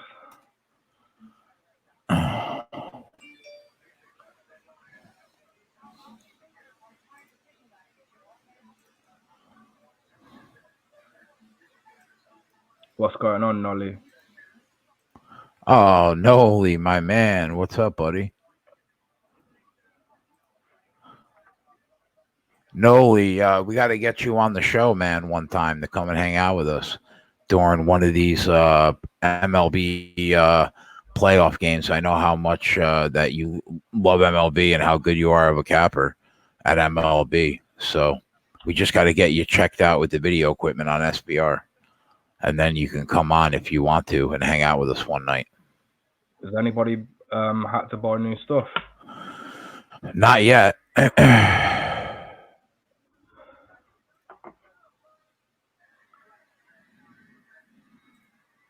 I started to watch the beginning of that Breaking Bad movie yesterday. I wasn't that impressed. Have you seen it? The movie? The movie's out now, yeah. Is it really? Where? No, nobody give any spoilers if they've seen it, because I don't know. I haven't seen it. But it carries on with Walt being dead from the TV series at the start. But I got a funny feeling that he's gonna pop his head off at some point, and it just doesn't seem right without him, you know. With just what's his name, Jesse, doesn't seem like Breaking Bad without Walt. And I think they know that as well, and I think that's why I haven't seen the film, but just watching the first half hour, it makes me think he's gonna pop up because they keep mentioning it. And it's like, oh, okay. Tell you what is a good film if you're into thrillers, Fractured, that's just came out. Great twist and plot. One of the best plots I've seen in a while, actually. What is it? Fractured? Fractured is great. Yeah, I watched it today, actually. Oh, that's an old movie, though, isn't it? Is Anthony Hopkins in it? No. I'm pretty sure it's called Fractured. Maybe I got that wrong. I swear it's called Fractured. Let me just double check. I'll just double check that I've got that name correct. Maybe I got it wrong. Nah, it's called Fractured. After his wife and injured daughter disappear from the emergency room, a man becomes convinced that the hospital is hiding something. That's the plot. Like it got released on Netflix over the past couple of days. Huh. What is it? Who is in it? I don't think it's anybody like too recognizable, to be honest.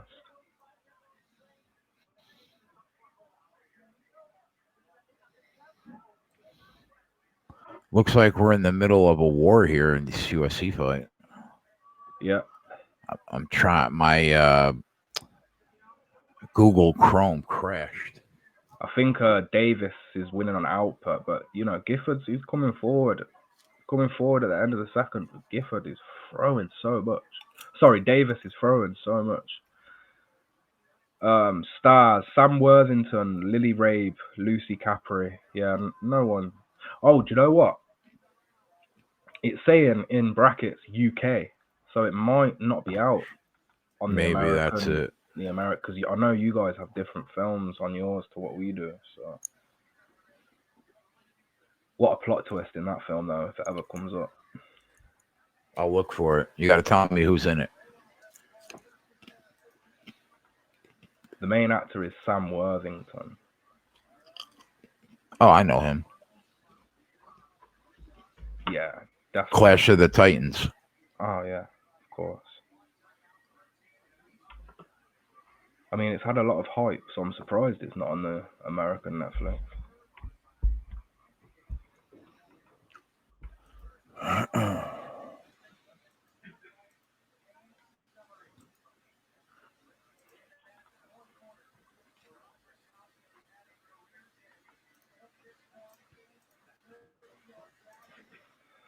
So what are these college ball games saying? 8 o'clock we got 8 o'clock we got two bangers starting, man. I don't know what's going on right now in the Minnesota game because this game is in overtime and they haven't put the Minnesota game on yet. FanDuel is like crashing right now. Anybody having a problem logging on to FanDuel? Got to go to DraftKings.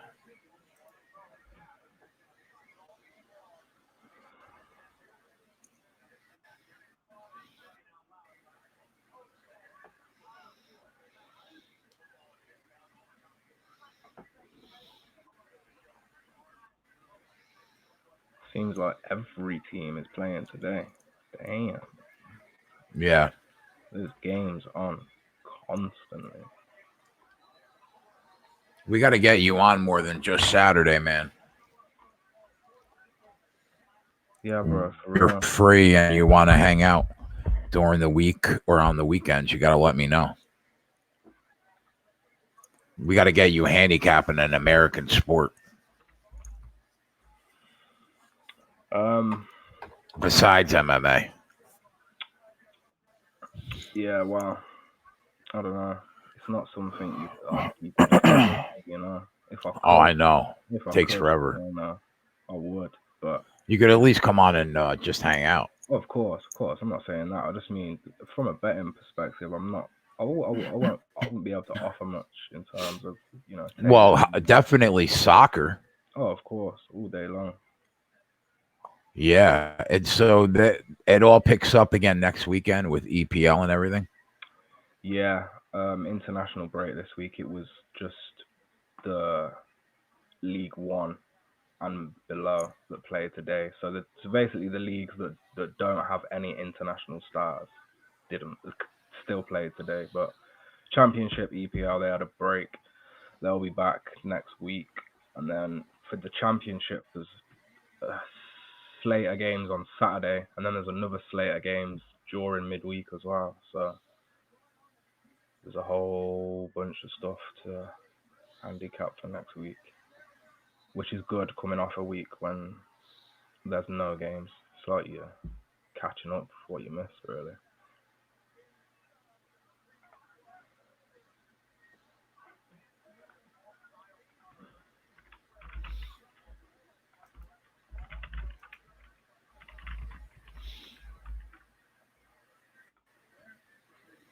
Oh, I wish my chat worked on StreamYard. It's just easier for me.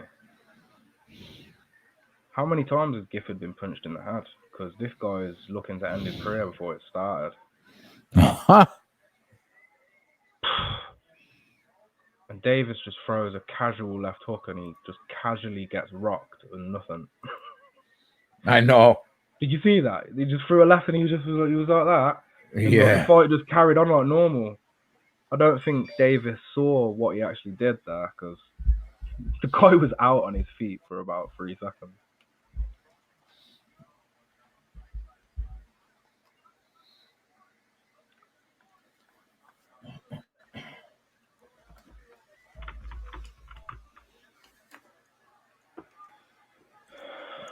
Noli knows. Did you hit them unders in the Euro, Noli? Jesus, if you did, you'd be on fire. Other than Romania, I think, and Bosnia and Sweden, I think they were all under 2.5. There's so many unders to pick from. Always, international football provides a heap of unders. Why do you like to cap the lower leagues in soccer more than you do the EPL? Just bread and butter type of thing, you know. Something can be I can watch highlights and then it can be handicapped from that, you know. It's just comes natural, I guess. And to be honest, when you broaden your leagues and you start going to multiple leagues, you have to handicap the separate leagues differently to each other. And it's just too much going on at the same time for me personally. So rather than cap like the big leagues from each country, so you have EPL, you know, La Liga, Serie A, instead of doing it that way, I'll just keep it all English. Because for one, it's easier to follow the teams. It's all a similar style of play. And it's just bread and butter, really. That's all it is to it. Oh my God, that kid. Did you see his head hit the fucking floor, bro? Oh my God. Look at that face plant, bro. Woo! That was a long time coming. That's a highlight reel right there. No hands up to protect that face. He probably broke his nose to add insult to injury when he just landed on it. Wow. I love it.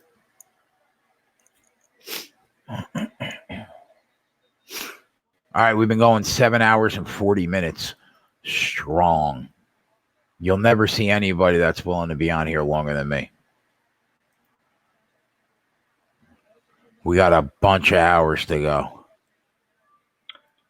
I'll tell you what, if UFC was on every day, mate. I don't know what I'd do. I don't think I'll be able to cope. For some reason, I just don't think I'll be able to handle it. I think once a weekend is more than enough. I wouldn't complain. It'd be a lot. Imagine UFC being on 2 or 3 times a week, like other sports.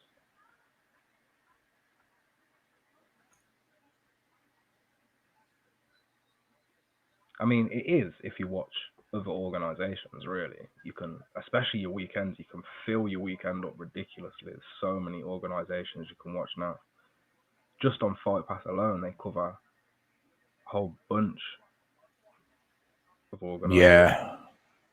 I was watching, what was I watching the other day on Fight Pass? The Alaskan Fight League. Yeah. Or Alaska Fighting Championship, something like that. Yeah, they have some right random ones.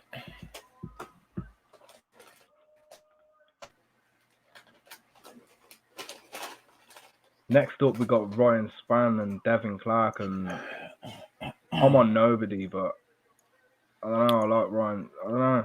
Oh, it's tough. Ryan Spann, I like his striking. Yeah, it's tough. I would lean Ryan Spann. I'm not betting it, but if I were, it would probably be on him.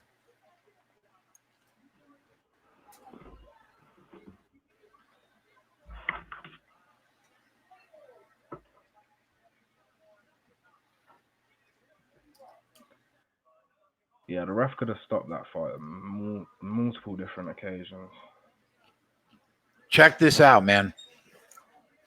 I bet it. I sent out a total, okay, of 57.5 in the Texas Baylor game, okay? They went to overtime, tie 20 up. Now it's 27-20, and Texas Tech has about 4th down and 2. So if they get in the end zone, if they get in the end zone here, that would be 27-27, which is 54, and a touchdown would actually send me over because of overtime. But I need Texas Tech to get in the end zone here. What game was that? Did you say? Texas Tech Baylor. Did you just do a total? Yeah, on their side to that one. Yeah, just the total. I didn't give it out on the show, but I sent it out. Texas Tech's not coming up on my screen. Because it's in overtime. Oh, no, it's right at the top. Yeah, I see it now. 10.5 on Texas Tech right now. A Baylor about to close out on some points here. Because that 10.5. Maybe this is not updated. I think I need to refresh this. You saying it's in overtime? Yeah, hang on one second.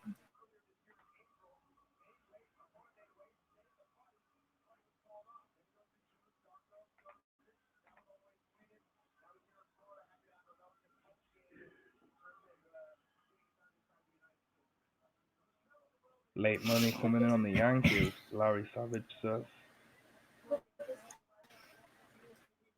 I had lunch with Davis recently. You would never think he's a killer like that. His dad is in his corner too. Whose dad's in whose corner? Ryan Spann.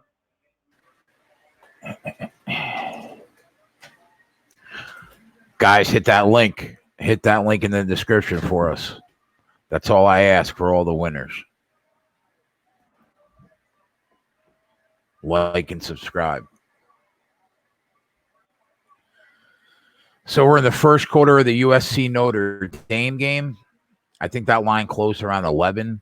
I thought Notre Dame's a better team, but I'm not willing to lay. I didn't want to lay 11. Don't feel good enough about USC to take the points either.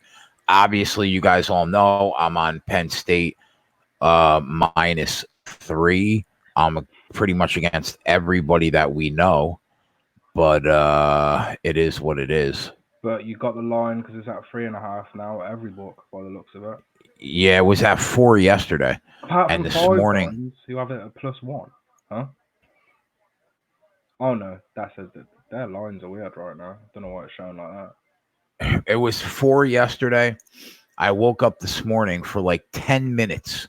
It dropped to 3 -120. I grabbed it. Yeah, I grabbed it, and then it went right back up to 3.5. Nice. But everybody likes Iowa in the points at home. Everybody, bro. And I'm on Florida. I'm on LSU -13.5. That line is now 14.5 because they know that LSU is no joke. 5 dimes have it at 14. I think it's constantly changing. Yeah. 49% in Florida, to 51% LSU. But Pinnacle -108, +14.5, -14.5 for LSU, -104. So they're 8 o'clock. Is there only 3 8 o'clock games? Yeah, I think so. And then a couple 10 o'clock games. And the rest are all late. All right, we got first and goal. I need Texas Tech to get in here. That's a catch. That is a catch. What a catch. Bro, that's a touchdown. How is that not a touchdown? That better be a fucking touchdown. Touchdown, baby. All right.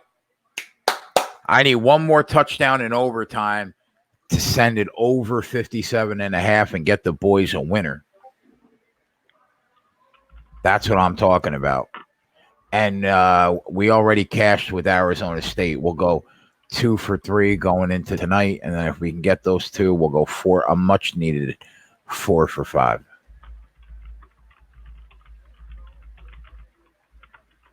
Yeah, I hear you. I hear you. It's ridiculous. Sour. Bitter. Yeah, of course. They all are. It's all right. We brought we brought the boys over. All right, man. All right. Ryan Spann, Clark, literally 50 seconds into this fight. We got a guillotine attempt. All right, double overtime. Here we go. What a fucking catch by that kid. Holy Christ. Let's go, Rob.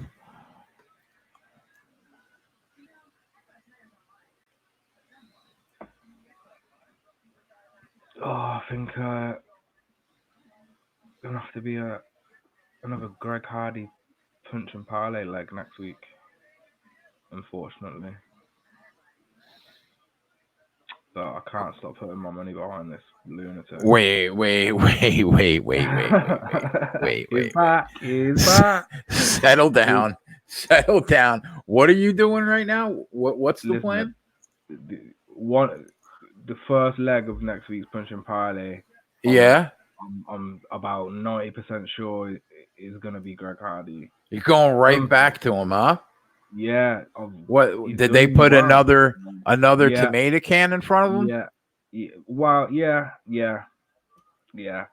Ben Sassoli. So. Oh my God. It's just, I feel like it's another tailor-made one for him where he's going to come out and make his highlight reel look good. That's what I see happening anyway. Exactly what I saw happening in his last fight.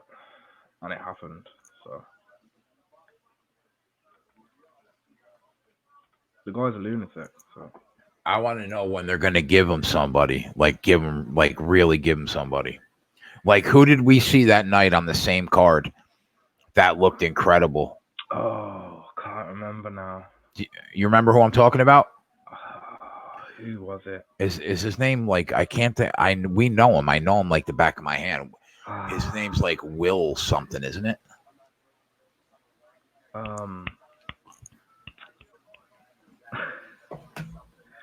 Was it Walt Harris? Yes. Yeah. Yep. Like, why isn't he fighting Walt Harris? They're not going to do that. They know that's a bad move. If they've got a potential star on their hands, you know, whether he gets good or bad press, either is the same. It makes no difference whether it's good or bad. It's still effective. Greg Sherman comes in and says, got to give you props for putting in such a long day. Good stuff. Thank you, Greg. If you don't know who we are, I've been doing this for 45 hours a week, man, on another channel, our old Sports Keg YouTube channel. And, I've been on since noon. I'll be on till probably midnight, a little after. And then tomorrow I'll be on with Donnie. I think I'll be the guest on the closing line at noon. And then tomorrow we'll be on from 1 o'clock in the afternoon when NFL starts until the end of the Sunday night football game. We go hard, but we make a lot of money. And that's how I pay my bills.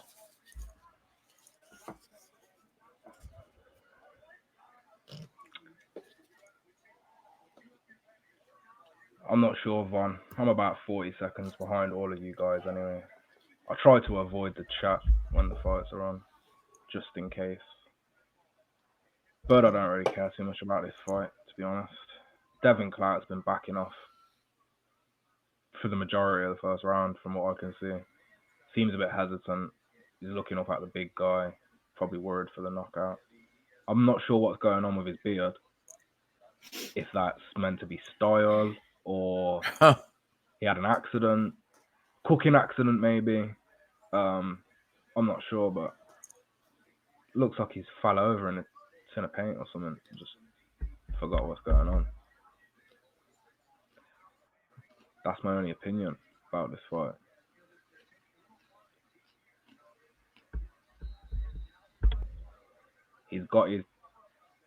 Devin's tucking his chin so much, his whole body is just cramped over. He's in a permanent state of defense, which means he's not going to let much attack off. So his only chance of getting a win would be with a counter strike. NFL picks will be tomorrow, Steve. I still have I put a couple bets in at the start of the week, but the majority of it'll be right before the closing line, like 5-10 minutes before, where I can get some of that buyback value that I'm looking for. And then I'll give them out on the show when we start. So there was no pigskin parlay this week, huh? Alex is probably going to be pissed, man, but I literally did not have the time. I barely had the time to get SBR and Sporting News done. So I'm going to do like half the amount of articles. I'm going to try my best to write one article tonight when we get off. So at least I can give them one, and then I'll go to sleep. But I'll write the parlay article. Probably not going to have the time to write the other ones. Yeah. Now that I got it too. Yeah, go ahead. Spreading them out is hard. It's much easier when you bang them all out. Yeah, I was doing 3 or 4 a day, but there were 15 on top of this show. Yeah. If you find yourself on articles for 3 or 4 days, it makes the week pretty rough, because Saturday is mostly guaranteed to be a fight night. and you've got football on a Sunday and on a Saturday, and Right. some games on a Friday, always guaranteed Monday night football. How often's Thursday night football? That's not guaranteed, is it, every week? That's not. Yeah. That it is. Every week. Yeah, just like Monday night, Okay, Thursday night there you football. go. That's it is a tough schedule, man. But you know, you've adapted it because you've had to. You didn't have this show when you took on all that work, Right. so it's different. And I was just able to do the show whenever I wanted. It was my schedule, you know. Exactly. Now it's That's the big change. yeah. Oof. I like that SBR has a listing of. This is the thing about SBR. In the description, the links there. Click it because you're not going to get any of these dodgy bookmakers. SBR is not going to promote them. They're only going to promote the best books and the best lines. Touchdown Gophers. God damn it. I missed my shot, boys, to get on that -7.5 because Right, Nebraska's Span probably not. Span's a beast, bro. Span is going to what? Yeah, he's a beast. Touchdown Baylor. We get the over. Boom. Let's go. There we go. As expected, Ryan Span wins. But I cannot believe we hit the over in that game. I didn't bet Ryan Span. I should have. I didn't bet him.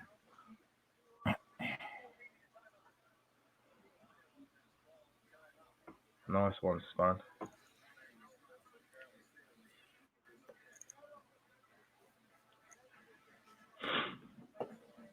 Span inside the distance for -120. Ooh, that's not a good price.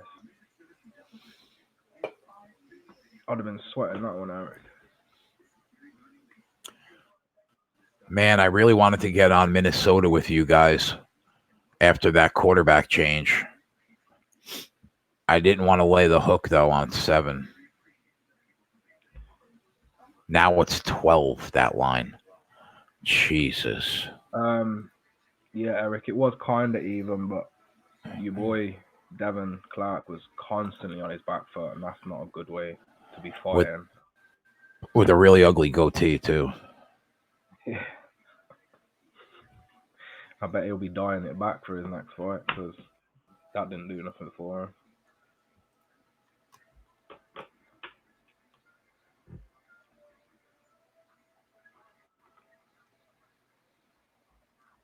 To be fair, my book had it had Span inside the distance for -115, so sounds about right.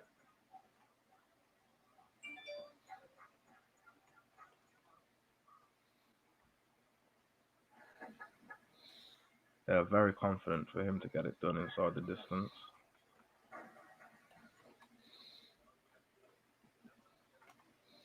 Guess it makes sense given his record, though. Oh, I can't wait. I can't wait. That card is gonna that card is gonna be sick, bro. UFC 244. It sure is. Oh, can you? Oh, the troll is back. I got to get a hold of Seth because they won't give me a blue wrench. They won't. No, he said they had issues or something. I don't know. Let me send him a message.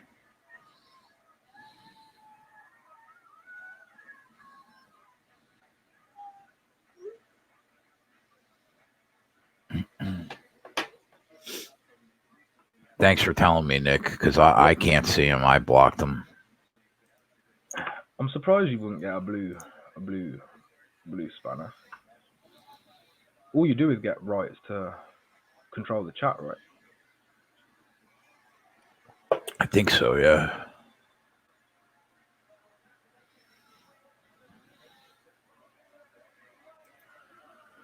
To be honest, I don't even see anyone in the chat, so I'm not sure why. Yeah, I bet. Oh, yeah. I don't know. It's weird. That's all right. I would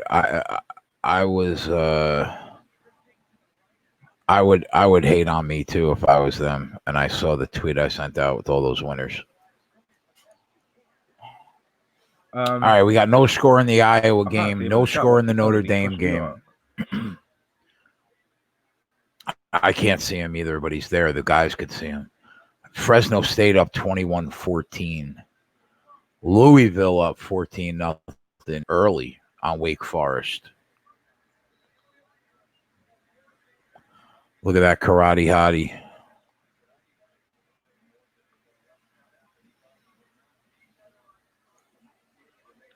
Might not be so hot after Joanna unleashes on that face. Eric said, Joanna looking skinny. I'm taking Waterson. When does she not look skinny? She's like a bag of bones. Steve said, bet Iowa money line. Yeah, I'm probably I'm provoking people again. Michelle's walking into the arena taking deep breaths. What does that mean? Nerves. Biggest fight of her life, right, bro? Oh, yeah. It's not Joanna's biggest fight. For Joanna, this is a get out of my way, I'm going to punch you in the face fight. This is a demotion. For Michelle, Joanna's probably taking this fight thinking, right, I'm going to show these mother lovers exactly what I was put here to do. Everyone's forgetting about Joanna. I was just watching all of her victories. If Waterson wins this fight, she's got an argument for either the next or the one after that, a title shot. Yeah, Max is weird. Just keep it cool, bro.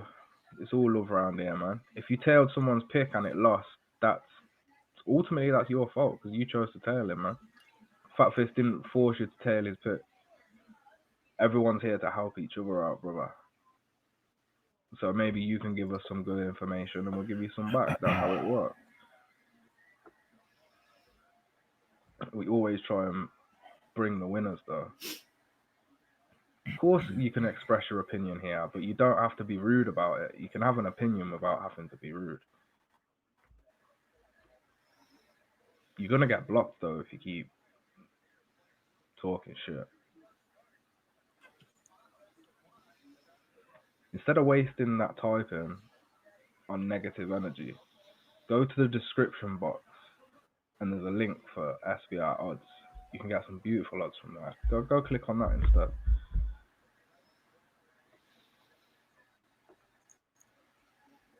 What's going on, Eric from Odds Market? OM What's Gang up? in the building. F1 expert. Also a fellow lower league follower, my boy Eric. I like it. Eric, you still killing the units on the leaderboard? I know you were killing it before with them mad F1 bets that you're placing. Yeah, these are the Capper Direct guys that used to do the same thing in the Sports Gag chat. They're touts.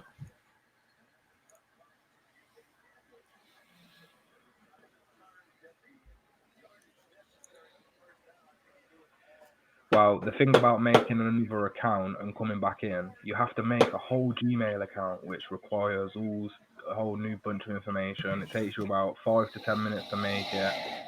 Then you got to come back into the chat just to get blocked again, to then have to do it all over again. So it's not even worth it. That's the good thing about the block button. It's a good thing that we've got Seth the bouncer on the door, controlling what's going on.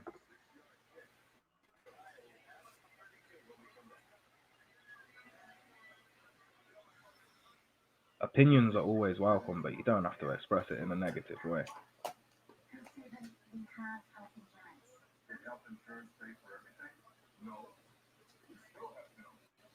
Also, sports betting is about your long-term wins and losses. It's not about wins and losses on the day. Come on, everyone knows that now. There's always going to be losers. I've had over 40 losers in the past 9 to 10 weeks, but I'm still up. I'm still up about 18 units. So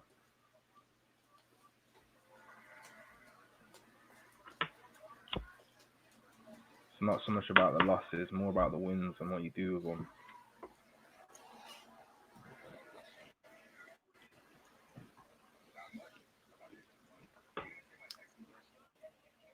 Walla walla. Peace out, bro. Lewis Hamilton to win the Japanese Grand Prix. I also like Q1. What prices are on that? What prices you got on that stuff right now?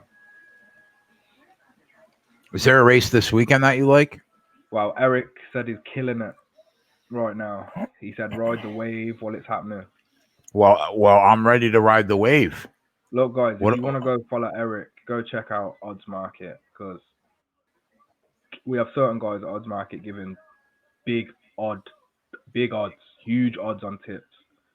Eric, the tennis guy, is it Jason that does the tennis? Who else we got? Craig Edwards. Jesus, what a guy. Golf. Then we have guys like Russ doing darts and all the madness, all the niche sports. And who's our NHL guy again? And we got NHL and I didn't bet it, Rob, but Dave had said that he liked Mearshart to win. I don't know what to think about that fight, man. To be honest, I don't know if Eric Anders is like fully healed from that ass whooping he took from Khalil Roundtree. I don't know. Mearshart he's got a knack about surprising you and pulling out fights that you don't ordinarily think that he would win. So at that plus price, it would not shock me to see Mearshart win this fight. Yeah, but you know, I gave him out at plus 145 and he's now plus 115. So you know. Oh, is he really all the way down to that? Yeah, I wouldn't take him at his current price. Someone came in the chat earlier and said plus 115, and I said no. No, I thought it was plus 140. I mean, these guys, they don't have a whole lot in common. It's two total different types of fighter. I mean, Thiago Santos has knocked them both out. I guess they have that in common. But other than that, yeah, it's a tough one, bro. It's tough. But we should know that Mearshart's losses, the majority of his losses are by submission. And Anders is not a submission guy. So that's something to highlight. It's something to highlight that Mearshart's only been knocked out once in his career, and he's had a whole bunch of fights. He's got a huge amount of experience, especially compared to Anders. Anders with his, what's Anders had about 16 or 17 fights. Mearshart's into the 40s. Yeah, he's still new to the game. Yeah, and he's younger. You wouldn't even think it either. Eric Anders, because, you know, he hasn't been in the UFC for that long, you know, people always assume these fighters are young, but some of these guys that have been brought in over the past couple of years are quite old. And I never see, it's very rare you see a fighter in their 30s, change much. They don't seem to evolve all that often.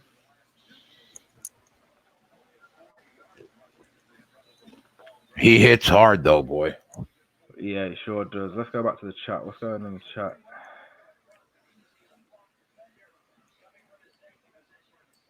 I picked Anders on the SBR contest. Not a pick, chat. Didn't Mearshart beat Jan Blachowicz a couple fights back? I could be wrong, but I thought he beat him like a surprise win. I don't think so. Anders could definitely KO him, Rob. Definitely possible. I remember the Joker tapped him, didn't he? Yeah. I know, Mearshart's wins. He hasn't had many impressive wins. I don't think he's had. I think, you know, his last fight, Trevin Giles, might be his most impressive win, to be honest.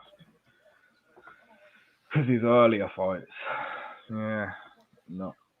not too impressive. Eric Spicely, Pichotta. This Penn State offense looks like shit. And what are you on? Side. Penn State. I went against the whole world.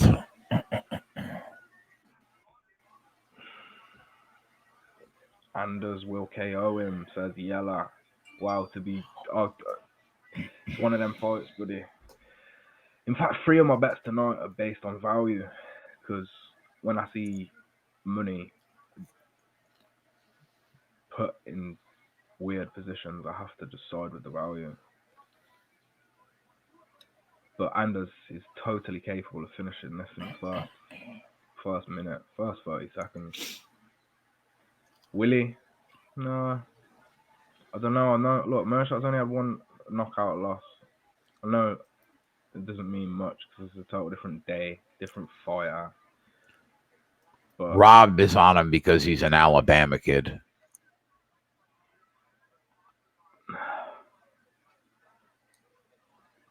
Nebraska defense is hanging tough, boys. Still up 7-0 Minnesota, but you have to hope that Nebraska just can't do anything on offense. Oh, he's got a seam. Whoa, fumble. Oh, they recovered it. Woo.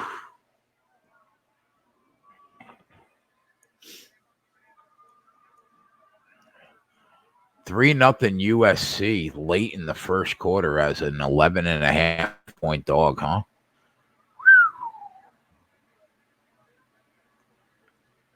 Oh, yeah. Florida LSU is on. It's the only game I care about right now. I can't wait to watch this.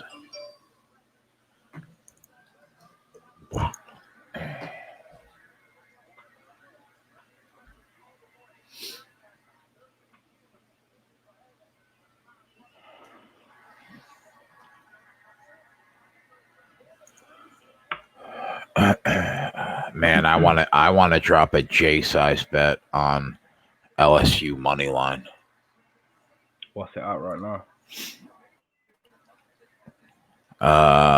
It was minus 560 pregame. And it's at what right now? Right now, it's at minus 900. I can't do it right now because they're driving. That offense is so good, though.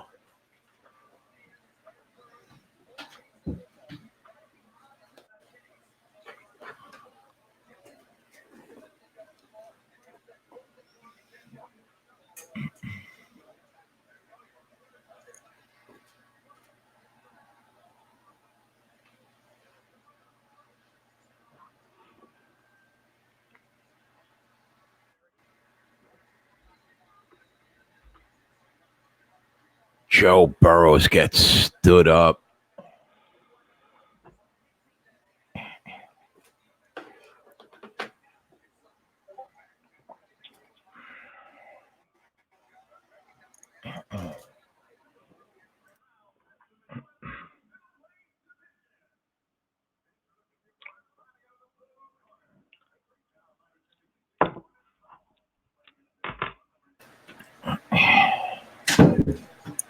Coffee and cigarettes, eh? What have I turned into?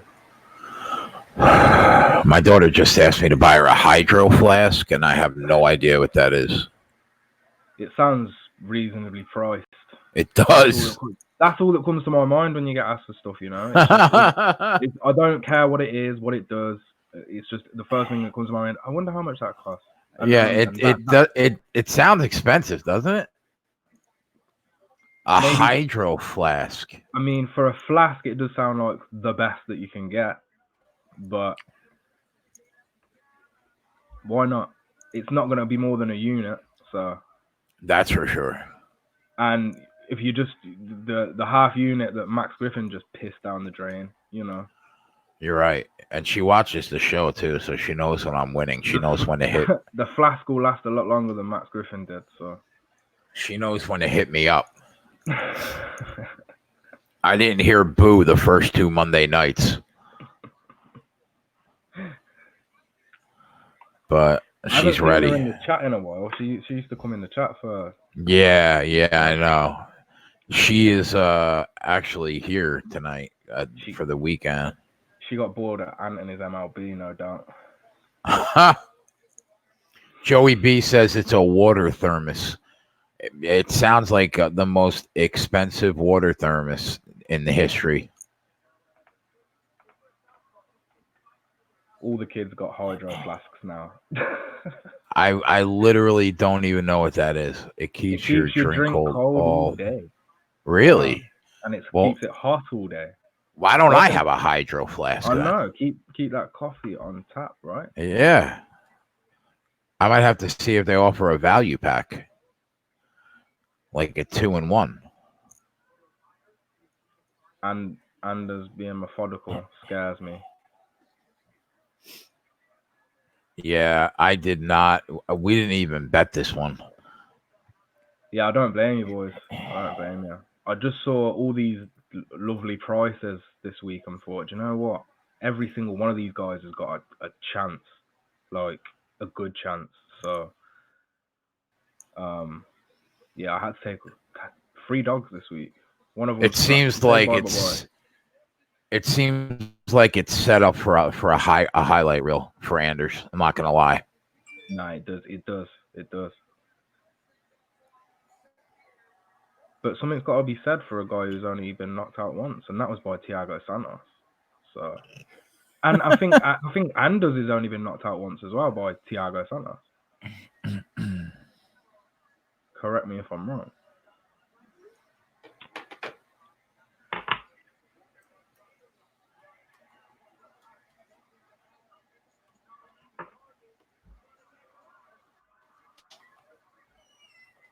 Mershot goes to the ground and wants to stay there.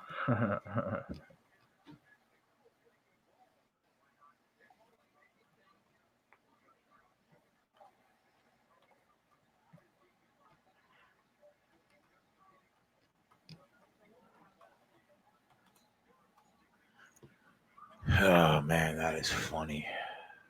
Anders peace in him. Yeah. This is a long day from your shirt. I still won't know what to make of Anders though. You know, when you just certain fighters get given fights and it's just hard to. Sometimes they look so good against somebody that's so slow and a statue like Mearshart, and then you see what Khalil Rountree does with this fucking Muay Thai coming from Thailand, and he absolutely destroys them for 8 rounds, 3 rounds. I mean. And Anders is playing it well though, because he's not going crazy. He's not gassing himself. Yeah, methodical is a good word. Yeah, perfect. I tell NHL, Eric, like if somebody is solid in it and has a winning track record. Yeah, I made one bet the other night on the Canucks against the Kings, and I won. That's the only bet I made all year so far. Onto a cold drink now. Let me get some orange.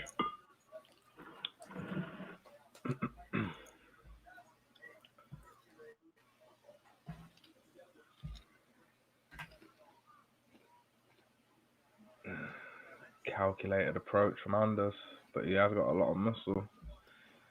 He needs to be slow.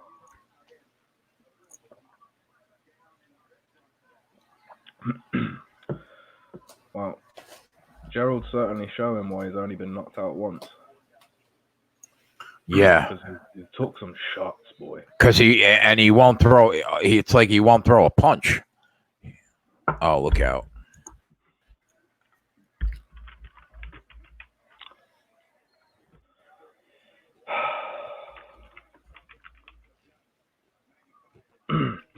Yeah, I read an article on it, Seth. Crazy shit.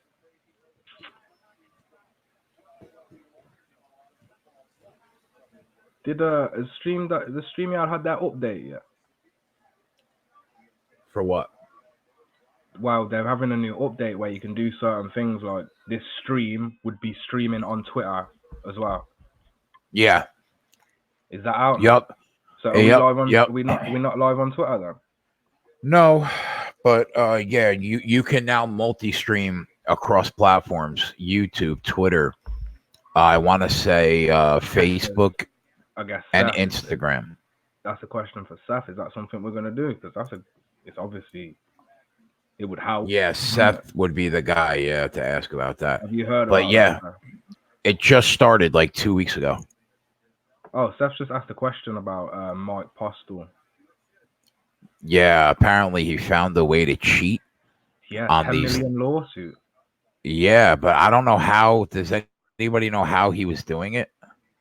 I don't. I just saw a news headline about 10 million lawsuit for professional poker or whatever. So he cheated. Damn.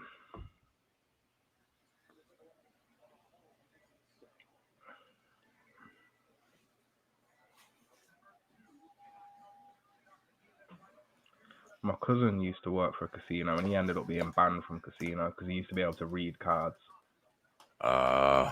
He killed it, and he played in poker tournaments as well. He ended up banned from so many places that he couldn't make a living off it anymore. But he made a serious living off that.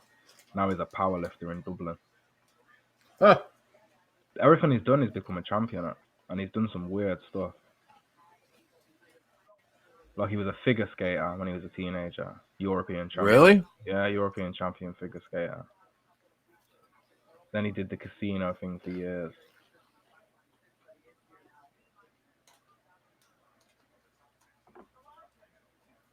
The story is unbelievable, Seth says. Yeah, it was live streamed and he had his phone in his lap with the stream on. What? So how? Wait. So what? What was he doing then? Looking at cards from the stream? Because he's gone. 7-0 LSU. Oh no, they got him. Oh, I guess because the stream would show the other people at the table and what their cards were, but if the camera wasn't on your table, then how could you read? That's wild. How is that even possible?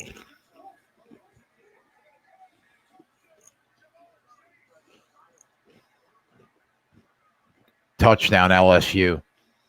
He had a card reader set up with an app on his phone, but still, how would they be able to know?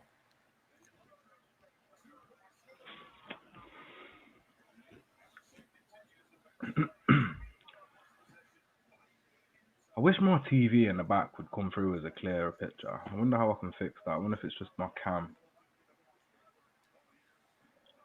I mean, I could kind of tell what's going on.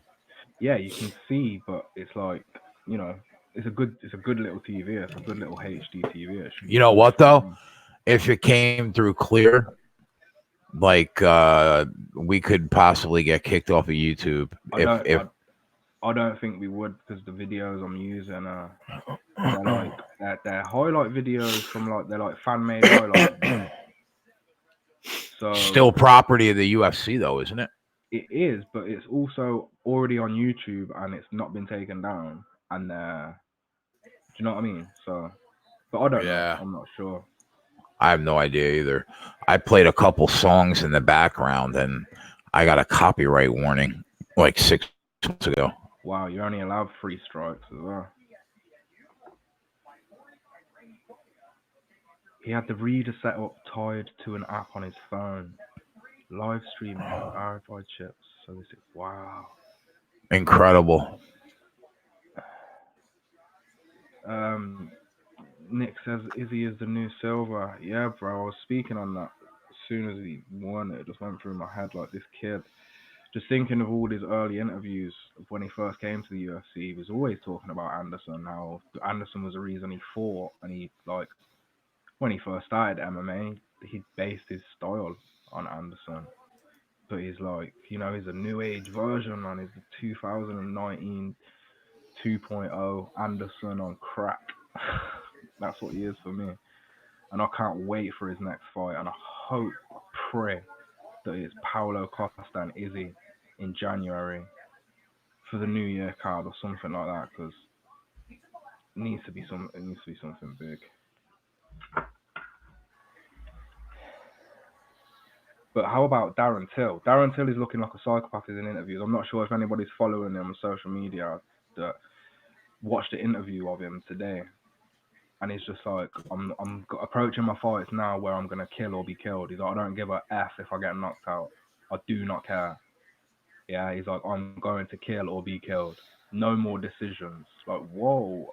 And he looks like the Hulk whilst he's saying it. And he's so angry. He seems so angry. Like, I'd be worried if I was Calvin, I'm not going to lie. Because look, it's fair enough taking shots off Izzy, but Izzy's the technical precision striker, where if he lets Till get them shots, well, we saw what happened to Masvidal in the first 30 seconds. He got dropped. So, yeah. If Till gets out on Gastelum, I'm sorry. If Gastelum lets them strikes through like he did with Izzy, it's gonna be lights out for me.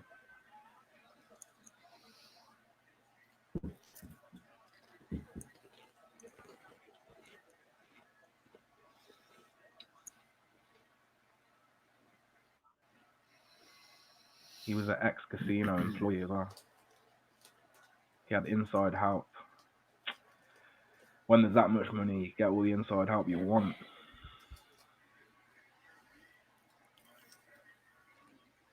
Meerschaert is live, boys. If you can get a good price on him live, man, I wouldn't turn you off a half unit shot on him. I'm not taking him myself. I'll keep it real. I took him pre-game, half unit, plus 145. But if you can get plus money on him right now, it's not. He is plus 350. What? Yeah. I'm not one to double back, but that seems a bit mad after that second round. I didn't. Norm said he definitely won that second round. He thinks he did win the second round. Well, then what are we talking about? We've got a round left, and I've pre-backed. I've already got it. I'm not going to double back Gerald Meerschaert. So one round apiece, and it's 5 minutes to decide at plus 300. I'm betting it. Just came straight out and took a nasty kick to the fucking belly as well. Man, do I take a half unit shot to pick up 150?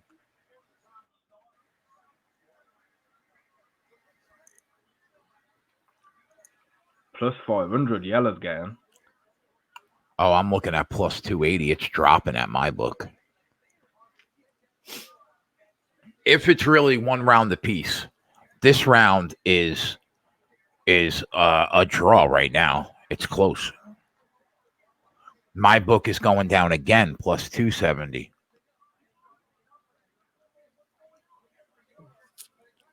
Could we get a live punch count? Everybody have a live punch count? I'll get one. All I need to know is, did he really win the second round? A 10-8 first round?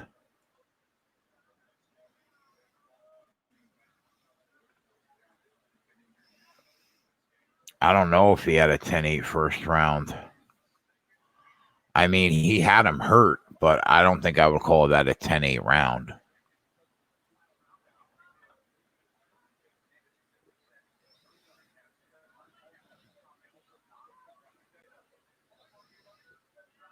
Gerardo got it in at plus 500.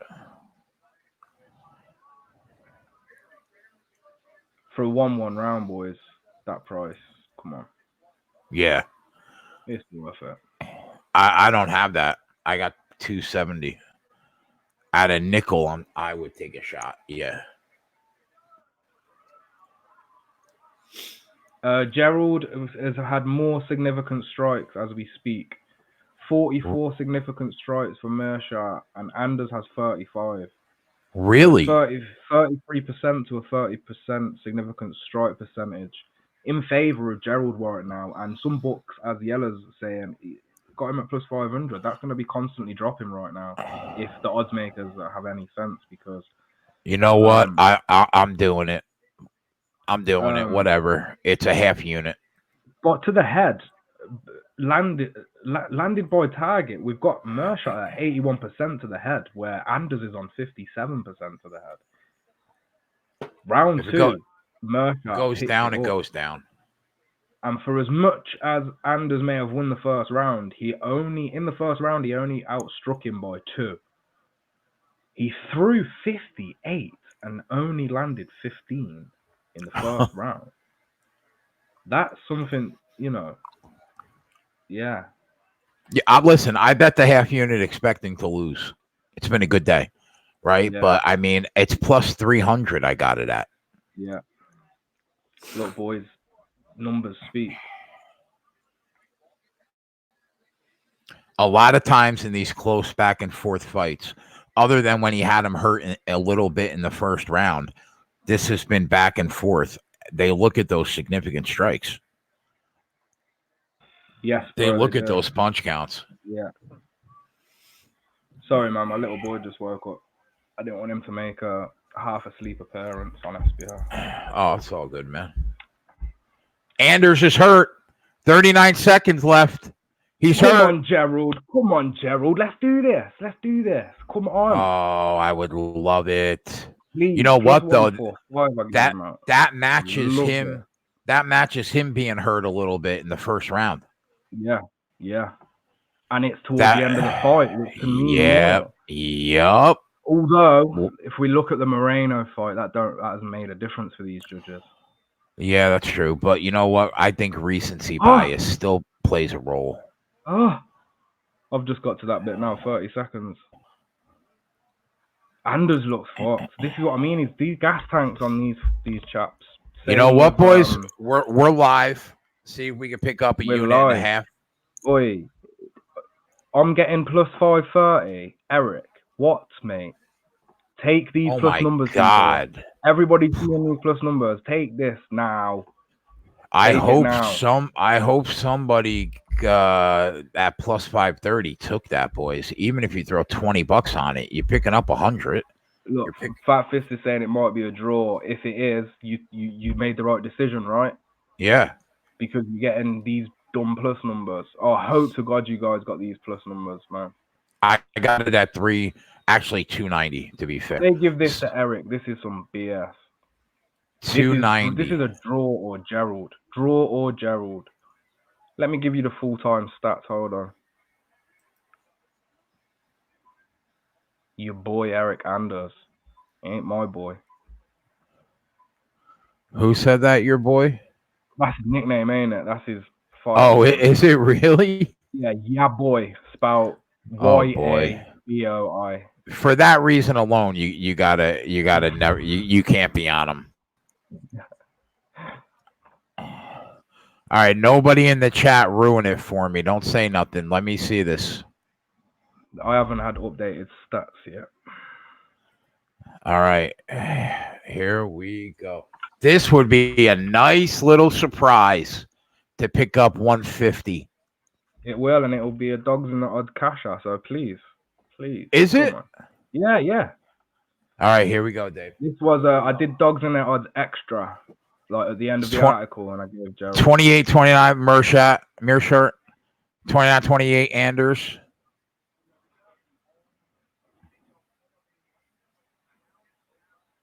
Oh my God, yo boy! Jesus Christ! Come on! One of the judges saw it our way. Whatever. It's a half unit. It was worth it, I thought. That was definitely worth it. That was crazy. I don't like these judges tonight. No.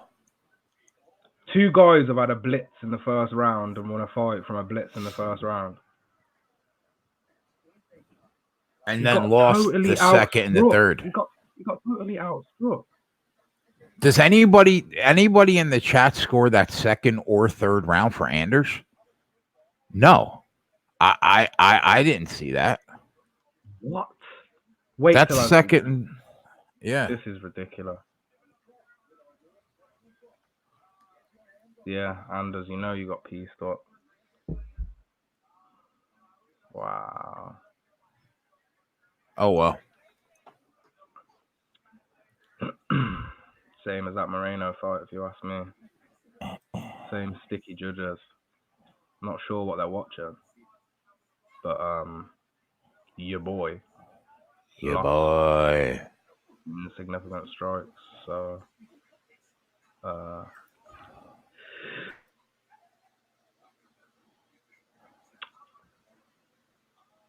I'm not sure.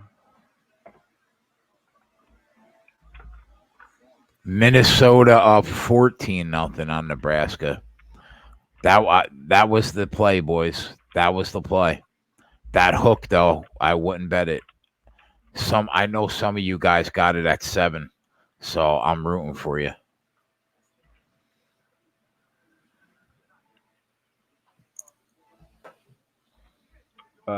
Statistically, yeah, he only won the first round, and if you look straight at statistics, like he lost the last 2 rounds, and if you watch the fight, he lost the last 2 rounds, in my opinion. But it's whatever. Don't cry over spilt milk. It's half unit. Penn State touchdown. It's ya boy. Let's go, baby. Oh, I want this one more than I want anyone because Anthony's on Iowa. Oh, I want this one bad. Nice one, Slayer. Nice picks, but I can't agree with Kron because obviously I'm on the opposite side. But I hope the other 2 cash for you.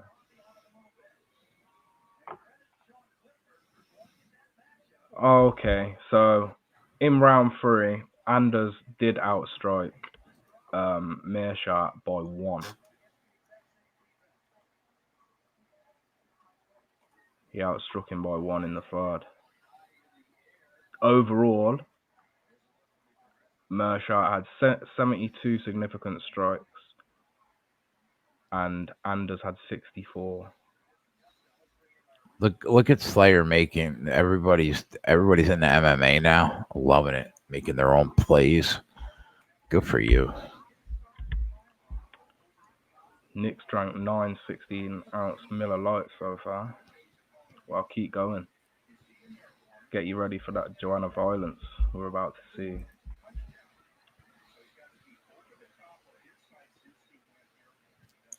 Oh, is that not a touchdown? Are they calling that back?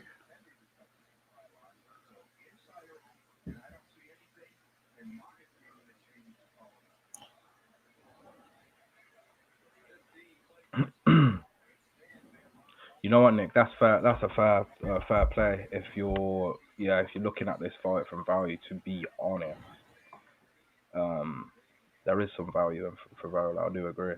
I just like Pena as the far superior striker, and I just feel like he can get up. You know, for as much as I think he can get taken down, I just think he can get up, and if he can continuously get up,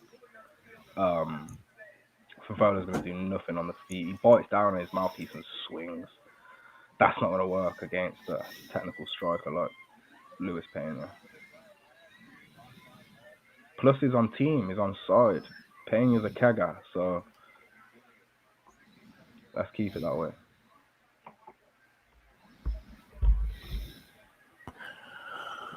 Violent Bob Ross. No spoilers for this one. In fact, is it, you're on C stream now? I'm on. Oh, you're on ESPN now, actually. Yeah, the ESPN app. But I won't say nothing.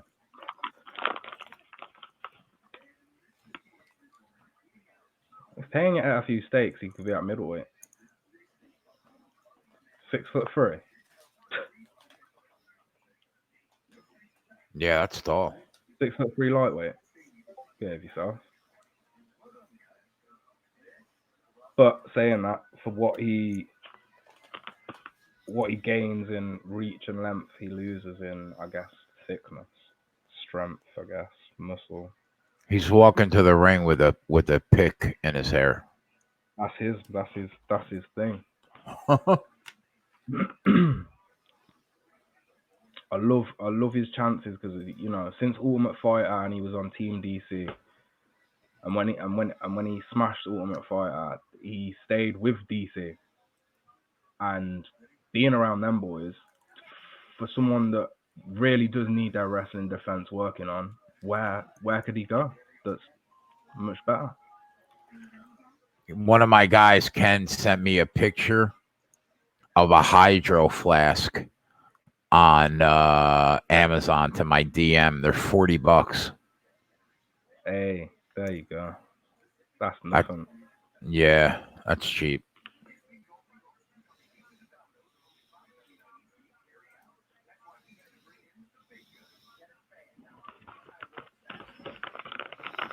Although, I mean, Christmas is coming up, Maybe save that one for the stocking.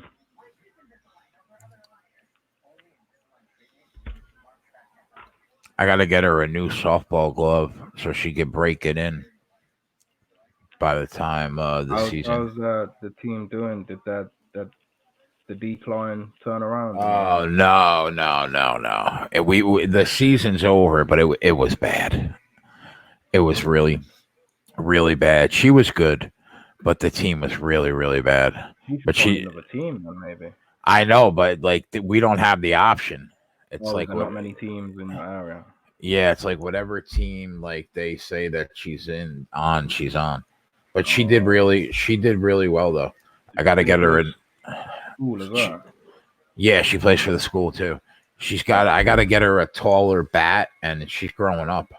Got to get her a taller bat and a bigger glove. Yeah, man.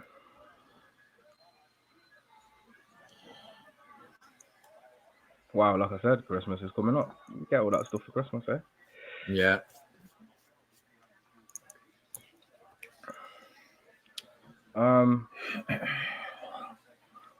So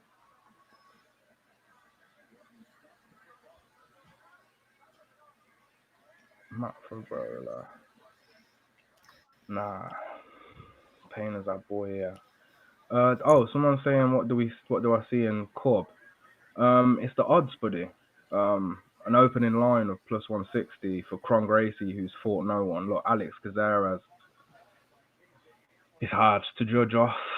Yamamoto's a legend, but he's also in his 40s, I understand him being the favourite. Cubs on a horrible losing streak, and this guy's got 100% submission rate, so not many people have that, but also not many Brazilian Jiu-Jitsu champions have had just 5 MMA fights against pretty low-level guys. So I'm not as hyped on the Gracie name as other people. I loved Royce Gracie. He was the only Gracie that I've really followed. The only Gracie for me that did well in mixed martial arts, to be fair. You didn't follow Hickson at the beginning of Pride. He started Pride. He formulated the skeleton of the rules that we have. I weren't in the early days. I weren't there for Pride, really. Oh, okay. I weren't there like that. It's just the price here for me, man. I'll take the risk on Cobb. It's a risk. I know it's a risk. Yeah, but at the price, you got to pull the trigger. Yeah. Mm-hmm.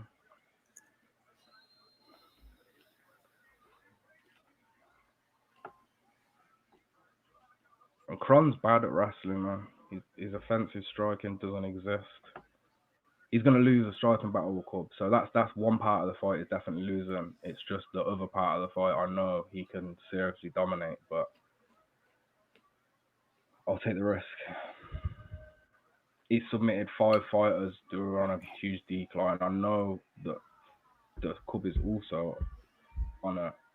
If we see him on the ground in this fight, it's over. We lost.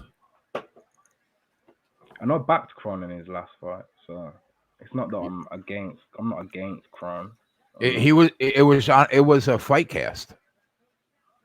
I'm 99% sure it was during one of our fight casts. It was. Go ahead, Violent Bob Ross. Do your thing, buddy. Good luck. Yes, let's go. Rickson Gracie is the best Brazilian Jiu-Jitsu practitioner in the history of Earth. I concur. Boy, I got Taco Bell for dinner. Let's get it. Fat life. I've never had Taco Bell because we only have about 5 restaurants. My daughter found, she just came in the room. She found a Hydro Flask water bottle for $10 cheaper, $29.95. That's a good door. That's a good, right? Now I'm assuming that this you don't want this in your stocking for Christmas. What? I said I'm assuming you don't want this in your stocking for Christmas. You're looking for like next day air, so you have it for school on Monday. Yeah, that's what I thought. Hector says, of course it's going to go to the ground. Come on, fellas. You know what, Hector? I know what you're saying, mate. I know exactly what you're saying. But I was just torn with Cubs isn't the greatest, you know. He hasn't got the greatest wrestling defense. But for his lack of wrestling defense, Kron's, like, his offensive wrestling doesn't exist. Like, it's non-existent. He has no wrestling. The best way to get a takedown is wrestling. Kron's best way to get the fight to the floor has been through pulling guard. All I was seeing was, whilst I was looking at the fights and I'm looking at Cub, all I'm seeing is this guy pulling guard and Cub just going, get off me. And yeah, that's it. So that's what I'm going with. I agree though, Hector. Like, his takedown defense is so bad. That's my one concern. Yeah, there's concerns. Of course, there's concerns. That's why he is the underdog. I just thought that price was way off. Right. I mean, you're talking about a guy that literally doesn't know how to, like, barely knows how to punch. I mean, against a solid volume striker. He is not coming in for a fight. And he's minus 200, bro. I mean, come on. It is to come in for a jiu-jitsu fight when it's not a jiu-jitsu fight. Yeah. You're coming in to do jiu-jitsu, and somebody's looking to take your head off. Yeah, and Cub, who's you can say what you want about Cub, this guy can box. And he's not. He is, even though he's a veteran and he lost 4 in a row, he is 2 steps above anything he's fought so far. Yeah. And Favola got the takedown like I thought he would, but Payne is straight back up, right? Field goal, no good by by Iowa. Let's go. Let's go. I think Payne could improve his feints a bit more. His feints just seem a bit too obvious. Like, down on that single leg deep. Jesus Christ, look at that lot. What I don't think I've ever seen that before in my life.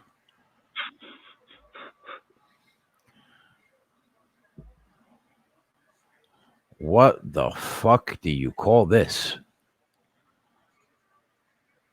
It looks like a human ball of pretzel shit. That's called wanting to get the fight back to the feet. I think. Is it locked in? No, he got up though. What? I'm on 1 minute 30. 1 minute 30. Yeah, I'm a couple seconds ahead.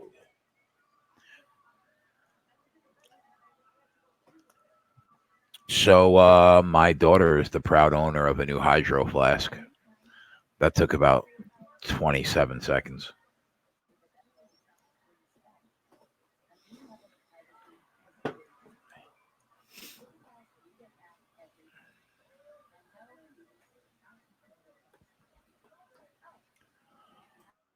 Clinch.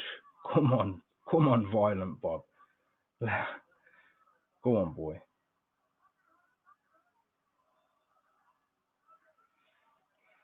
Is that wrestling practice coming down, going for his own takedown? If he could get a takedown back, that would help. For them slams that he took in the first half of the round. Favola has come out so freaking, like, he just gave it all. He's gassed. Steamroller. Now he's carrying the weight. Violent Bob Ross going to do that work in round 2. He sure is. Look at them strikes at 17 seconds. He's coming with the business around I too. know you guys are going to be listening to me like, fuck me, Dave is so far behind, but I'm lagging right now from you guys. So did he win? Did he win that first round or did he I mean, lose? it's tough because I don't know. He got slammed twice, pretty bad. I mean, If he lost, you're gonna get a nice price on with these him. judges on us, I'm just not gonna give an opinion anymore. I'm just gonna let it. I'm just not gonna say nothing because I've been pretty certain on 2 fights, and they just backfired. So there's a boxing match. He's still minus 175, bro. yeah, the tough thing in the first round is sometimes it's hard to see if a fighter's gassed or if they're just trying not to gas. So some fighters will slow down and then they'll come back out in the second and it's like, oh, where did that burst of energy come from? And that will be them just slowing down a bit in the first because they might have expanded too much energy. Yeah, well, he's still he was actually a little higher at minus 175, so I assume he won the first round. Lifting a guy who is the same weight as you above your head is going to take a toll if you keep doing that. And he put all his energy into them first 2.5 minutes. So it was a close round. I lean Pena, but with these judges, I don't know, man. They're seeing it different to how I am. So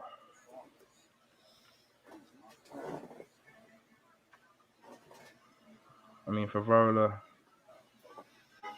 he started this round. It doesn't look too bad. It doesn't look too gas. Still bouncing around.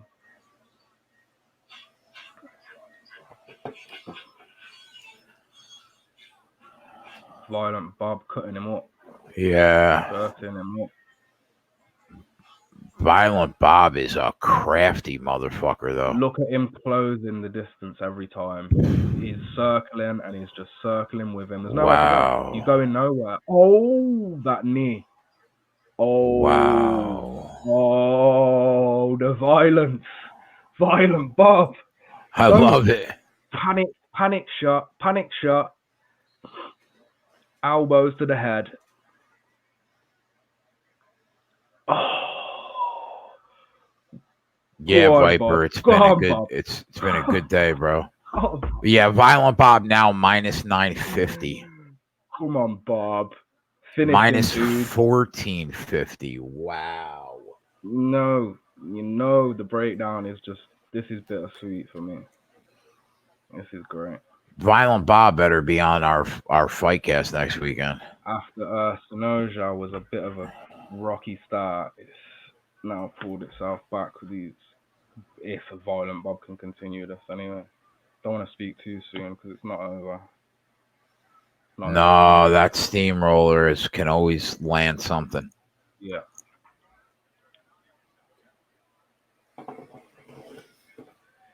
His face is took on it. Ooh. Them jabs, Bob. Bro, did you see him rolling and trying to get that Americana? Yeah. I think that was an Americana. It's, what minute are you on right now? 2:24. Joe Burrow's running for a first down. Man, it has been a great day for the show. Yeah, you're right, Viper.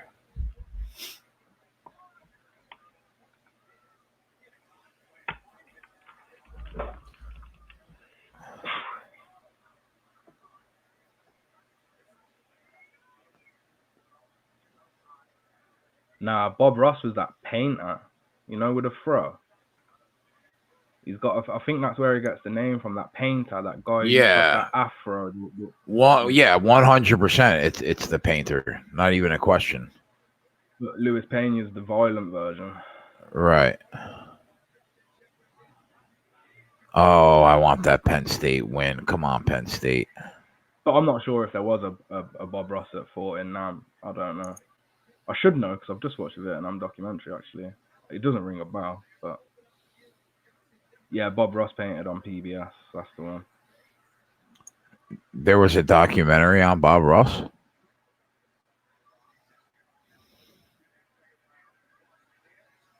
I don't know. There's a documentary on him. I'm not sure. Ron says that he painted on PBS.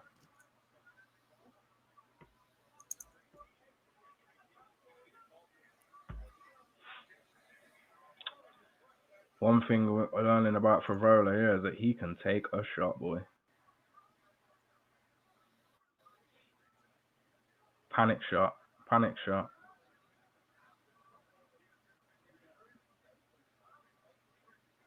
Yeah, every time, he's going for the Kimura every single time, taking that arm every time he goes for a takedown. That's what it was. A Kimura, not an Americana.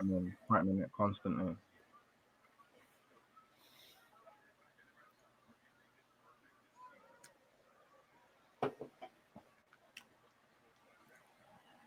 And even though that he's been taken down technically, he's made it look like it was his fight still.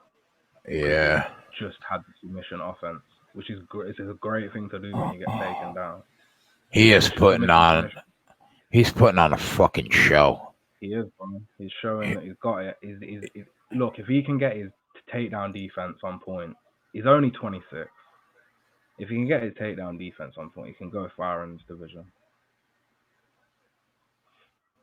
Touchdown LSU, baby. Now he's going for it. Let's go, boys. Now he's got himself on top at the end of the round, ground and pound. Perfect. Yeah, he gets the mount like right before the round ends. I said in my break. That's the only thing I said in my breakdown that Favola will do to him, threaten him with some takedowns. But you've seen the progress since the Joanna fight. You watched in the previous two fights, he still got taken down, but he got back up, and he's getting back up, and he's threatening off his back, which is all we need. You have saw this Pena Nick. You just didn't see it in the. You paid too much attention to the Trizano fight, which technically was his UFC debut. So, and he was 24 as well. He's had nearly 2 years with DC.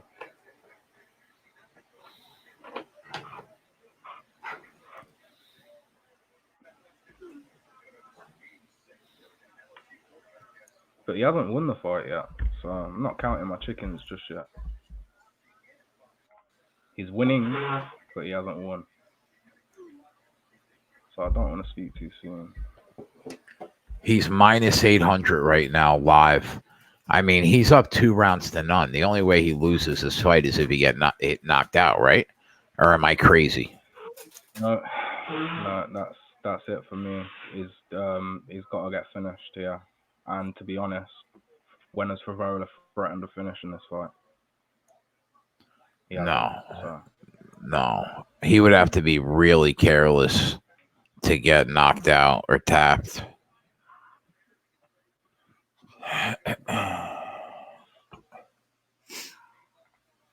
Yeah, I don't know what to think about Washington either, Steve. I don't trust Jacob Eason on the road. Don't really know what he is right now. And Khalil Tate in Arizona, they're not a bad team. I mean, let's be honest. They look terrible in that opener against Hawaii, but that was just a bad game. It's a tough call. I've been on Washington a few times this year, and I think I'm like 2-1 backing them, but it's a tough call. The only time they really looked good on the road was against BYU. I think that game was in BYU. I'm not sure, but I think it was.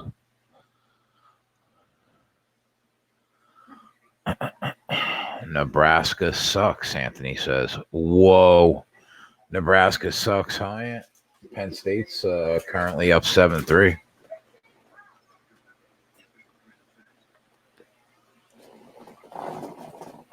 So I'm saying there's a chance.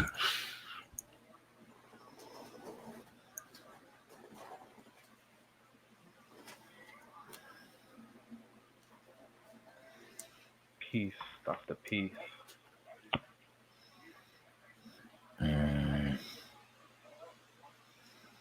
Huge right there. Jesus.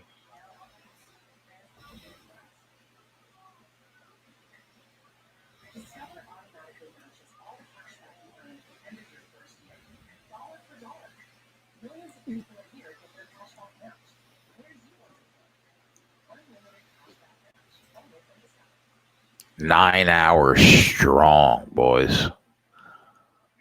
Whew.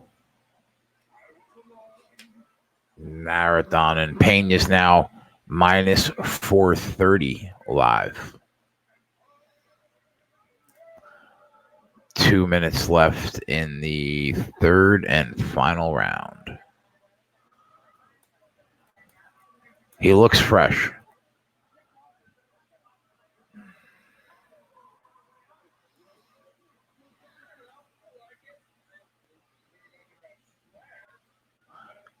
That's all you could ask for. He looks fresh.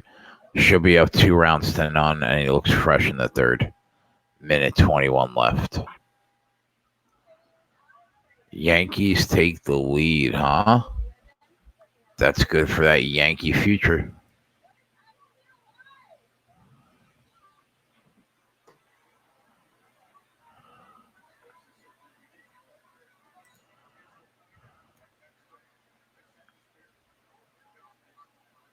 Pena now minus 310. You don't think that he well, they're saying that he won this round, but they're also saying it should be 2 rounds to 1.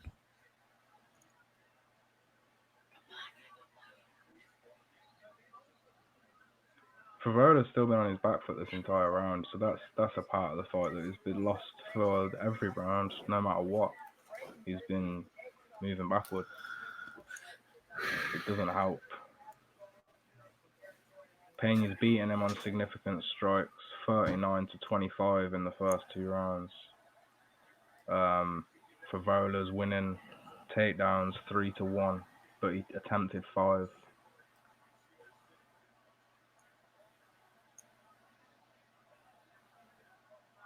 Pena's landed 82% to the head against Favorola's 48% to the head.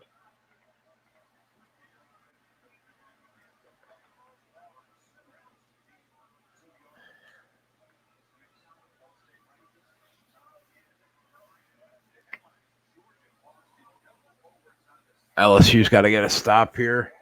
Go up 14-0. Favola, that little, what is he doing? The clap sounds and this guy goes for a takedown. It's not the type of fighter I support. No disrespect, but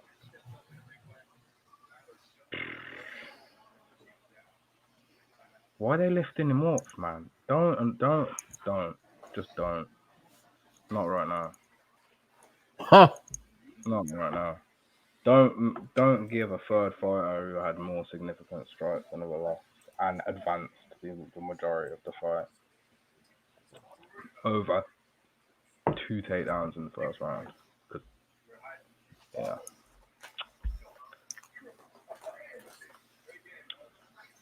I think Pena would have overtook him at the end of that round in strikes as well. Wow, Hillyman, sorry. Pena definitely won that. I would say that if it weren't for the previous 2 fights that we've been waiting for the decision in our favor.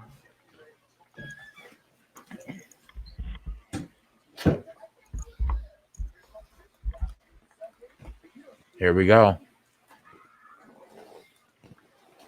I'm coming off audio for a second because I wanna hear it myself.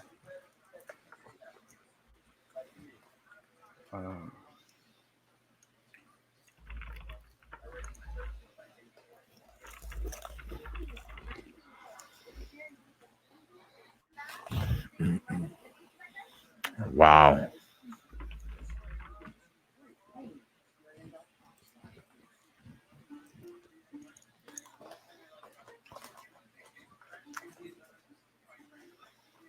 Wow.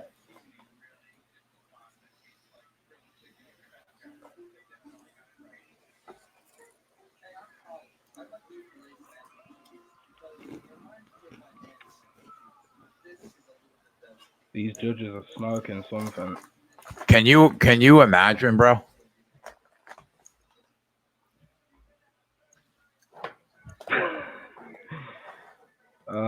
Can you actually imagine that they scored that for Frowola? I mean, now it makes me nervous that I even have another bet on this card. I mean, Pena stormed out of the ring, the octagon, the cage. I mean, wow. No, I didn't bet Pena live. Thank God.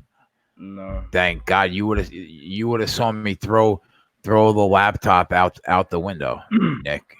You would have saw the camera view of it going out the window and just falling, and then it would have cut off. So basically, they gave him the fight for what? The takedowns that he got. I don't know. Because what else did he do better at? Nothing. He didn't advance once. He didn't advance once. He was constantly on the back foot. Look at Savage Louis. That is rigged. You can't have 35 people in a chat say, wow, complete bullshit. And then that's when you just know that whoever scored that is wrong. I sat here at the start of this card and I was having a discussion about how good the judges have been in the UFC lately, and how they've been to China and Australia and all these places, and the judges have been great. Yeah. We come to Tampa, Florida, and these crackheads are giving decision victories to guys who are losing in stats. I mean, that's bad. What can you do, huh? What can you do? Unreal. Phew. Do you know what? The other two decisions that were a bit iffy, I can actually take them a bit more. I can't take that one. No, that was the most blatantly I'm wrong. looking at the stats right in front of me now, and other than the takedowns, which he didn't do anything with, didn't hold him down. He just got him down. He just took him down. What's that? That is very, very, very, very surprising right there. That one. Especially when he was nearly finished on his feet at one point.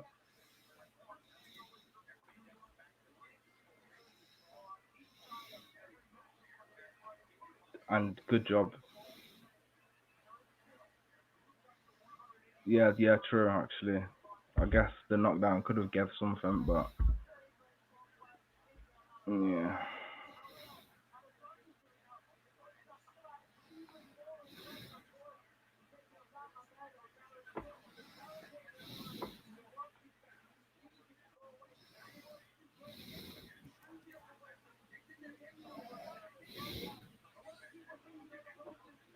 So if we're talking about the targeting here, 84% to the head for Luis Pena against Favola's 56% to the head.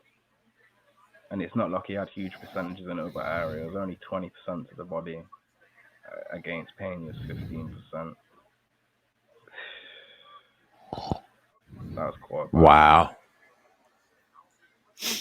Aaron said, I'm just speechless. That was a bad one. I'm shocked, but the good news is Pena Iowa first half under is going to hit.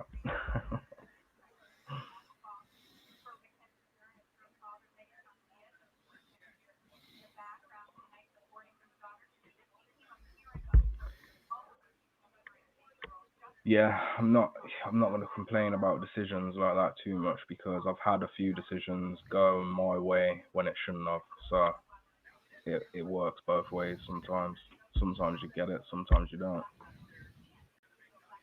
That last Judges one, are terrible. Oof. Oof.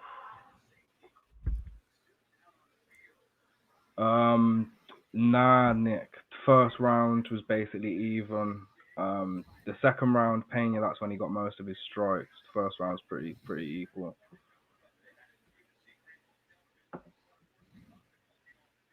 Damage and advancing just look like.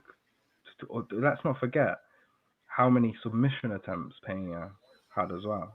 Like, okay, so this guy's got a takedown and been put straight into a risky position, fighting off a submission. That's all he did. Mackenzie Dern has a lovely upper half of her body.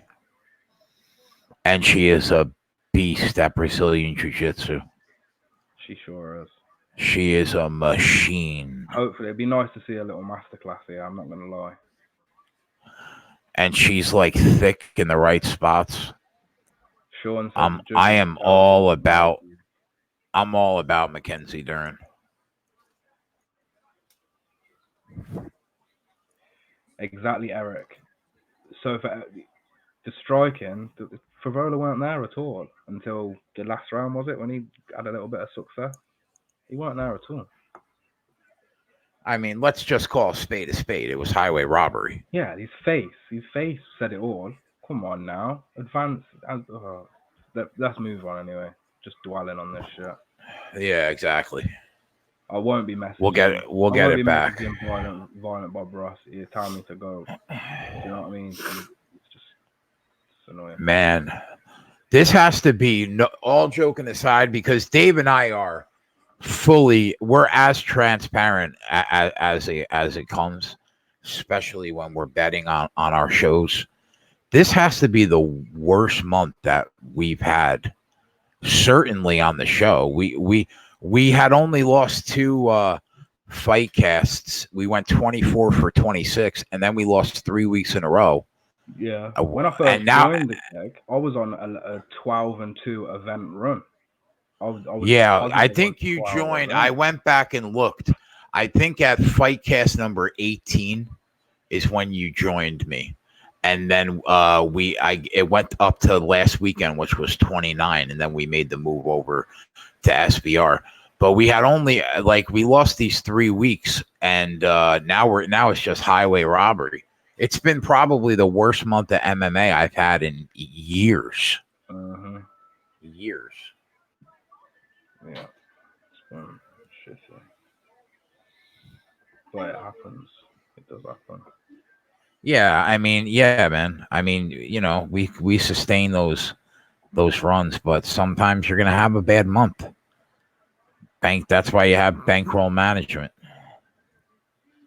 You just hope you don't. But it hasn't been much. We dropped like 5 or 6 units on one card, and then the rest we could have got even on the Stevens card against Yair, but they didn't fight.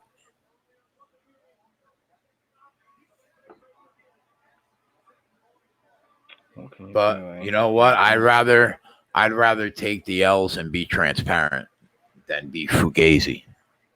Yes, sir. Which is very easy to do. Yep. But very difficult to do whilst doing what you're doing. Yeah. On a live platform, there's no hiding away from this. Penn State at the half, any plays?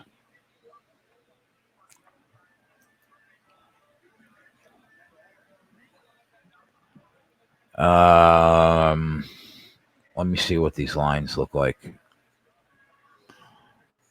Go ahead, Mackenzie Dern. Sexy bitch, you.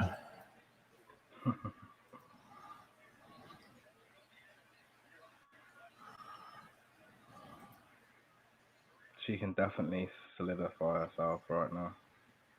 Put herself in 3 UFC fights, 3 wins. If she gets it inside the distance, it's going to be a good look. It's going to be a real good look.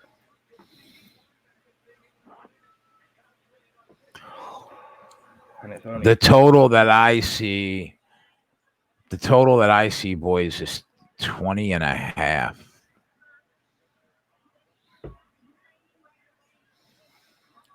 Wow, she looks really good too. She's as skinny as I've ever seen her. Wow.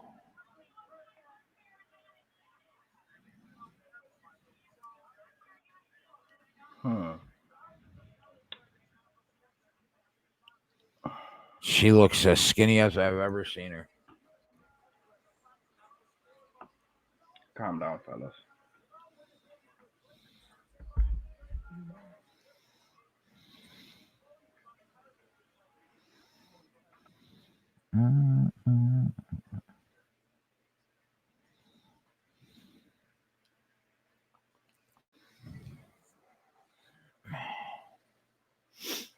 I don't know, boys. Jess said, look at them big mama breasts. That's what I'm saying, Jess. That's what I'm saying, Jess. And look, I've said this before. Dads in the UFC come back and lose. Mums, they come back and fuck shit up. Excuse my French.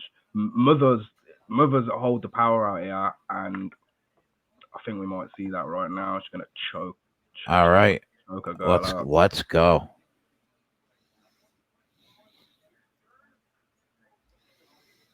I don't know about this second half.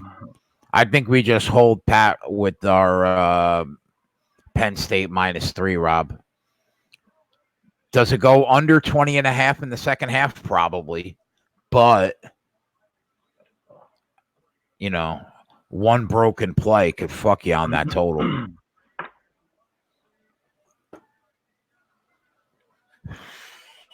Done by decisions risky, Ella. I mean, I know we love the females and their decision wins, but this girl, yeah. What was she by by sub?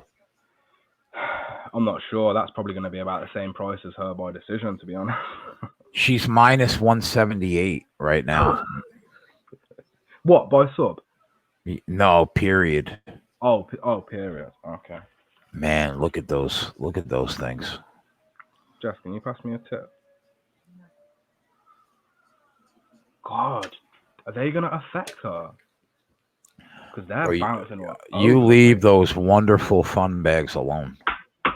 I mean, most fighters, they have them secured, but she looks like she's just come out no F's given right now. Because none of them are, they're not that big for anybody else.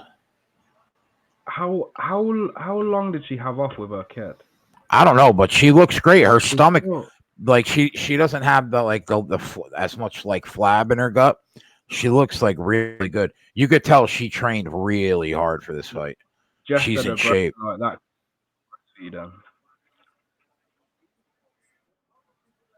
So the milk's still going to the boobers. Yeah.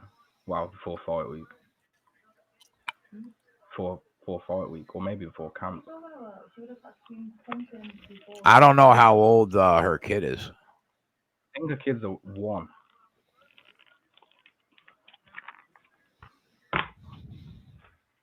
I'm pretty sure she's only took a year off. Pretty sure. 2 hot girls fighting. This is awesome. Yella, you're trash. Wow. Rivas hit a nice counter, boy. Yeah, look at this. Florida's not going away. Jesus Christ. Great on the outside, but I didn't want to bet this fight. I didn't like this card at all from betting, but I loved it as like the matchups were great, but from betting it's so risky. And they have been. The past 4 weeks have been risky, man.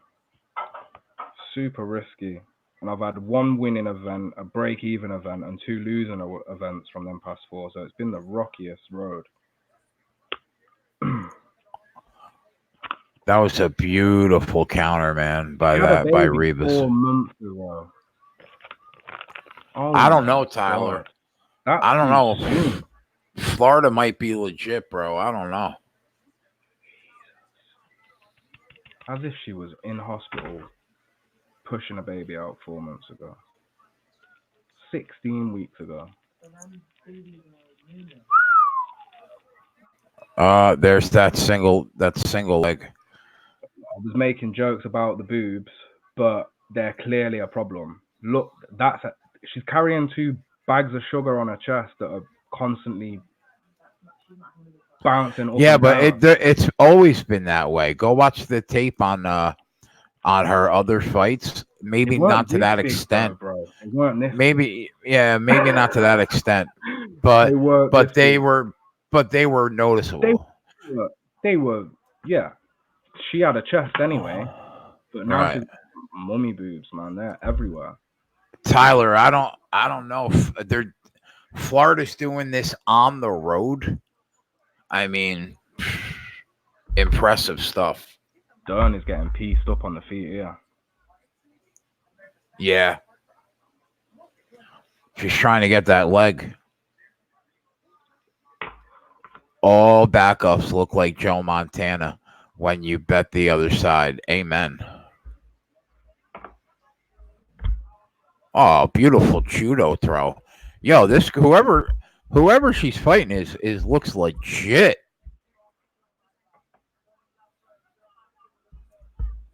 This is Beautiful the problem. judo. They've both only got one loss on their record, right? Or is Dern undefeated? Dern is dangerous, bro. You better get up and just keep piecing her up.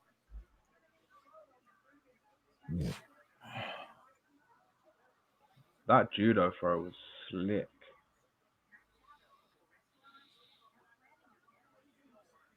Yeah, she ain't gonna want to hang around there for too long. Yeah, that judo throw was nice. You want to get up, Reba? She's already trapped you there, look. She's only got 50 seconds, though. Rebus has won this first round. Well done, lass.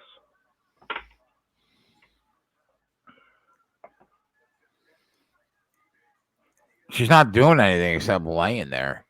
I mean, I don't know how you can give points for that. Dern is the one that's punching.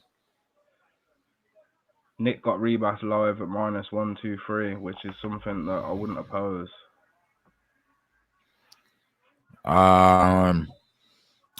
Yeah, she's -160 right now. And pre-fight Dern was -170-ish. That's a big move in one round. The thing is Dern could get a submission out of nowhere.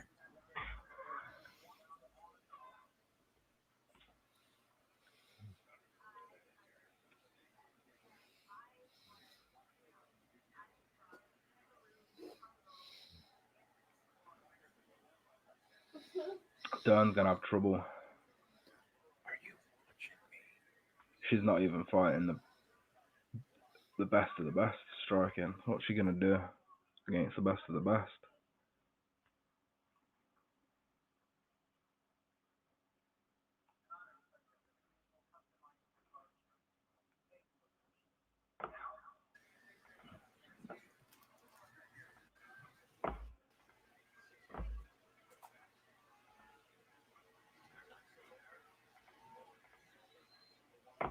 Come on, finish this fight. Give me a super early night. It's only 20 past 2 in the morning.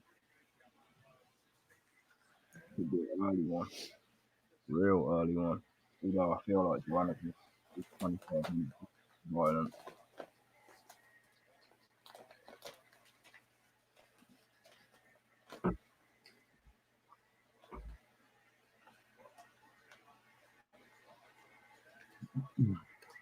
Man, this LSU offense is good.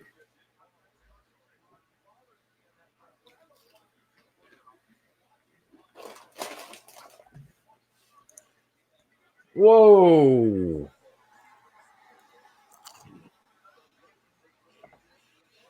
Oh, bro, Dern is fighting at another weight class. That's why she looks so skinny.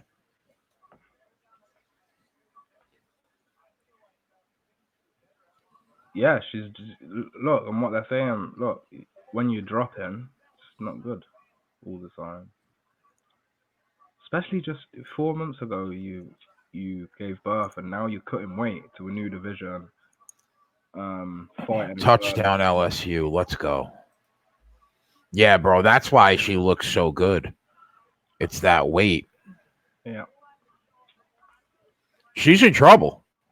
7-0. She's in trouble.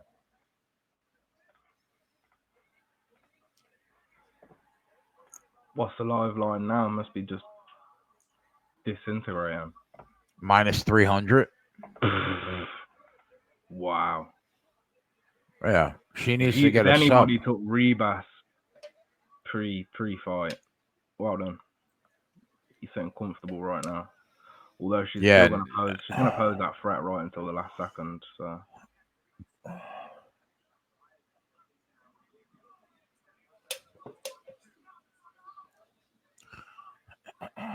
Dern's in trouble here. Period. Yep, and them breasts are a huge disadvantage. I'll say it and I'll say it again. they're just, you can just tell they're a huge disadvantage to her.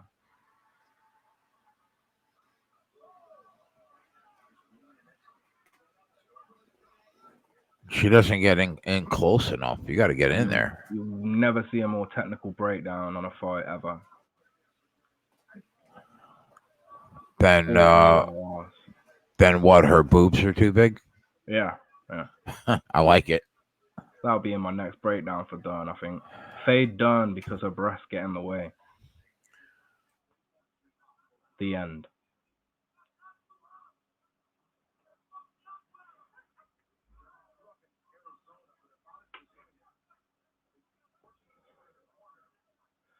Yeah, her arms are one weight class and her front is another. Sounds about right.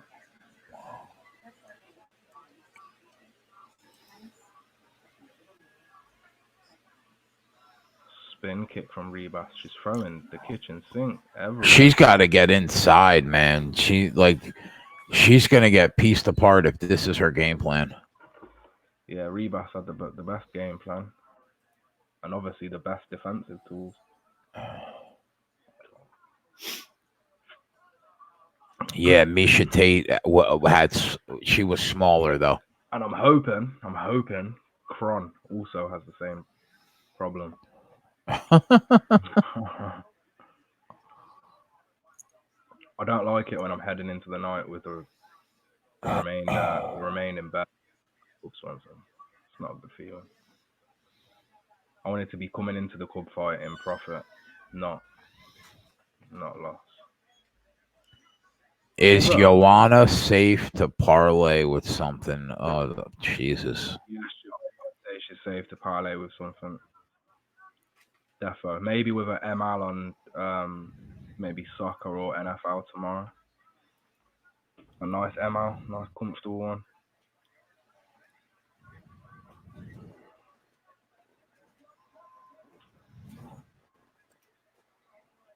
So the fight's on the floor again, but Dern's on her back.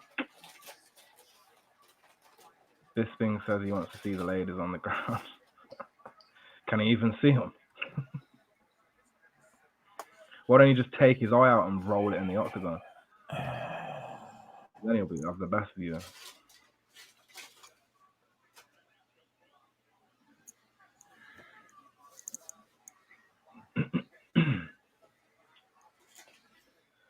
I think Dern just should have took more time off. 4 months ago, you give him birth, and then 16 weeks after having a baby, you're now in the UFC octagon fighting some crazy bird.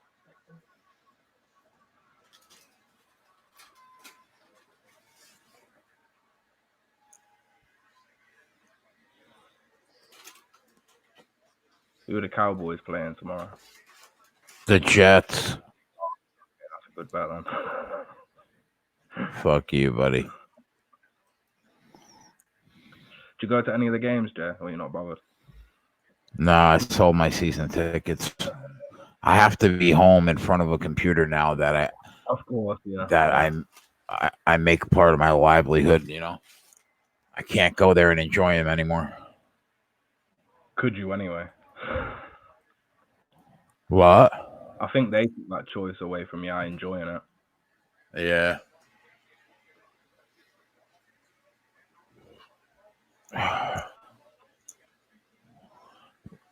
Wow, Dern is going for the fucking swinging for the fence, bro. She knows she's losing. Her coach has told her after the first round, look, you need to get to the fight. That's why she instantly ran out and went for the leg. I guess at the end of the second round, her coaches have said, you're getting beaten up. You've got 5 minutes to get the job done.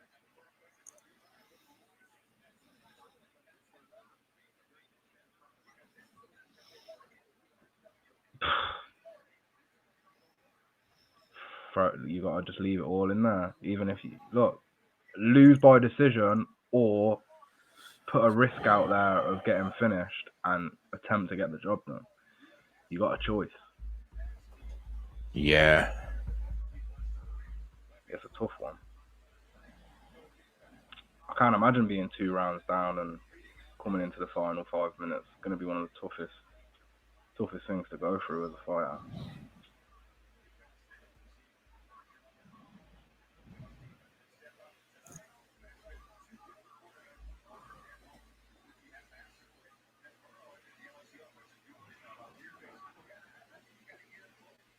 This thing makes a good point. She was a no-gi champion, so she was a jiu-jitsu champion, but no-gi as well. So she should be used to, you know, being able to get this fight to the ground.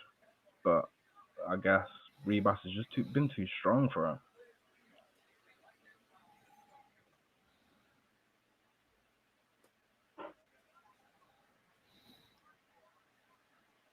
Going for another single leg and just, yeah. Looking desperate now.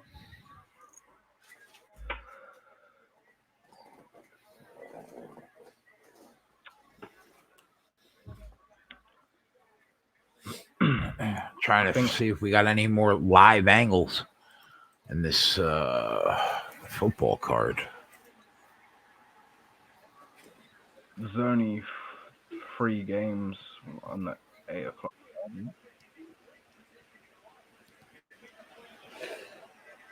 The games have started now, ain't they? Yeah.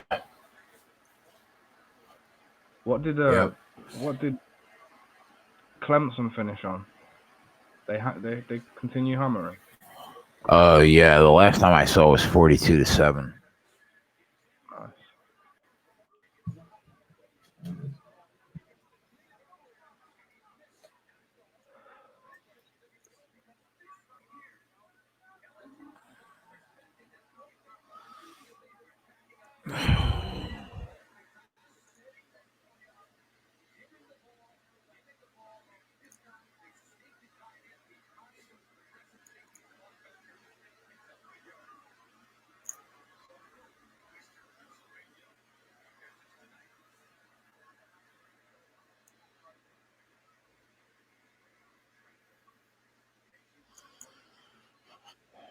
She's about to get her first L. She is. She doesn't look happy about it.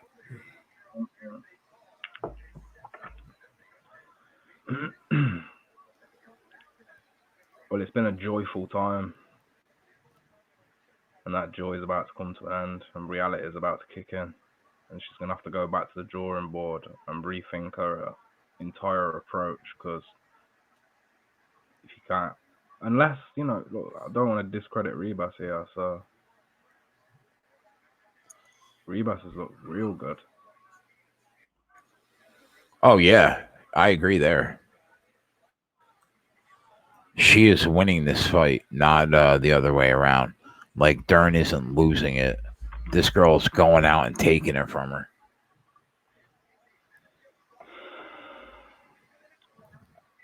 This was a great fight for her. Yeah.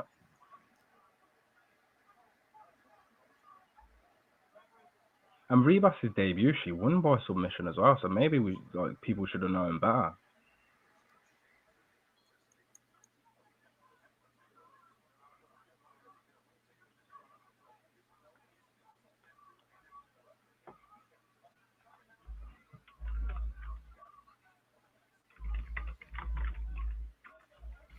LSU probably going into the half up a touchdown. I'll be right back, man. I'm going to hit the head again. Well, that's it. Ribas, unanimous decision. Nothing she can do. I agree, Eric. A stoppage either way feels damn likely to me. I don't see another. I don't think we'll be seeing 15 minutes from that fight. If any of the fights remain and we're not going to see 15 minutes, I'd probably pick that one.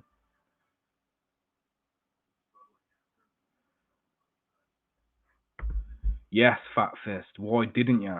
You should have emptied everything on that.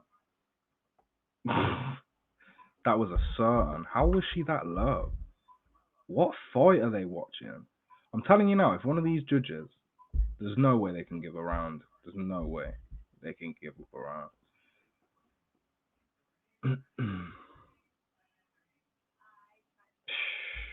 Minus 450 with 45 seconds. What? That's free money. If there's ever a time to say free money, it was right there.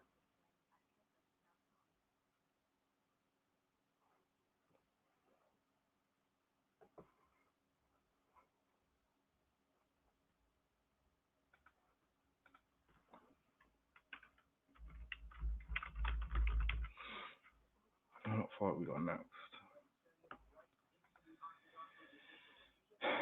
So James Wick, Nico Price, and then Cobb, and then the main event. I'm feeling like these two fights can be done within 15 minutes, let alone seeing 15 minutes from either of them.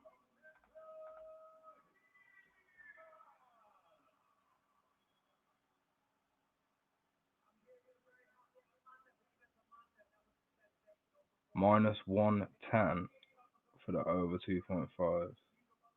Jesus, if I'd have saw that, that's worth a little sprinkle. Everyone was expecting Dern to come out and snap this girl's arm or something.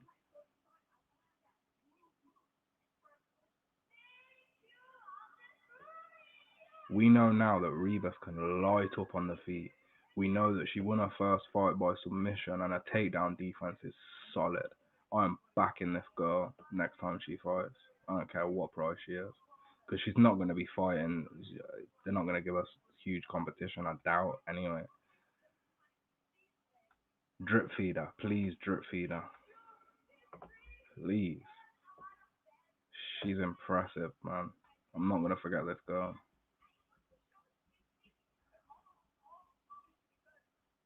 Well-rounded. Very well-rounded.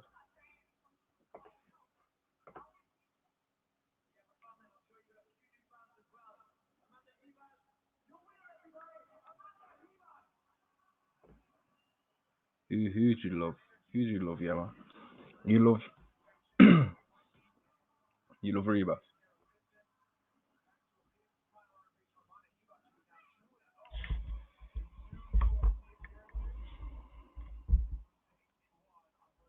Holly Holmes sitting there with a fake smile on her face. Supporting the Jackson Winkers. Renan Barrow in the back. Looking chinny.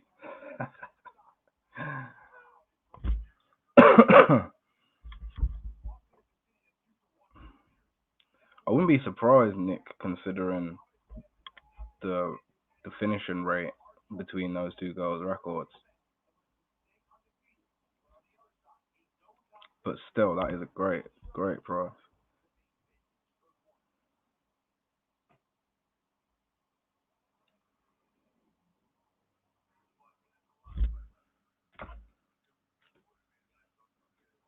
I keep re-looking at it, Aaron says. Yeah, trust me.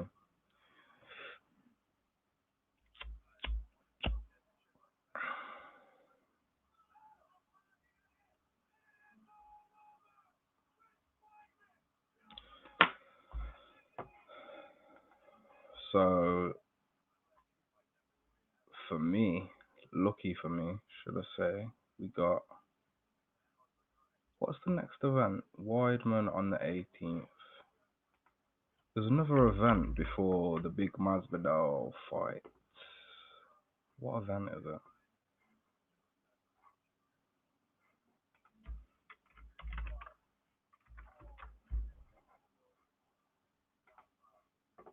Maya Askren.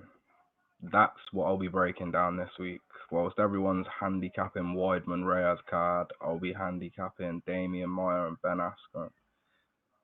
That's a freaking tough one, ain't it, boys? What am I gonna do? What are you gonna do there?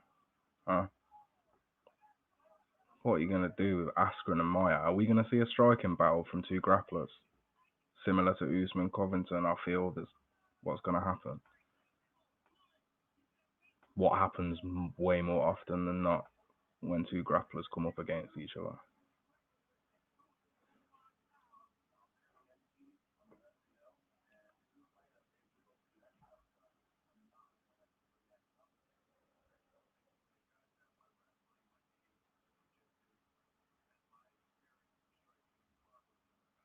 Nice one, Eric. Nice catcher, boy. Nation got Yanks. ML at plus 255. Lovely. Can't ask for more, can you, buddy? Really?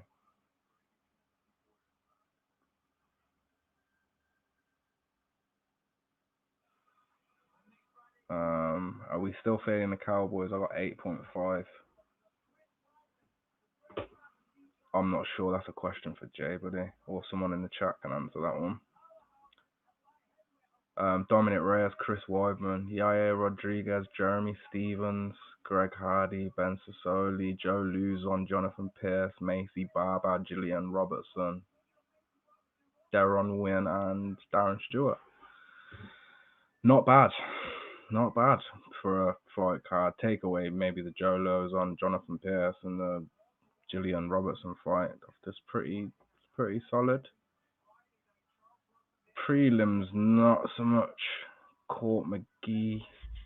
I mean, Boston Sam and Randy Costa's going to be a brawl.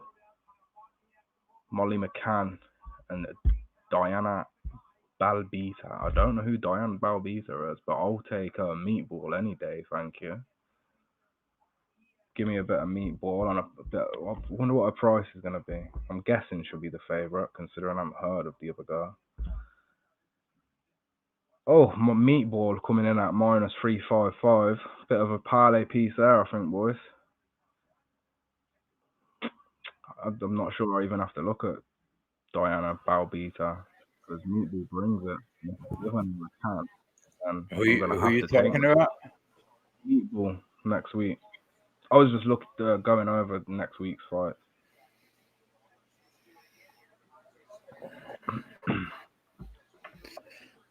LSU -7 second half would bring it to what, 14, which is basically the spread.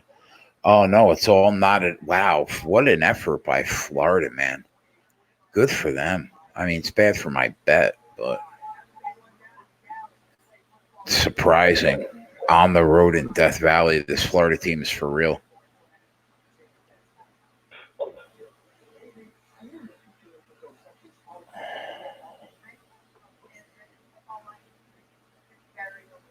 Tune up the Yankees.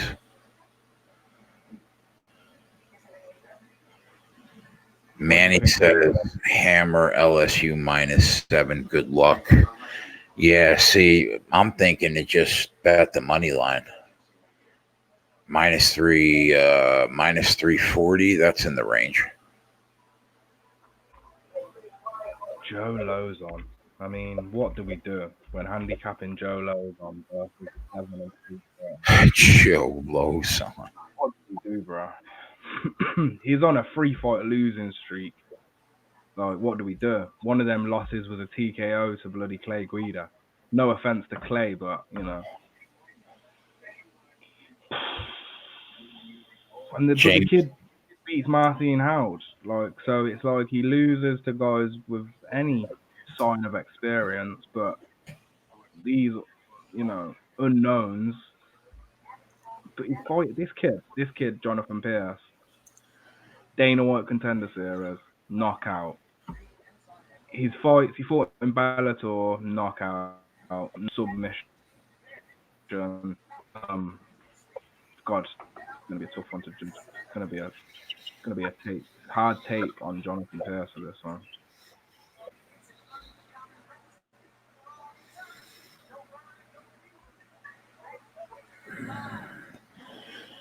James Vick.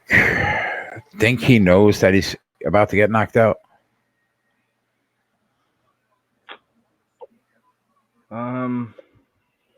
I'd be worried with that chin. Like, I wonder if he actually knows that he's about to go and get knocked out. Look, we know Vic could be a weight class above realistically, and he cuts down, and I feel like he's cutting the chin down at the same time. I'm not gonna lie.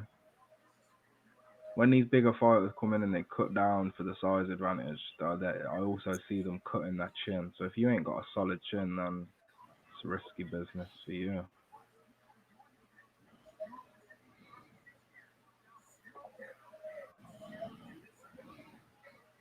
Three-fight losing streak for our boy Vic, though. So You took Nico, right?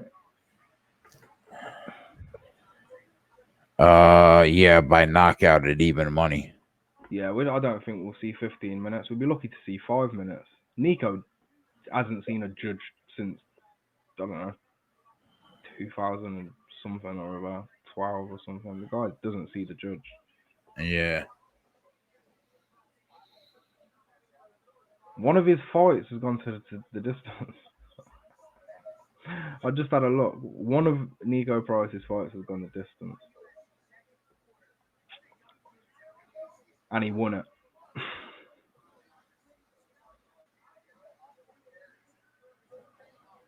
Yeah, I got Dave on the screen, full screen, because I got to stretch my legs, boys. Like, I got to stand up for a couple minutes.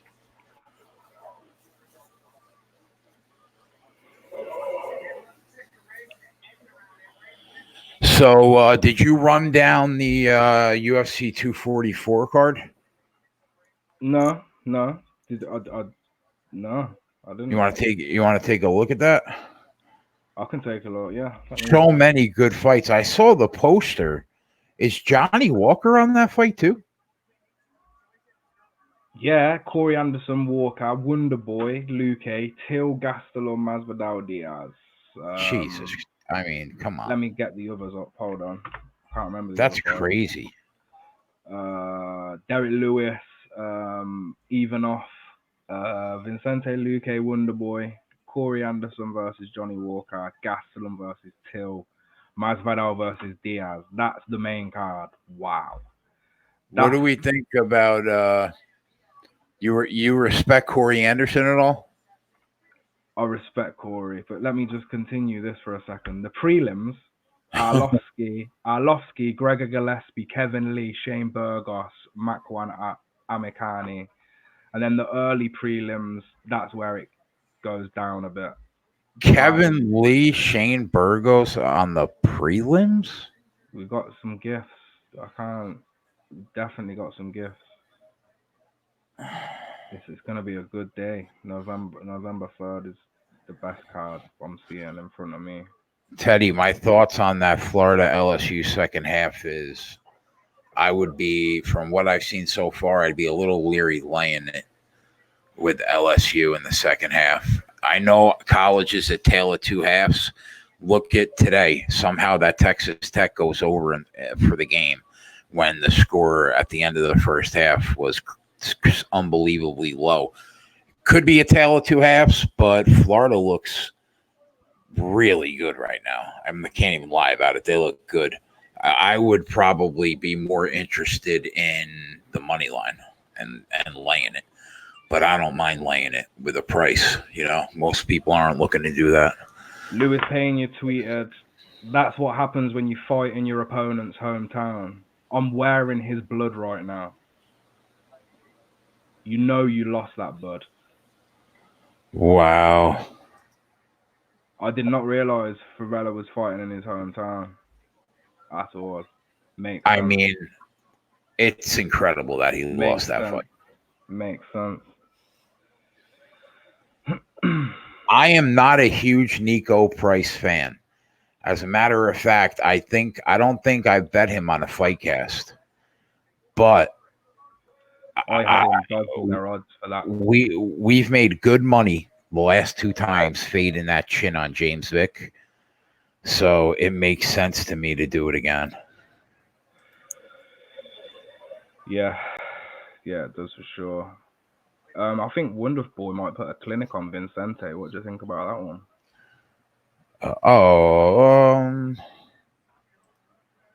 I could see that. Look closely, but from thinking, like, I know Vincente has been a warrior. That he's not even going to let him get. He's not even going to let him get near him.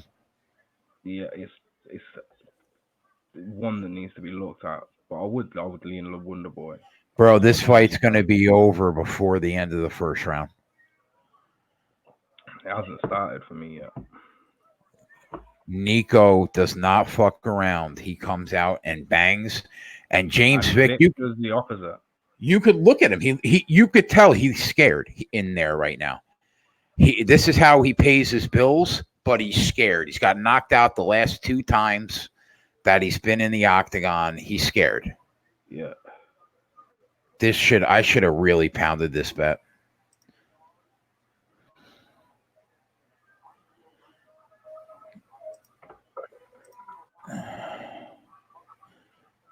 I just don't see a way that chin doesn't come What's Nico Price's live line right now? off the board. If you can get Nico Price live, take him. Of course. You saw it in the first 30 seconds. Yeah. It's confirmed. He is scared, bro. Nico Price inside the distance. I'll tell you what gets me worried is Nico Price gassing out. Yeah. I think he'll throw his all and get it done though by the looks of it. Like you said, Vic is looking worried, boy. Bro, come on, man. What this guy does from his back is amazing.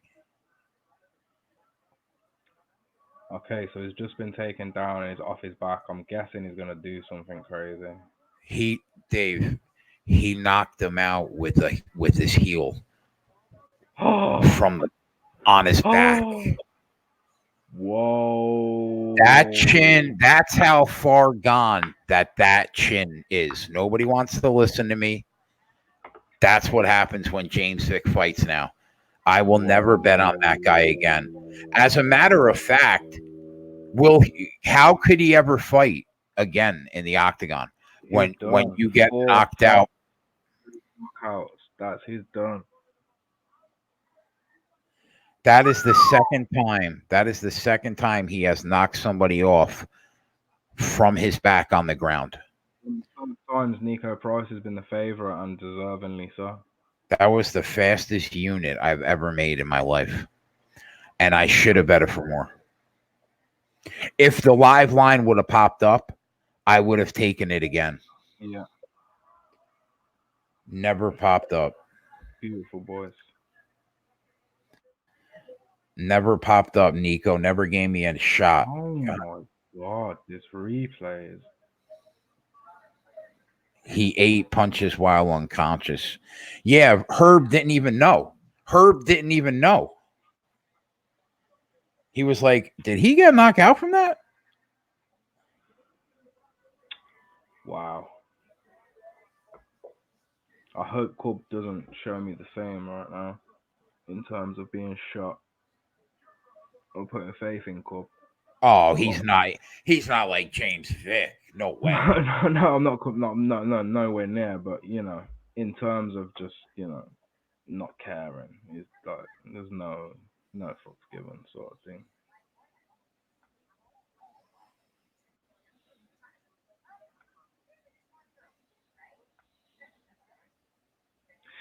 Nico Price for the dogs in their odds, and when he got that knockout off his back, I was just shocked. And now the guy's gone and done it, but this time with a kick. He's giving himself such a good highlight reel. Look at that advertisement for UFC Fight Night. Wow. On the screen right now. What you're about to see it. That looks like it's the Sports Kick Twitter banner header. You see it? It's not come up yet. I've got some boxing stuff on the screen.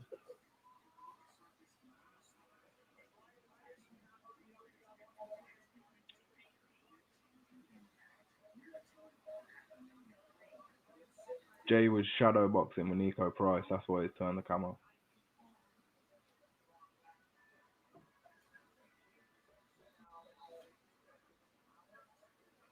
James Vick once again looking around, hasn't got a clue what's going on. Not a clue. Don't know where he is. Could be in China, Australia. Now, Tampa. I mean, He hasn't got a clue. Now does his family sit him down and say, James, if it happens, his girlfriend, if it happens again, you might have CTE. Yeah, I'll be like, James, look, you need to stop this. If you want kids, or if you currently have kids, think of them, because you're gonna have no brain left, boy. How about a surprising Nico climbing the ladder, huh?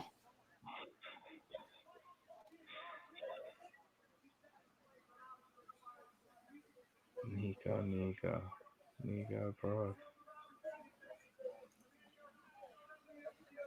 What's good, D Money? Tyler's there.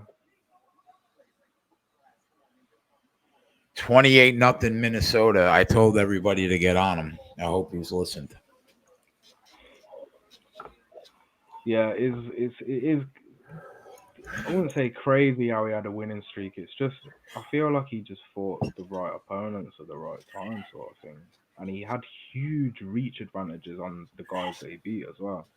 If you notice, he's not giving as much reach in the fights he's lost. He's not gaining as much reach. Sorry.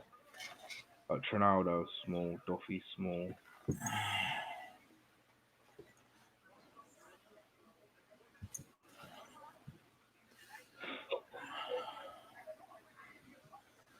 I'd love to know the stats in that fight, actually.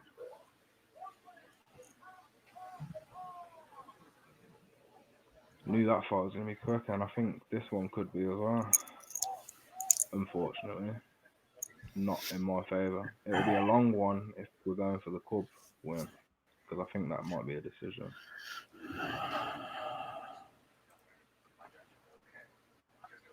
Keep the faith, bro.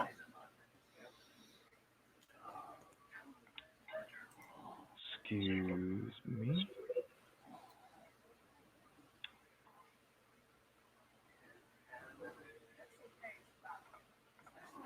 Fightcast brought to you by Charmin. I don't get it.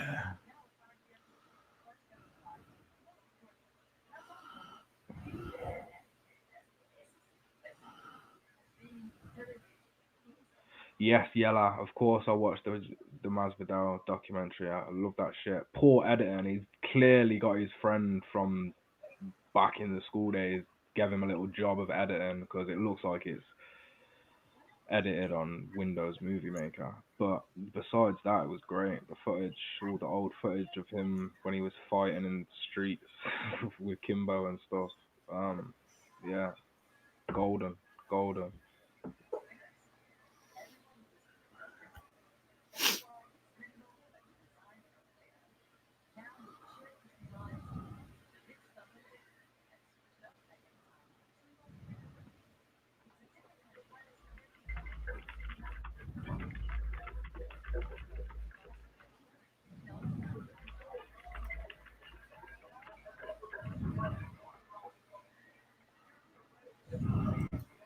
I wonder why my live chat's not working on StreamYard. It's really bugging me. I don't like having the pop-up chat. Wow, man. That hook caused me to not get on Minnesota, but I told everybody else to get on it at 7. Fuck. That was a free unit. Once Martinez was not at QB, an absolute free unit.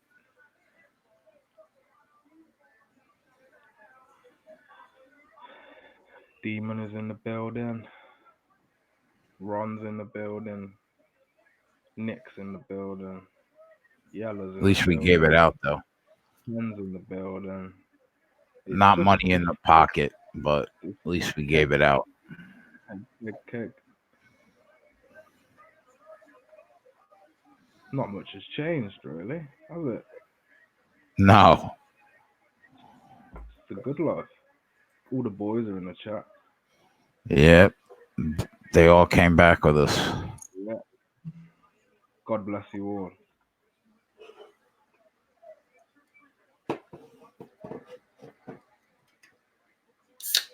Corey Anderson, Johnny Walker.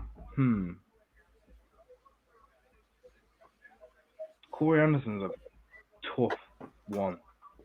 Always been a guy I've never really leaned to or been interested in handicapping.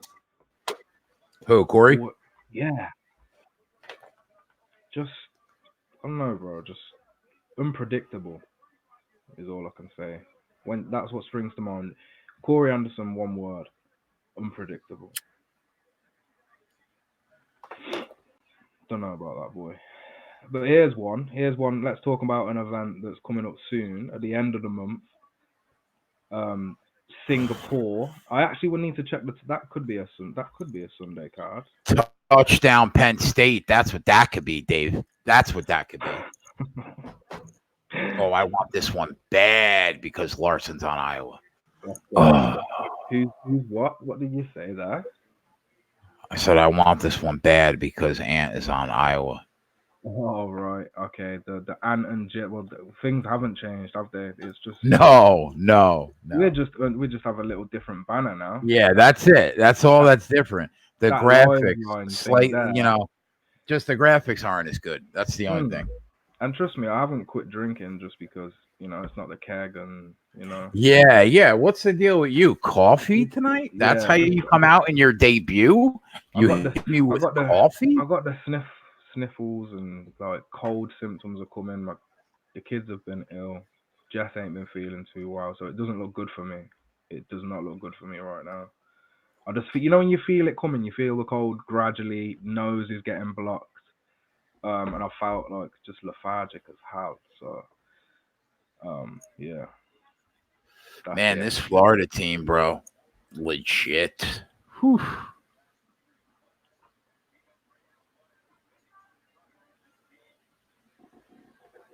Unbelievable.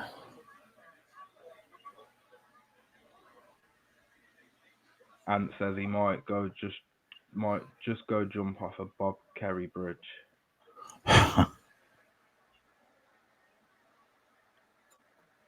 You were reading all the shit in the chat that night about Iowa and Penn State when we were all talking about it. I want this one.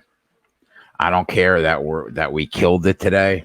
I don't care that I'm up a decent amount today. I want this one. Where is Ant? What are you doing in the chat anyway, bud? I'm surprised you're not on here talking. Yeah, let's go. I mean, like this kid, it's a part-time job now. Where you at, boy? Right, here's the fight I was most nervous for. And considering all my nervous fights were crashes, I'm not too happy, lads. So go easy on me if Cub loses, yeah? Don't be too harsh, please. If you've been here since day one, you know what I've been doing. The first time I come in here, I went 10-0 on accumulators. Like, don't be too harsh on me. Plus, tonight's punching parlay won. So let's not cry over Cub Swanson getting his ringed in 30 seconds. This is the co-main event breakdown. So I need this Cub just as bad as you do.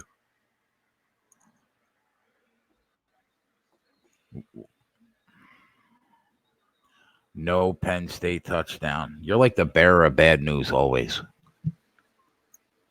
The problem with Cron is I'm going to assume he's been choking stuff since he was about 3.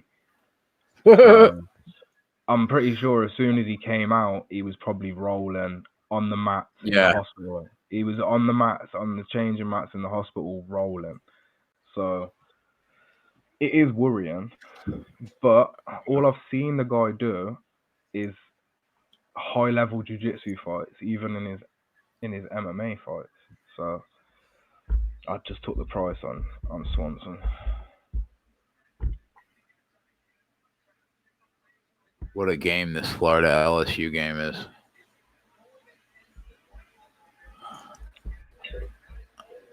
There's the greatest Brazilian jiu-jitsu practitioner that ever lived behind them. Yeah. Calls him Dad.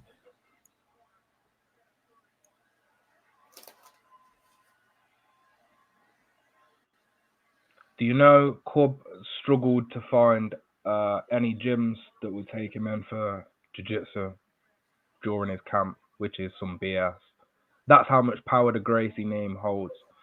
Cobb couldn't get a gym to train at. How bad is that? Right? That's exactly right. Turned down by multiple gyms. Sorry, you're fighting a Gracie. Sorry. Wow. which is insane. Absolutely insane. Google it now, the story will come up. Insane. So that's going to light a fire under your ass alone. I'm just hoping it's lit enough for him to improve drastically on his takedown defense, even though he doesn't. It's not so much he needs his takedown defense. He just needs to be smart and aware. And he needs to wake up in comparison to the sleepy cub that we've been watching for a while now. The worrying losses, but they're coming up against some solid dudes. And I can't be solid on Kron just yet. Not yet. Even if he beats Cub, I won't be. He needs to beat someone else, man. He needs to do it. He needs to do it against someone sick and show me this chin. I want to see this chin.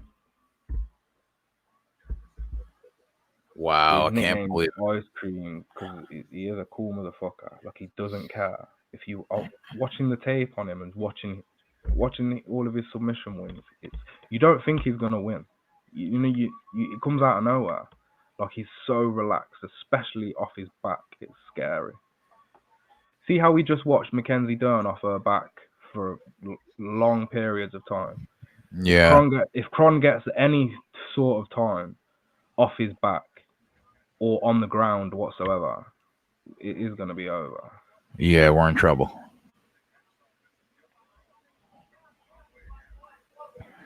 Come on, Cub. Even the commentary is like, it's doubt from the commentators how they're talking about him in comparison to Kron. Kron comes out, oh, he's the greatest. His dad, his uncles, and blah, blah, blah, is greatest. And then Cub comes out because he's on a losing streak. But, this guy's been fighting in the company for years. And there's a motive to a lot of stuff. And they want to put Kron on. Who do you think the bosses want to see win this fight? Do you think they want to see a fighter who's declining put out the new star that's got the Gracie name? No. If Kron does well in the UFC, Jesus, that name alone is going to bring numbers. Yep. If he continues to tap everyone out, it's going to be mad. He's 31 too. It's not like he's a young kid. I know, but this is what I'm saying. There's no evolving here for Kron. Right. And that's why I want to see him against some good strikers. Because if this guy is all well and good watching these low-level geezers who've been fighting, we need to see him against someone who's going to fight all out now. And I'm not sure if Kubnak first and he's so let's see.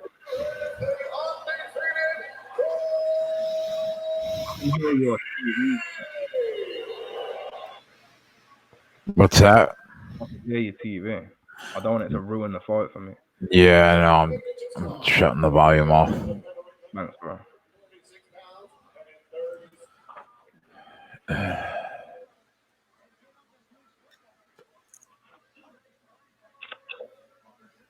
That's true, Small Thrill. He has been fighting all the prospects and loser.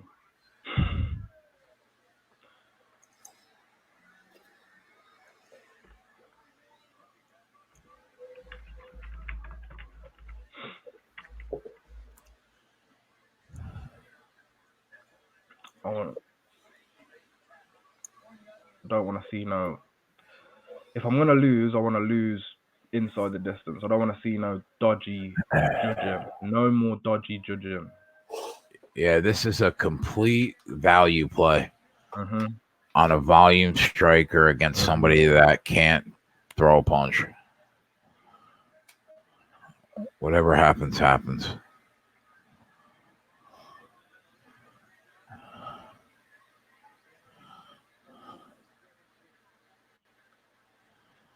I just can't put Kron Gracie alongside Ortega, Canaro, who was the other? Shane Burgos. He's not there yet. No way. He's not there. So let's see.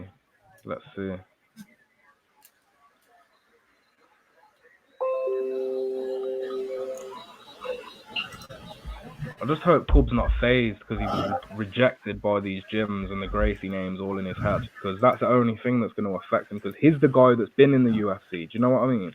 He's the guy that's been here. He shouldn't be phased at all. But that Gracie name does weird things to people. If he ever got knocked out by Gracie, it's time to hang it up. Gracie is just trying to get close. That's all he's doing. Yeah. Reckless striking, trying to get close.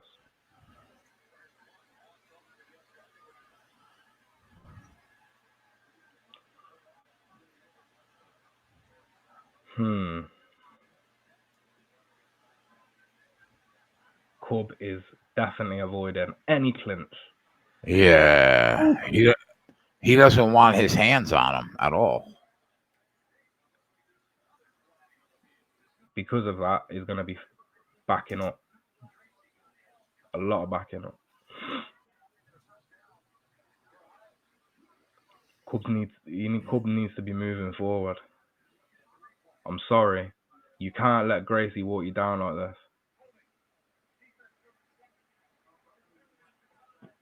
Cub needs to be moving forward. He's not that great off his back foot.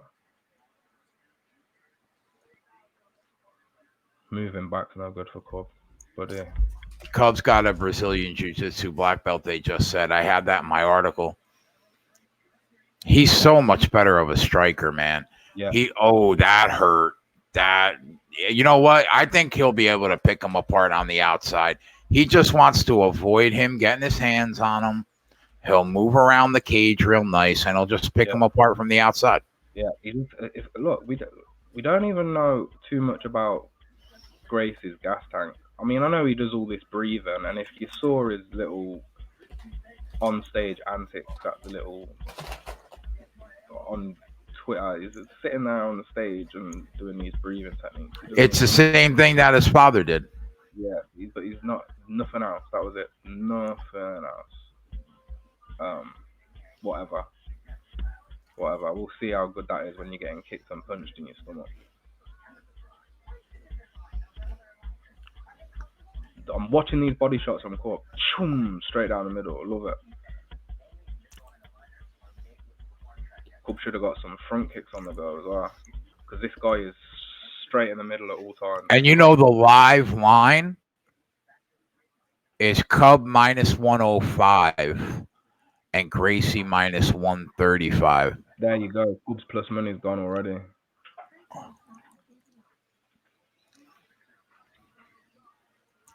Anthony is backstage. Bring him on. Oh, thank God. Because I got to go to the bathroom.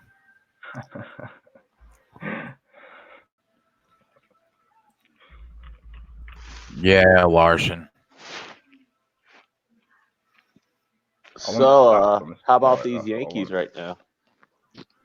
Yankees are looking pretty solid. Bases juiced, full good. Full count, bases juiced, 2 outs, top of the 7th.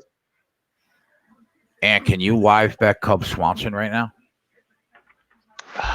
No, I can't live bet MMA, and to be perfectly honest, I don't even know what a Cub Swanson is. How's your day going today? Fair to middling.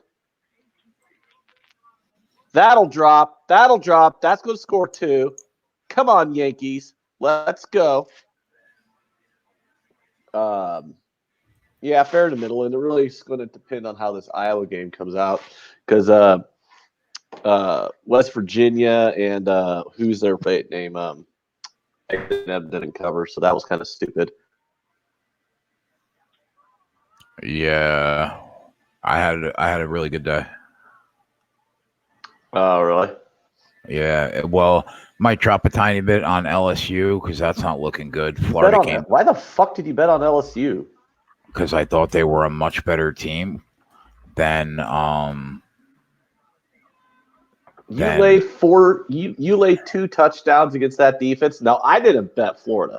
I stayed off the game because I didn't like either side.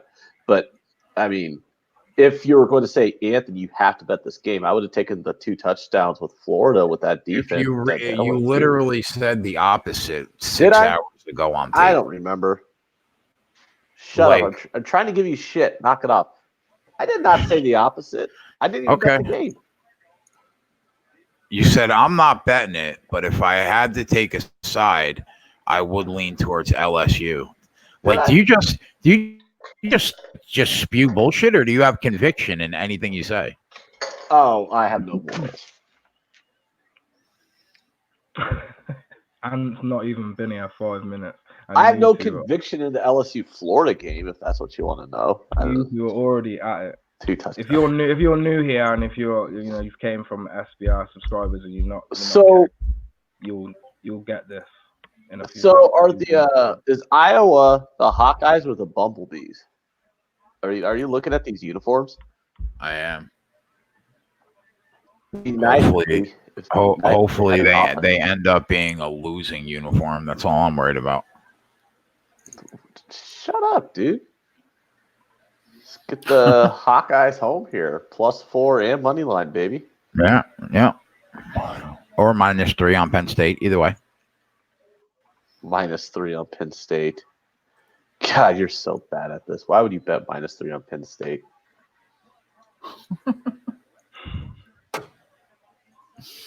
Oh, man.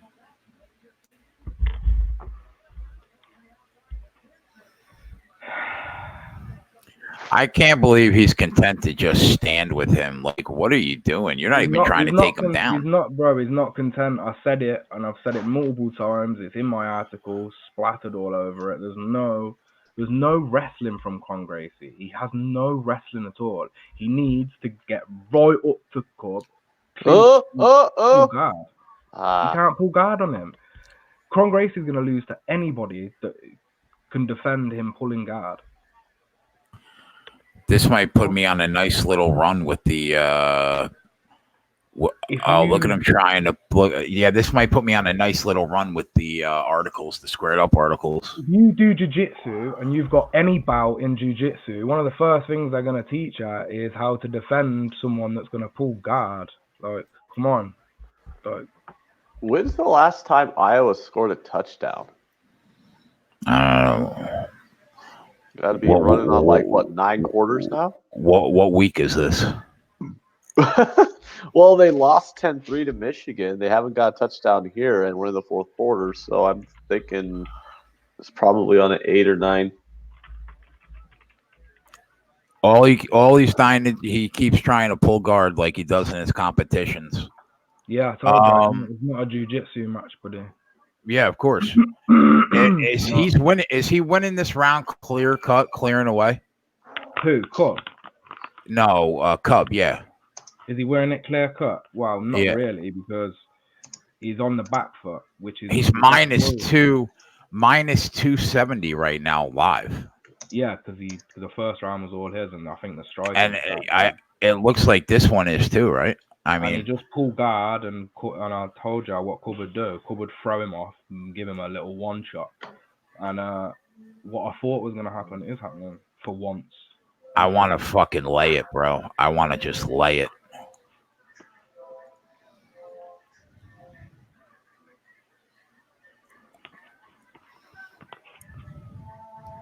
I don't want no judges, though. I don't want no freaking judges, but get this done, buddy. Knock this dude out. LSU. To be fair, Cron could have a solid chin, right? Because he's never had to be in striking battles. I think we're up 2 rounds to none, -350. I really want to lay it. He's not knocking him out in the 3rd round. There's no way. He could tap him in the 3rd round, though. Yeah, but I don't know. Can he? He's not even looking to.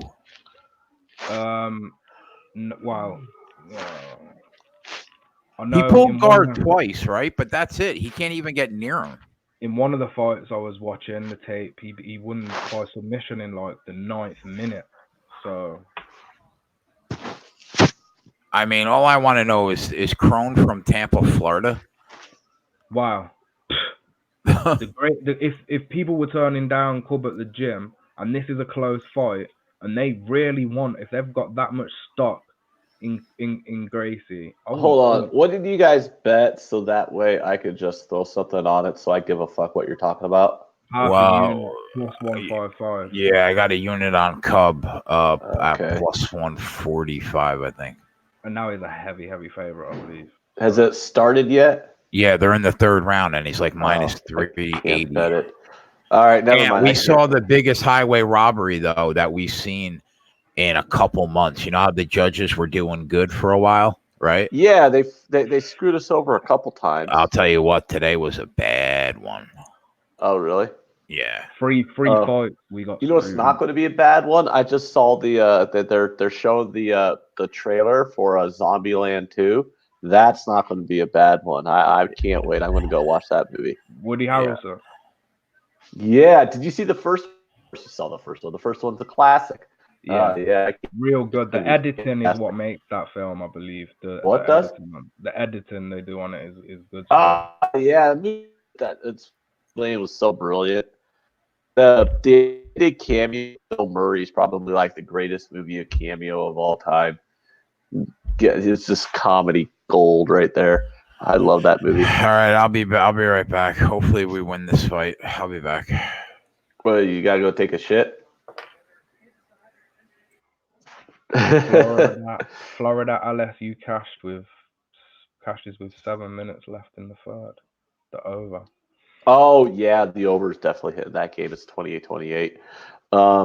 The under, the one thing Jay and I did agree on this Penn State-Iowa game was the under, and that's kind of a lock here, unless they have like 5 overtimes or something. But, yeah, I'm not. No, I guess I am losing it because I did a money line sprinkle with Iowa, but I took Iowa +4, so I'm pushing on the +4. But yeah, I'll definitely lose the money line if it comes off 10-6. So I do need Iowa to get a stop here and get like a touchdown. I really just need Iowa to win, so that way Jay could be wrong. He said the same thing about half an hour ago. Well, this is before you were here as well. Yeah, it's nothing chaps Jay's ass more than being on the opposite side of a football game as me, and then I'm right. Like it means more to him than it does to me. But that just sticks in his craw. That Utah USC game, that hurt him deep.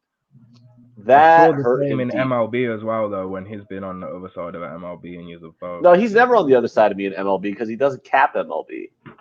He just tails me on whatever. Are you actively capping football? Yeah. Yeah. Yeah, I don't really cap the NFL. I really just look for lines to tease in the NFL because I just do the long teaser strategy with NFL, and then if I like a certain spots here and there, I'll bet them. I usually just tail Jay or I listen to like Whale Capper and Andy's podcast. I mean, I think they have a really good football betting podcast in the NFL. Whale Capper and Andy, and so I'll listen to them to kind of like, okay, if Jay's on the same kind of plays that they like, then I'm like, all right, that's worth tailing. I'll tail that. If Jay's in agreement with Whale Capper, then I'll tail that. But other than that, all I really do is just do the long teasers. Because the NFL is just a super sharp market. I mean, I don't really find it worth betting that much. Now, watching, I love the NFL. I mean, I could watch any NFL game and not have money on it. I don't need to have money on it to watch the NFL. It's definitely one of my favorite sports, but one of my favorite sports to bet. It's probably like my 7th favorite sport to bet. You know what I mean? I mean, MLB, any of the top 5 soccer leagues, football, basketball. I would bet any of those before I bet NFL. I mean, I just don't see how it's a market worth it to me. I mean, some guys can beat it, but it's few and far between. Like people like Jay who beat the NFL, they're a rarity, a huge rarity. Yeah, But the thing is everybody bets it. That's why it's so hard to beat it, because everyone bets it. The market is so liquid in the NFL. It's got the biggest handle. The lines are sharp in it. So it's just, I don't know. I'm not a huge fan of betting on that sport. I think I want to get into what Max is doing, man. Betting this lower tier college football. Like he was talking about it earlier today.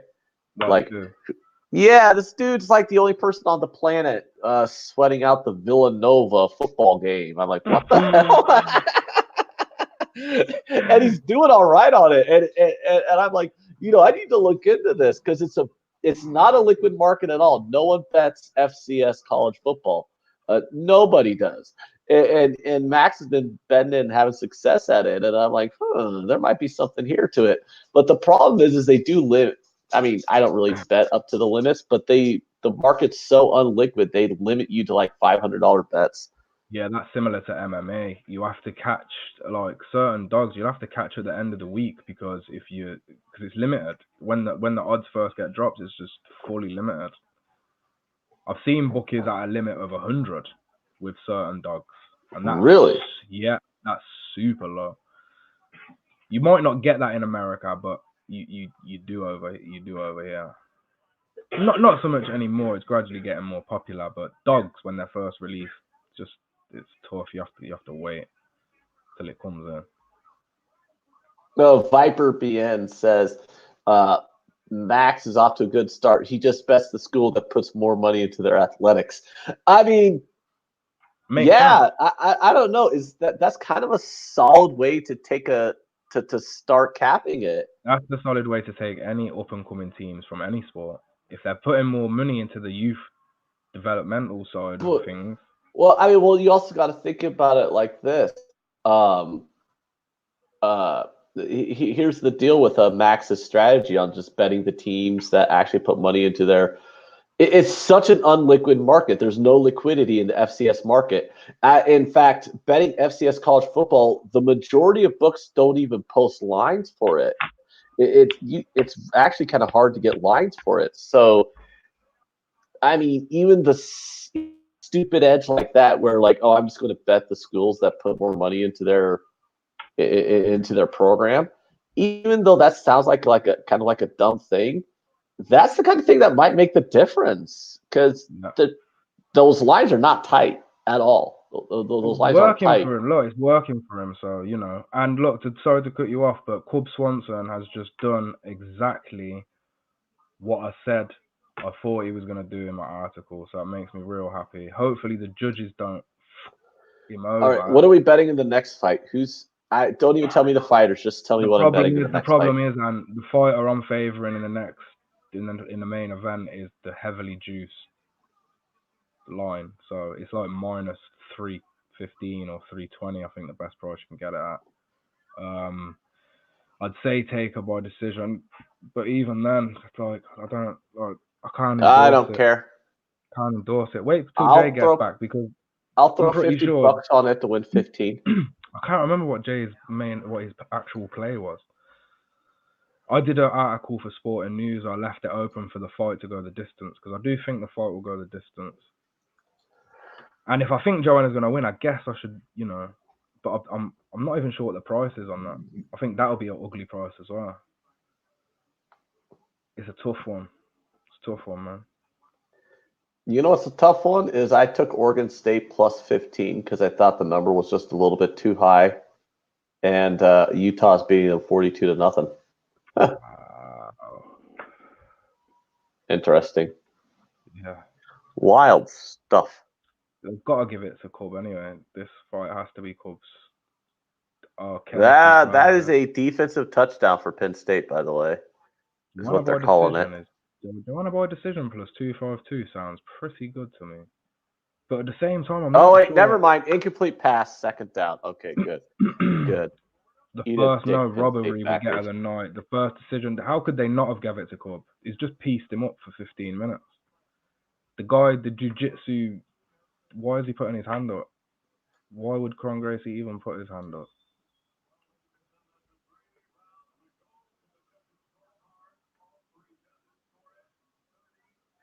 30-27 every round. Thank you. So your Cub fight won. So you're talking about Joanna Jędrzejczyk versus Michelle Waterson. Yeah. Where's Joanna from? I'm assuming somewhere in Eastern Europe where it's just cold and bitter and a tough life and salt of the earth type people. She's about that Polish life. When Conor McGregor was on his rampage, that was when Joanna was defending her title, beating everyone. No one could touch her. She's had a slight decline, lost a bout, but she's lost to super tough girls, and now she's fighting a chick who is just not on a level, in my opinion. She's not. Where's Michelle Waterson from? America. America's a big country. Yeah, I'm not sure. I'm not sure exactly. Are you making me Google this shit? God damn it. Oh, you're gonna have to Google it, but sorry. I have to fucking Google this shit now. Sorry. Cub Swanson plus 155 I gave him out at, so that's alright. That turns the day around for me nicely, thank you. Mm-hmm. She's 33, so she's Aurora, Colorado. Oh, you don't live a tough life coming up in Aurora, Colorado. Probably skiing and loving the scenery and smoking pot. Yeah, all right. I'm laying it. Not big though. I'm going to bet $50, and it's going to win me $15. All right. There we go. Mine's $350. That's nuts, but fuck it.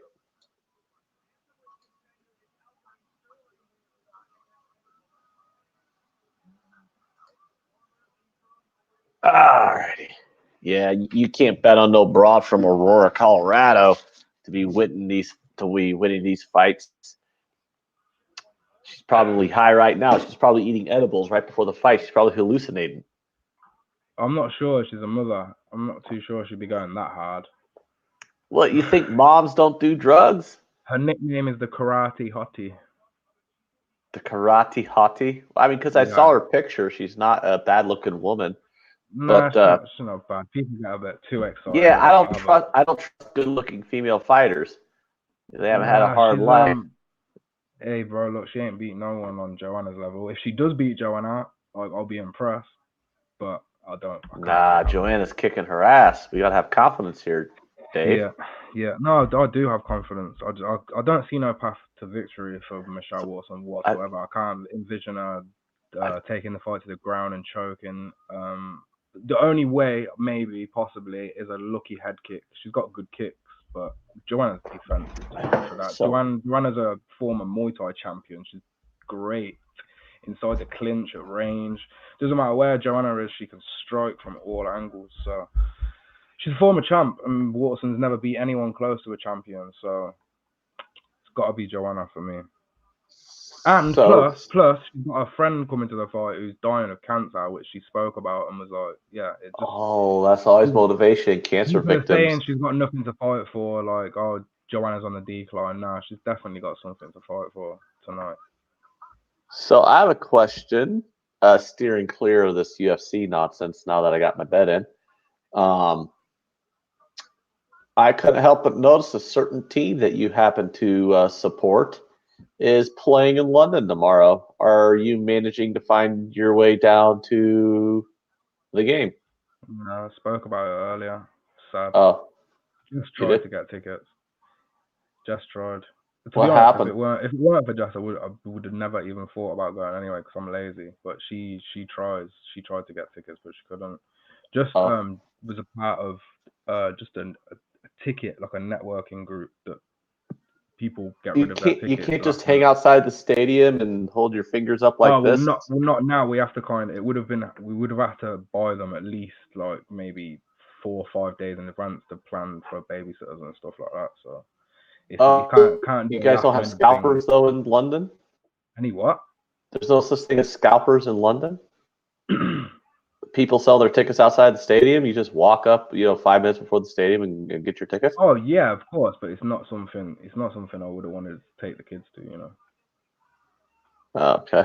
Because I never had tickets to Husker games until like 2 minutes before I walk into the stadium. I always just buy right before. You're always at the game. You got a season ticket, right? No, I don't have season tickets. My buddy's parents have season tickets, and like everyone at our tailgate have season tickets, but me and my buddy just buy them like right before the game. We literally get them right outside the stadium before we walk in. Nice. It's a thrill of the haggle, you know. How much are those? Oh, $70. We'll give you 40. You meet somewhere in between. Basically, you're just trying to get it below face value. And the one bright spot about the complete dicking Nebraska's taking right now against Minnesota is we're planning on going to the Indiana game because we both decided that we're not going to the Wisconsin game because neither one of us are going to pay money to watch Nebraska get curb stomped by 40 points plus by Wisconsin because we already went to the Ohio State game and saw that, and it wasn't a lot of fun. But, we'll probably beat Indiana. It's not that good. So what we decided is like, well, Indiana sucks. No one wants to see Indiana. We'll probably get it for $10. Like, hey, these tickets for Indiana is going to be cheap. I was just texting them earlier. I'm like, hey, these what do you think we're going to have to pay for Indiana tickets? I bet it ain't going to be shit. I mean, that's the bright spot. A couple of years ago, we saw Nebraska Northwestern. It was like when Nebraska was like 4-8 that year. It ended up they're really bad. I think it was the year Mike Riley got fired, the head coach. And we got into like the Northwestern game for like $5 a ticket. It was like me, his teenage son, and his wife, and him. And so there's like 4 of us. We got 4 tickets for like $20. Nice. Yeah, the dude just wanted to give them away. He's like, fuck this shit. Here, take them. Yeah. Oh man, I don't even remember that game because I fell asleep halfway through it because I was drunk. It was like a 2:30 game, and we got to the tailgate at like 7:30. And when you're doing Jello shots for like 5 hours before a game, because you don't care about your team because they suck, you just walk into the game. I passed out like halfway through the game. Just to have a little drink and see some action, I guess. So Headshots asking, do we think Violent Bob Ross was robbed? I'd rather not discuss it, but I do believe he was robbed. I think there's been a couple of questionable decisions tonight that could have either been a draw or just gone the other way. It's been, look, Favola was fighting in his hometown, so I think that had a lot to do with it. The fight, it wasn't a dramatic win. Did we win? Yeah, Cub won, bro. Yeah, we did at plus 30-27, 30-27, 30-27. Plus 155 on these nuts. Oh, Jay, what's your take on Joanna Jadczak versus this Michelle Waterson? Half of me wants to take a half-unit flyer on Waterson at plus 300, and the other half of me says, don't be fucking stupid. It's Joanna Jędrzejczyk. So I don't know. I'm going to look for a prop real quick, see if I like anything. I'm on JJ. You laid it? Huh? You laid it? Probably. Yeah, she's from Poland, so he has the perfect reason to back her. Because the other girl is from Colorado. So come on, Poland, Colorado, there's not really much comparison, right? What's your thoughts on Penn State going in right now to make it 17-6? My thoughts is that JJ is from Poland, so she's lived a hard grizzled life. She's had to fight for everything in life from the slums. I mean, she's lived a very plush lifestyle. You're hush, Jay. I'm giving you my breakdown. And then this Waterson broad is from Aurora, Colorado. She's probably skiing and doing white collar activities like that, and enjoying life and smoking pot and eating edibles and not training very hard because she's too busy high, because everyone in Colorado just likes to hike and eat edibles and not care. So I am taking the grizzled Polish broad, and I And I didn't do it for big, but I threw $50 on it, and I'll win like 15 if it hits. I really don't care. I just I think if you bet Joanna on points at -140, and you bet less on Waterson by submission at 16-1. Oh, you're getting too complicated, man. I think you're in good shape. Well, sports news on the SBR Twitter page. I notice everybody is loving the replays that Seth is uploading because the Nico Price KO got 7 retweets and 7 likes. Nice. Oh yeah, Penn State is looking pretty good here. This Iowa offense can't do dick. yeah. This Penn State offense hasn't really done dick either. I mean, if you hold Penn State to 7 or to 10 points in the fourth quarter, you should probably be in good shape to win the game. I wonder who told you about that Penn State defense and all those sacks and that Penn State offense that wasn't going to be able to do dick. You were jerking off over the Penn State offense. They scored 10 points. I didn't say anything about the defense. Well, shut up. Okay. It would be awesome if Seth had the ability to like clip these like little things. You're counting your winnings before the game's even over, dude. Like Penn State's going to turn the ball bro, I'm over counting right my winnings from like the 11 bets that I won already today. I don't give a fuck about this game. The only reason why I care about it is because of you.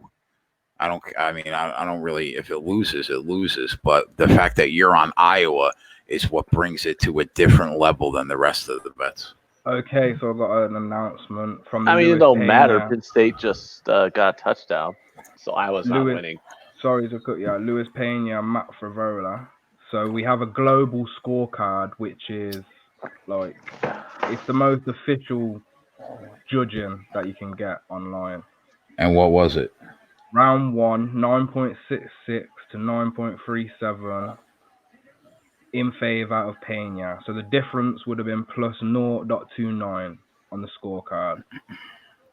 0.92 in favor of Pena to Fivola's 9.07. So the difference would have been 0.85 in favor of Pena. Round 3, 9.63 in favor of Fivola, 9.39 for Pena, with a difference of 0.24 in favor of Fivola. Final score, +1 difference, 29-28 Pena, 29-28 Pena, 29-28 Pena. Well, that's what we thought. 2 rounds to 1. Yeah, that's. And if you go on Pena's Twitter, he is going off on one. He's retweeting clips from the fight saying, I should have finished it here. That's money, bro. That kid lost money because of that bullshit call. And another loss on his record, you know. So. That's what's terrible. So can we quit talking about this football, Jay, and just bask in the glow of the Cardinals going to get swept by the Nationals and how I put all y'all on that? No. Why not? Why can't we? Because nobody gives a fuck about that right now. Well, there's a night of football games going on. Yeah, but the main event of a UFC card. Yeah, but you know how many people? You could talk about that tomorrow. What do you think of this Yankee game? Did you bet anything on it? I didn't bet the game, but I have the Yankees +165 to win this series. If they get through this game, I would like that +165 play.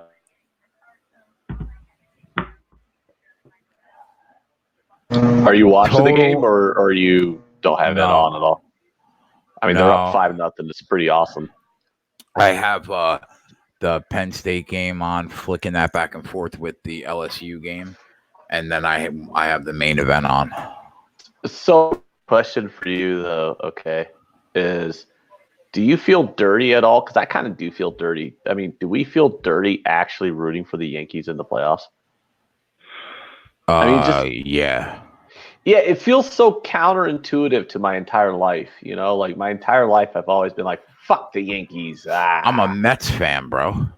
Yeah, well, you know, you got to remember, like growing up, when I was younger and I was like really getting into baseball and getting my passion going for the sport. I mean, the Yankees were the dynasty back in the late 90s and early 2000s. So that was the team where you're just like, oh, fuck them. Come on. Bandwagon motherfuckers always root for the Yankees. Screw them. So that attitude still lingers with me, despite the fact that the Yankees have, I mean, it's not like the Yankees have been a dynasty since 2003.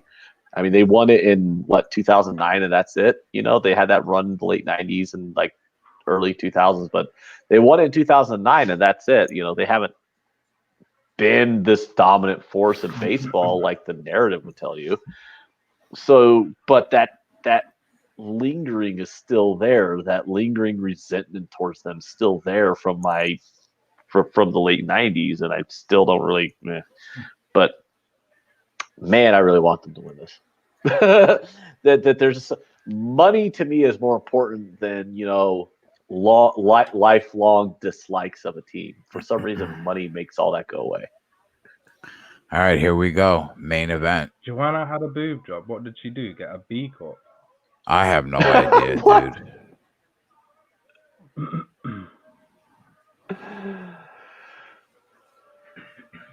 Christopher White, he's a Mets fan, but he's on the Yanks heavy. They're going to make him money. Yeah, Von Polo, the fight is just about to start.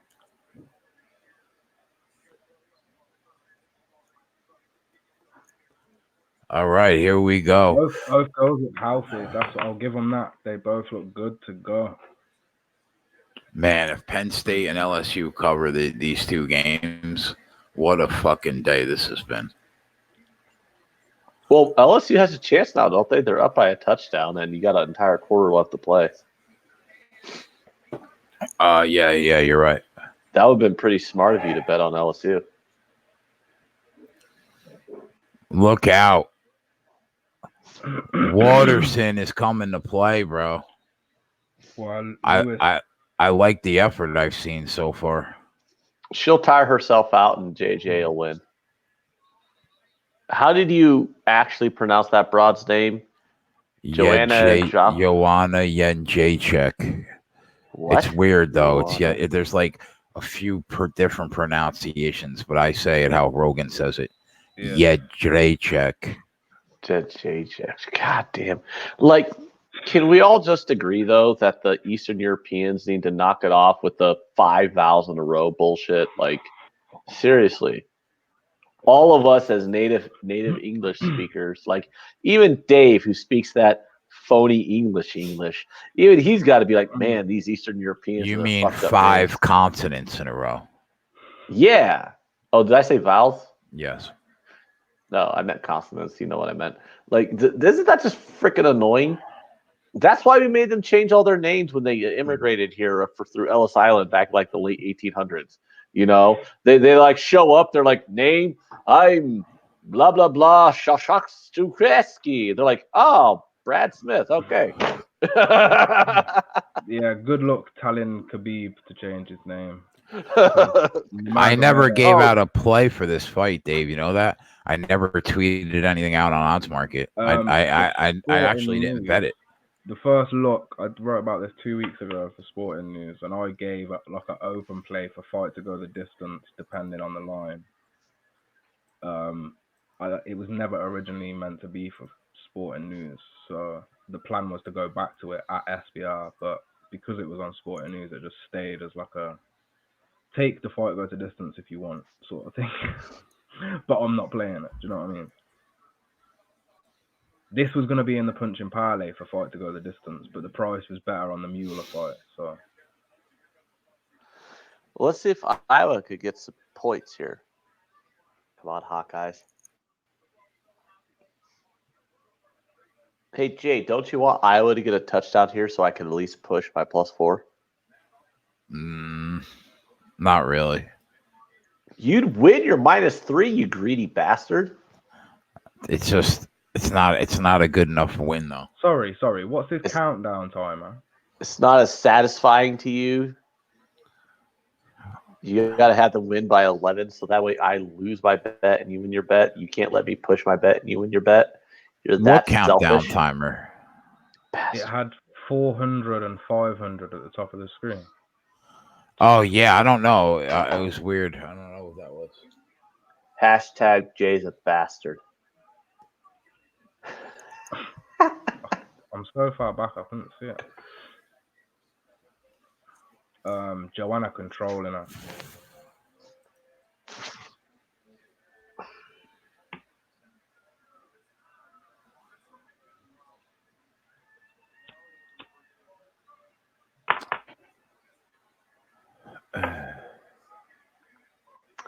Normel says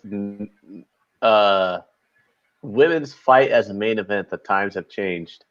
I'll be honest with you, as a newer MMA fan, and Jay will attest to this because I've said this like from the beginning since I started watching these with Jay on these when he would do these fight casts and stuff. The women fights are more entertaining than the men's fights usually. Because they don't start hugging each other, and they're faster paced, they got less body weight, so they don't tire out.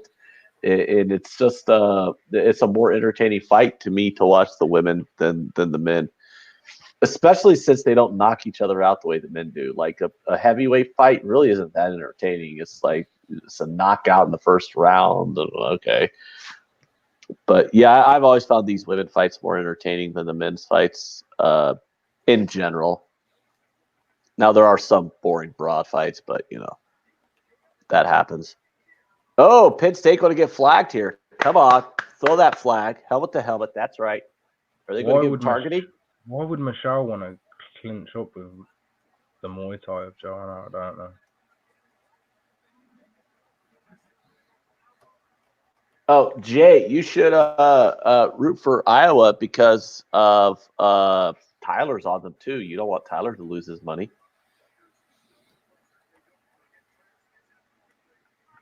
Wouldn't you feel bad if Tyler lost his money on Iowa? He'll live. Yeah, but you like Tyler more than me, so you'll probably don't you have more empathy towards his plight? He's young. He needs to learn what it's like to lose before he can enjoy the fruits of the winning. Oh, God, you're such a dick. Are you talking, David Brown? But what about me? I hate Max. I have a mortgage. I'm not young. Your mortgage gets paid regardless of what happens to Iowa. Very true. Well, then what are we talking about here? I don't know. Are you saying that that I just have good bankroll management and I keep my sports betting completely separate than my other finances? Michelle's trying to smile and she is not happy. Because that's very true. Not good for her. Are we winning this fight? Is JJ winning this shit or what? She's minus 600 live. Ooh, boy. I got a discount then at minus 350. You really laid it, Ant? Yes, I did. But it wasn't for like a lot. To win 100? Huh? To win a 400? No, I risked $50. He didn't take much convincing, so he was I literally risked. I didn't lay it to win 50. I risked 50, so I'm gonna win like $15.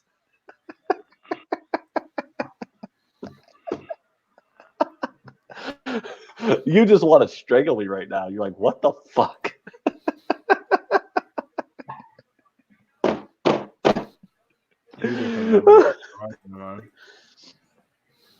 Waterson, no. Gotta build that brain real slowly.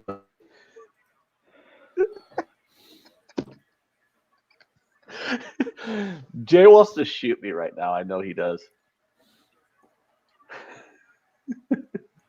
Why? Because I laid minus 350 to win $15. All right. Okay. Yeah, that's like the shit that we rail against at your casino. I know. That's why it's funny to me.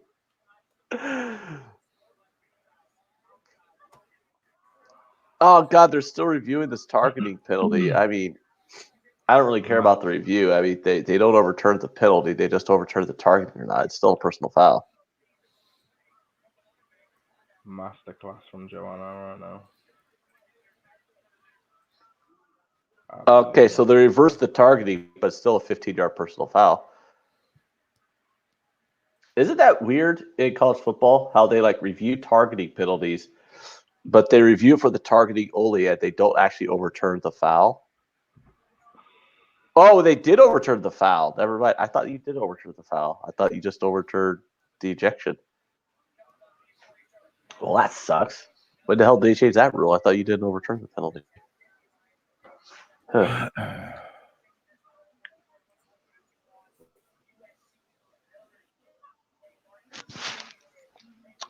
Well, Iowa got the first down anyways.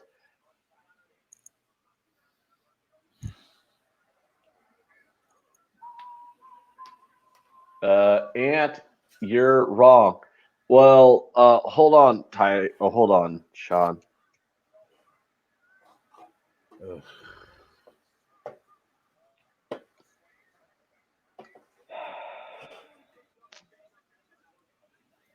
Waterson has no chance of taking Joanna down. Come on. None. She is just too much. There, Sean, I fixed it for you. Grammar counts, dude.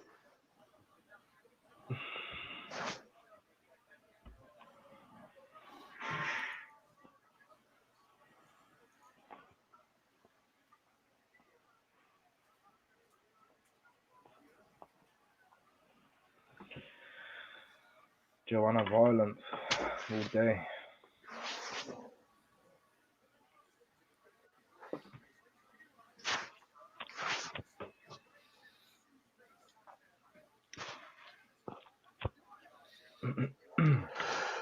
All right, so let's get a touchdown from Iowa here. Hey, the best part about it is if Iowa gets a touchdown and they go for 2, they could cover the +4, and then Jay's stuck with a push, and then I could send Jay a picture of my nuts on a table, ask them how these nuts taste.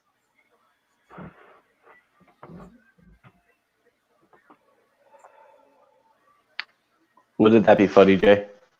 Not really. It wouldn't. I think it'd be hilarious. I would laugh. I'd be laughing as I took the picture. I'd be giggling as I pressed the send button. I'd be giggling as I got the notification that you blocked me. I'd be laughing the whole time. I can't wait for tomorrow, man. Well, speaking of tomorrow, what's your look for the NFL? Come on. I'll send it to you tonight so you have it when you wake up.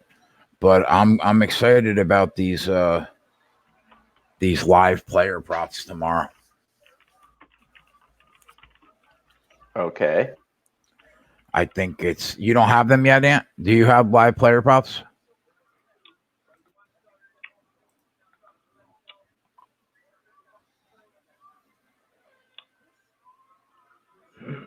Waterson's the one that's bleeding, I think, bud.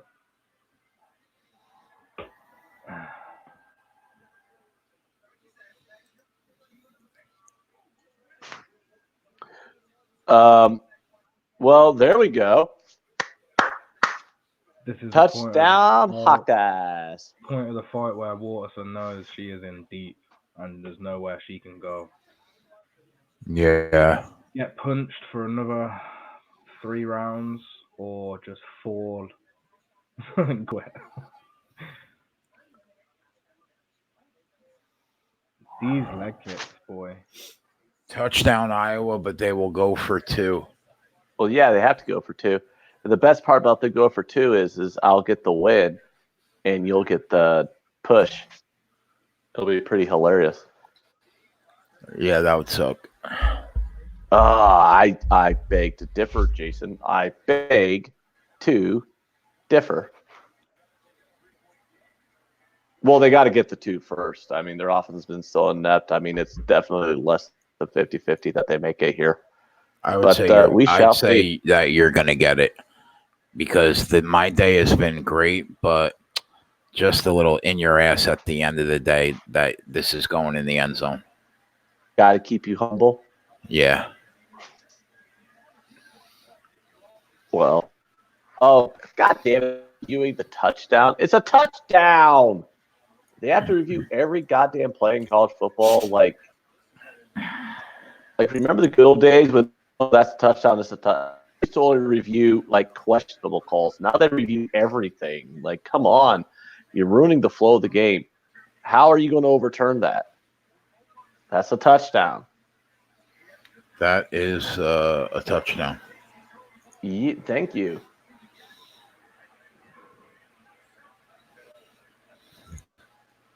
The ball moves a centimeter when he touches the ground. Yeah, that's called fucking physics. Mhm. Give me a break. If they overturned that, let's burn everything down. That's a touchdown.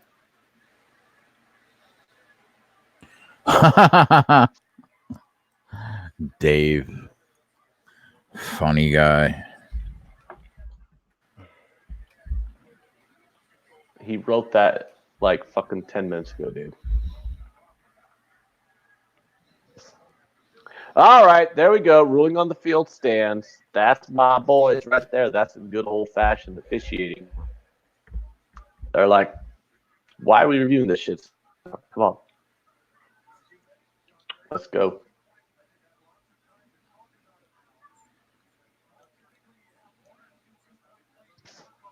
Wouldn't it be something for Joanna to tap out Waterson? I mean, I wouldn't be surprised because I think Joanna's above this girl everywhere, so I wouldn't be surprised. He throws an interception on the 2-point conversion. I'd take the Muay Thai champion over the girl doing karate any day. So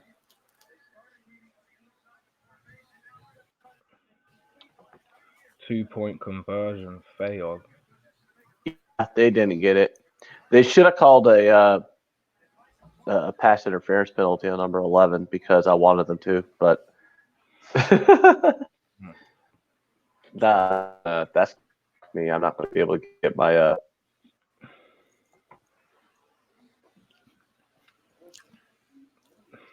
not going to be able to. Joanna showing what's good. She's showing that she's better than everybody else in that division except the people above her.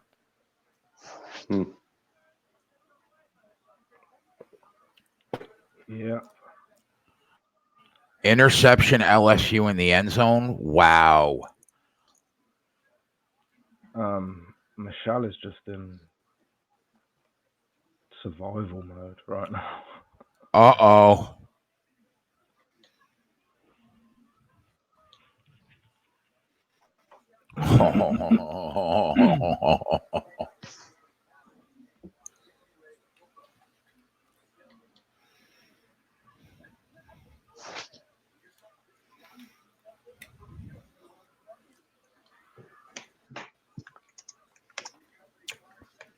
You watching this, Dave? What? The fight?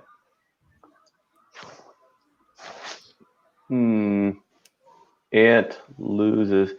I mean, is the game over, Sean? I'm confused. Is the game over? Is there not 2.5 minutes left and Iowa has all 3 timeouts? Yeah, Sean, you've become like annoying again. Like you were so cool for like 6 months.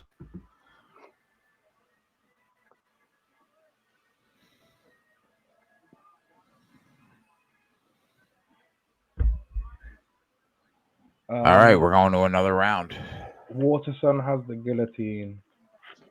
When does she? Where's the guillotine? I haven't seen a guillotine. Rear naked choke.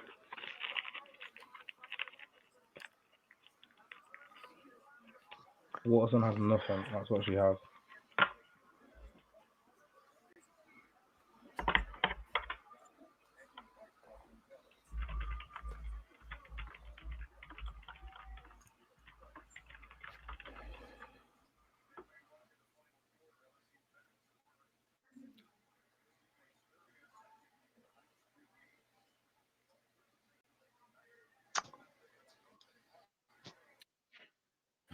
Michael Bisping said, "How dare you?"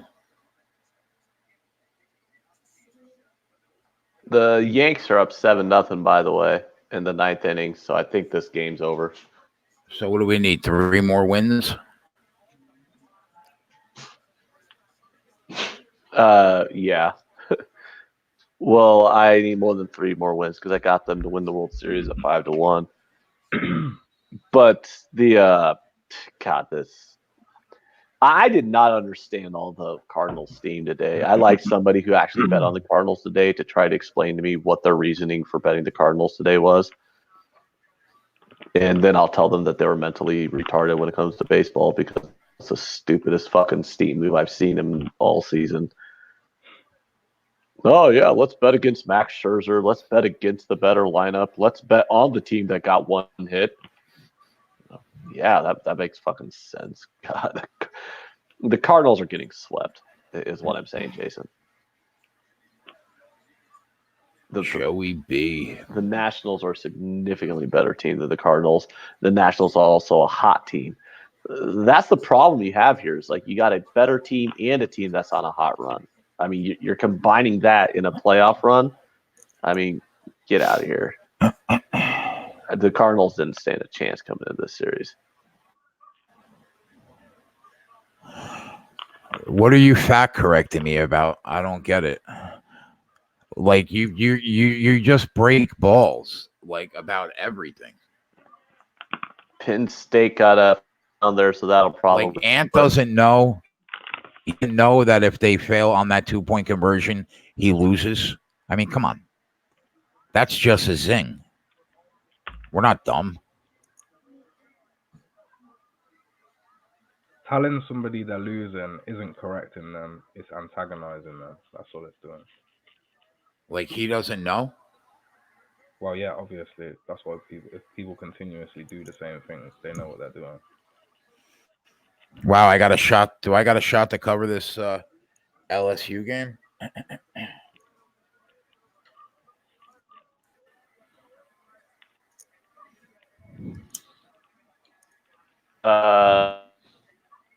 Made you lay 13.5 or 14? 13.5. Well, then you definitely have a shot to cover the game because the extra points are going to put them up 14. It would not shock me at all to see this be a 7-point game in the end, though.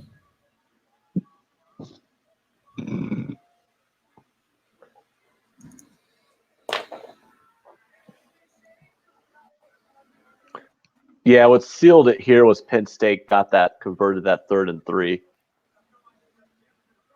I was going to have an opportunity with Iowa if Penn State was able to punt, but now that ain't going to happen. Iowa used all 3 timeouts, so this game's going to be over.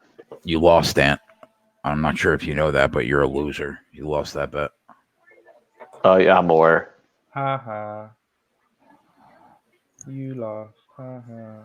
The under was a casher, though. What would you say? Yeah, that's true. You were on both, so you really didn't lose. See, that doesn't even make me feel good. Now you have just made me feel less good. How dare you? Why?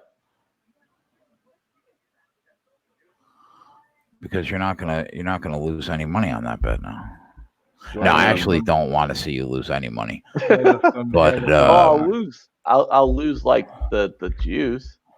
But it feels good after that fucking Washington, that Utah USC game. Yeah. I still have nightmares about that game. I'll lose the juice, the unit. I'll lose the unit that I have on the pins or on Iowa plus the points and Iowa money line, but then I'll win 0.91 units on the under. So David I still lose. David Brandy said he's going to name his child after Jay if LSU covers. Oh, you don't want to name your child Jason. That's a stupid name.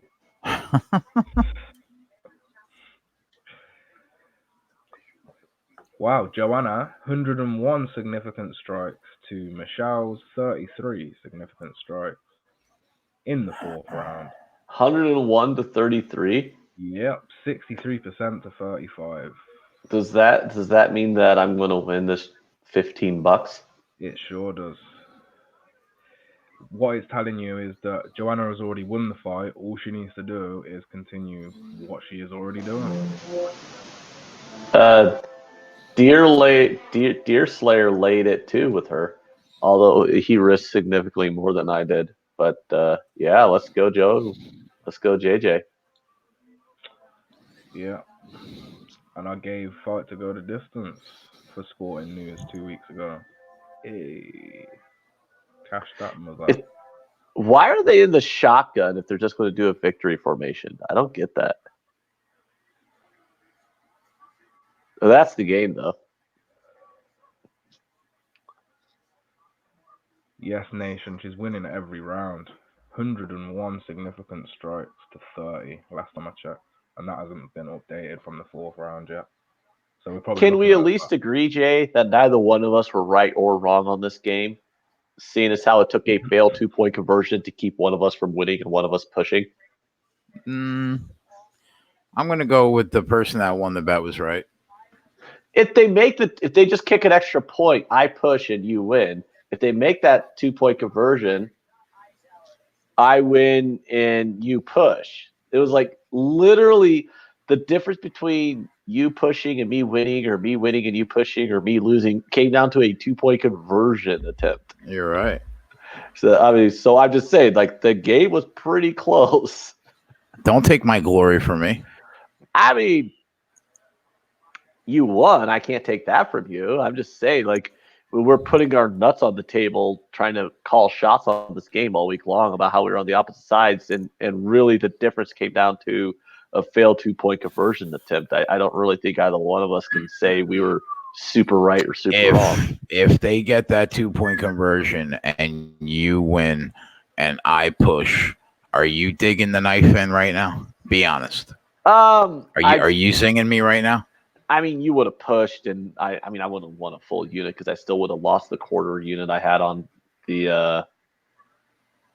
You could just say yes, Jay. I would have. Yeah, right. I would have done just to annoy you, but because you know, there's really not that many things in life that give me more pleasure than irritating you. There's just something about needling you that just. Aaron says, "Explain that to the guy at the counter, Ant." That is a great response. That is a great response. Oh, there you go. Yeah, I mean, how many times are you like, oh, I was on the right side, but I still lost? Or I won, but I was on the wrong side of that bet the whole time. I mean, that happens all the time. I'm telling you right now, I'm going to get dink and dunked to the point where I don't cover this game.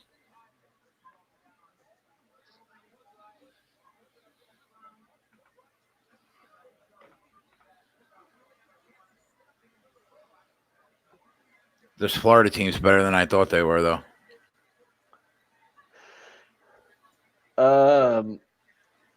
Honestly, I didn't think they were that bad. That's why I didn't bet the game. But I kind of want you to win it, though. You know what I'm saying? I don't know what this. I don't know what this means. Like, I mean, how do you judge this game? If LSU wins this game by 2 touchdowns, right? Do you feel any better about them against the big boys? Not really, right? Well, here's the difference between LSU and the rest of them. If LSU wins this game, they've beaten Florida. They've beaten Auburn. Hold on. No, they didn't beat Auburn. Who was the other team? Oh, they beat Texas. Okay, so they beat Florida. They beat Texas. You know, they played some tough competition. Yeah, now you want to look at some Oklahoma of the other guys. beat Texas by a touchdown, right? LSU beat Texas by a touchdown. Yeah, so then you want to look around the other side on the other quote-unquote big boys. What have they really proven so far? I mean, we all know Alabama's good, right? But what have they proven? So they beat the piss out of Duke. So they beat up Texas A&M team. But you didn't miss that cover by much, right? What was the final? It was by 2 points. It was a 19-point win. Oh, man. So they barely exceeded expectation. Yeah. I mean, I'm okay with that. Yeah. You're right. But Clemson put it on Florida State today, but it's Florida State. Yeah, so it's like, what if any of the initial teams that we thought were like the top 3 teams proven. Georgia lost. Everyone was like, "Ooh, Georgia's probably the best team in the SEC this year." Georgia might beat Florida or might beat Bama. Ooh, well, they just lost to South Carolina. Yeah, but we knew home. going into this game that wasn't the case. We were talking about how they don't look the same. But then Bama. Like, I'm not going to say Bama's looked bad because they haven't, but they haven't played any real top-tier competition. They just haven't. That's not me dissing Bama. That's just the fact. Look at their schedule. They will, by the end of the year, they'll have played LSU. They will have played Auburn. And then if they get through that, they'll play, either Florida or Georgia in an SEC title game. But as of right now, what have they proven? I mean, they just proven that they can beat up on lower competition. That's not that impressive to me. And even with Ohio State, I mean, okay, Cincinnati's not a pushover, and they did beat Cincinnati 42-0. That's pretty good. But we'll really see what's going on once Ohio State plays Wisconsin in a couple weeks. That's going to be a nice little tester. I mean, maybe I'm just complaining about how college football, like nobody, you really never know how good these teams are until after everything's said and done, because they just schedule so much garbage in the non-conference. Like the non-conference for most all these teams is just a complete joke. They'll play one team. Every now and again, they'll play one team out of conference that's tough. But overall, I mean, if you have 3 non-conference games or 4 non-conference games, they're usually against automatic checkmark wins. And that gets, I don't know. I mean, it's been done like that for years, but still kind of annoying.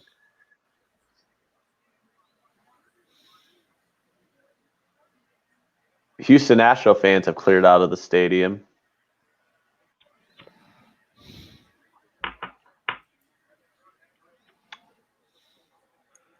Everybody is happy with the cash in today. Let's go Yankees. I'd be significantly happy if the Yankees won the World Series. I'd be very pleased. I don't know, Jay. If I could get a good price on the Nationals, if the Yankees do beat the Astros and I could get a good price on the Nationals, should I hedge and just take plus money positions on both ends? I need to stop right here, Ant, or I'm going to get backdoored. Should I make the obvious joke?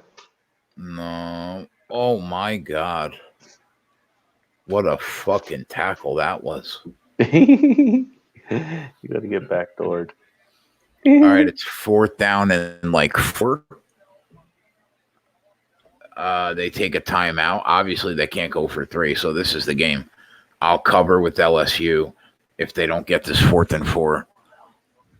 Say that again, bud. What game were you asking me about? Who, me? Yeah. No, I was just giggling about you talking about getting backdoored. But is there anything you want to give out for football today or for tomorrow? Yeah, I'll do it tomorrow when everybody comes and hangs out with us. Okay. I'll take a look at the London game real quick. See if I see any props I like. Do you have any good news about the London game for a certain Panther supporter on this K-cast? Or are you? I mean, they're -2 on the road. I think Dave's team is live. I think either of those teams could win the game. Let me show you what my power ratings say. That's boring analysis, Jay. All right, well, let me show you what my power ratings say. Dave wants to hear you say that they're going to win. Yeah, and what time does it go off as well? For you guys? Like 8 a.m. Really? That early? Yeah, you guys. It's that early when the EPL games go off is like at 8 a.m. Yeah, true. No, actually, you're 7 hours. I think Jay's only 5 hours difference from me. I think you're 7 hours. Or are you on the same time as Jay? Oh, I'm 1 hour behind Jay because that's Jay's on that bullshit Eastern time zone that I hate. That's like the worst time zone in the world to live in. Like, why the hell do you want your game starting at 8 o'clock? That don't make no sense to me. Start at 7. Like, Joanna all wins. these 8 o'clock games. I'm like, 8 15 o'clock? bucks up. Ant is 15 bucks up. Joanna wins. She's broke her foot. She's got no foot left. Joanna? Yeah. There we go. I'll Fourth put that and 15. 4. 4th and 4 for my cover. Here we go. I could buy a 12-pack of beer with that 15 bucks. I'll get me a 12-pack of Sam Adams Oktoberfest. Headshot. I gave Fight Goes a Distance 2 weeks ago for Sporting News. That was my favorite. Yes. As well. Go to the house for spite. Win this game by 21. I also like Joanna by decision. I wish I'd actually took it now. There's a flag. It's official. The Yankees win by a touchdown. Fuck. This could be a 4-1 day for the accounts if that flag is not on the defense. Oh, by the way. And then a shit ton of winners live. I stopped counting at like 10. What? Jay, do you just want to sit back and blow each other over how right we were on that Wisconsin-Michigan State game, and somehow Michigan State got steamed like a motherfucker? You got off, and we hit the team total over too, 29.5 live. Yeah, I know. I don't know what that. I mean, there was a 2-point line move towards Michigan State while we were on the show. It's incredible. Yeah, I did not get that at all. Like, who the heck was going, gee, let's bet Michigan State here? That sounds like Hold on, 2 fouls. Personal foul. Roughing the passer. On the quarterback. Well, that's definitely coming back. Oh, man. Oh, my God. That's how I'm not going to cover this game. Wow. That's a tough one. What do you mean that's a tough one? We've had way worse beats than that. I mean, the game was over. And now they get 1st and goal at the fucking 5. And all they need is a touchdown to cover. That's pretty bad. Yeah, but we've had worse than that. Yeah, but I mean, I'm not looking to it's not a competition. That's bad. Haven't you ever watched the Midnight Sports Centers with Scott Van Pelt when he goes bad beats, and they show all those, all those bad of course. beats? But just because others have been worse doesn't mean this isn't bad. I mean, you're already counting it as a bad beat before it's even happened. I mean, they're on the 3-yard line, Ant. But what if say they get a fumble that gets recovered and run back to the house? What if there's another interception? What if they just get stuffed 3 times? I mean, your sense of positivity, Jason, where is it? I don't have it at the moment. For somebody who's had such a good day as you shouldn't be so melancholy, especially when the bet hasn't even officially lost yet.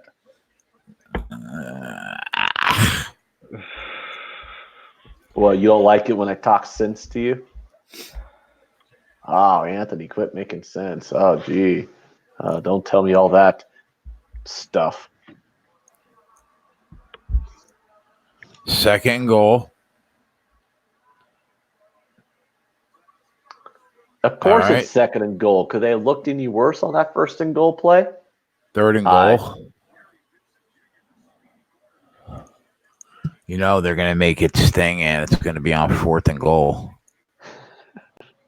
You know how it is. You know it's going to be on 4th and goal. Yeah, probably.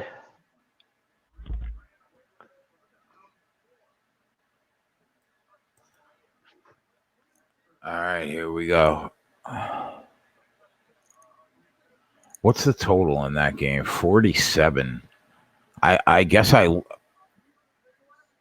right, 4th and goal from the 4-yard line. Here we go. Like I said, my hopes and dreams. Riding on a 4th and goal with a minute and a half left.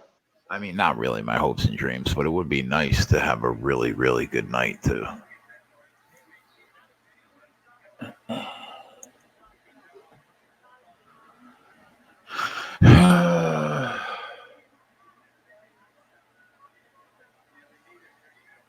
I have no doubt in my mind that they're going to get in, though. What do you think about the total, Ant? 47 in that London game. Carolina and Tampa Bay with as good as Carolina's defense has been. 47. I mean, we got the stop. It's now. Aren't you glad you have me here to tell you to quit being a bitch and quit being all negative? You know, if I wasn't finally, here, if I wasn't here to Saturday, set your attitude back to normal. If I wasn't here to set your attitude straight, Jason, the karma gods would have allowed Florida to score there. But where's David Bandy? I want to know. At what point are you having a kid, and when is it being named after me? Well, I mean, LSU still has to do the victory formation kneel down. So, I mean, remember the Slayer? Did you get the football picks?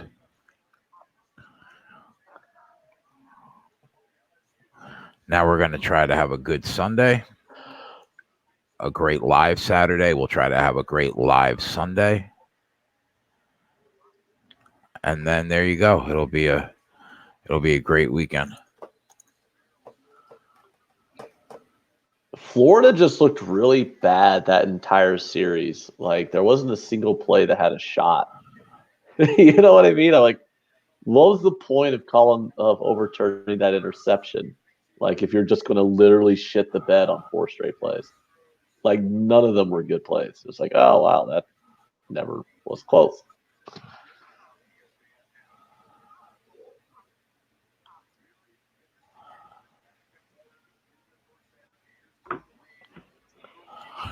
Are you saying that this show went 3-2 in football today, Sean? Because we killed it in football today. They weren't all at the bottom of the screen, though. Some were in the chat. Some we had to give it. We just gave out, but we killed it.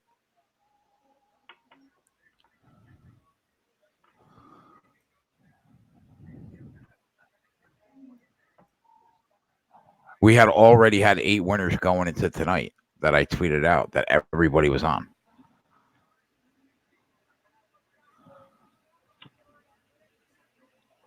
From what you saw, yes. Well, that you're wrong. Go back and watch the show.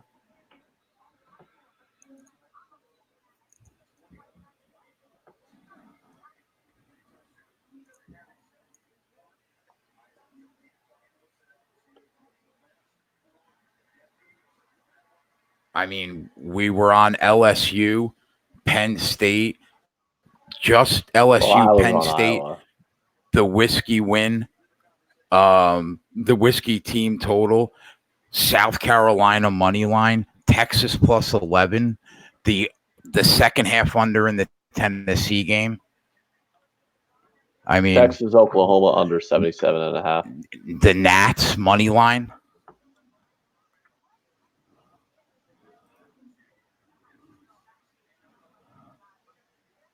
Temple money line live.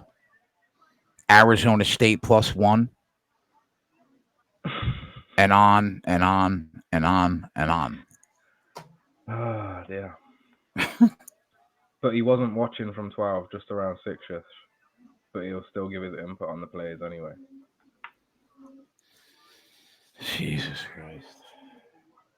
All right, so Ant, what do you think about this total? 47. I mean, I don't really have that huge opinion on it. Carolina's defense has been surprisingly incredible. Well, I was going to say with Panther games, I would lean towards my first initial look would be towards unders. But I mean, you got an under team. You got a team that I'm looking to take unders with versus a team that I look to take overs with playing each other, and they made the total a middling total. It's not a high total, it's not a low total. It's like right there at 47. So I just don't. I don't see how I can split that. So I would just pass on it.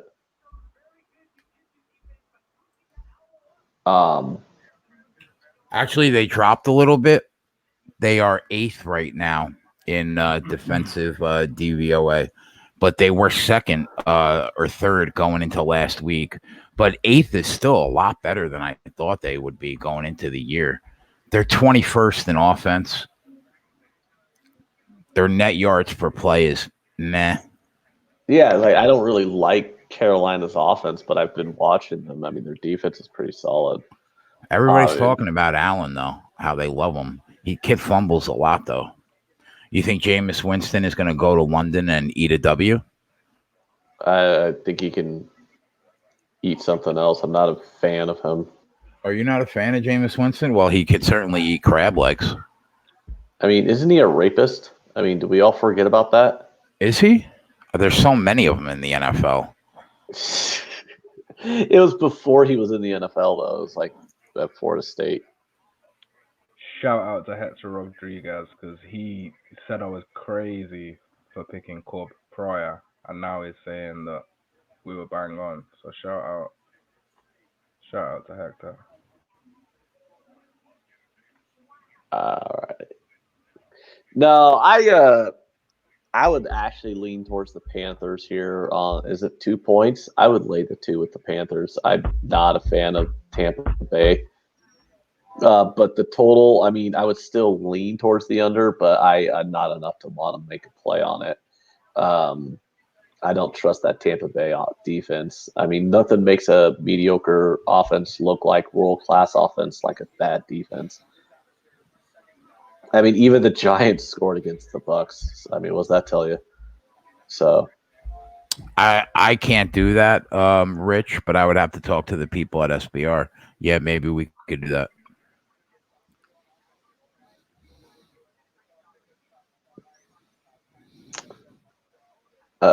All right, that was fun. Let's see if we could get this series win for you for the Yankees and that would be nice, right? Oh yeah. I mean, how much did you bet on Garrett Cole to win the Cy Young? 4 units. I wish I could have done that. Yeah. I mean, I didn't bet anything. I'm just taking money from my bookie. I mean, if he doesn't win the Cy Young, I mean, you basically got to revoke the voting privileges of anybody who votes for the Cy Young for MLB. I mean, there's no way there's not a single category that Justin Verlander beats him in. He is ahead of Justin Verlander in every single statistical category. And also, like lately, like over the last decade, the Cy Young voting, I mean, they've looked at those advanced analytical stats a lot more. They've been discounting things like wins and ERA, like the old school. They would just look at wins and ERA and vote for that guy, but they don't do that anymore. And even if you just looked at wins, I mean, Garrett Cole obviously has got a shitload of wins. And even if you did look at ERA, Garrett Cole's got a better ERA. So, I mean, just everything that Garrett Cole has is better than Justin Verlander. Outside of WHIP, I think that's the only stat that Justin Verlander is better at than Garrett Cole is WHIP. But yeah, I mean, Garrett Cole should be a runaway. He should be like minus 300. I like your confidence. Yeah, Deer Slayer's tailed it too. He tweeted me. Why do they stick London with the worst fucking games? Like, if you're looking to grow the sport, give them a good fucking game.